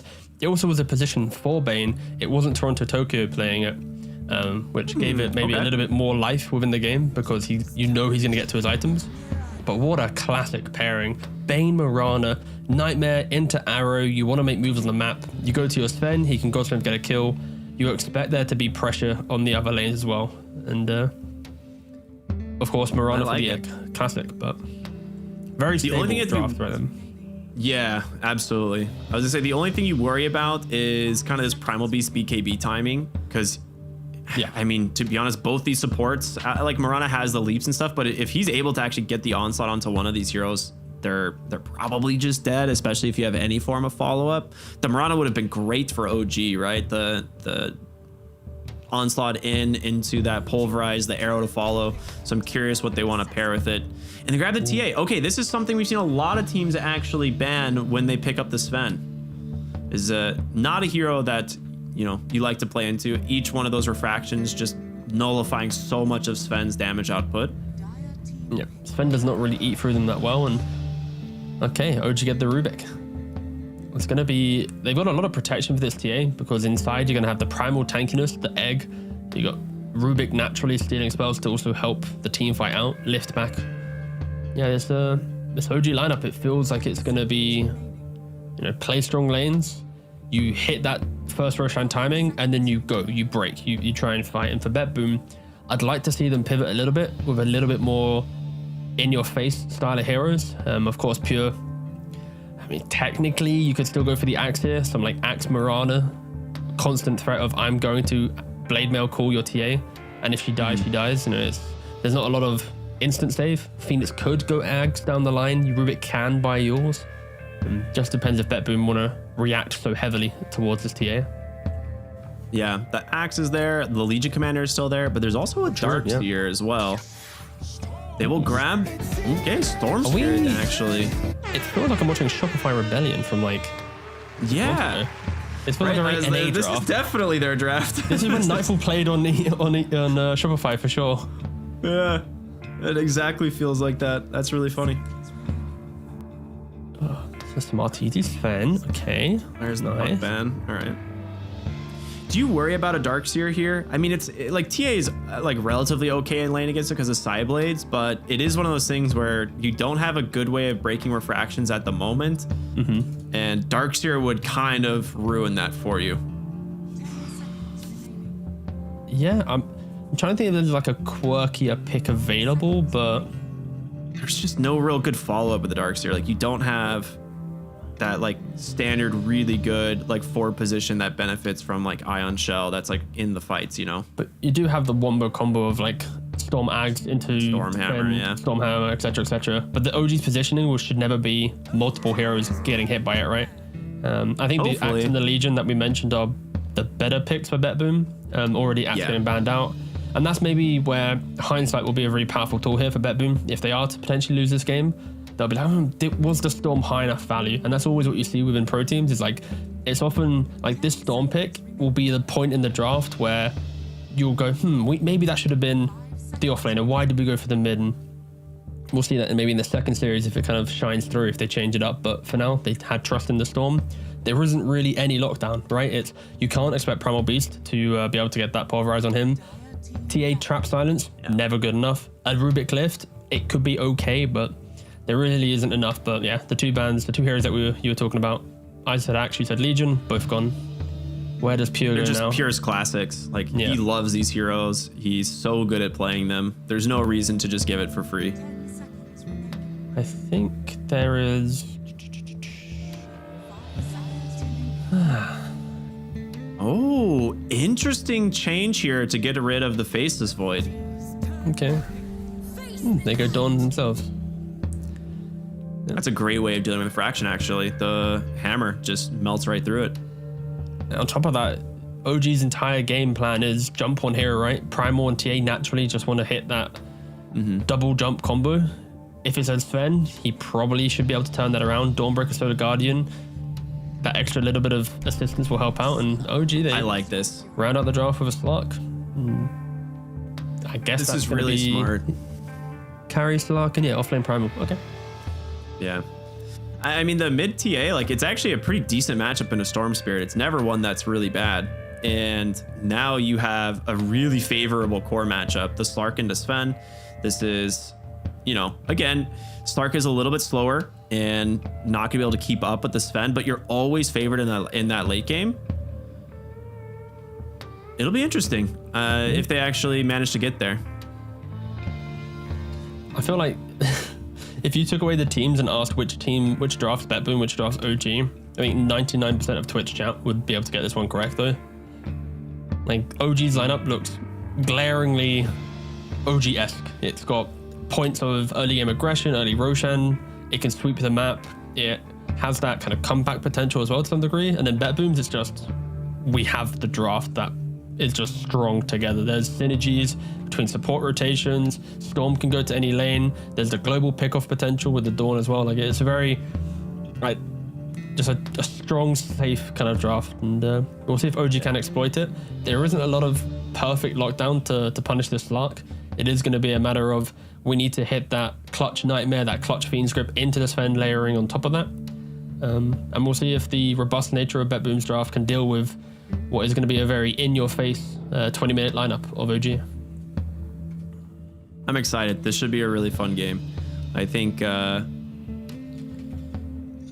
overall, we're going to see BetBoom hit with that early aggression. Not early aggression, but hit their like BKB timings and kind of just start to play really fast. But I'm really curious how this like support duo is going to play on the map, because like you pointed out, Mirana Bane really good at setting up kills. Ooh, hold up, sorry, we got important stuff happening here. We can't see it right now because of course we have a beautiful advert, but we have multiple tips going the way of BZM, and then Steb helping out his boy. I can't even keep up with how many tips are occurring here, but it all started with multiple BetBoom tips going the way of BZM. They're like, all right, good luck on the Templar, I guess. Yeah, I don't know. I mean, this is definitely like a hero he's very comfortable playing, so good luck, BZM says after all the tips. Thank you very much. That's 3 points, idiot.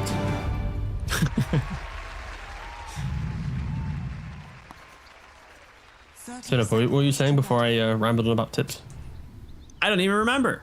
Oh, I remember now. Okay, there we go. The Mirana Bane combo. Like, I'm curious how these two are going to play around the map, because you have this scenario of, you know, they are really good at setting up kills, and you're going to have this Dawnbreaker who can probably be left alone once you get like a few levels. And, you know, Sven kind of retreats to the jungle here and there, so we might be seeing them make some rotations. Is there any lane that they really want to focus on? I think with a Bane Mirana, it's all about mid lane with this combo, because your Sven naturally farms backwards. He's a carry that doesn't take his early levels and look towards, let me look at this tier 1 tower, let me look to invade, right? He often puts points in his cleave, hits up some hard camps, and I think this will be just a very traditional game of supports rotate to mid, you block up some ancient stacks, you prevent TA from being super efficient, and from there you then play on your Dawnbreak having the ultimate, that Solar Guardian. So expect a lot of focus on mid. And for OG, they have a very good counter offensive heroes, right? It's going to be some Icarus dive, some slows, some attack slows, some Sunray potentially. Rubik on top of that with Fadebot. And a lot of mid lane fights should occur if I put my teeth in. Sorry, I'm an old man. I'm 26. Going on 62, as you like to say. Yeah, very much. I feel like I got my right knee's playing up a bit. I've gone bored. It's my midlife crisis, I guess. Hopefully not my midlife. I don't want to be gone at 52. I was like, that's an early midlife, my friend. Dota does it to you, though. Only so many ranked games.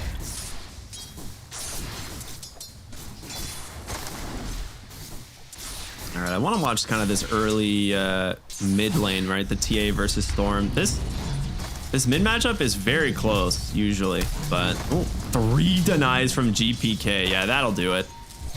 That's pretty nice. Taking a good amount of sideblade damage though, so it does need to be a little bit careful. But we'll have that level 2 advantage to play with now. Yeah, pretty much this matchup is how many sideblades do you hit. If you hit a lot, then your opponent does not enjoy playing the lane, and BZM has done a pretty good job.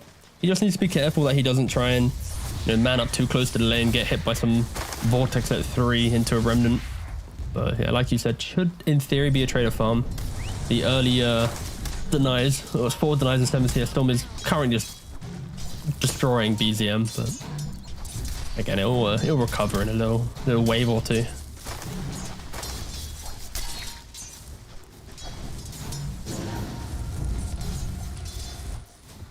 Well, I guess we can focus on some of these other lanes. Top lane, we've got Seb on the Rubik and Mind Control on the Primal Beast. Now, Primal is one of these heroes that has a really strong lane presence once he picks up a couple levels, right? Levels, 2 and 3 can be a big deal, getting that Onslaught Trample combo. Against the Mirana having Leap, though, do you lack some kill threat here? Or do you just try and all in the Sven maybe instead? Oh no, I just realized what happened mid. I think BZM clicked to high ground and disconnected, so he's very much he didn't really play the lane for like the last couple seconds. So this early 12 for 4 lead is also just leaning a bit more. Okay, BZM will have to recover this, but I think for you mentioning this top lane, and yeah, Step just goes down. I think as much as Primal Beast is a very strong laner, this is one of those lanes for Bet Boom that you have move speed within Warcry and you have Leap on the Mirana. So you have 2 ways to disengage from a very position hungry offlaner. But no, yeah, Nightfall. Free farming in the top lane. GPK free farming in the mid lane. Bet Boom kind of pulling ahead so far in the first couple minutes. All right, hear me out. What if they added tail swipe damage to Primal Beast so that when you spin around, your tail does damage? But it does enough. Like, what, are you a core player? Like, what is this? What?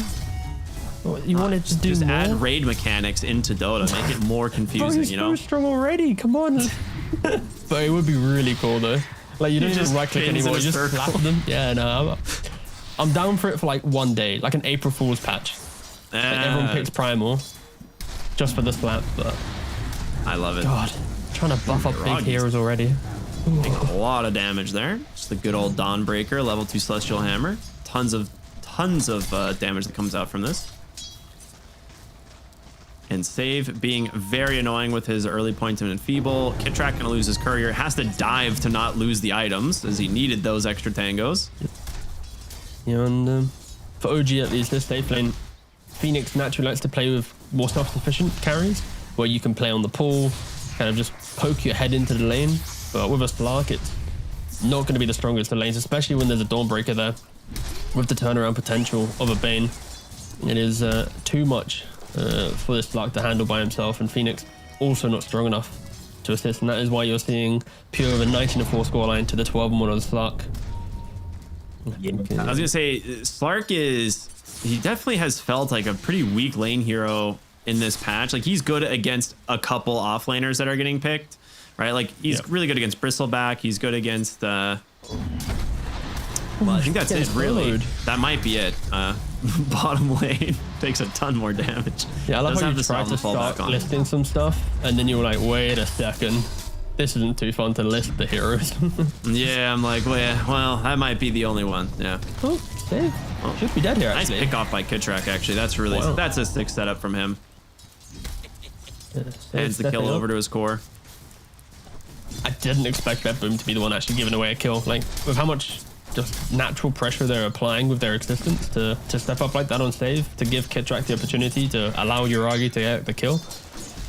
Yeah, Bet Boom, they we'll regret that one a little bit, but still, the general gist of the game is leaning towards Bet Boom's lane, and they are dropping items right now, but that is just to refill bottles without having to keep heroes there. Quite nice efficiency. It would have been great if there was a ward there, and BZM just stepped up to instantly get it. And GPK, he's only level 5, he doesn't have the zip. Kitrak tries to go for a bit of an aggressive play. Ooh, almost manages to find him. He's dead. Dude, he does. Okay, it's just enough. 2 points in that Fire Spirit gets the kill. What a move. Dude, that's Kitrak, huge, actually. Like, unfortunately though, Uragi is like, yay, go you, happy mid lane, but my lane's absolute trash right now. Yeah, he almost died at the exact same time, bottom. This is already becoming the type of Slark game where he will set up his team once again. Like, it's going to be like a Skidder 2.0. If you watch the previous Tundra game, this is what we should be expecting from Uragi. The question is, will he go for a Midas to fill that role? Or is he going to go just for the stats and continue down the line of OG's 20-minute timing should, in theory, be stronger than BetBoom's. That's going to be a very important decision for Yuragi to make right now, as he's unable to touch the creep wave at the 6-minute mark. Yeah, and Toronto Tokyo's down here as well. Like, they really want to push this Slark completely out of the lane, forces that pounce, and now they're going to look for Kitrak. Does have the dive, of course. Rotation from Seb. A little bit off the mark there with the Starbreaker, but they're just trying to wear down this Phoenix. 3 points in the Celestial Hammer. Might be enough to finish him. He goes for the dive, but he might just burn down, and he will. Ends up throwing out a blood grenade here at the very last second, and Stave trades his life for it. Yuragi now looking for Pure, has a pounce to come on through. They get the very close range. Starstorm, Pure finally goes down as well. Okay, Yuragi, 5 wand charges, tons of Essence Shift, forces away that Mirana as well. Okay, good play, but I mean, kind of again, Kitrak pulling BetBoom just a little bit too far. Yeah, Kitrak's doing so much work there. Even the small footwork to see the Starbreaker coming in, to then walk north to go kind of underneath the Dawnbreaker and dodge the connection on the stun, to buy enough time to continue the dive down like Slark. Especially in the early game, he likes fights that last 20-30 seconds because, of course, you're quite a weak hero. You get an Essence Shift back here and there, and now you're contending for the kill. And that's exactly what OG did. They just played quite defensively, and for BetBoom, very, very aggressive play from them to be diving the tier 1, to be trying to zone out the Slark so much from the 6-minute wave was something. And yeah, these moves from BetBoom are giving OG a little bit more life in this safe lane than potentially what could have been a different story. And Yuragi actually goes down finally. It was a matter of time. I feel like BetBoom, the way that they have been playing this off lane, they were expecting a nice arrow from Toronto Tokyo to get the Yuragi kill. Very nice indeed. And they're turning this attention mid lane for BZM. They have the Nightmare potential, the Dawnbreaker coming through as well, and BZM, I don't think he's gonna be able to survive this one. Nightmare gets thrown out onto the Phoenix. They drop the Starstorm as well, and Kitrak will have to back away. Rainbow TPs actually from OG here as they bring even more heroes to fight for the rune, and Kitrak will just take away the double damage. Yeah, now they need to rush back to their lanes, get as much farm as possible, because every time they bring heroes to mid, you think, wait a second, Nightfall's not joining, he's going to pull ahead, and the 2k lead to BetBoom. It's because OG are kind of spreading themselves a little bit. Not even interesting but they're TP just from Yuragi. Yeah. He's still not level 6. He needs this so badly to be able to sustain this lane, but we're going to get aggressive here now onto Pure. Does have the Dawnbreaker, will pull that back the other way and try to turn around with the Starbreaker, but a nice lift from Seb throws him right back into the hands of the Slark, and that's going to be his level 6. DD Phoenix somehow making it happen as Mind Control drones the fray as well. Dude, Kitrak's putting an absolute shift right now. Like, so many of his really subtle plays are just setting up OG to find it. And of course, BetBoom, they are getting baited in. Like, you know what? Let's keep going for that fight. Surely we can do it. And it's not really working out. And another pause. Unfortunately, BZM disconnecting, Yuragi disconnecting. The issues from playing from home. You did point about the fact that Sven is this hero that likes to kind of farm backwards, and it has given a little bit of space for Mind Control because of how active the other lanes have been. So he's having a pretty decent time here on this Primal Beast, has his Vanguard done, which I feel like we don't really see Vanguard all that often on the Primal Beast. A lot of times it's kind of just like bracers, phase boots into that blade mail, but opts for an early Vanguard instead. We'll see how that ends up slowing down his other items if it matters that much in the end. We'll see. I'd be intrigued to know if he does the disassemble trick, because he has the ability to disassemble the Vanguard to then maybe build a heart down the line. He could also use the Ring of Health to build a Lotus Orb. In this game, Lotus v Bane is pretty good. The Sven, pretty good. A heart, naturally, you see a lot of Primal Beasts buy it, but I think that's kind of the most ideal itemization for it, as our observer has a thing for this courier. I really like that idea, because I don't think it's necessarily a great Crimson Guard game, right? So, yeah, the disassemble into Heart Lotus actually sounds really nice. Yeah, no, I think the disassemble feels nicer, but maybe there's some like read in the game which is we want to be tanky, but I would prefer, I think, the disassemble and go. And also Yuragi, we mentioned the fact that in this type of game he can go for a Midas to recover all the stats, and he's just going for a Diffusal Blade. He's opting for my BZM is farming, and we want to try and take this fight in the mid game. Like BZM's also looking to buy a Blink Dagger first item. Like this is the most we want to run at you approach at playing this game. Not a lot of teams do this. Well, speaking of getting ran at, MC manages to find the Bane bottom, sets up another kill for Yuragi here. And GPK will win the 50-50 in the mid lane, grabs himself an Invis rune. Dude, Kitrak is level 6 after all these fights, like already. He is ready to go on this Phoenix. You just brought GPK up. When's his entry to the game gonna be a thing? It doesn't help that he only had an Invis rune on the 10 minute. But right now he's had quite a quiet game, quite farm heavy. But to be fair, most of them are farming up. They are the top 3 of the net worth right now, all scaling into this game, and all 3 of these heroes are beasts of the game, right? Sven, Storm, and Dawnbreaker, in their own right, incredibly difficult heroes to deal with once they get online.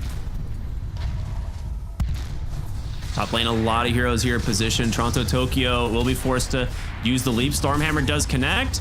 Arrow actually does not, and now Nightfall taking a ton of damage, but here comes Storm. GPK wanted to get active. Dawnbreaker coming through as well. Stun will connect. They've taken down the TA. Can they actually finish the kill, though? They do. Turn their attention on over to the Primal Beast as he falls incredibly low. Just trying to offer some assist there on the Phoenix, throwing those fire spirits, but not wanting to commit the egg. And just like that, OG maybe a little over aggressive here in this top lane. Yeah, just way too keen, I think, on that aggression there. To go for the dive, to go for that play there. You have the Dawnbreaker turnaround. Like Seb, he had a nice little Stormhammer turnaround, but Kitrak just wasn't in position. So OG, yeah, they're dragging themselves across the map to look for the fight. I think if they maybe waited 5-6 seconds, got the Phoenix in position, utilized the fact that he is level 6 by the 10-minute mark, that could have been quite a nice fight for them to take. But no, it was OG's own aggression that was their undoing there. And this will be the continuous trend, I feel, for OG in this game. TA actually opting to go for the Dragon Lance, realizes that maybe Blink's a little bit too volatile, which I fully agree with. Well, but be careful. Dive's they're going to go for the Nightmare into the Fiend's Grip mid lane. Arrow to follow. Beautiful plays here from Save to set this one up. The dive away from the Phoenix. The Virtuous Hail. The Dale. Alive. Oh, so good. Yeah, BZM not bottom really lane entering the game here. Yuragi does have Stormhammer. They have a pounce to follow it up, and he's just dead. Seb with a very nice Stormhammer use. If you ever wanted a tip right now, that's kind of a moment where you could use it, technically. But then again, BZM would get slapped with like 7 tips after, because he's had a bit of a rough game. Just trying to maybe delve deeper into that tip game. But I think, if anything, BZM needs to be very careful. He walks to top tower, dies, walks to mid tower, instantly dies. Often TA likes to like AFK in the jungle until they get to their at least second item, usually. 2 cheap items, right? Yeah. But he's trying to play a little bit more aggressive this time around.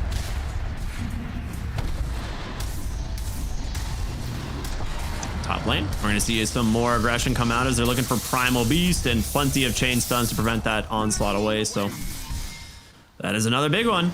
Mind control. He was the one kind of having a pretty okay game here for OG. It's now Yuragi. That's their top of the OG net worth. But yeah, the TA's got to recover and fast. Like, she's clearing out some stacks in the jungle, but just getting to that Dragon Lance, this hero is really far behind, and Yuragi bottom lane needs to be careful. His ult did break for a brief second, so he should be aware they're on the high ground. And now it's broken for sure. Surprise! Yeah, I think they saw the Mirana Courier for a moment. That will be his last leap, but they don't really know that.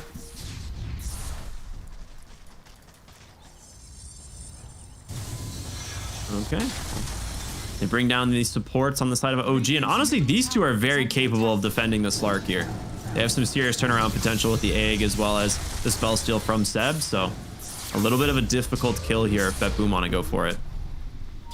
Yeah, and this is the way that I kind of expect OG to be playing right now. Is use Yuragi as this kind of like early game bait to give entry to the fight from the supports, and Primal can connect in, and when BZM's truly ready, because BZM is the carry in this game. Yuragi looking to set up onto Pure, Diffusal slow. Oh, wasn't able to get that ult cancel. But very good response from Pure though. That was a very quick call to be like, I need to get out. It does take the Solar Guardian off the map though, so you don't really have the ability to defend these towers anymore. And that's exactly what OG's going to continue to strive to do. Like, this is a very fluid lineup that they've got, and every time they can take away one Solar Guardian, it just gives them more confidence to look for that next engagement. Sven is on his way to a BKB though. Only 700 gold.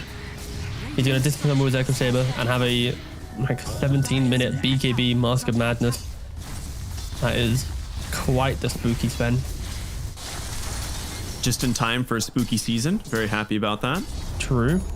Are you a fan of spooky season? Or do you like fall? Is it one of your... like in England it's like kind of 50-50. It's not kind of like a cultural thing too much, the spooky season.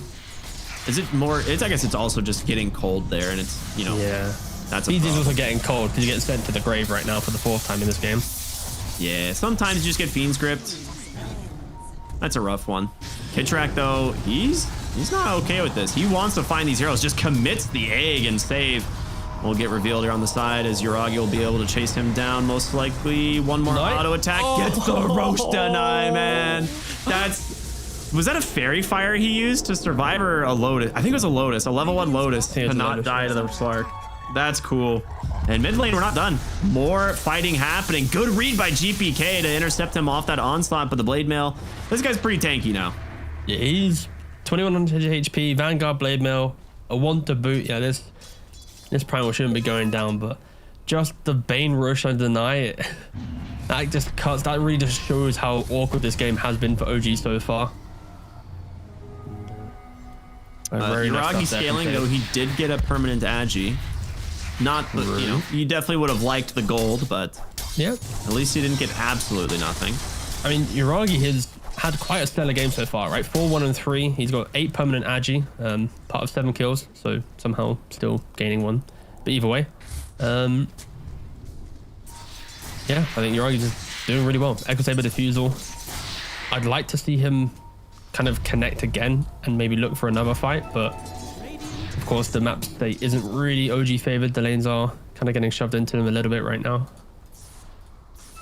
and somehow Toronto Toku's like 300 gold away from a Greaves. That is incredible. They're gonna bait BZM again. They scan, they know that this is coming, and there it is, a turnaround potential, but Yuragi just barely misses off that pounce and they disengage.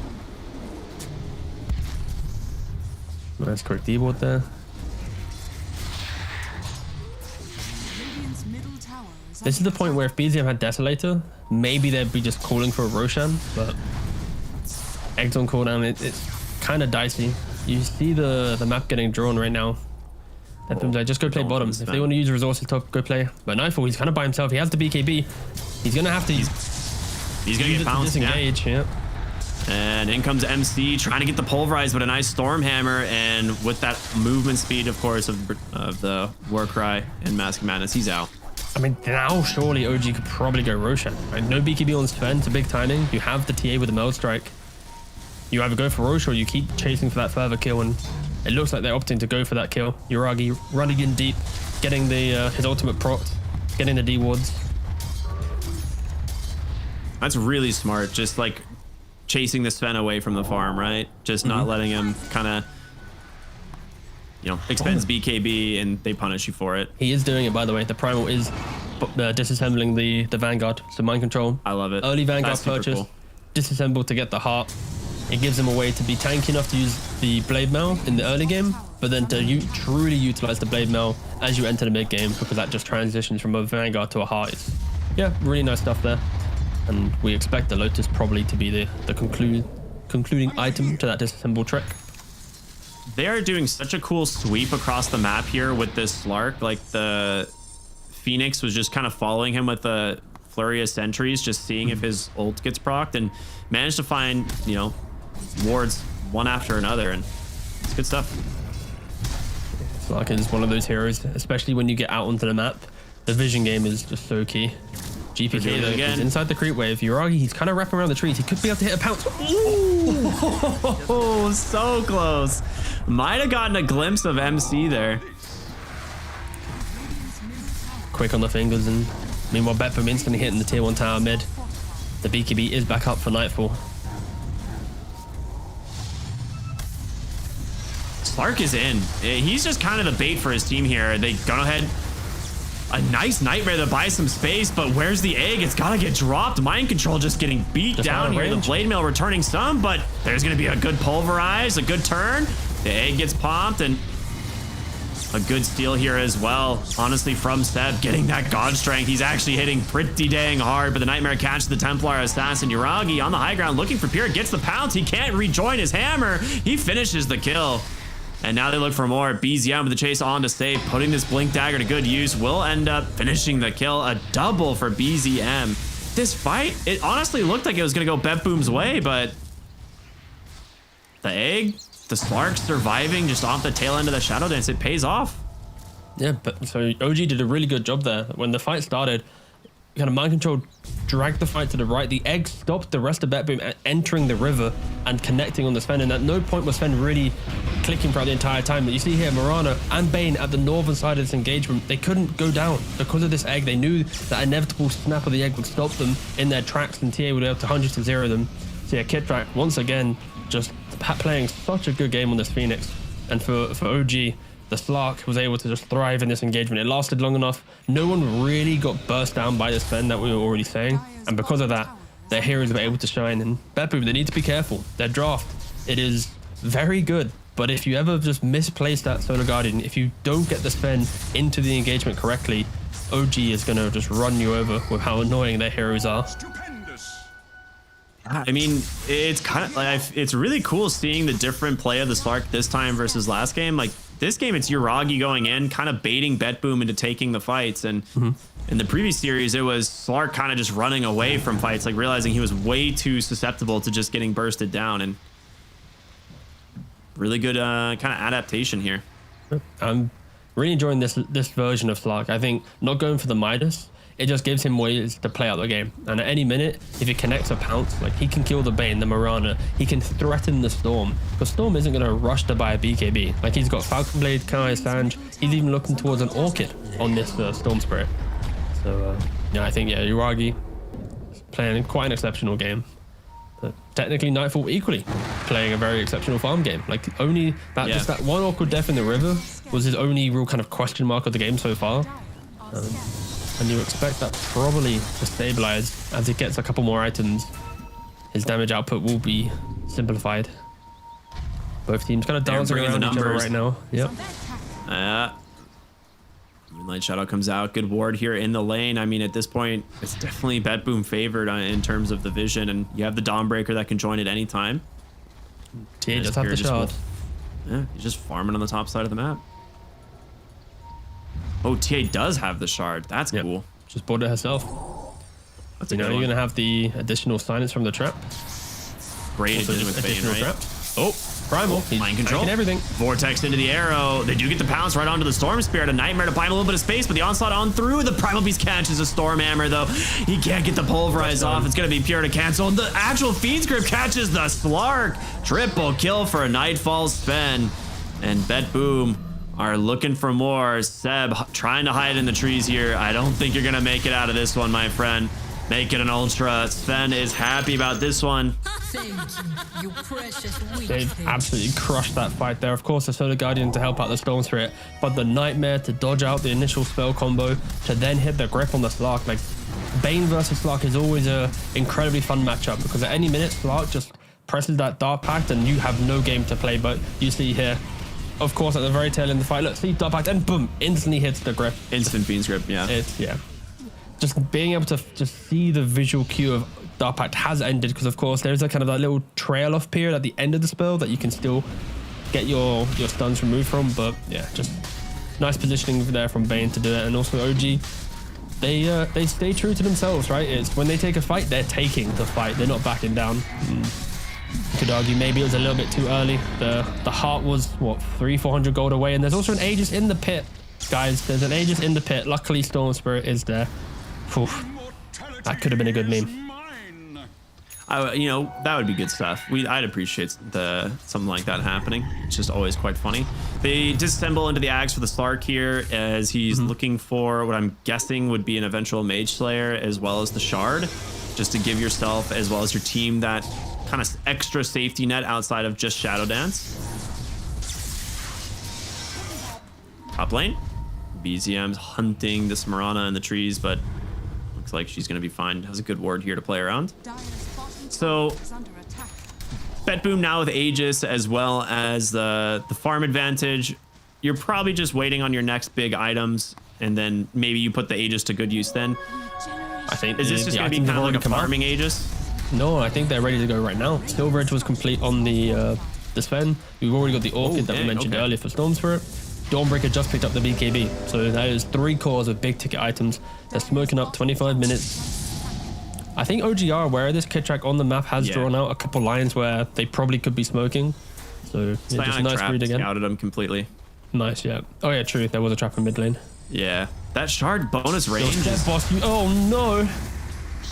Tanked it for the boys. Well, yeah, he tanked it. He's like, it's fine. You know, they make this big movement.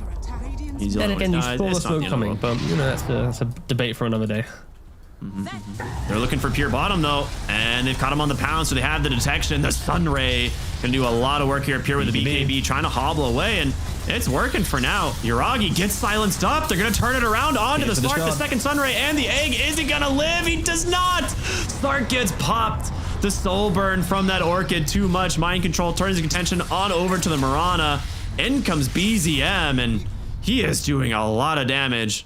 But boy, what a big win here for Bet Boom. Not only do you get out on this Dawnbreaker, but you find a return kill onto this Slark. And you didn't even need to use your Sven too much, right? Like that is, yeah, you're jumping onto Pure with the BKB, GPK. He hits the Orchid from quite a distance onto the Slark, and instant arrow follow-up to 100 to 0 him. And just look at the minimap during this highlight. Don't even look at the fight. Just look at the minimap. Look at that little pink arrow just farming up, chilling, not even doing anything too crazy. Yeah. Slark needs to be careful. This is now the point where Yuragi needs to consider maybe a BKB. Like shard BKB into then continuing going down the damage route is probably where he needs to be at now, because this Orchid, the fact that both Save and GPK have been hitting some just clutch item and spell usage onto him, playing around that Dark Pact, it is removing the constant pressure a Slark can provide. Yeah, I mean, your real carry at this point is BZM on the TA. This Slark is not going to be doing much damage as this game goes on, and unless it goes very late, because his net worth has plummeted. Don't forget that Bane also near this. So I'd say Bane's gonna fall off because with his ultimate now, if you just use the shard from the Slark, it will cancel the ultimate, right? Because you don't see him. But the depth shroud will completely remove the ultimate factor of Bane. So Bane now kind of has a only can grip one target kind of vibe, which is hit the Slark. That's actually cool. I did not know about that. I knew that worked with like Legion's duel. I didn't know that also factored with Bane's grip, but it does make sense, yeah. And normally when you pick Bane into TA, it feels good because TA naturally blinks into the fight. So with your cast range, it's an easy grip every time. But yeah, with the Slark in play, it's gonna complicate things a little bit. But when you have both Storm and Sven who like to get into the middle of fights anyways, you should have enough information to still have input into the game as this Bane. Just need to keep it in mind. BKB complete on the TA, shard complete on the Slark. OG, they have some timings, but with the Aegis still available for a minute, they might want to poke, be aggressive, respect the Aegis, but no, fight, go in, why not? He's got a shield rune, throws the Orchid on over to the Slark. 40 seconds still on this Aegis. Is they looking for Yuragi at the moment. He, again, needs to respect the rest of the team. GPK gets caught under the tower, and that will be his first life. Nightfall ready to fight onto the side. There's going to be a nice hammer comes through, but they catch the storm. A nice pounce, but a great force staff. Looking for Bane now, as they will be able to trap him in place. Yuragi finds that one, still has that depth shroud to play with, and BZM just blinks super aggressive on the high ground. Immediate BKB. He's going to need some help. I mean, there it is, the depth shroud. They're going to fight inside of it. Pure tries to get away, drops that Solar Guardian. There will be an exchange, but everything dumped from both teams. OG need to find a way to stop Save casting his spells. Like, he is being so disruptive in the fight. But then for BZM to blink into the high ground after the fact, into the Dire Vision, whew, things are getting a bit spooky here. Like, we're yet to really see BZM kind of make his mark in this game. It's been a lot of like silence and poke, but nothing really as decisive compared to the side of Bet Boom. And this Sven is so fat, Silver Edge, Echo Saber, BKB AC. Nearly 30 minutes into the game, but you do not want to go toe for toe against him right now. He is insanely fat. Okay, Uragi nearly just kills himself on Blade Mail, but does find the Mirana on that leap and still has some leftover S and shift stacks from before, so finds a quick kill there. Well, Jeez, that going for the Harpoon, by the way. Like, he really wants to just crush the next fight. And you buy Harpoon when you think you're just that kind of 1v9 mentality. See hero, grab hero, go. Oh, all right, Uragi making some really sick plays around the map right now. Stolen arrow from Seb to find the kill. Yeah, Nightmare arrow works the other way as well. Okay. Gem pick up as well. Purchased by Kitrak. Now Uragi's using it to deward. I feel like this entire game really boils down to, does Uragi get caught by a grip, a orchid, or anything along the sorts? And if not, he can be super disruptive. But on the flip side, like, this Sven, he's just chilling. I think Nightfall's probably had one of the easiest games for him right now. Not having to have any major stress in how he makes his moves. Ags complete on Storm Spirit. Ooh, that's a big hit. I didn't see that. That's big. That's very nice. Of course, the AoE Vortex, you're going to be able to cast it and grab people from such range. Very nice. I don't know if anyone was building Lincolns or anything either. Yeah, it doesn't look like it. No. Against Storm, you normally know he's going to go Ag, so buying the Lincolns is kind of a bait, but double 4 stuff on the supports. Nullify going towards Pure. They're itemizing very much for the team fight right now, and just trying to maybe kite away from that egg to then reinitiate. And there's the Nullify complete now for Pure. So the 4 staffs that we were just mentioning have been nullified.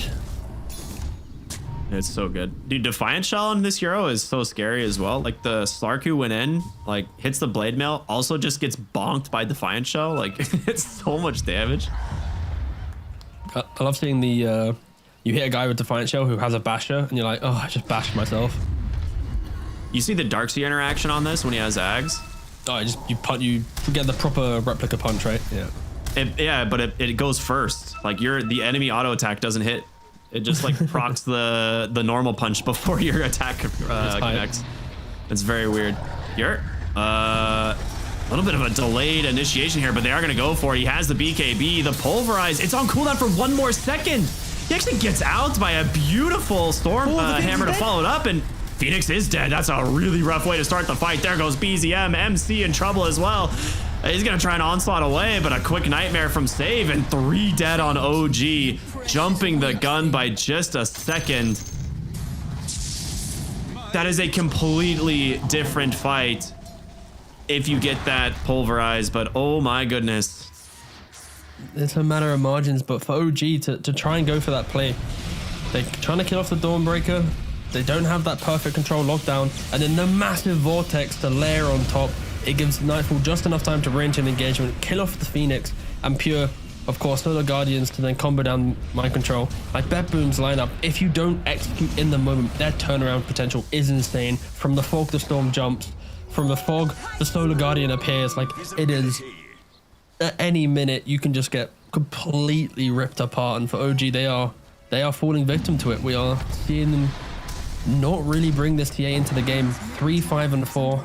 Uragi, he's tried doing so much work on this Slark, but unfortunately, BZM yet to use that space effectively.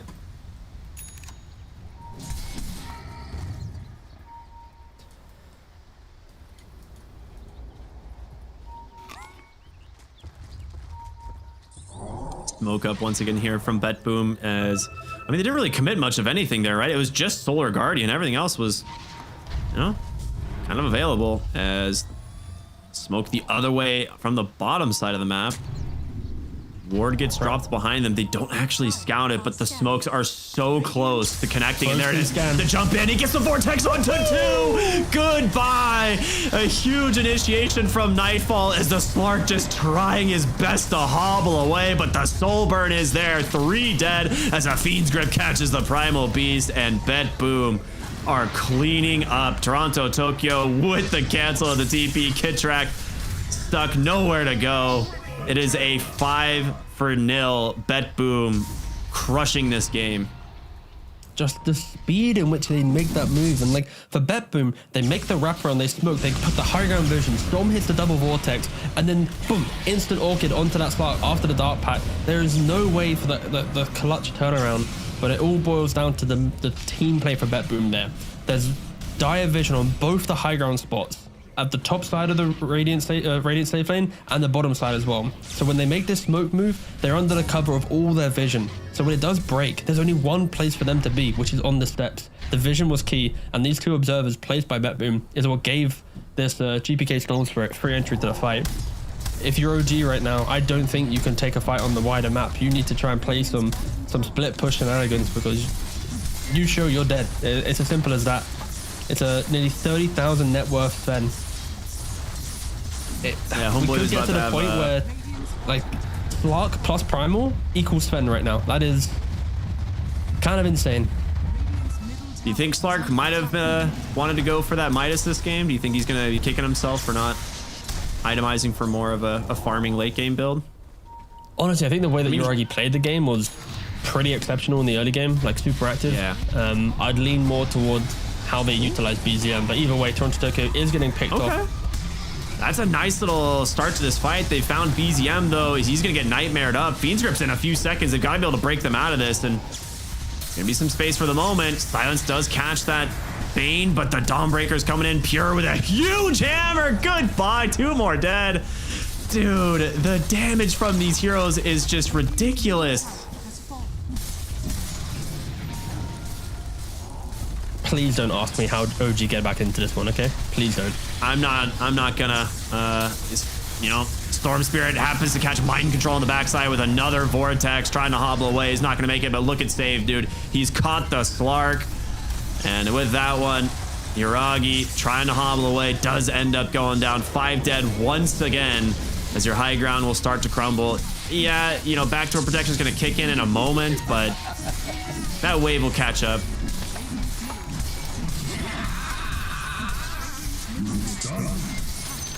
OG not backing down yet. They still want to believe. This team, they've come back from harder games. Smile. Everyone's respawning. You know, I mean, we are the English broadcast. I'm pretty sure majority right now are OG fans in chat, so gotta give them a little dose of copium. I think the win probability right now is probably like 99% though. It is. It is exactly 99%. It's exactly 99%. Very nice. Well, they forced the Yuragi buyback to save Mega Creeps. I don't know if it matters, to be honest. This Slark is hardly in front of the 4 positions this game in terms of net worth. So he again, like you said, he played that early mid game like phenomenally. He got a lot of really good kills. He was making moves around the map, trying to start fights, force BetBoom into bad situations, and it kind of worked. You know, putting your eggs in this BZM Templar Assassin basket, but you just can't keep up with this tricore of BetBoom. They just have way more farm potential. And there's just an immediate Fiend's Grip here onto this Primal Beast. No way to stop it. He's actually going to be able to get a little bit of space, but Yuragi dies for it. What? He went in for the death shot and just instantly died. Instantly hit by Arrow Vortex into Stormhammer. Well, A get the fountain. Doesn't even save Rubik. Okay, this GG. Is all but over. There it is. The GG's finally come out. And just a great game here from BetBoom. Oh, Nightfall, he's trying to buy the... Wait, is he going to get his item before the game ends? Oh, he doesn't. He TP's back to the secret shop in the hope to complete some component of Eagle Song. But he doesn't get it. But yeah, BetBoom, a very one-sided game, I feel, in this first one. Their draft looked super clean to look at. The way in which it plays, the combinations. And on top of that, yes, Nightfall finished the game 17-1-10. Yes, GPK had a stellar 6-2-21 performance, but I gotta give it to, I feel like Save and Toronto Tokyo, the small things they did throughout this game were pretty exceptional. I think just getting that groove so early on Toronto Tokyo, some of these arrow setups, he even helped kill the Slark a couple of times with it, and then Save on this position for Bane. We don't see it too often competitively. I think only like Tofu on Gaming Gladiators has truly tried to bring it into the meta too often. But the nightmares, the grips, the way in which he just applied pressure with his positioning throughout this game, super scary game. And for OG, they're going to have to clean up some of their aggression coming into their second one, because if you're trying to beat BetBoom, you can't make mistakes. Man, this is like the second time where this Slark hero just, like, we saw it earlier, like excel in the ultra late game, right? Like that 45 to 50 plus minutes. This is when you finally have items and you're not dying immediately in these fights. You're like, okay, cool. Like this hero ramps really well. But when you're against a Sven, against this pure Dawnbreaker, the AoE grips and orchids from GPK, like he just never is able to enter these fights at this point. It's just super difficult. And like, I think when you look at the hero damage dealt as well, right? Like as we fade away from this bracket, this scoreboard, it's just going to be 15.8k on the side of BZM. And I think when you pick TA on the mid lane specifically, it already is like a high risk strategy, because I think TA is quite an exploitable hero to play into, especially when it isn't your carry. So yeah, it was a very OG style of approaching the game. They weren't able to connect the dots and they got punished. It happened again in game 2 against Quest. They had a slightly different take to other teams. It didn't work out, and we'll see how they readjust coming into the second game. Yeah, absolutely. So we're gonna go to a short break, everyone, and we'll be back with that second game again. It is OG versus BetBoom. Stay tuned. It's our last game of the day. You will not want to miss it. We'll see you then.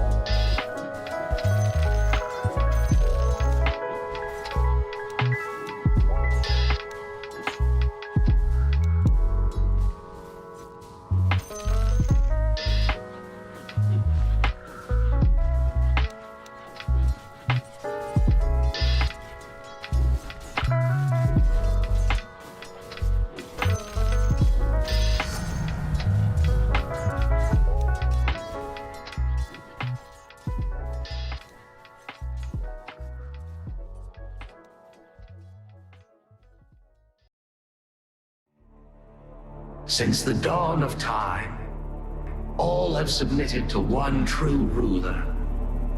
Fate, moments of euphoria, sorrow, acceptance, all are fleeting in the face of destiny. Yet only the bold dare defy this rule, dare to triumph against all odds, dare to rise above fate.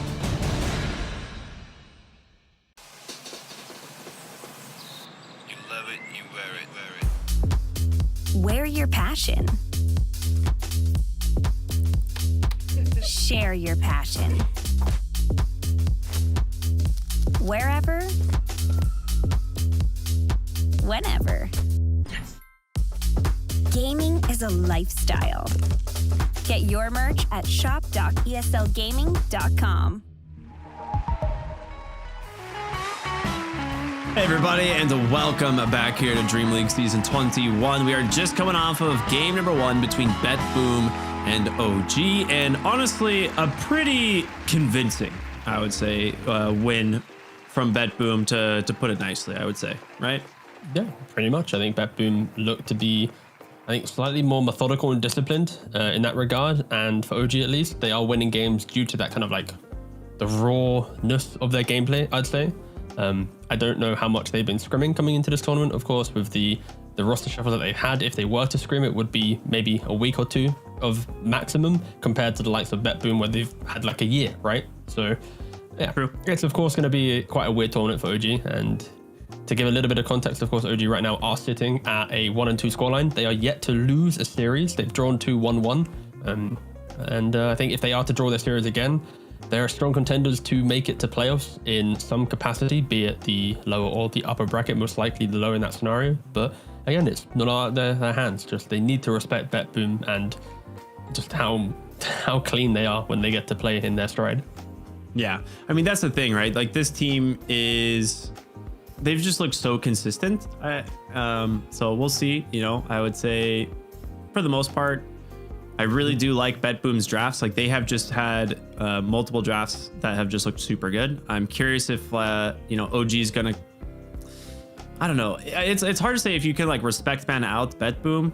Like, we talked about this in game 1. Like, they just feel like they have so many heroes that they play well. Like, their drafts always seem to come together with some really solid team fight. Like the Storm Spirit, not something we've seen a ton of this tournament, but GPK made it look amazing. I think he played Tiny earlier and did some absolute manhandling on the Tiny. Like, it's just wild. Yeah, I think if you look towards BetBoom, they are very much a Sven, Jarekop to first pick centric team. So potentially you could look towards that, but then you're now giving away like a save Kotal or a save SD or some Invoker to GPK, right? Like, it's not that easy. I think maybe Sven is just the counter to OG's concepts right now, unless they get the Razor. But I think that Boom showcased quite clearly they had that understanding in mind. They ban it out, instantly picking the Sven. But I wouldn't be opposed to seeing the some more carry bans in the first phase. But again, OG is going to be first like that this time around, so maybe they take the Sven themselves. Yeah, I was about to ask you, like, would they be willing to take the Sven themselves? You know, I imagine it's something that I'd have to imagine can play, and you know, we'll see what happens. We're gonna go ahead and jump into the draft here of BetBoom versus OG and see how this one unfolds a little bit. We're gonna see the Invoker and the Brewmaster removed on the side of BetBoom here. Not wanting to give either of those up on the first pick. So the last time that OG drafted, of course, they had 4 bans. This time they're going to have 3. They've opted to do Pangolier as one of the bans. Invoker's been banned for them. So if they really dislike Kotal Shadow Demon, that'll be the next 2 they go for. But again, with the change up in draft order, I would expect things to be slightly different. Of course, being tailored towards what their first pick. And then, yeah, they actually are banning out the Sven. I was considering this, of course, to be the hero. I think one option OG could have had is ban a different hero here, get 2 bans out of the way, and then they could have first picked a Razor, potentially. And it's like, oh, we haven't had to ban Sven, we got our Razor, you can't really pick it now because it's our like counter strat to it. But instead they opt to go for the, okay, let's not be creative. We do kind of want to claim a victory against BetBoom, so we'll just take a hero that we've lost 2 games in a row to now against different teams. Yeah, that's the thing, right? You're like, okay, can we get them to kind of bait pick the Sven almost, right? Is kind of the idea with like the first pick Razor. It's like, we dare you, pick the Sven into this and see if it works. And yeah, I like what you're saying. It's like, rather than risk it, let's just get rid of this hero and fall back on some of the things that we've had success on. Yeah, it's always the unique joy of watching OG is because sometimes they have that we can beat it mentality, and sometimes it's their undoing, and sometimes it's like, oh wow, they really did kind of craft this this cool little strat. But another bit of respect towards the Phoenix on BetBoom. OG don't really want to open up the draft with it themselves, but now historically at least they've gone for Venge, they've gone for some SDs in the first phase, and other than that, that's about it. They haven't played too many first pick games to actually have crazy information on this new version of OG. And okay, they go for the Treant Protector. I like this. I also like the, you know, not leaving Toronto Tokyo's Phoenix in. They will get the Shadow Demon as a result, which is a hero that we've been seeing a lot. How do you feel about this support trade? It's an interesting one because where SD counters Treant in the game, because you dispel the buff that Solar Crest that Treant can provide, be it Solar, Living Armor, etc. And we've got a new player, he's called Toonies, on camera right now. I think he's subbing in for Uragi. SD, of course, doesn't apply structural pressure, therefore Living Armor is good on that side of things. Also, the lane for Tree naturally is going to be pretty good. Depending on what ranged carry you sync up with it, I'd like to see probably a ranged carry, just to make SD a little bit uncomfortable. Don't make it too simple for him to disrupt the target. Again, it's pretty early days. Both heroes, again, very defensive.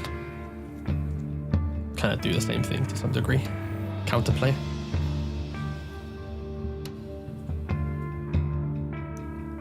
Man, they really give respect band to this Coddle. Like, no team wants to give this to BetBoom. It's just such a quick hero, especially because all the heroes that we're mentioning for Pure, Axe, Legion, like you throw in some Chakra Amp onto them and the laning phase is kind of brutal. It's the same reason why people think Warlock is so busted right now. Imagine a hero that can push the wave into you and you don't have to play the lane. Guess what? That's what Keeper Light has done for years now. Yeah, and Warlock has now kind of picked up the same skill set.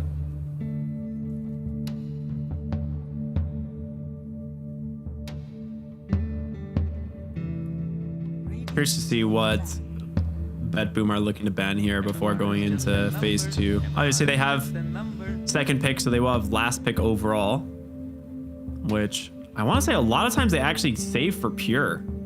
I feel like Pure is the one who gets last pick a lot of times on the BetBoom roster, but we'll have to see.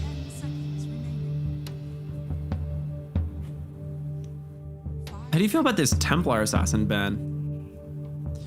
I think in Eastern Europe, Templar Assassin is a very strong hero, and I think it's the way that teams play around it. It is very spooky because I think OG didn't really demonstrate the hero to its fullest extent because of how quickly they tried getting it to play onto the map. And in Eastern Europe, at least, this TA, it focuses on like lane into jungle more, into then I get a Despo pick, Roshan, and now suddenly I have Aegis Blink by minute 20. My map is like anywhere I want to be, right? And I just think OG kind of jumped the gun a little bit with how they played it. But I can see this hero getting respected. A little bit of a slower draft overall from both. I mean, the teams music, this time. also, Yeah, I was gonna say I'm kind of just vibing here to this music. This is nice. This is good stuff. It's like the evening's kind of getting there, kind of soothing my way through this draft. Yeah. Well, Vengeful Spirit. Didn't even realize that hero somehow managed to squeak through the cracks, but yep, Vengeful Spirit will get banned. They'll go for the Dark Willow here, which I mean, typically synergizes really well with a lot of Pure's heroes. Of course, the Legion, then the Axe. Yeah, no, double pick for OG here. It's most likely the Pos 5 and off lane, you'd assume. Because Bet Boom, it's a pretty cool position to be in. You've only shown two supports that also kind of have flexibility in how they want to play. They don't look too jarring with each other. It's not like, they're lacking lockdown or team fight, right? They've got saves, they've got catch, they have aggressive capabilities. Both heroes kind of play both departments, right? And it does make it slightly uncomfortable for OG to pick up. Trying to think of what the Kitrak hero would actually be in this position. Let's try and remember what he's actually played so far in this tournament. He's been on the Warlock. Yep. I was just scrolling through his thing. It's like SD's been picked by the enemy team. Venge is banned, Phoenix banned. Oh, the only one really left is Warlock. We got there. We deduced it, but. Well, we finally get to see it. I mean, this hero, I don't think has been picked in any of the games that we've covered. Mm-hmm. So curious to see how big of an impact it has. And they will go for the Earth Spirit, which is quite good at dealing with the supports here. Yeah. And of course, instant Legion, mainly because of Dispel. You just want to get rid of the Fatal Bonds on a key target. Of course, you could maybe go for yours on Willow as well to do another Dispel for the Bonds. But OG at least. Earth Spirit mid. Your Warlock is your 5. Your Tree's most likely your 4 here. And Bet Boom pick up the Shaker. So yeah, they're just going for a super stable draft. And I think the concern for OG now is simply what happens when Shaker gets to like Blink, Axe, BKB timing. Because Tree, if he pops Overgrowth, the rest of the team jumps in. Warlock uses Golem, the rest of the team jumps in, right? And I think OG need to make sure they're playing forwards and using this magnetized damage plus the talents on top of the Fatal Bonds early on, so that supports just feed away. The Shaker's always rushing to get his next item, and yeah, they go for the PA. This is the hero that can probably win duels into the Blade Mail of Legion. Like, that's how much damage you do, especially if you have some like Blink Strike active and then you get duel type of deal. But yeah, I think OG, they're looking to play this game later. They're not going to try and rush like the previous game. Like, this is a draft that I can see, if things get a little bit bad, there's comeback potential. There's rapiers in play for sure with this draft. Yeah. PA is just not a hero that you're going to get to duel very often, right? Once you have the Aghanim Scepter, this hero is impossible to catch. And, you know, it's definitely going to be a game of who gets the first, who really gets to start the fights, it seems, right? Like, if you have Earth Spirit and PA rolling in onto the backside, finding like the crucial kills onto a support or even like a Shaker, I mean, that's like best case scenario for OG. But I look at Bet Boom's draft right now, and this is just the Bet Boom draft. I feel like this is like everything that they want in a draft a lot of the time. They get Pure's Legion, they have save on Dark Willow once again, they get the Shadow Demon, of course, for Toronto Tokyo, and just an active fighting mid laner. I think I see maybe like Naga Siren for Bet Boom. You sure you have decent armor against PA? I think it's less about killing the PA in that regard, but more you can naturally get rid of Fatal Bonds again. So the majority of your cores don't care about Fatal Bonds anymore, so that impact's falling off. You have reset potential. You can punish an Earth Spirit who runs in. You already do a lot of damage with a Silver Edge Buying Shaker that can help you in, but again, Bedboom, they have the ultimate last pick in the draft, so they'll have a little bit more information. OG, they opted to go for the run us over pit bans, which I do appreciate for sure. I think when you have a P in your team, if your opponent can close out the map in the first 20, your high ground defense is awkward because you've maybe got like Battle Fury plus Deso or just Ags, and that is not like your high ground defending territory. So for sure, OG are respecting the weaknesses of the hero, and they go for a Magnus. Yeah, well, here we go. It's the play for our opponent's mistakes and see how it goes. And this is not like the perfect mag game in regards to your RP potential. There's a lot of saves already built into Bedboom, but just purely for the Empower, the Accelerate the PA to get online, it's going to be spooky. So it's very good for the Empower. I'm really curious like what carry they think they can take in this matchup here. Because like into Phantom Assassin, you're into Magnus as well. I still think Naga sounds good, just because like the illusions constantly get the waves out. You're always chasing the real hero. You're trying to play the macro game where it's like, guys, we can't push yet, we need to deal with this wave. And then whilst you're dealing with it, there's like a slam or a Legion duel. I think Nightfall is one of the better Naga players in that sense. You can also buy like Bloodthorn and ways to 100 to 0 the PA. Like if she gets locked into a duel, throw a Bloodthorn on top, it could be enough. It could just be too defensive though, where Bedboom want a carry that also packs a punch. They don't want to play for that awkward late game, because with the Naga, they wouldn't have clean tower damage, so they would be leaning into OG's inevitable, we're gonna draw this game out to a forever long game. But okay, they go for the other illusion option, which is the Terrorblade. I like this one. I think this will survive a lot better in lane, right? If you're against like Mag Treants Protector, the Nature's Grasp plus Shockwave will just make the Naga Siren's illusions pretty much, you know, a non-factor.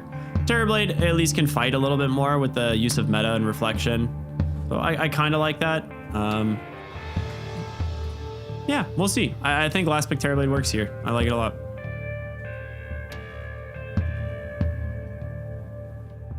I'm curious to see how this Magnus is going to work though. This is the one hero that like I haven't seen a ton of in this tournament so far. Obviously you have like the Empower bonus with Phantom Assassin for the late game, but like offlane Magnus typically goes like max Shockwave, max Skewer, right? They almost don't put any points in the Empower early, right? I think he would maybe opt for a couple points just because he knows he can connect in with the PA, but I would expect it at like maybe 7 potentially. I think just for laning, you would go for like 3-point shock, 2-point skewer for the fight potential.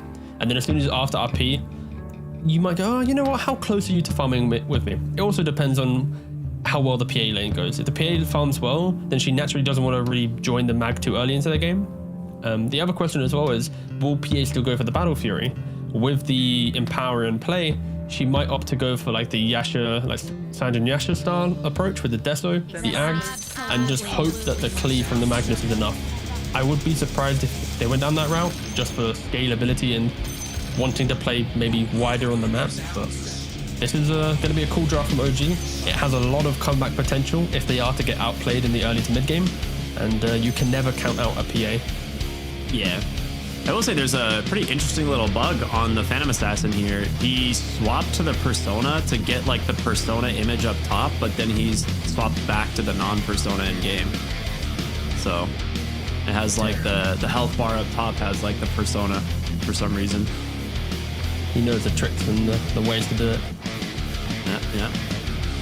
Oh, we're gonna see Toronto Tokyo get scouted here on this 5-year rotation, and OG looking to be the ones to draw first blood, but the numbers are coming back from Bedboom. A huge fatal bonds into a big overwhelming odds. BZM's got to run. The rest of the team falling low. It's a 1-for-1 trade. Pure the one getting the first kill, and Seb on the backside will find the exchange, but it's going to cost him his own life as 2 kills will go to Bedboom. Just the juke there from Tundra Tokyo to disengage, to just run away, but then like Seb just beelines in, he's like, I'm gonna punch you, and he was able to just stay out of range long enough to give Pure the first blood on the other side. OG looking to break into the game with a bit of speed and a bit of pickoff, but Unfortunately, it was their undoing. Around about 500 gold swing from Willow. Yep, Bramble. It's pretty nutty. Yeah, Bramble is so good, level 1. Yeah, especially if, you know, there's 5 heroes to walk through them. Pretty nice. The rampage of the Bramble.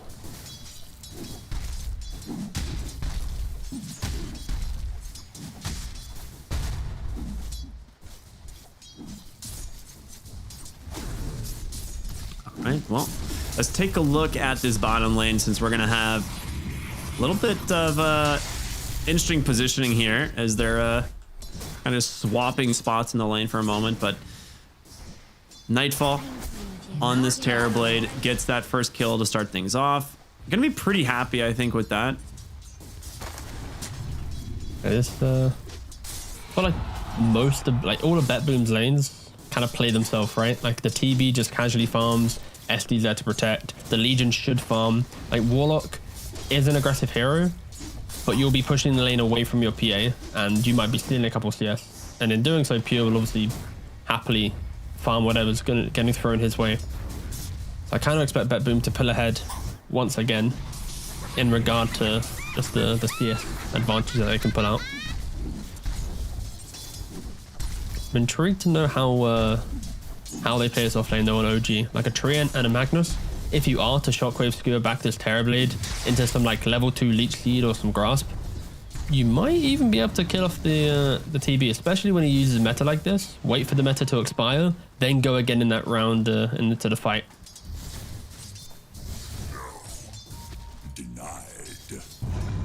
Dude, mid lane has been really funny to watch because, I mean, we've seen this matchup like 4 times. And it's just, that's like, there's the kick. I was wondering when he was going to do it, but no roll.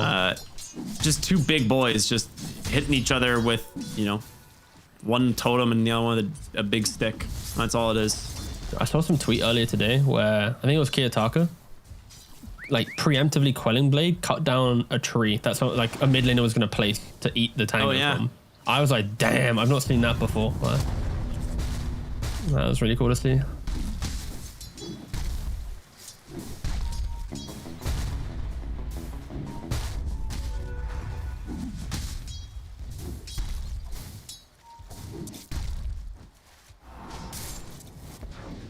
Kitrak just get really unlucky with that fatal bonds and like happen to hit the medium camp there or the hard camp instead of any of the creep wave units. I was looking at very weird. It's just like the fatal bonds was attached to like Legion and the hard camp. So I didn't see it get cast, but very interesting. Other than the early kills we had from pre-bounties, it's quite a slow start to the game. A lot of CSing. Everyone's quite even.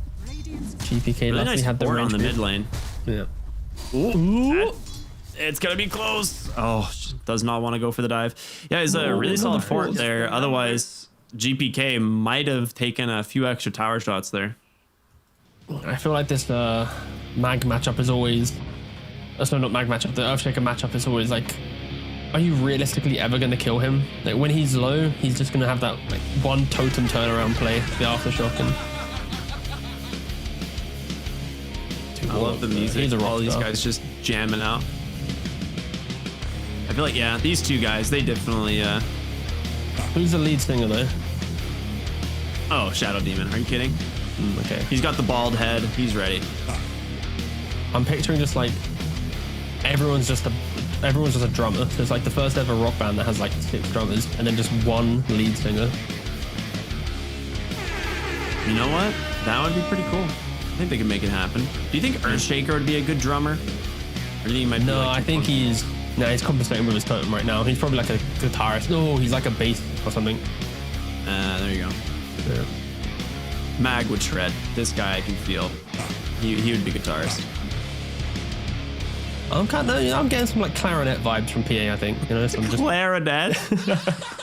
He uses his trunk as yeah, like, okay. Because you'd look at the PA and be like, oh wow, she plays the clarinet and then she just fucking snaps it into and just rams it into your back. And it's like, yep, there you go. Yeah. Oh, good one, ready. Thank God we got away from that one. An instrument of destruction, potentially. Amen. All right, are we back to playing Dota yet? There we go. Okay. Jesus. These guys.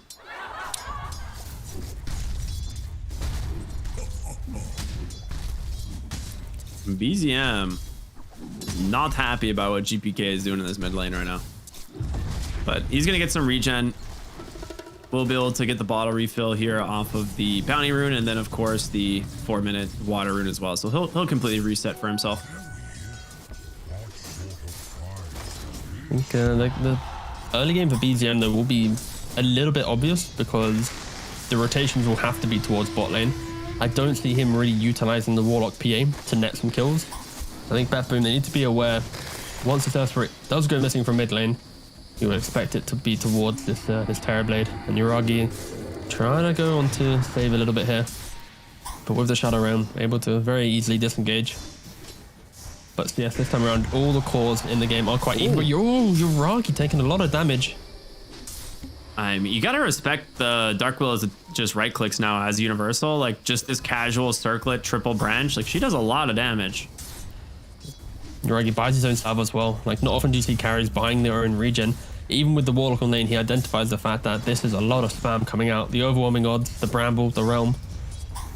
They just need to get their levels. They just need to survive. The other awkward thing actually is going to be you have a melee position 4, so making these double stacks in the dire triangle won't be as easy. Yeah, you can use grasp to connect onto the camp, but you'll need to kind of feel it out with the move flow, the timings. It's not as simple as any of the ranged 4s.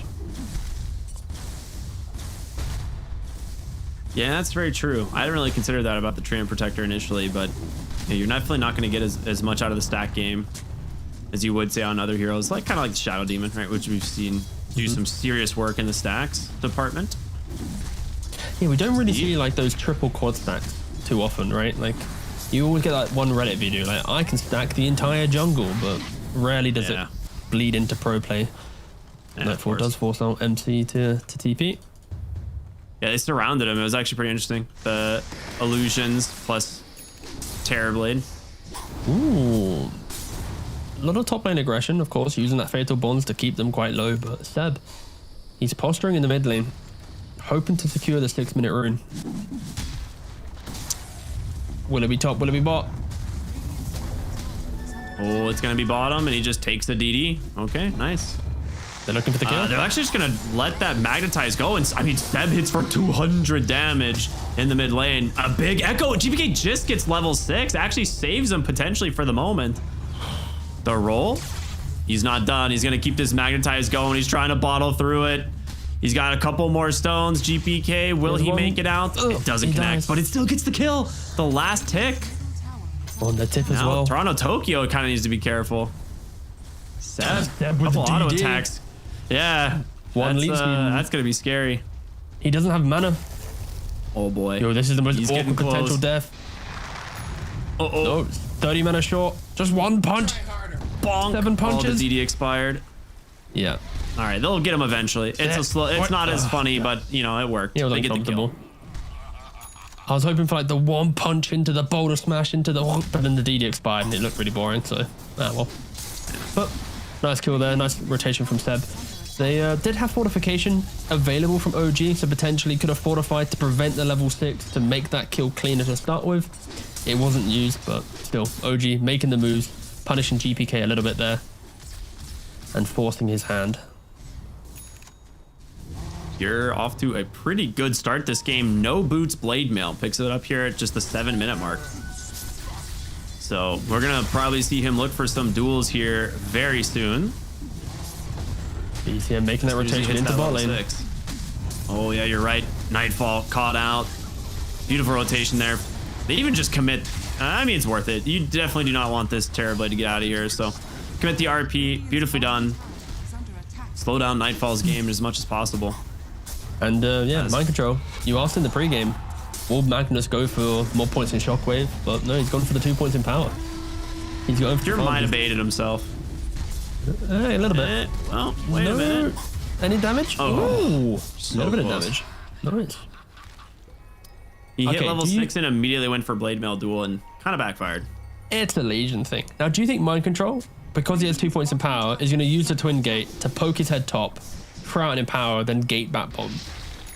Oh, I'd like that. That's cool. Like, I'm yet to see a mag do it. I'm also, to be fair, yet to really see mag off lane. So cool to see OG doing it. But if there ever was a temporary twin gate employment, this would be it. Yeah, I mean, that makes a lot of sense to me. Yeah, there's only a hard camp stack available, so it's not as if the PA wants to be moving towards bot lane. And pretty cool option. He's just gonna max the empower. Kitrak has to become and do the role Seb can't do. Seb can't do what Kitrak's doing. A tree can't be doing this too well.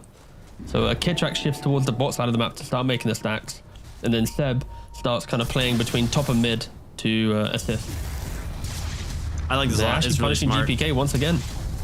I mean, he's got an Echo to try and buy himself a little bit of space, but it's definitely not going to be enough damage to... Oh, maybe it is with the help of the Dark Willow and a tier 2 tower. Okay, a little bit of an overextension. Nice. Maybe level 6, I guess. The top lane's been so good for them where they've just constantly found levels that they've, with the early realm, able to turn it around. Dude, Pure, he's just constantly playing behind tower with this Blade Mail, trying to get that duel. Oh, Blade Mail expires. And Yuragi gonna get aggressive here. Dude, the damage from this Fatal Bonds is also a huge issue. I respect Seb's relentless nature on this tree, right? Like he just keeps walking in. Like, I'm here, hello. Nice play from Toronto Tokyo. Banishment here. Looking for the Blade Mail, gets the duel, and they get the kill. Well done. And Seb, chased here underneath the tower, will be able to back away as Kitrak forces them for the moment. Looking for Toronto Tokyo, won't connect, but a beautiful RP catches on the very edge as BZM will clean that one up. Yeah, really big kill there for BZM. Now only 300 gold away from his vessel. Is that just me? Hello? There was a little bit of lag, but I think you're okay. All right. This is going to be potentially a laggy game, right? You've got the Terror Blade with the reflection. You've got Warlock golems spawning, extra golems, some Echo Slams. Yeah, we could potentially drop some frames throughout this game. Very nice. That's exactly what I need. More frame loss. Well, I had hair loss. It's the same thing. It's pretty bad. That's true. They actually have a soundboard throughout the game, I just realized. I know they've had it the entire time, but how often do they use this? It's a good question. That's a great question. I was hoping they were going to play something random there, but missed chance. So I wanted to bring Yuragi's build to, everyone's attention. We are just ignoring the Battle Fury altogether. Mind Control has just gone 4 points in power. He's just going to give this PA constant, cleave, and he's just going to rush the Deso instead. So, and definitely something that we saw in the past, right? With the 5-position Magnus way back in the day before it got nerfed. Up. Be careful. Oh, they got him, baby. Great ward place there. Good read. Good blink reveal as well. Should be dewarded quite quickly, and they're trying to get the cancel on GP. He's out. Don't got it. Again, should be quite a quick deward there, but going back to the point with the Magnus, the reason why this build should in theory work is he's also rushing the pipe. So to cushion the fact that PA isn't getting tankier and going for a duel onto Seb, not going to win the duel, but going to get the kill. And then Magnetize immediately dispelled, so BZM doesn't have this damage rolling, and Pure wants to keep chasing, and with the Bedlam, should be enough damage. GPK cleans up the Warlock with ease. Oh boy. I mean, honestly, it really is, once again, Save and Pure on this offlane duo just getting so much done. Yeah, they see opportunities and they take them, and of course GPK connecting in to amplify how good they are doing within the lane. I do want to remind you that MC, he's going for the pipe. There will potentially be a moment where your Deso PA with a pipe should be tanky enough to maybe take a fight, but this Legion with the Blade Mail, until Yuragi has a couple items to his name, he will be going down to the Blade Mail duel. It's only later into the game that PA can just do so much damage to eat through it. And look at GPK and Save. Trying to go for another kill, and MC a little bit tankier this time, yep. Yeah, Nice makes try, it. Makes it out. Has the pipe The bonus complete. armor from the tower is nice. Yeah, true. Yeah, I mean, Pure, the only reason it doesn't connect there is he doesn't have that blink dagger. Otherwise, just a guaranteed duel. And it's coming on Courier now. So, likely going to see these rolling much faster.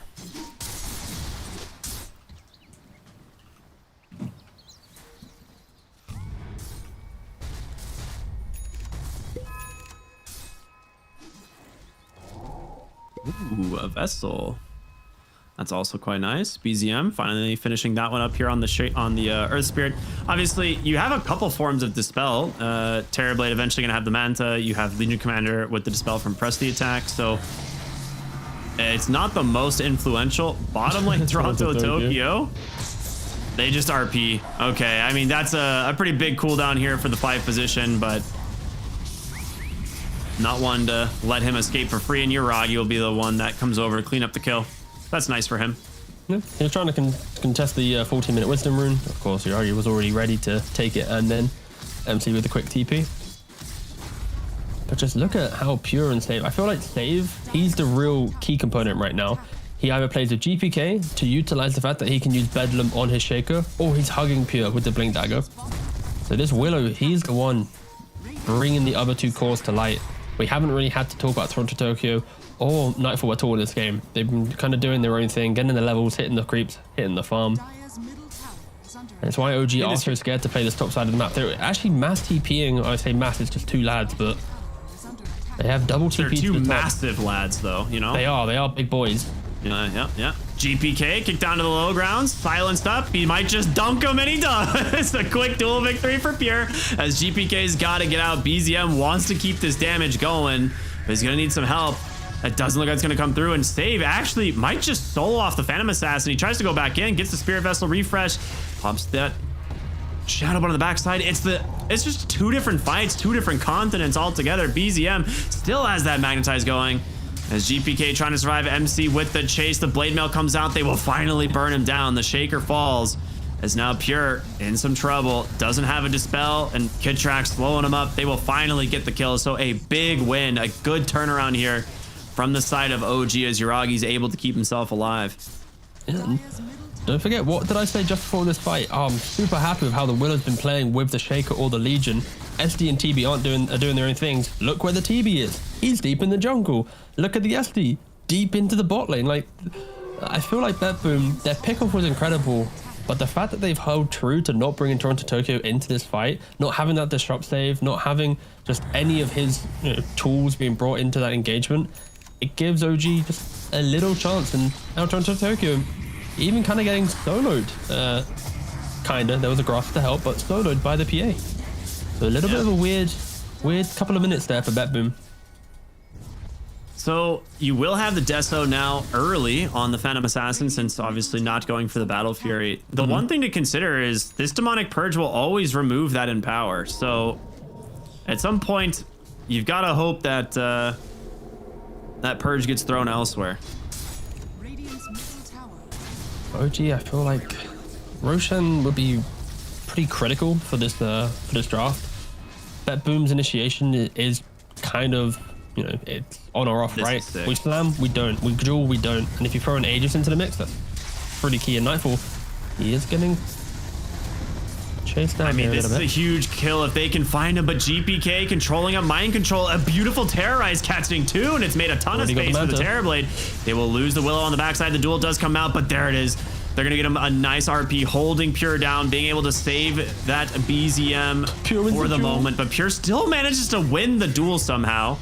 It's going to cost them 3, though, as they eventually, of course, bring down that Terrorblade. And Yuragi is still looking for more. He gets himself an Ultra Kill right after getting a Deso.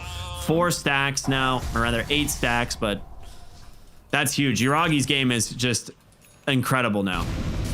The entire fight breaks out because OG just already on to Nightfall. He has the Manta to get rid of the overgrowth there, but it just really isn't enough. Once again, BetBoom aren't in position. Where's Toronto Tokyo? Where's the rest of the team to actually take this fight? It just feels like a lot of mini engagements whilst OG, they're moving as a team, they're trying to amp each other up, and you can see it through the pipe, through the Empower.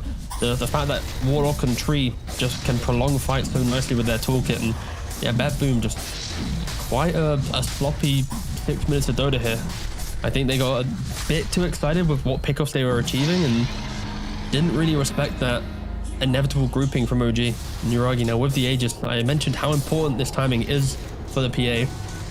Going for the Sanjin Yasha, get a little bit of status resist to deal with the dual duration, but then also have the bonus Agi from the Yasha component move speed to get in and out of the fight. This is it was pretty funny, like watching Nightfall trying to play that on the Terrorblade, because he just got soloed by the supports. Like the kill credit eventually went to Yuragi, but he's just taking a Vessel from the Earth Spirit, and then it's just total full duration upheaval Seb there with like Nature's Grasp and Leech Seed, just like holding him down. He could never get away. And then PA just comes in for a quick last hit, and it's just, he's gonna need a BKB at some point to really stand his ground in these fights. But he's also looking to go for a Butterfly to deal with the immense right click of PA right now. But in this style of PA, this is a PA that won't be uncomfortable going for an MKB, because with the Battle Fury's Deso Axe build, trying to slot it in as a 5th whatever item can feel a bit unnatural. But when you're going for just raw damage, this Butterfly from TB might not be as impactful as other games. Yeah. I think they just smoked under a ward. I'm pretty sure they did, so all of Bet Boom did kind of retreat into their side of the map. As Yuragi is actually not opting for an early Aghanim Scepter. This is something we don't see all that often, but it is, yeah, Sanjin Yasha. Help reduce that dual duration, help reduce, you know, Terrorize or Purge. I just heard this Cryptic. I'm sorry. I thought it'd be funny to call you out this time. I won't do it again, I promise. No, you're good. You're good. It's good stuff. It's good stuff. I mean, I feel like if you load up all the items for OG, like it feels like a team trying to win the mid game, right? It's like, yeah, you've got Solar Crest, you've got the Vessel, PA not getting the kill there. Like even MC, like he doesn't even go for the Blink Dagger on Magnus, right? He's got the Pipe going for, like, soon to have the Greaves. It really is Yuragi will win us this game style of play. Okay. Mid lane. They're trying to bring down Pure on this Legion Commander, Toronto Tokyo. His best efforts, a nice echo in here from the Earthshaker. Takes a lot of damage from the Blade Mail, actually. And now GPK's got to be careful. In comes Nightfall. PA isn't here. Oh, yeah, you're right. She's actually really far away. But, all right, just a 1-for-1 trade. I think overall you're very happy here on OG. Taking down the Legion. Yeah, meta's been forced. So OG, they can just regroup. There's no Echo Slam, no Metamorphosis. Look for the play after the fact, maybe even take bot tier 2. Quite the window for OG to continue being aggressive here. And I must say, Echo Slam is one of the most satisfying sounds in the game. It's so cool. I'm trying to think of what else actually has such like a Of course, Ogre multicast on the Midas is up there as well, but just the sheer bass. Like, that's the spell you want to hear at an arena, and it's probably why the hero is the TI hero, because in an arena with 1,000 people watching, hearing that meaty slam in like a lower bracket game, that is something to witness. Meaty slam is probably some of the best acronyms or adjectives you could have used. Thank you. Yes, it's rather substantial in that regard. And save. Ooh, he's looking for Seb. He's gonna get him. 2 pickoffs around the side of the map, but Pure once again, I mean, the winner, at least on this Legion, getting some more dual damage, and we've seen what this guy can do as he scales. Save. This is the one that needs to be saved here. Yuragi gets a quick little pick off, you know, cute little crit. Oh, BZM actually catches Pure. This silence comes out. He's dead. Yo, what a find from BZM. And instantly into the Twin Gate, trying to go for the punishment, but GVK, well aware of that, retreating back to his the safety of his sentries and his wards. But OG with the chase down, like they just die in seconds. This PA hero is pretty cool, I'll be honest. Well, be careful, Cryptic. Don't forget that one guy on Reddit that we upset for saying PA was really good. We might upset him again today. You know what? PA I'll be is honest. Bonkers. This hero is awful. I don't know why anyone picks this hero. I've never seen Phantom Assassin win a single game. I actually need to check the win rate in Dreamleague for PA, actually. Give me a second. Maybe the guy on Reddit was right. Yeah, exactly. That's what I'm vibe checking real quick. No. It's a solid 50%. Yeah. All right, that's good enough. I'm taking it. Yeah, but who lost with it? I don't want to call out any teams or anything, but I think we've EU's seen it letting us lose down. once. Yeah, it's a majority EU losing on the hero for sure. Talon and EU collectively are dragging down the win rate on that hero. All right, that checks out. Yeah, mainly the EU part, not the Talon part. Yeah. All right, quick Tormentor goes the way of save. I mean, the Cursed Crown shard is amazing. The extra Brambles, also the reduced stun delay. It's nice. Oh, big smoke for the wraparound here. They get the ward up on the high ground. They're going to see GPK, but he's got that newly completed Aghanim Scepter, so not an easy hero to catch, but BZM is certainly going to try. He will be able to terrorize them away. Make a little bit of space here. Nicely done. Radiant's top tower is under attack. That Boom just can't really stand their ground. I'm trying to think for them, it's like, even if they were to win a fight, they just don't have the resources post-fight to then really make a move onto the map, and it's why OG's lineup is so scary to play into.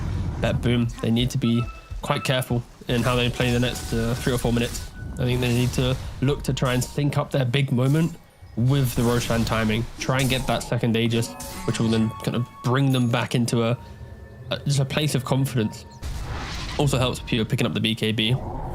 Should give him just cleaner entries to the fight. And Terrorblade, he's got the butterfly, but still yet to really see him pump out the damage. Maybe with the MKB complete.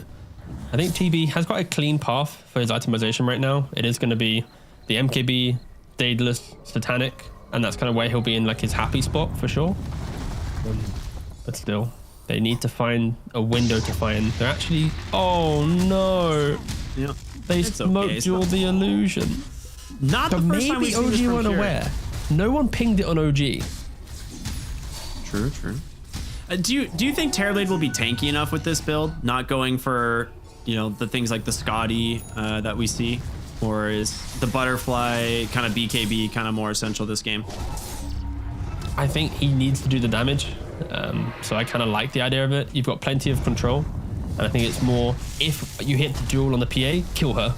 And I think if TB goes for Skadi and some of these more stat-orientated builds, he might just regret it down the line. Like, I wish I had the MKB during the duel. I wish I had the, fill in X damage item.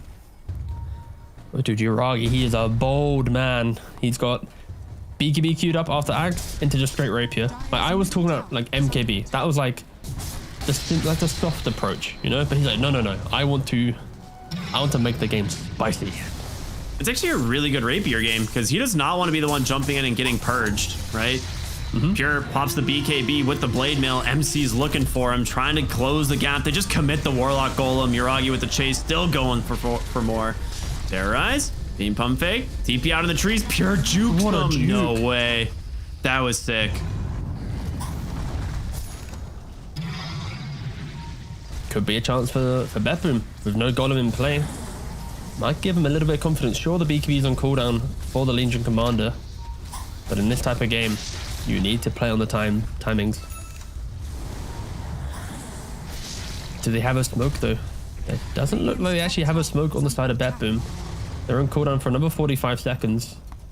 So that's probably what's holding Betboom back from actually trying to punish the move of OG there. All right, so second Roche here. Pretty much guaranteed for the side of OG, like you were saying. Treant Protector, I don't know if you noticed. So he went Midas earlier. Yeah. Blink Dagger. He's queued up the Axe. I don't mind it. I think position 4 trees either go for Refresher, just for the overgrowth. But you don't often see the Axe just because how easy it is to buy gem in competitive games with the casual Quelling Blade to deal with it. But in this type of game where vision is so key, yeah, I'm not opposed to it. Yeah, that's a good point. Yeah. All right. I feel like PA just needs that one little bit of vision to crush the fight, right? Yeah. You see SD dies. You see Willow dies, right? And that boom, they're just running away. There's an Aegis now in play. TB has the MKB available, but do you really think at 2100 HP? Sure, he got 35 armor, but there's enough control to bring him down. Ooh, free shard there for Kitrak. That'll be nice. Nice. More upheaval shenanigans in play. Kitrak's even just It's going so for funny. a You can Vlad. just channel it in a lane, and they'll just push the lane for you. Yeah, it's just free push.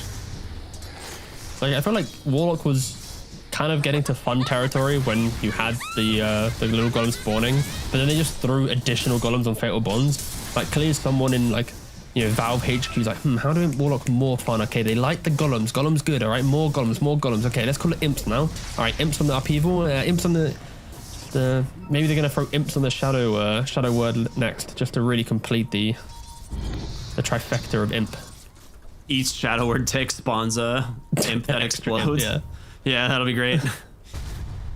An allied imp that you can control this time. So some you can control, some you can't. And then you get the AoE shadow word at 20, and then suddenly there's imps everywhere. Just remove the hill. Just create a whole new imp spawner, otherwise known as Tombstone. Oh. Why even bother? Oh, smoke. To the bottom lane. Oh, nice little dispel, but wait a minute. Blade Mail duel here onto the Phantom Assassin. And comes GPK. The blur bays him a little bit of space, but Yuragi still manages to survive for quite a while. BZM drops that Magnetized Nightfall, is nearby. They gotta stay on top of this Phantom Assassin. She's got a cheese, gets it off at the last second, save of the Terrorize, but the damage from Nightfall, it's enough. They manage to take him down. MC comes in, RP just a little bit too late. Oh, it's an absolute whiff. Oh no. They drop the golem, they drop everything. But BZM, maybe he can make it happen. This Fatal Bonds is owning. Wait a minute, the turnaround. They're all dead. Kitrak, what is this Warlock hero? What a goat. He stands there staring at them menacingly until they die. What is this damage? I mean, respect for OG there to just not back down after such an awkward engagement, right? Just look at the minimap. Look how far away Kitrak. He's at the mid tier 1 when this fight starts. He is beelining it to the rest of his team right now. And for BZM, he kites out the fight as well. And at this point, when Yuragi dies, some teams might say, back out, this isn't our chance. But no, MC, to be fair, he tries to go for like a clutch RP. And in doing so, because of this getting the cliff off with the Fatal Bonds, it just opens up such a free engagement. Who'd you sunder on Nightfall? You're shadow worded, you're stuck on the high ground, you used to play with RTZ, you're now role-playing RTZ, you're stuck on the cliff, and yeah, goddamn OG, don't back down from any fight. And yeah, they find their way.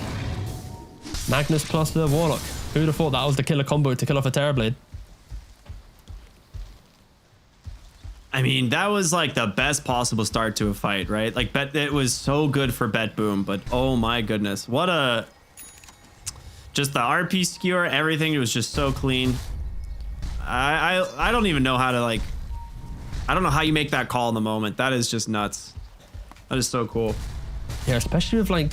I feel like the RP could have been one of those like magical moments where he hits the RP, PA still has like 100 HP, then gets to turn around the fight, right? But the fact that it's PA dying with, like, there's so many levels to it, and it would be cool to see like who in that moment commands for the fight to continue, who says no, we can take it, or if it's just like a kind of unilateral, like everyone's just on the same page anyways. But either way, OG showcasing the strength and the damage that they have.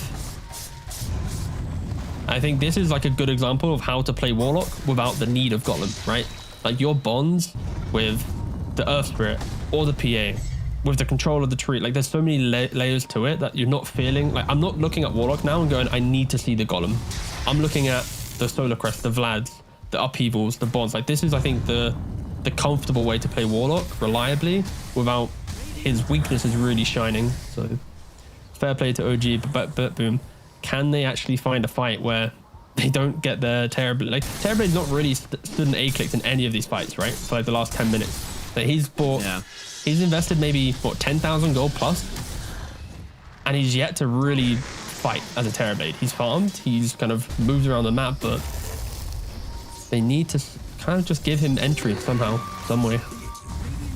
The Satanic will definitely help, but he still needs about, I don't know, another 2,500 gold almost. Smoke will get popped actually here in the mid lane, so I mean, I really hope if OG are to win, by the way, I need to ask Kitrak why he has a backpack Seeds of Serenity. Like 33 earlier had it until half an hour. Kitrak's now still casually holding it. Like, is he just broken like item. Is it like win a fight, throw it on the ground, and then the boys heal up? Like, it's only 10 HP regen. It's not like a percentage-based thing. Like, if it was percentage-based, then sure, but I'm gonna keep an eye and see if he actually used it. Yeah. Yuragi almost to his level 20. A big bump in damage for this hero. As bottom lane, we're seeing Bet Boom maybe look to push the enemy tier 2 tower. A little bit of a trade potentially, but this top tower is going to fall quick. You got a pretty huge wave already at it. And Seb, he's got an Ags done. Wait a minute. He got this a lot faster than I was expecting. Yeah. Kind of helps when you wipe your opponent, right? Yeah, that is true. And also he's going straight for an Ags Blessing. Yeah, I don't know about that one. I don't know about that one, Chief. We'll see if he actually goes for that. Maybe that's just because he just typed Ags in, but yeah, I don't see the logic behind rushing the Blessing when you only have like 2.5 items to your name. Yeah. Yeah, you kind of like all good interview willing to go there. for like. Yeah, you're right. You know, we'll just keep criticizing item choices and be like, tell us why you did this. Well, critiquing. Very different. Correct. Yeah, that's the word I actually meant. Thank you. Exactly. In Europe, we critique. I don't know about across the pond there, but it's only there's no such thing as critique over here. It is all flame. The streets of Dota.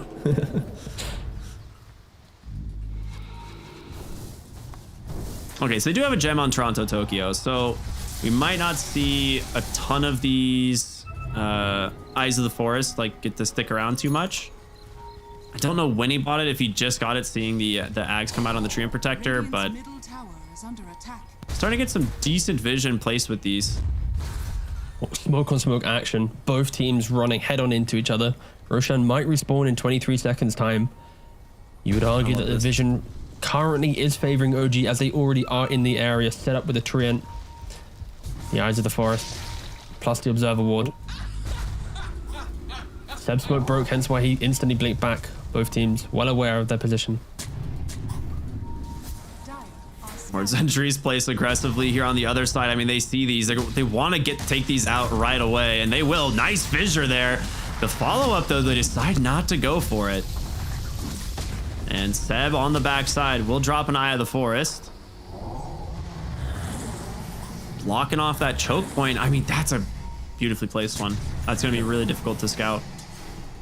A lot of discipline. You're going to need your gem carrot to walk all the way up there. It's not going to be comfortable positioning. And maybe if Seb does commit for this blessing, it could just be for him to eventually hold a gem himself because he wants the move speed and not get rid of his items. But we'll see. He looks kind of like he's content having these items to the end of the game. Either way, Bet Boom. They know how important this phase is. If they execute anything poorly in this upcoming fight, they will lose Roshan, they'll lose the Aegis. Their comeback will be even harder. They managed to take down the Ward Sentry, and they will now start to see the Eyes of the Forest, so... Do they have they don't have a quelling, actually. They literally have no way of cutting him down. Yo, Toronto Tokak, he's buying the quelling now.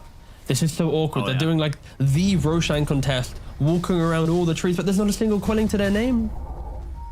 There were literally 5 heroes standing on that tree and didn't know it was an Eye of the Forest until Toronto Tokyo walks forward, and they're like, oh, we should back. Yeah, we should back.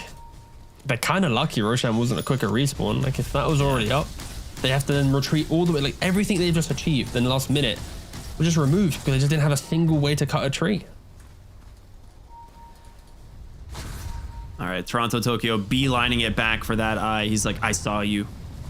I'm gonna get 2 ninja gears already in place. Shaker and Willow, quite decisive teamfight contributors, now have free access to the engagement. The Eyes of the Forest, the Axe from the Treant Protector, not going to be as impactful.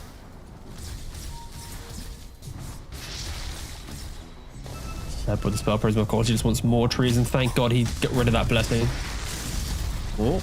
There, we're going to see the initiation onto BZM's Earth Spirit. Gets the roll away. A nice golem comes down. Nightfall instantly getting rid of those Fatal Bonds and cleans up those golems. A BZM on the backside finds GPK.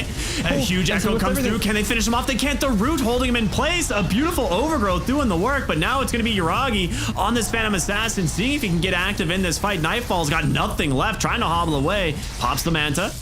Disengaging for the moment. A buyback spent from this Earthshaker. A lot of spells already spent, but the Eyes of the Forest getting chomped down here slowly but surely. Quarter duration left on meta. Oh, they're gonna go in. It's gonna be GPK once again trying to start the fight, gets on top of Sev's Treant Protector, and they will be able to bring him down. But the question is, can you get Yuragi? He's so scary. The Fatal Bonds, they're not there, but this upheaval just pulled terribly to a crawl. Yuragi with a double kill, taking down the second support, and now Pure trying to hobble out. He's still got a duel available, but the chase continues. BZM on this Earth Spirit kicks away GPK, puts him right into the hands of Mind Control. It's gonna be a double kill. That's a dieback on your Shaker. And oh boy, OG just blow this game wide open. Just so much just delayed engagement. Like, even at the start of that fight, Mind Control, he walks into a bramble. We might actually see it here. Okay, we don't, but it doesn't matter. He wastes the RP at the very start of the fight, but then you get to this part, the engagement prolongs all the way back into multiple trees that Seb had set up. So the vision was good. The positioning of Kitrak so far north on the screen, we don't even see him with the upheaval.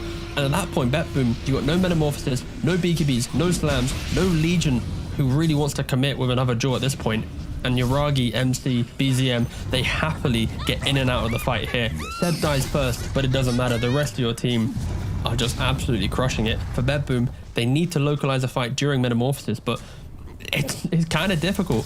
You could argue if you rewind like 2 minutes before where they hit that fissure on the PA plus the mag at the Lotus, maybe that could have been their entry to an engagement, but they didn't take that opportunity. They waited a couple more minutes, and in doing so, OG set up at top beautifully, fortify the area so well that vision is their best friend. Yeah. I mean, they steal away the gem too, right? And this just makes Seb's life so much easier. He doesn't have to worry about the dewarding as much. You can get a ton of aggressively placed trees. And they're just going to look for Nightfall right inside the base to kick out. The RP is there. Can they finish him off? It's going to be a really nice golem, but Nightfall survives. He gets the Sunder. Kitrak with a refresher, but he doesn't have the mana at the moment. They take down the Earth Spirit. Nightfall able to make it inside of the base. A disengaged, one of the best possible you could get from Boom there. It looked so dire for them. To Kitrak also, I didn't even realize he picked up a refresher. Like, he doesn't have the mana. It's kind of, it's kind of awkward, but... They got the refresher shard on the Magnus, they got the refresher on the Warlock. When Elspirit's alive, you just expect them to A-click down a lane. Meta is on cooldown for 2 minutes now. Surely, with the Aegis, all ultimates in play from OG, this is going to be the fight where they try and break down Boom. Will Yuragi go for the Rapier though? Will he wait until maybe after the engagement to decide? He is sporting quite a healthy amount of gold. Only about 1,000 gold away from the Rapier if he does want to really commit to this moment, but I might be getting carried away. Radiant are scanning. I would really like to see the Rapier. I think he's going to do it. Wisdom Rune here into another Tormentor, and yeah, they still have a couple shards available. I mean, Yuragi hasn't even picked up his yet. This one will go to BZM. All right, can pull allies. Not a bad one by any means.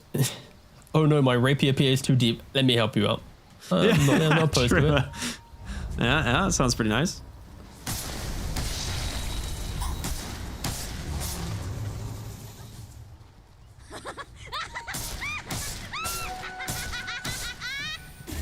Steb has a scythe queued up. Did you see that? I did. He should be able to get that. I think he'll get there eventually, right? I don't think it's too far off. With the Midas and everything? Oh, no. He's bought something else instead. Okay. He bought boots to travel. I was like, was that bots? Yeah, definitely. Just stop looking at Steb's quick buy. I think he's played with MR for too long, like ATF, that his quick buy is just a scam. Nice fissure there. Buys a little bit of space for Pure, but that's BKB down once again. And they are on the chase. MC smoked up on the backside, but they managed to make their way all the way into the base.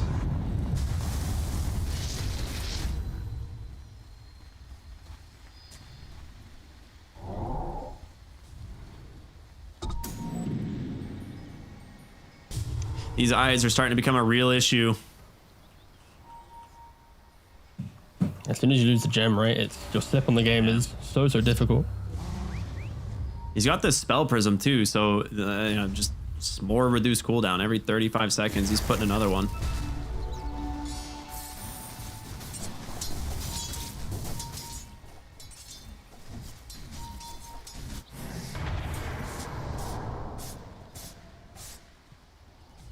Even 50 more seconds here on this Aegis, as they will actually catch the Treant Protector for the moment, and they are just going to eliminate him. They do not want to risk his ability to play on this map anymore. They do get the dieback on the Willow, though, I believe, and GPK, he's got to run here. Oh, Pure almost gets caught as a little happenstance there, but GPK just too slippery. This Earthshaker hero, very difficult to catch. And, you know, they did throw the RP. Do you think they saw that, T? Does it matter? No, I think they might have. Yeah, that was a heck and chase for sure. Yeah, it's a lot.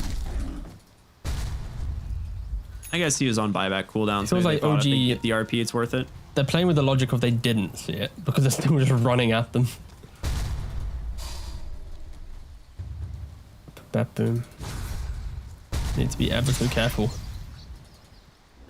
It's kind of a little bit refreshing to see a Shaker not be like double-digit kills and just obliterating the game. Of course, the repercussion is we're seeing a PA do the opposite, but yay! Woo!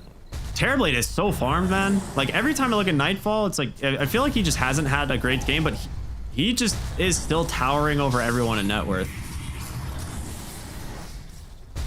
It's just 7-3 and 2, you know.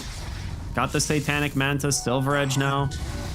What can he even build for? Is it just the Ag synth, I guess? Yeah, he I think Ag synth is pretty good, especially because if the PA shows and you get the fear off, then there's like a window where it's like, okay, get the jewel, she's running away, she's feared, right? I think if anything now, it's less about items, but more for positioning. We're yet to really see Bet Boom decide a fight within like the duel plus meta, the slam plus meta. It's been a lot of just prolonging, and of course OG, they love a fight that lasts multiple like iterations of itself. They are smoked up, they are ready though. Bet Boom, they have vision this time around. They can't leave this high ground ward though. If they do, be running into the eyes and still without too much confidence that they're not staying for too long. That is the issue as well with late game PA. Like, you just don't know where she's going to appear from. She's going to be in like melee distance before she actually breaks from her blur. With the triple dagger as well, like she can cut through her opponents with ease. Microchop did pick up the refresher. So you can have 2 RPs, 2 golems. We all triple saw daggers. What it was Secret versus TSM series. We all saw the shenanigans that PA did in that game. Mm-hmm. Just one-shotting Wraith Kings over and over with the Divine Rapiers, and I mean, it could happen here for sure. Like a lot of these heroes are not super high armor, except for Terrorblade, really. Do we have the live damage stats of heroes actually? Or no? I don't know. That's a. That might be a JJ and Buka tech, to be honest. I mean, we're on the second stream. It might bleed over to this one as well. Who knows? We'll find out if it appears or not. If it doesn't, we'll wait till the post game. I just feel like Nightfall's damage is awkwardly low this game for sure. Yeah. He's just been farming. And dude, he's been a part of 9 kills this whole game. Like, he has not really been in a lot of these fights. I mean, he participated in one nice one bottom, ends up getting cliffed and dies anyway, but it's just been kind of farming simulator for him, right? It's like PvE for the Terrorblade here. I do love how OG pick up a rapier and then suddenly play very defensive, right? It's like they didn't have any cares in the world. It was like play on your wards, get the kills, keep going. But now it's like with Roshan spawning soon with the rapier in play, they might go fish. Oh, actually, no, I take it back. They are going fishing. And they retreat. They were trying to force out something potentially from the side of Bet Boom. 35 seconds for the 4th Roche, so that will put it very close to spawning on the Radiant side, which means the Ag's Blessing.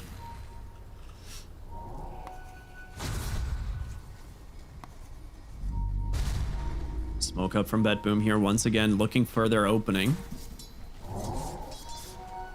Radiant's middle tower is under attack. I mean, the thing that's so scary is like Yuragi being the one that might pop a smoke is like really rough. Oh, wait a minute. They've caught the PA. They get the duel. A nice RP comes through, but he's dead. Rapier's on the deck. Who's going to pick it up, though? Nice turnaround. The second RP to the golem drop. Kitrak's got a second. They're going to try and bring down Nightfall before he can get into this game, but it's back, baby. The Phantom Assassin is hungry. Yuragi looking for his target. He wants his Rapier. GPK steals it. He's getting away. He's out. Oh, man. Can they find him? What a move. They just stole a Rapier.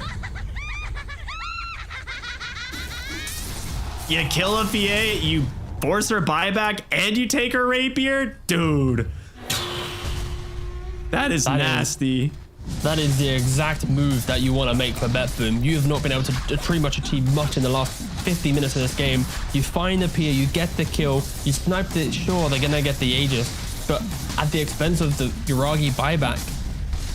And I think the best thing as well is the Rapier actually went to Earthshaker. Like, if Nightfall picks up this Rapier, he doesn't want this awkward item that gives him damage. He needs like survivability. He needs to get into the fight. But a Shaker with the Silver Edge, like this is a big ticket item. Look at his damage when he has Totem in play. It's like 1500. It's like free crit. Oh my, it's almost 1600. Yeah, I mean, he's like the perfect recipe of a comeback. Oh, I love Dota sometimes, man. I cannot wait for a hero to get one-shotted from this. There's just no way this doesn't... we went from... What was our net worth advantage at one point here? Not too much. 15,000 roughly. The game was all... Yeah, it's like 13,000. The game was always like in a realistic fashion of a comeback, but just you buy the Rapier, you don't get to exploit its full extent, and we're in uncharted territory now. I mean, GPK is going to have that level 25 talent for the, you know, -2 second enchant totem, and queues up the Octarine, of course, as he's like, the more I can dance around in these fights, the more I can have this enchant totem going, the better. The whole top side of the map blanketed in these Eyes of the Forest, so they have a massive vision advantage, of course, on the side of OG, but I'm scared for them, even with Aegis now. Yeah, this game could go either way right now. At any minute, the Shake could enter the fight with now one hitting a hero. On the other side, it's just an RP into PA just slaughtering if you're out of position. Both teams need to respect the positioning, but it helps. The fact that both of your big initiators on like kind of either team have forms of invisibility, right? You've got the double ninja gear for Shaker and Willow. You got double tricksters for the Legion and the Shadow Demon. And on OG, you have a ninja gear on the Warlock and the Magnus, two heroes that GPK would love to find at the start of the fight. So this is, yeah, quite a neutral item heavy game. And when tier 5s come out, some of these heroes might not even opt to rush towards it just because of the effectiveness of ninja gear, or at least they'll keep the ninja gear in their backpack.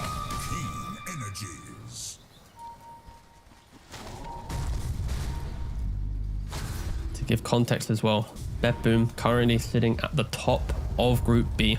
2 wins to the name, 1 draw. OG sitting in 3rd place.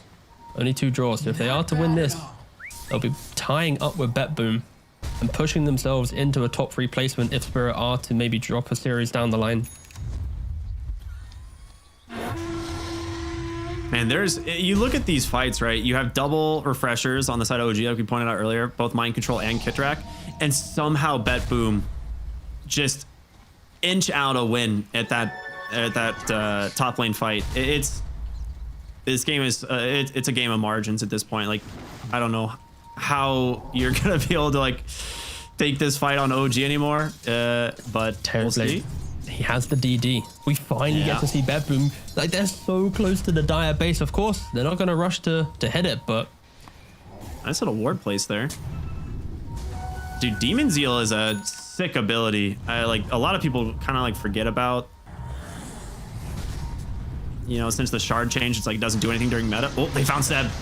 That's a nice one. Into the duel. Wait, nice Hex instead. They will just go ahead and lose him, but you gotta be careful. Nightfall on the backside gets found. There's gonna be the first RP of the fight, but can they find more? They've gotta be able to get more heroes here. Nightfall pops the BKB, doing some work, laying into BZM, but the second RP comes through. The second Golem. Nightfall still standing strong, but he's used everything, and there it is. Yuragi chops them down with the Divine Rapier. And now it's only a matter of time before they find... Wait a minute. Does he get the TP out? Okay, that's cheeky. Nicely done there from Save. Good dodge. Yep. Yuragi's like, sure, you might take my rapier, but I've already farmed another one. And Beppu maybe getting a little bit overconfident with their positioning there. They have to remember they are fighting into two golems, two chaotic offerings, two reverse like RPs. Like it's a lot of team fight. Even with like one disruption, it wasn't enough to help out, and now OG march on down the mid lane, trying to force a Terrorblade buyback. No buyback on Legion.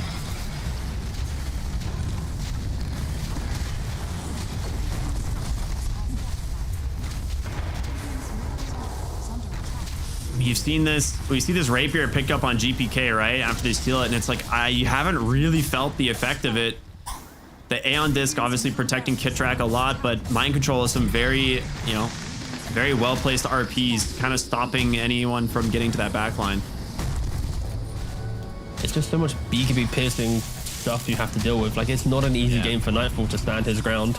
There's like, there's 3 BKB piercing spells, Overgrowth Golem and RP. Yeah. It's not that simple. Shaker really needs to find an entry to this fight. 10 seconds till the Terrorblade is up, but 40 seconds until that meta is available. And the discipline as well from Yuragi, not hitting the buildings here. He knows that if he is to get jumped, this game could get even harder than it needs to be. Losing a second Rapier would be rough. Yeah. Noji do enjoy the lower bracket, so.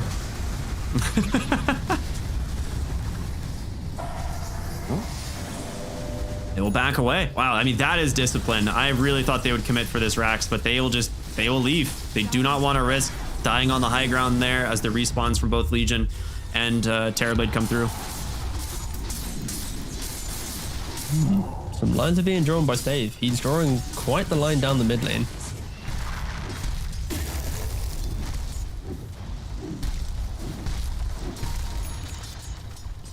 And soon to be tier 5 neutral items. Might not even a... Beppu want to get a little bit too spicy over their positioning. Buybacks. They're really looking for this Treant. Everyone but Legion on the side of Radiant. So this aggression right now is mirrored by the fact that they can take a second fight after the fact. But she's already out. He's not the danger. Such a nuisance right now. There are just eyes everywhere. They're gonna have to start chopping these down. Toronto, Tokyo with another gem here. They killed the wrong tree. Oh, he did get the wrong tree. Oh no, feels bad. Oh. They were like, yeah, we killed it. No, you didn't. I like this like Dagon pickup from BZM just to deal with these Terrorblade illusions from split pushing it all.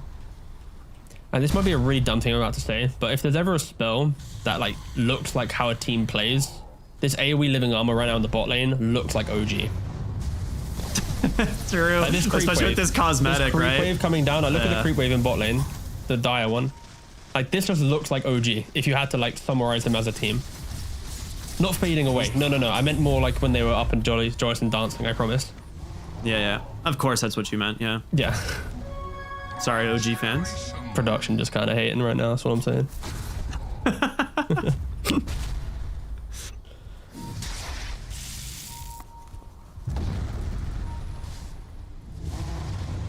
Well, level 25 now for Kitrak. Ends up taking the Golem armor. Yep. Very nice. A lot of physical damage coming into play, and of course he's had the 20 talent now for time, so he's gonna get the Ag. So we're gonna see what 4 plus his death, 5 golems. That's a lot of golem.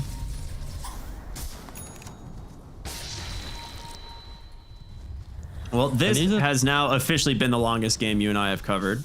Yeah, we actually also, I say we, but Team Spirit's playing against Quest in another series right now, and that lasted 69 minutes for their game 1. Nice. Meanwhile, Gaming Gladiators beat EG in 22 minutes and 22 minutes. So their entire series was shorter than game 1 of Spirit Quest and game 2 of OG Bet-Boom. So impressive stuff there from Gaming. Sorry for spoilers, by the way. Spoiler Wow. alert. Oh, God. How could you? For all the guys who are going to go back and rewatch every other series right now. Also, spoiler alert, EG are eliminated from Dreamleague Season 21. I can't believe you would do this to me. What am I supposed to do with the rest of my day now? Play Dota? You're a Shopify fan now. Ever since the whole SA swap. Like, I mean, I'm a big fan of EG still as well. But yeah, Shopify. To be fair, no, I'm a fan of SA Dota. Like, I can't wait for the day where they actually like they win like a big thing. You know, like it's brewing, it's coming, and at that point, Dota's going to be crazy. But anyway, we've got to pause. Looking forward to when the admins request the reason. Oh, they beat you to it. Can't ask. Yep. You can't do it. Anyway, we kind of been, I guess, floundering a little bit myself personally in the last couple of minutes, but right now the state of the game really is a matter of who kind of breaks first and finds the fight. I think Bet-Boom, they are scared to walk into the team fight of OG, so it's on OG to decide when and where they want to engage. And they need to rock on, for sure, specifically the Warlock there.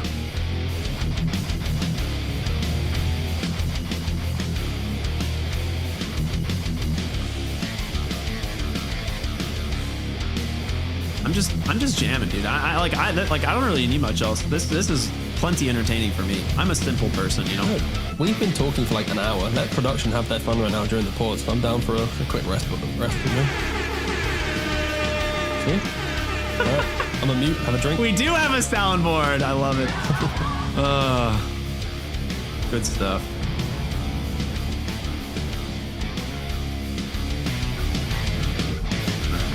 Fun's about to run out. No fun anymore. Terrorize. Nice connection, but you didn't gab Seb, and he's gonna eventually come find you again.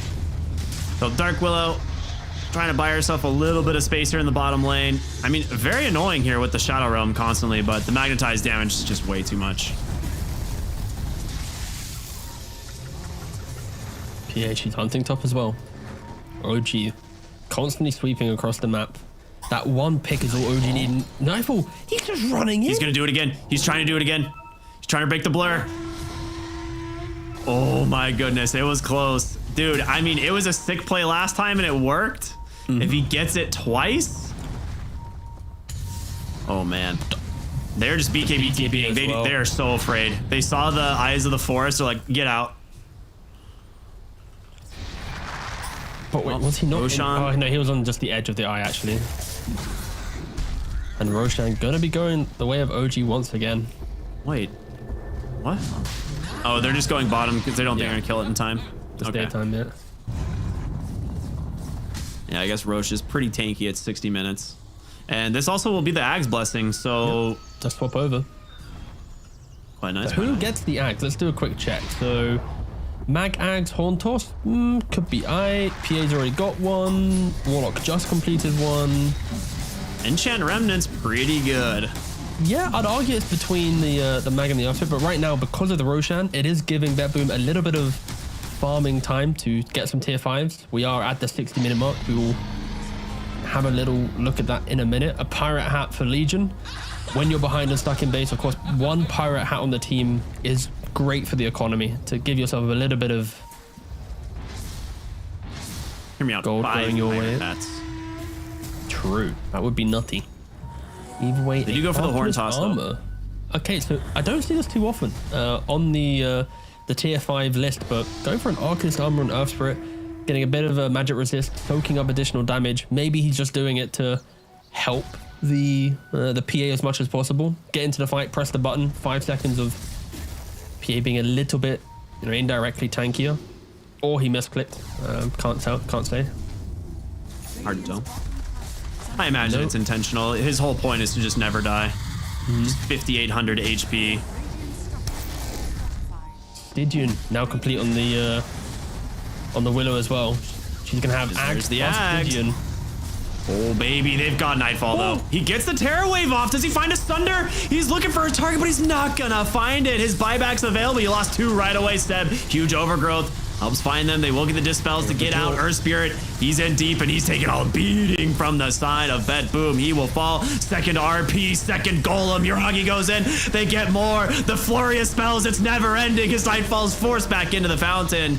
OG, they've expended everything as the Golems beat down the base. They gotta kill him. These Golems They've are so got to tanky. deal with these. They're so tanky. It's going to be the Dark Willow trying to end him. The first tier 4 will fall. Yuragi's in. He's got himself that second rapier. Nightfall. Does he find an avenue into the space? He has no BKB. He needs to be careful. They will clean up the Golems eventually. Man, that AoE living armor plus the Golem survivability is just nutty. They've still got 1 RP, a Horn Toss. They have team fight available, Aegis available for 3 minutes as well. Do OG go for the Mega Creeps? Are they just going to reset? I feel like you've got to go for the Mega Creeps, right? You still have Aegis for 240. Groggy. Protected by the Lincolns for the moment. Nullifier will break it. A lot of misses there, unfortunately, from the Dark Willow. And that should be Mega Creeps. Oh, Horn Toss. And there it is, the Horn Toss. They've caught Pure into an immediate RP. He's down. Dieback as now BZM continues to roll in for more, looking for his target. Caught by that Purge, but it doesn't really seem to matter all that much. Nightfall, no meta left. Trying to find an opening. He's not going to be able to. It's Yuragi all the way, focusing on the throne, and OG looking to tie this series. A must-win game for them if they want to try and get that upper bracket, and it is going to go their way. A huge echo from GPK, but it's not enough. Nightfall goes down. Mind control dragging him to his depths, and that is it. OG with a huge victory here in game number 2. 52,000 gold to end the game. Yeah, quite the game from OG. It was just a beautiful draft showcasing how Warlock can be so explosive. I think there's the clutch plays between MC plus Kitrak in that bottom engagement to cliff Nightfall in what could have been a disastrous fight for OG. And then on top of that, Yuragi goes for a rapier. Yeah, he might give it away quite quickly, but that was because Nightfall plus decided bet with an exceptional quick pick that you rarely see against PA lineups. But both teams giving it their all. But for OG, they have relentless aggression, 63 minutes of Dota played. Seb showing why Tree can be so impactful, the areas that you can control, and yeah, it's OG with Mag PA, like Mag plus anything. It's just a hero team combination that goes back for many years now. Yeah, I mean, the Mag PA is just such a classic duo. And the fact that Mind Control only has 1 death in this game. This is 63, almost 64 minutes. He has 1 death. That is unbelievable. I mean, just huge props to him for such a well-played Magnus. And dude, they just made it happen. This was such a cool game to watch. So many big spells thrown out from OG. Their team fight was just absolutely relentless. And they come out ahead. And rightfully so. They felt like they were the team in control of this game for quite a while. But Bet Boom, don't go out without a fight. Well played from them. I loved it. This was such a fun series. It was a banging game, and I think this is what OG is going to bring throughout the entirety of Dreamleague, is that they might drop a game and look kind of not weak, but maybe they're mismatched, and suddenly they just come back swinging in the next game, right? And that is kind of that tenacity that you expect from this team, and yeah, we'll see how far they can go. Again, they aren't at TI. This is their last, I mean, unless there's another third-party tournament, but this is the last tournament before it, so yeah, do as much as you can, and so far they're upsetting a lot of these big teams, getting a lot of draws, yet to lose a series. That's the key thing. Yeah. 1 win, 3 draws now to their name. That's a honestly super impressive score. Like, Bet Boom has looked so good in this tournament, and to get the draw here, especially after a pretty rough game 1, honestly. Like, game 1 was pretty brutal for them, so props all around. Can't wait to see what they have to say, as we're going to be joined by one of them in an interview in a little bit, but we're going to go to a short break, everyone, and we'll be back. Enjoy some highlights. We'll see you in a little bit.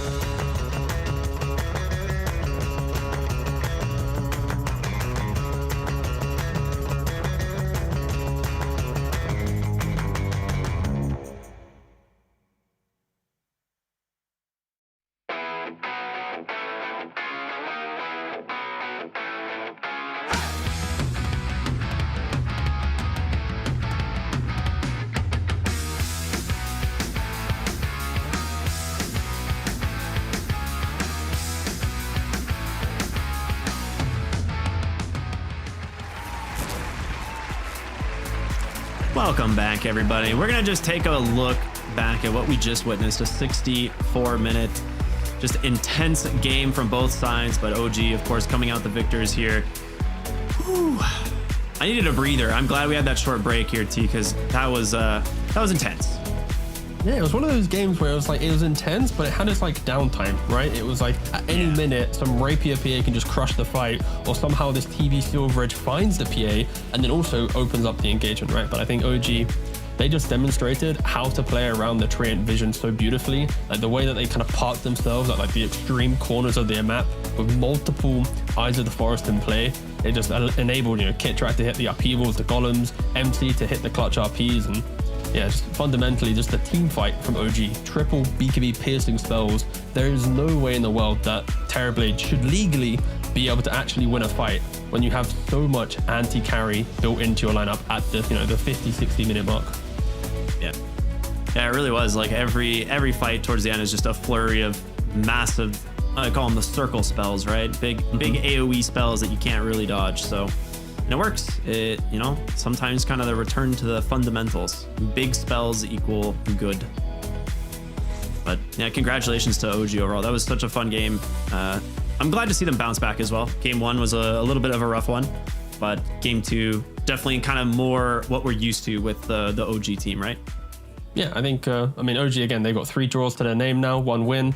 Like, you kind of expect them to put a show on at some point in the series, but we're still yet to see them like consistently find that kind of clean approach in all the games, right? And that's where maybe we wish the groups were best of 3s, because it's like maybe they have the adaptation to win the 3rd game as well, but we'll never know. We're in a best of 2 group stage. We'll have to wait and see.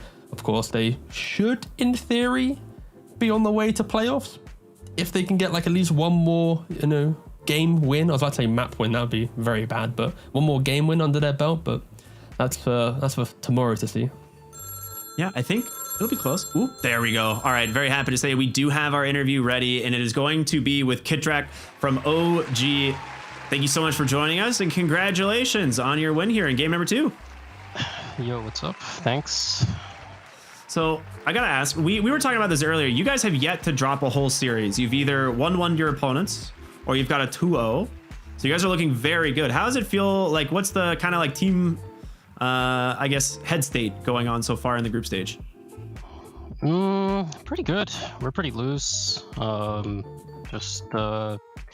think we get like tilted or anything after we lose, really. Just, like first game, I think this series, like we were winning and then we just like got caught 3 times in a row. We just kind of messed up and we kind of knew that. So it's like, just do it properly next time, stay aggressive, and, second game was a lot easier. Yeah, absolutely.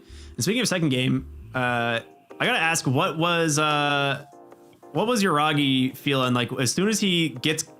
I mean, this is honestly a pretty sick play from Nightfall, but he just happens to walk right over him with the Silver Edge, and it turns into them just yoinking the rapier and just disappearing. Like, what was going on in the team comms at that moment?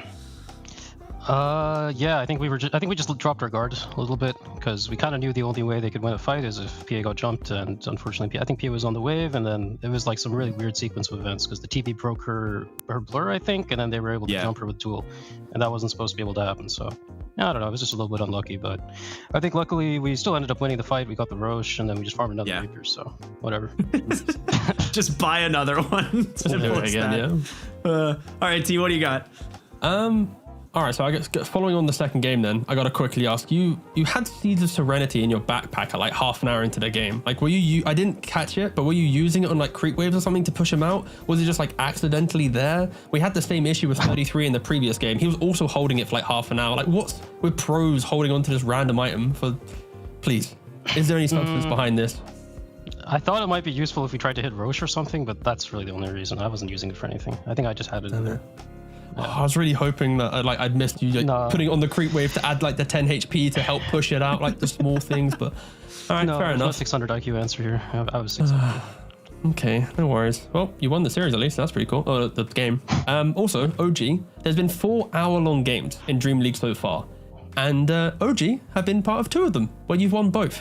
Why are you the team with the majority most hour-long games? Like, what's the secret sauce to making it such an intense back and forth affair? Pick PA? Okay, yeah, good answer. Is there anything else? Nah, I mean, if you have PA and the game goes past like 50, 60 minutes, I think it's so hard for the other team to play. They're just getting one shot for no reason. It's like they could do it for like. So are you actively playing for that, or are you just kind of just accepting that the game could just get awkward in the farming transition to get to the PA online? I mean, in an ideal world, you could end it a little bit sooner, but I think we lost the first Rapier this game, right? Otherwise, we probably could have ended it at 45 minutes, 50 minutes, whatever. But yeah. It's always a nice cushion to fall back on. Sure, that's true.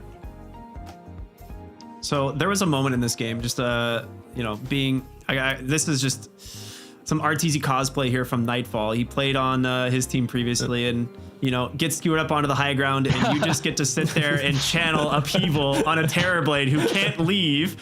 How much fun was that for you to just watch him slowly die as you just get to stare at him? Oh, dude, that's the best feeling, man. These carry players, they just go around killing you every game, like 10 times a game, So getting to do it to them one time, that's a luxury I'll take any day. And the discipline not to tip him as well, right? Like, you get the kill, you have the emotion, but you don't show too much OG flair with the tip there. That could have been a classic OG tip back in the day, but you're showing some maturity on the roster. No, I should have tipped him for sure. Yeah, you should have. Yeah. Wasn't thinking of it. Next time you get the opportunity. Yeah, for sure. It'll be there. I mean, this is just a super fun series, to be honest. Like, game 2 was so hype. So just thank you for bringing us that game overall. Is there anything that you'd like to say just before we let you go? No, thanks to all the fans for supporting us. I know the times have been a little bit rough to be an OG fan recently, but I think hopefully we can deliver a little bit better results in Dreamleague. So yeah, thanks for everybody for watching. Absolutely. You guys are looking good, man. Best of luck with the rest of the group stage, and at this rate, we'll see you in playoffs. So we'll hopefully see you then. Have a great rest of your day. Yeah, you too, guys. Take care. See ya. I'm upset. You're looking good. Cryptic, I'll You're be honest. upset? Yeah. For the Virtuous Dale? Yeah, literally that. Like, he's holding seeds for half an hour in the hope to use it for one Roshan for 10 HP. Like, he could have put it on the creep wave. He could have, but that's the joy, I guess, because like when you're watching it, you're always trying to like find the next like connection, like why? And then you hear the pro just talk about it. It's like, yeah, it was just kind of there. Should have probably sent it back. Ah, well, bit upset. Well, we read into things. That's what we're supposed to do. But it's been a very fun day overall. I think we might have the groups. I have to double check. I think we do. Yes, we do. All right, perfect. The groups. What do you mean, Cryptic? Come on. I mean, our production is always way ahead of us. Group A, I think they're all done for the day. So we'll take a look at this. Shopify sitting at 6-2, followed by, of course, that tie of Tundra and 9 Pandas that we got to witness earlier. Liquid and Talon not out, but they are definitely on the edge, as they both need 2-0s to stay in this tournament to maybe force some tiebreakers. So we'll see if they can make that happen tomorrow. But we've got Group B. And here we are. Group B, Team Spirit sitting at the very top. Only one dropped game, which was against Bet Boom. And this win from OG puts them in a really good position here for third place. They could still contest for that second, depending on tomorrow's results. What do you think? Could we see some tiebreakers here in Group B? Is it close? Do you think it's possible? I think both teams, the middle pack is extremely close to force out tiebreakers. And I guess the only concern, though, if you're an OG fan, is simply you're playing up against Spirit, whilst BetBoom is playing up against already eliminated EG. So the trajectory for upper bracket, you would argue, is easier for BetBoom, especially because OG would need to 2-0 Team Spirit, whilst BetBoom then also drop both of the games to avoid tiebreakers. But of course, we can still get tiebreakers for elimination. And I think that's more likely to occur maybe in Group A. But yeah, it's one set of best of twos in both groups tomorrow. And we'll be able to see the matchups. Of course, I've kind of hinted at them a little bit there. But of course, for the visual learners out there, you can also read it here. But yeah, tomorrow will be the day of reckoning for some of these teams. They will either join EG in a flight back home, or they will be progressing to the playoff stages. Yeah, and I mean, the thing that's interesting about this is basically top versus bottom for both of these games. Like Shopify, top of their groups versus Talon at the bottom. Same with EG versus BetBoom. So, I mean, their life is really in their own hands here for Talon. It's not going to be easy, but EG, maybe they could get some revenge before they leave. But we'll have to see, as that's all coming up tomorrow.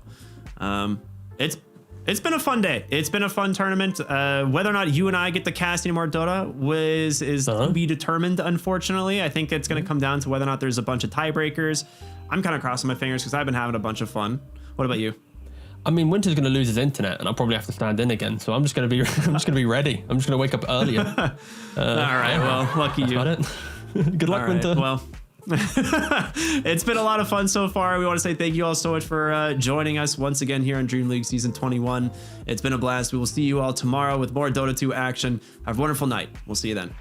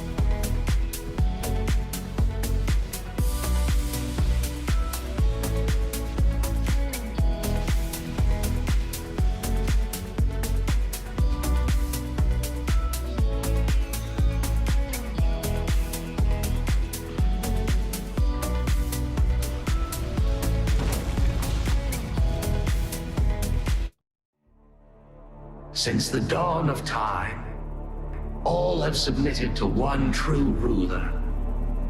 Fate, moments of euphoria, sorrow, acceptance, all are fleeting in the face of destiny.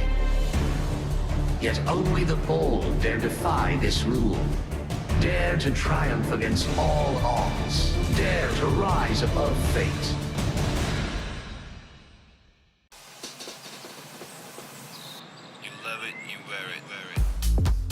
Wear your passion.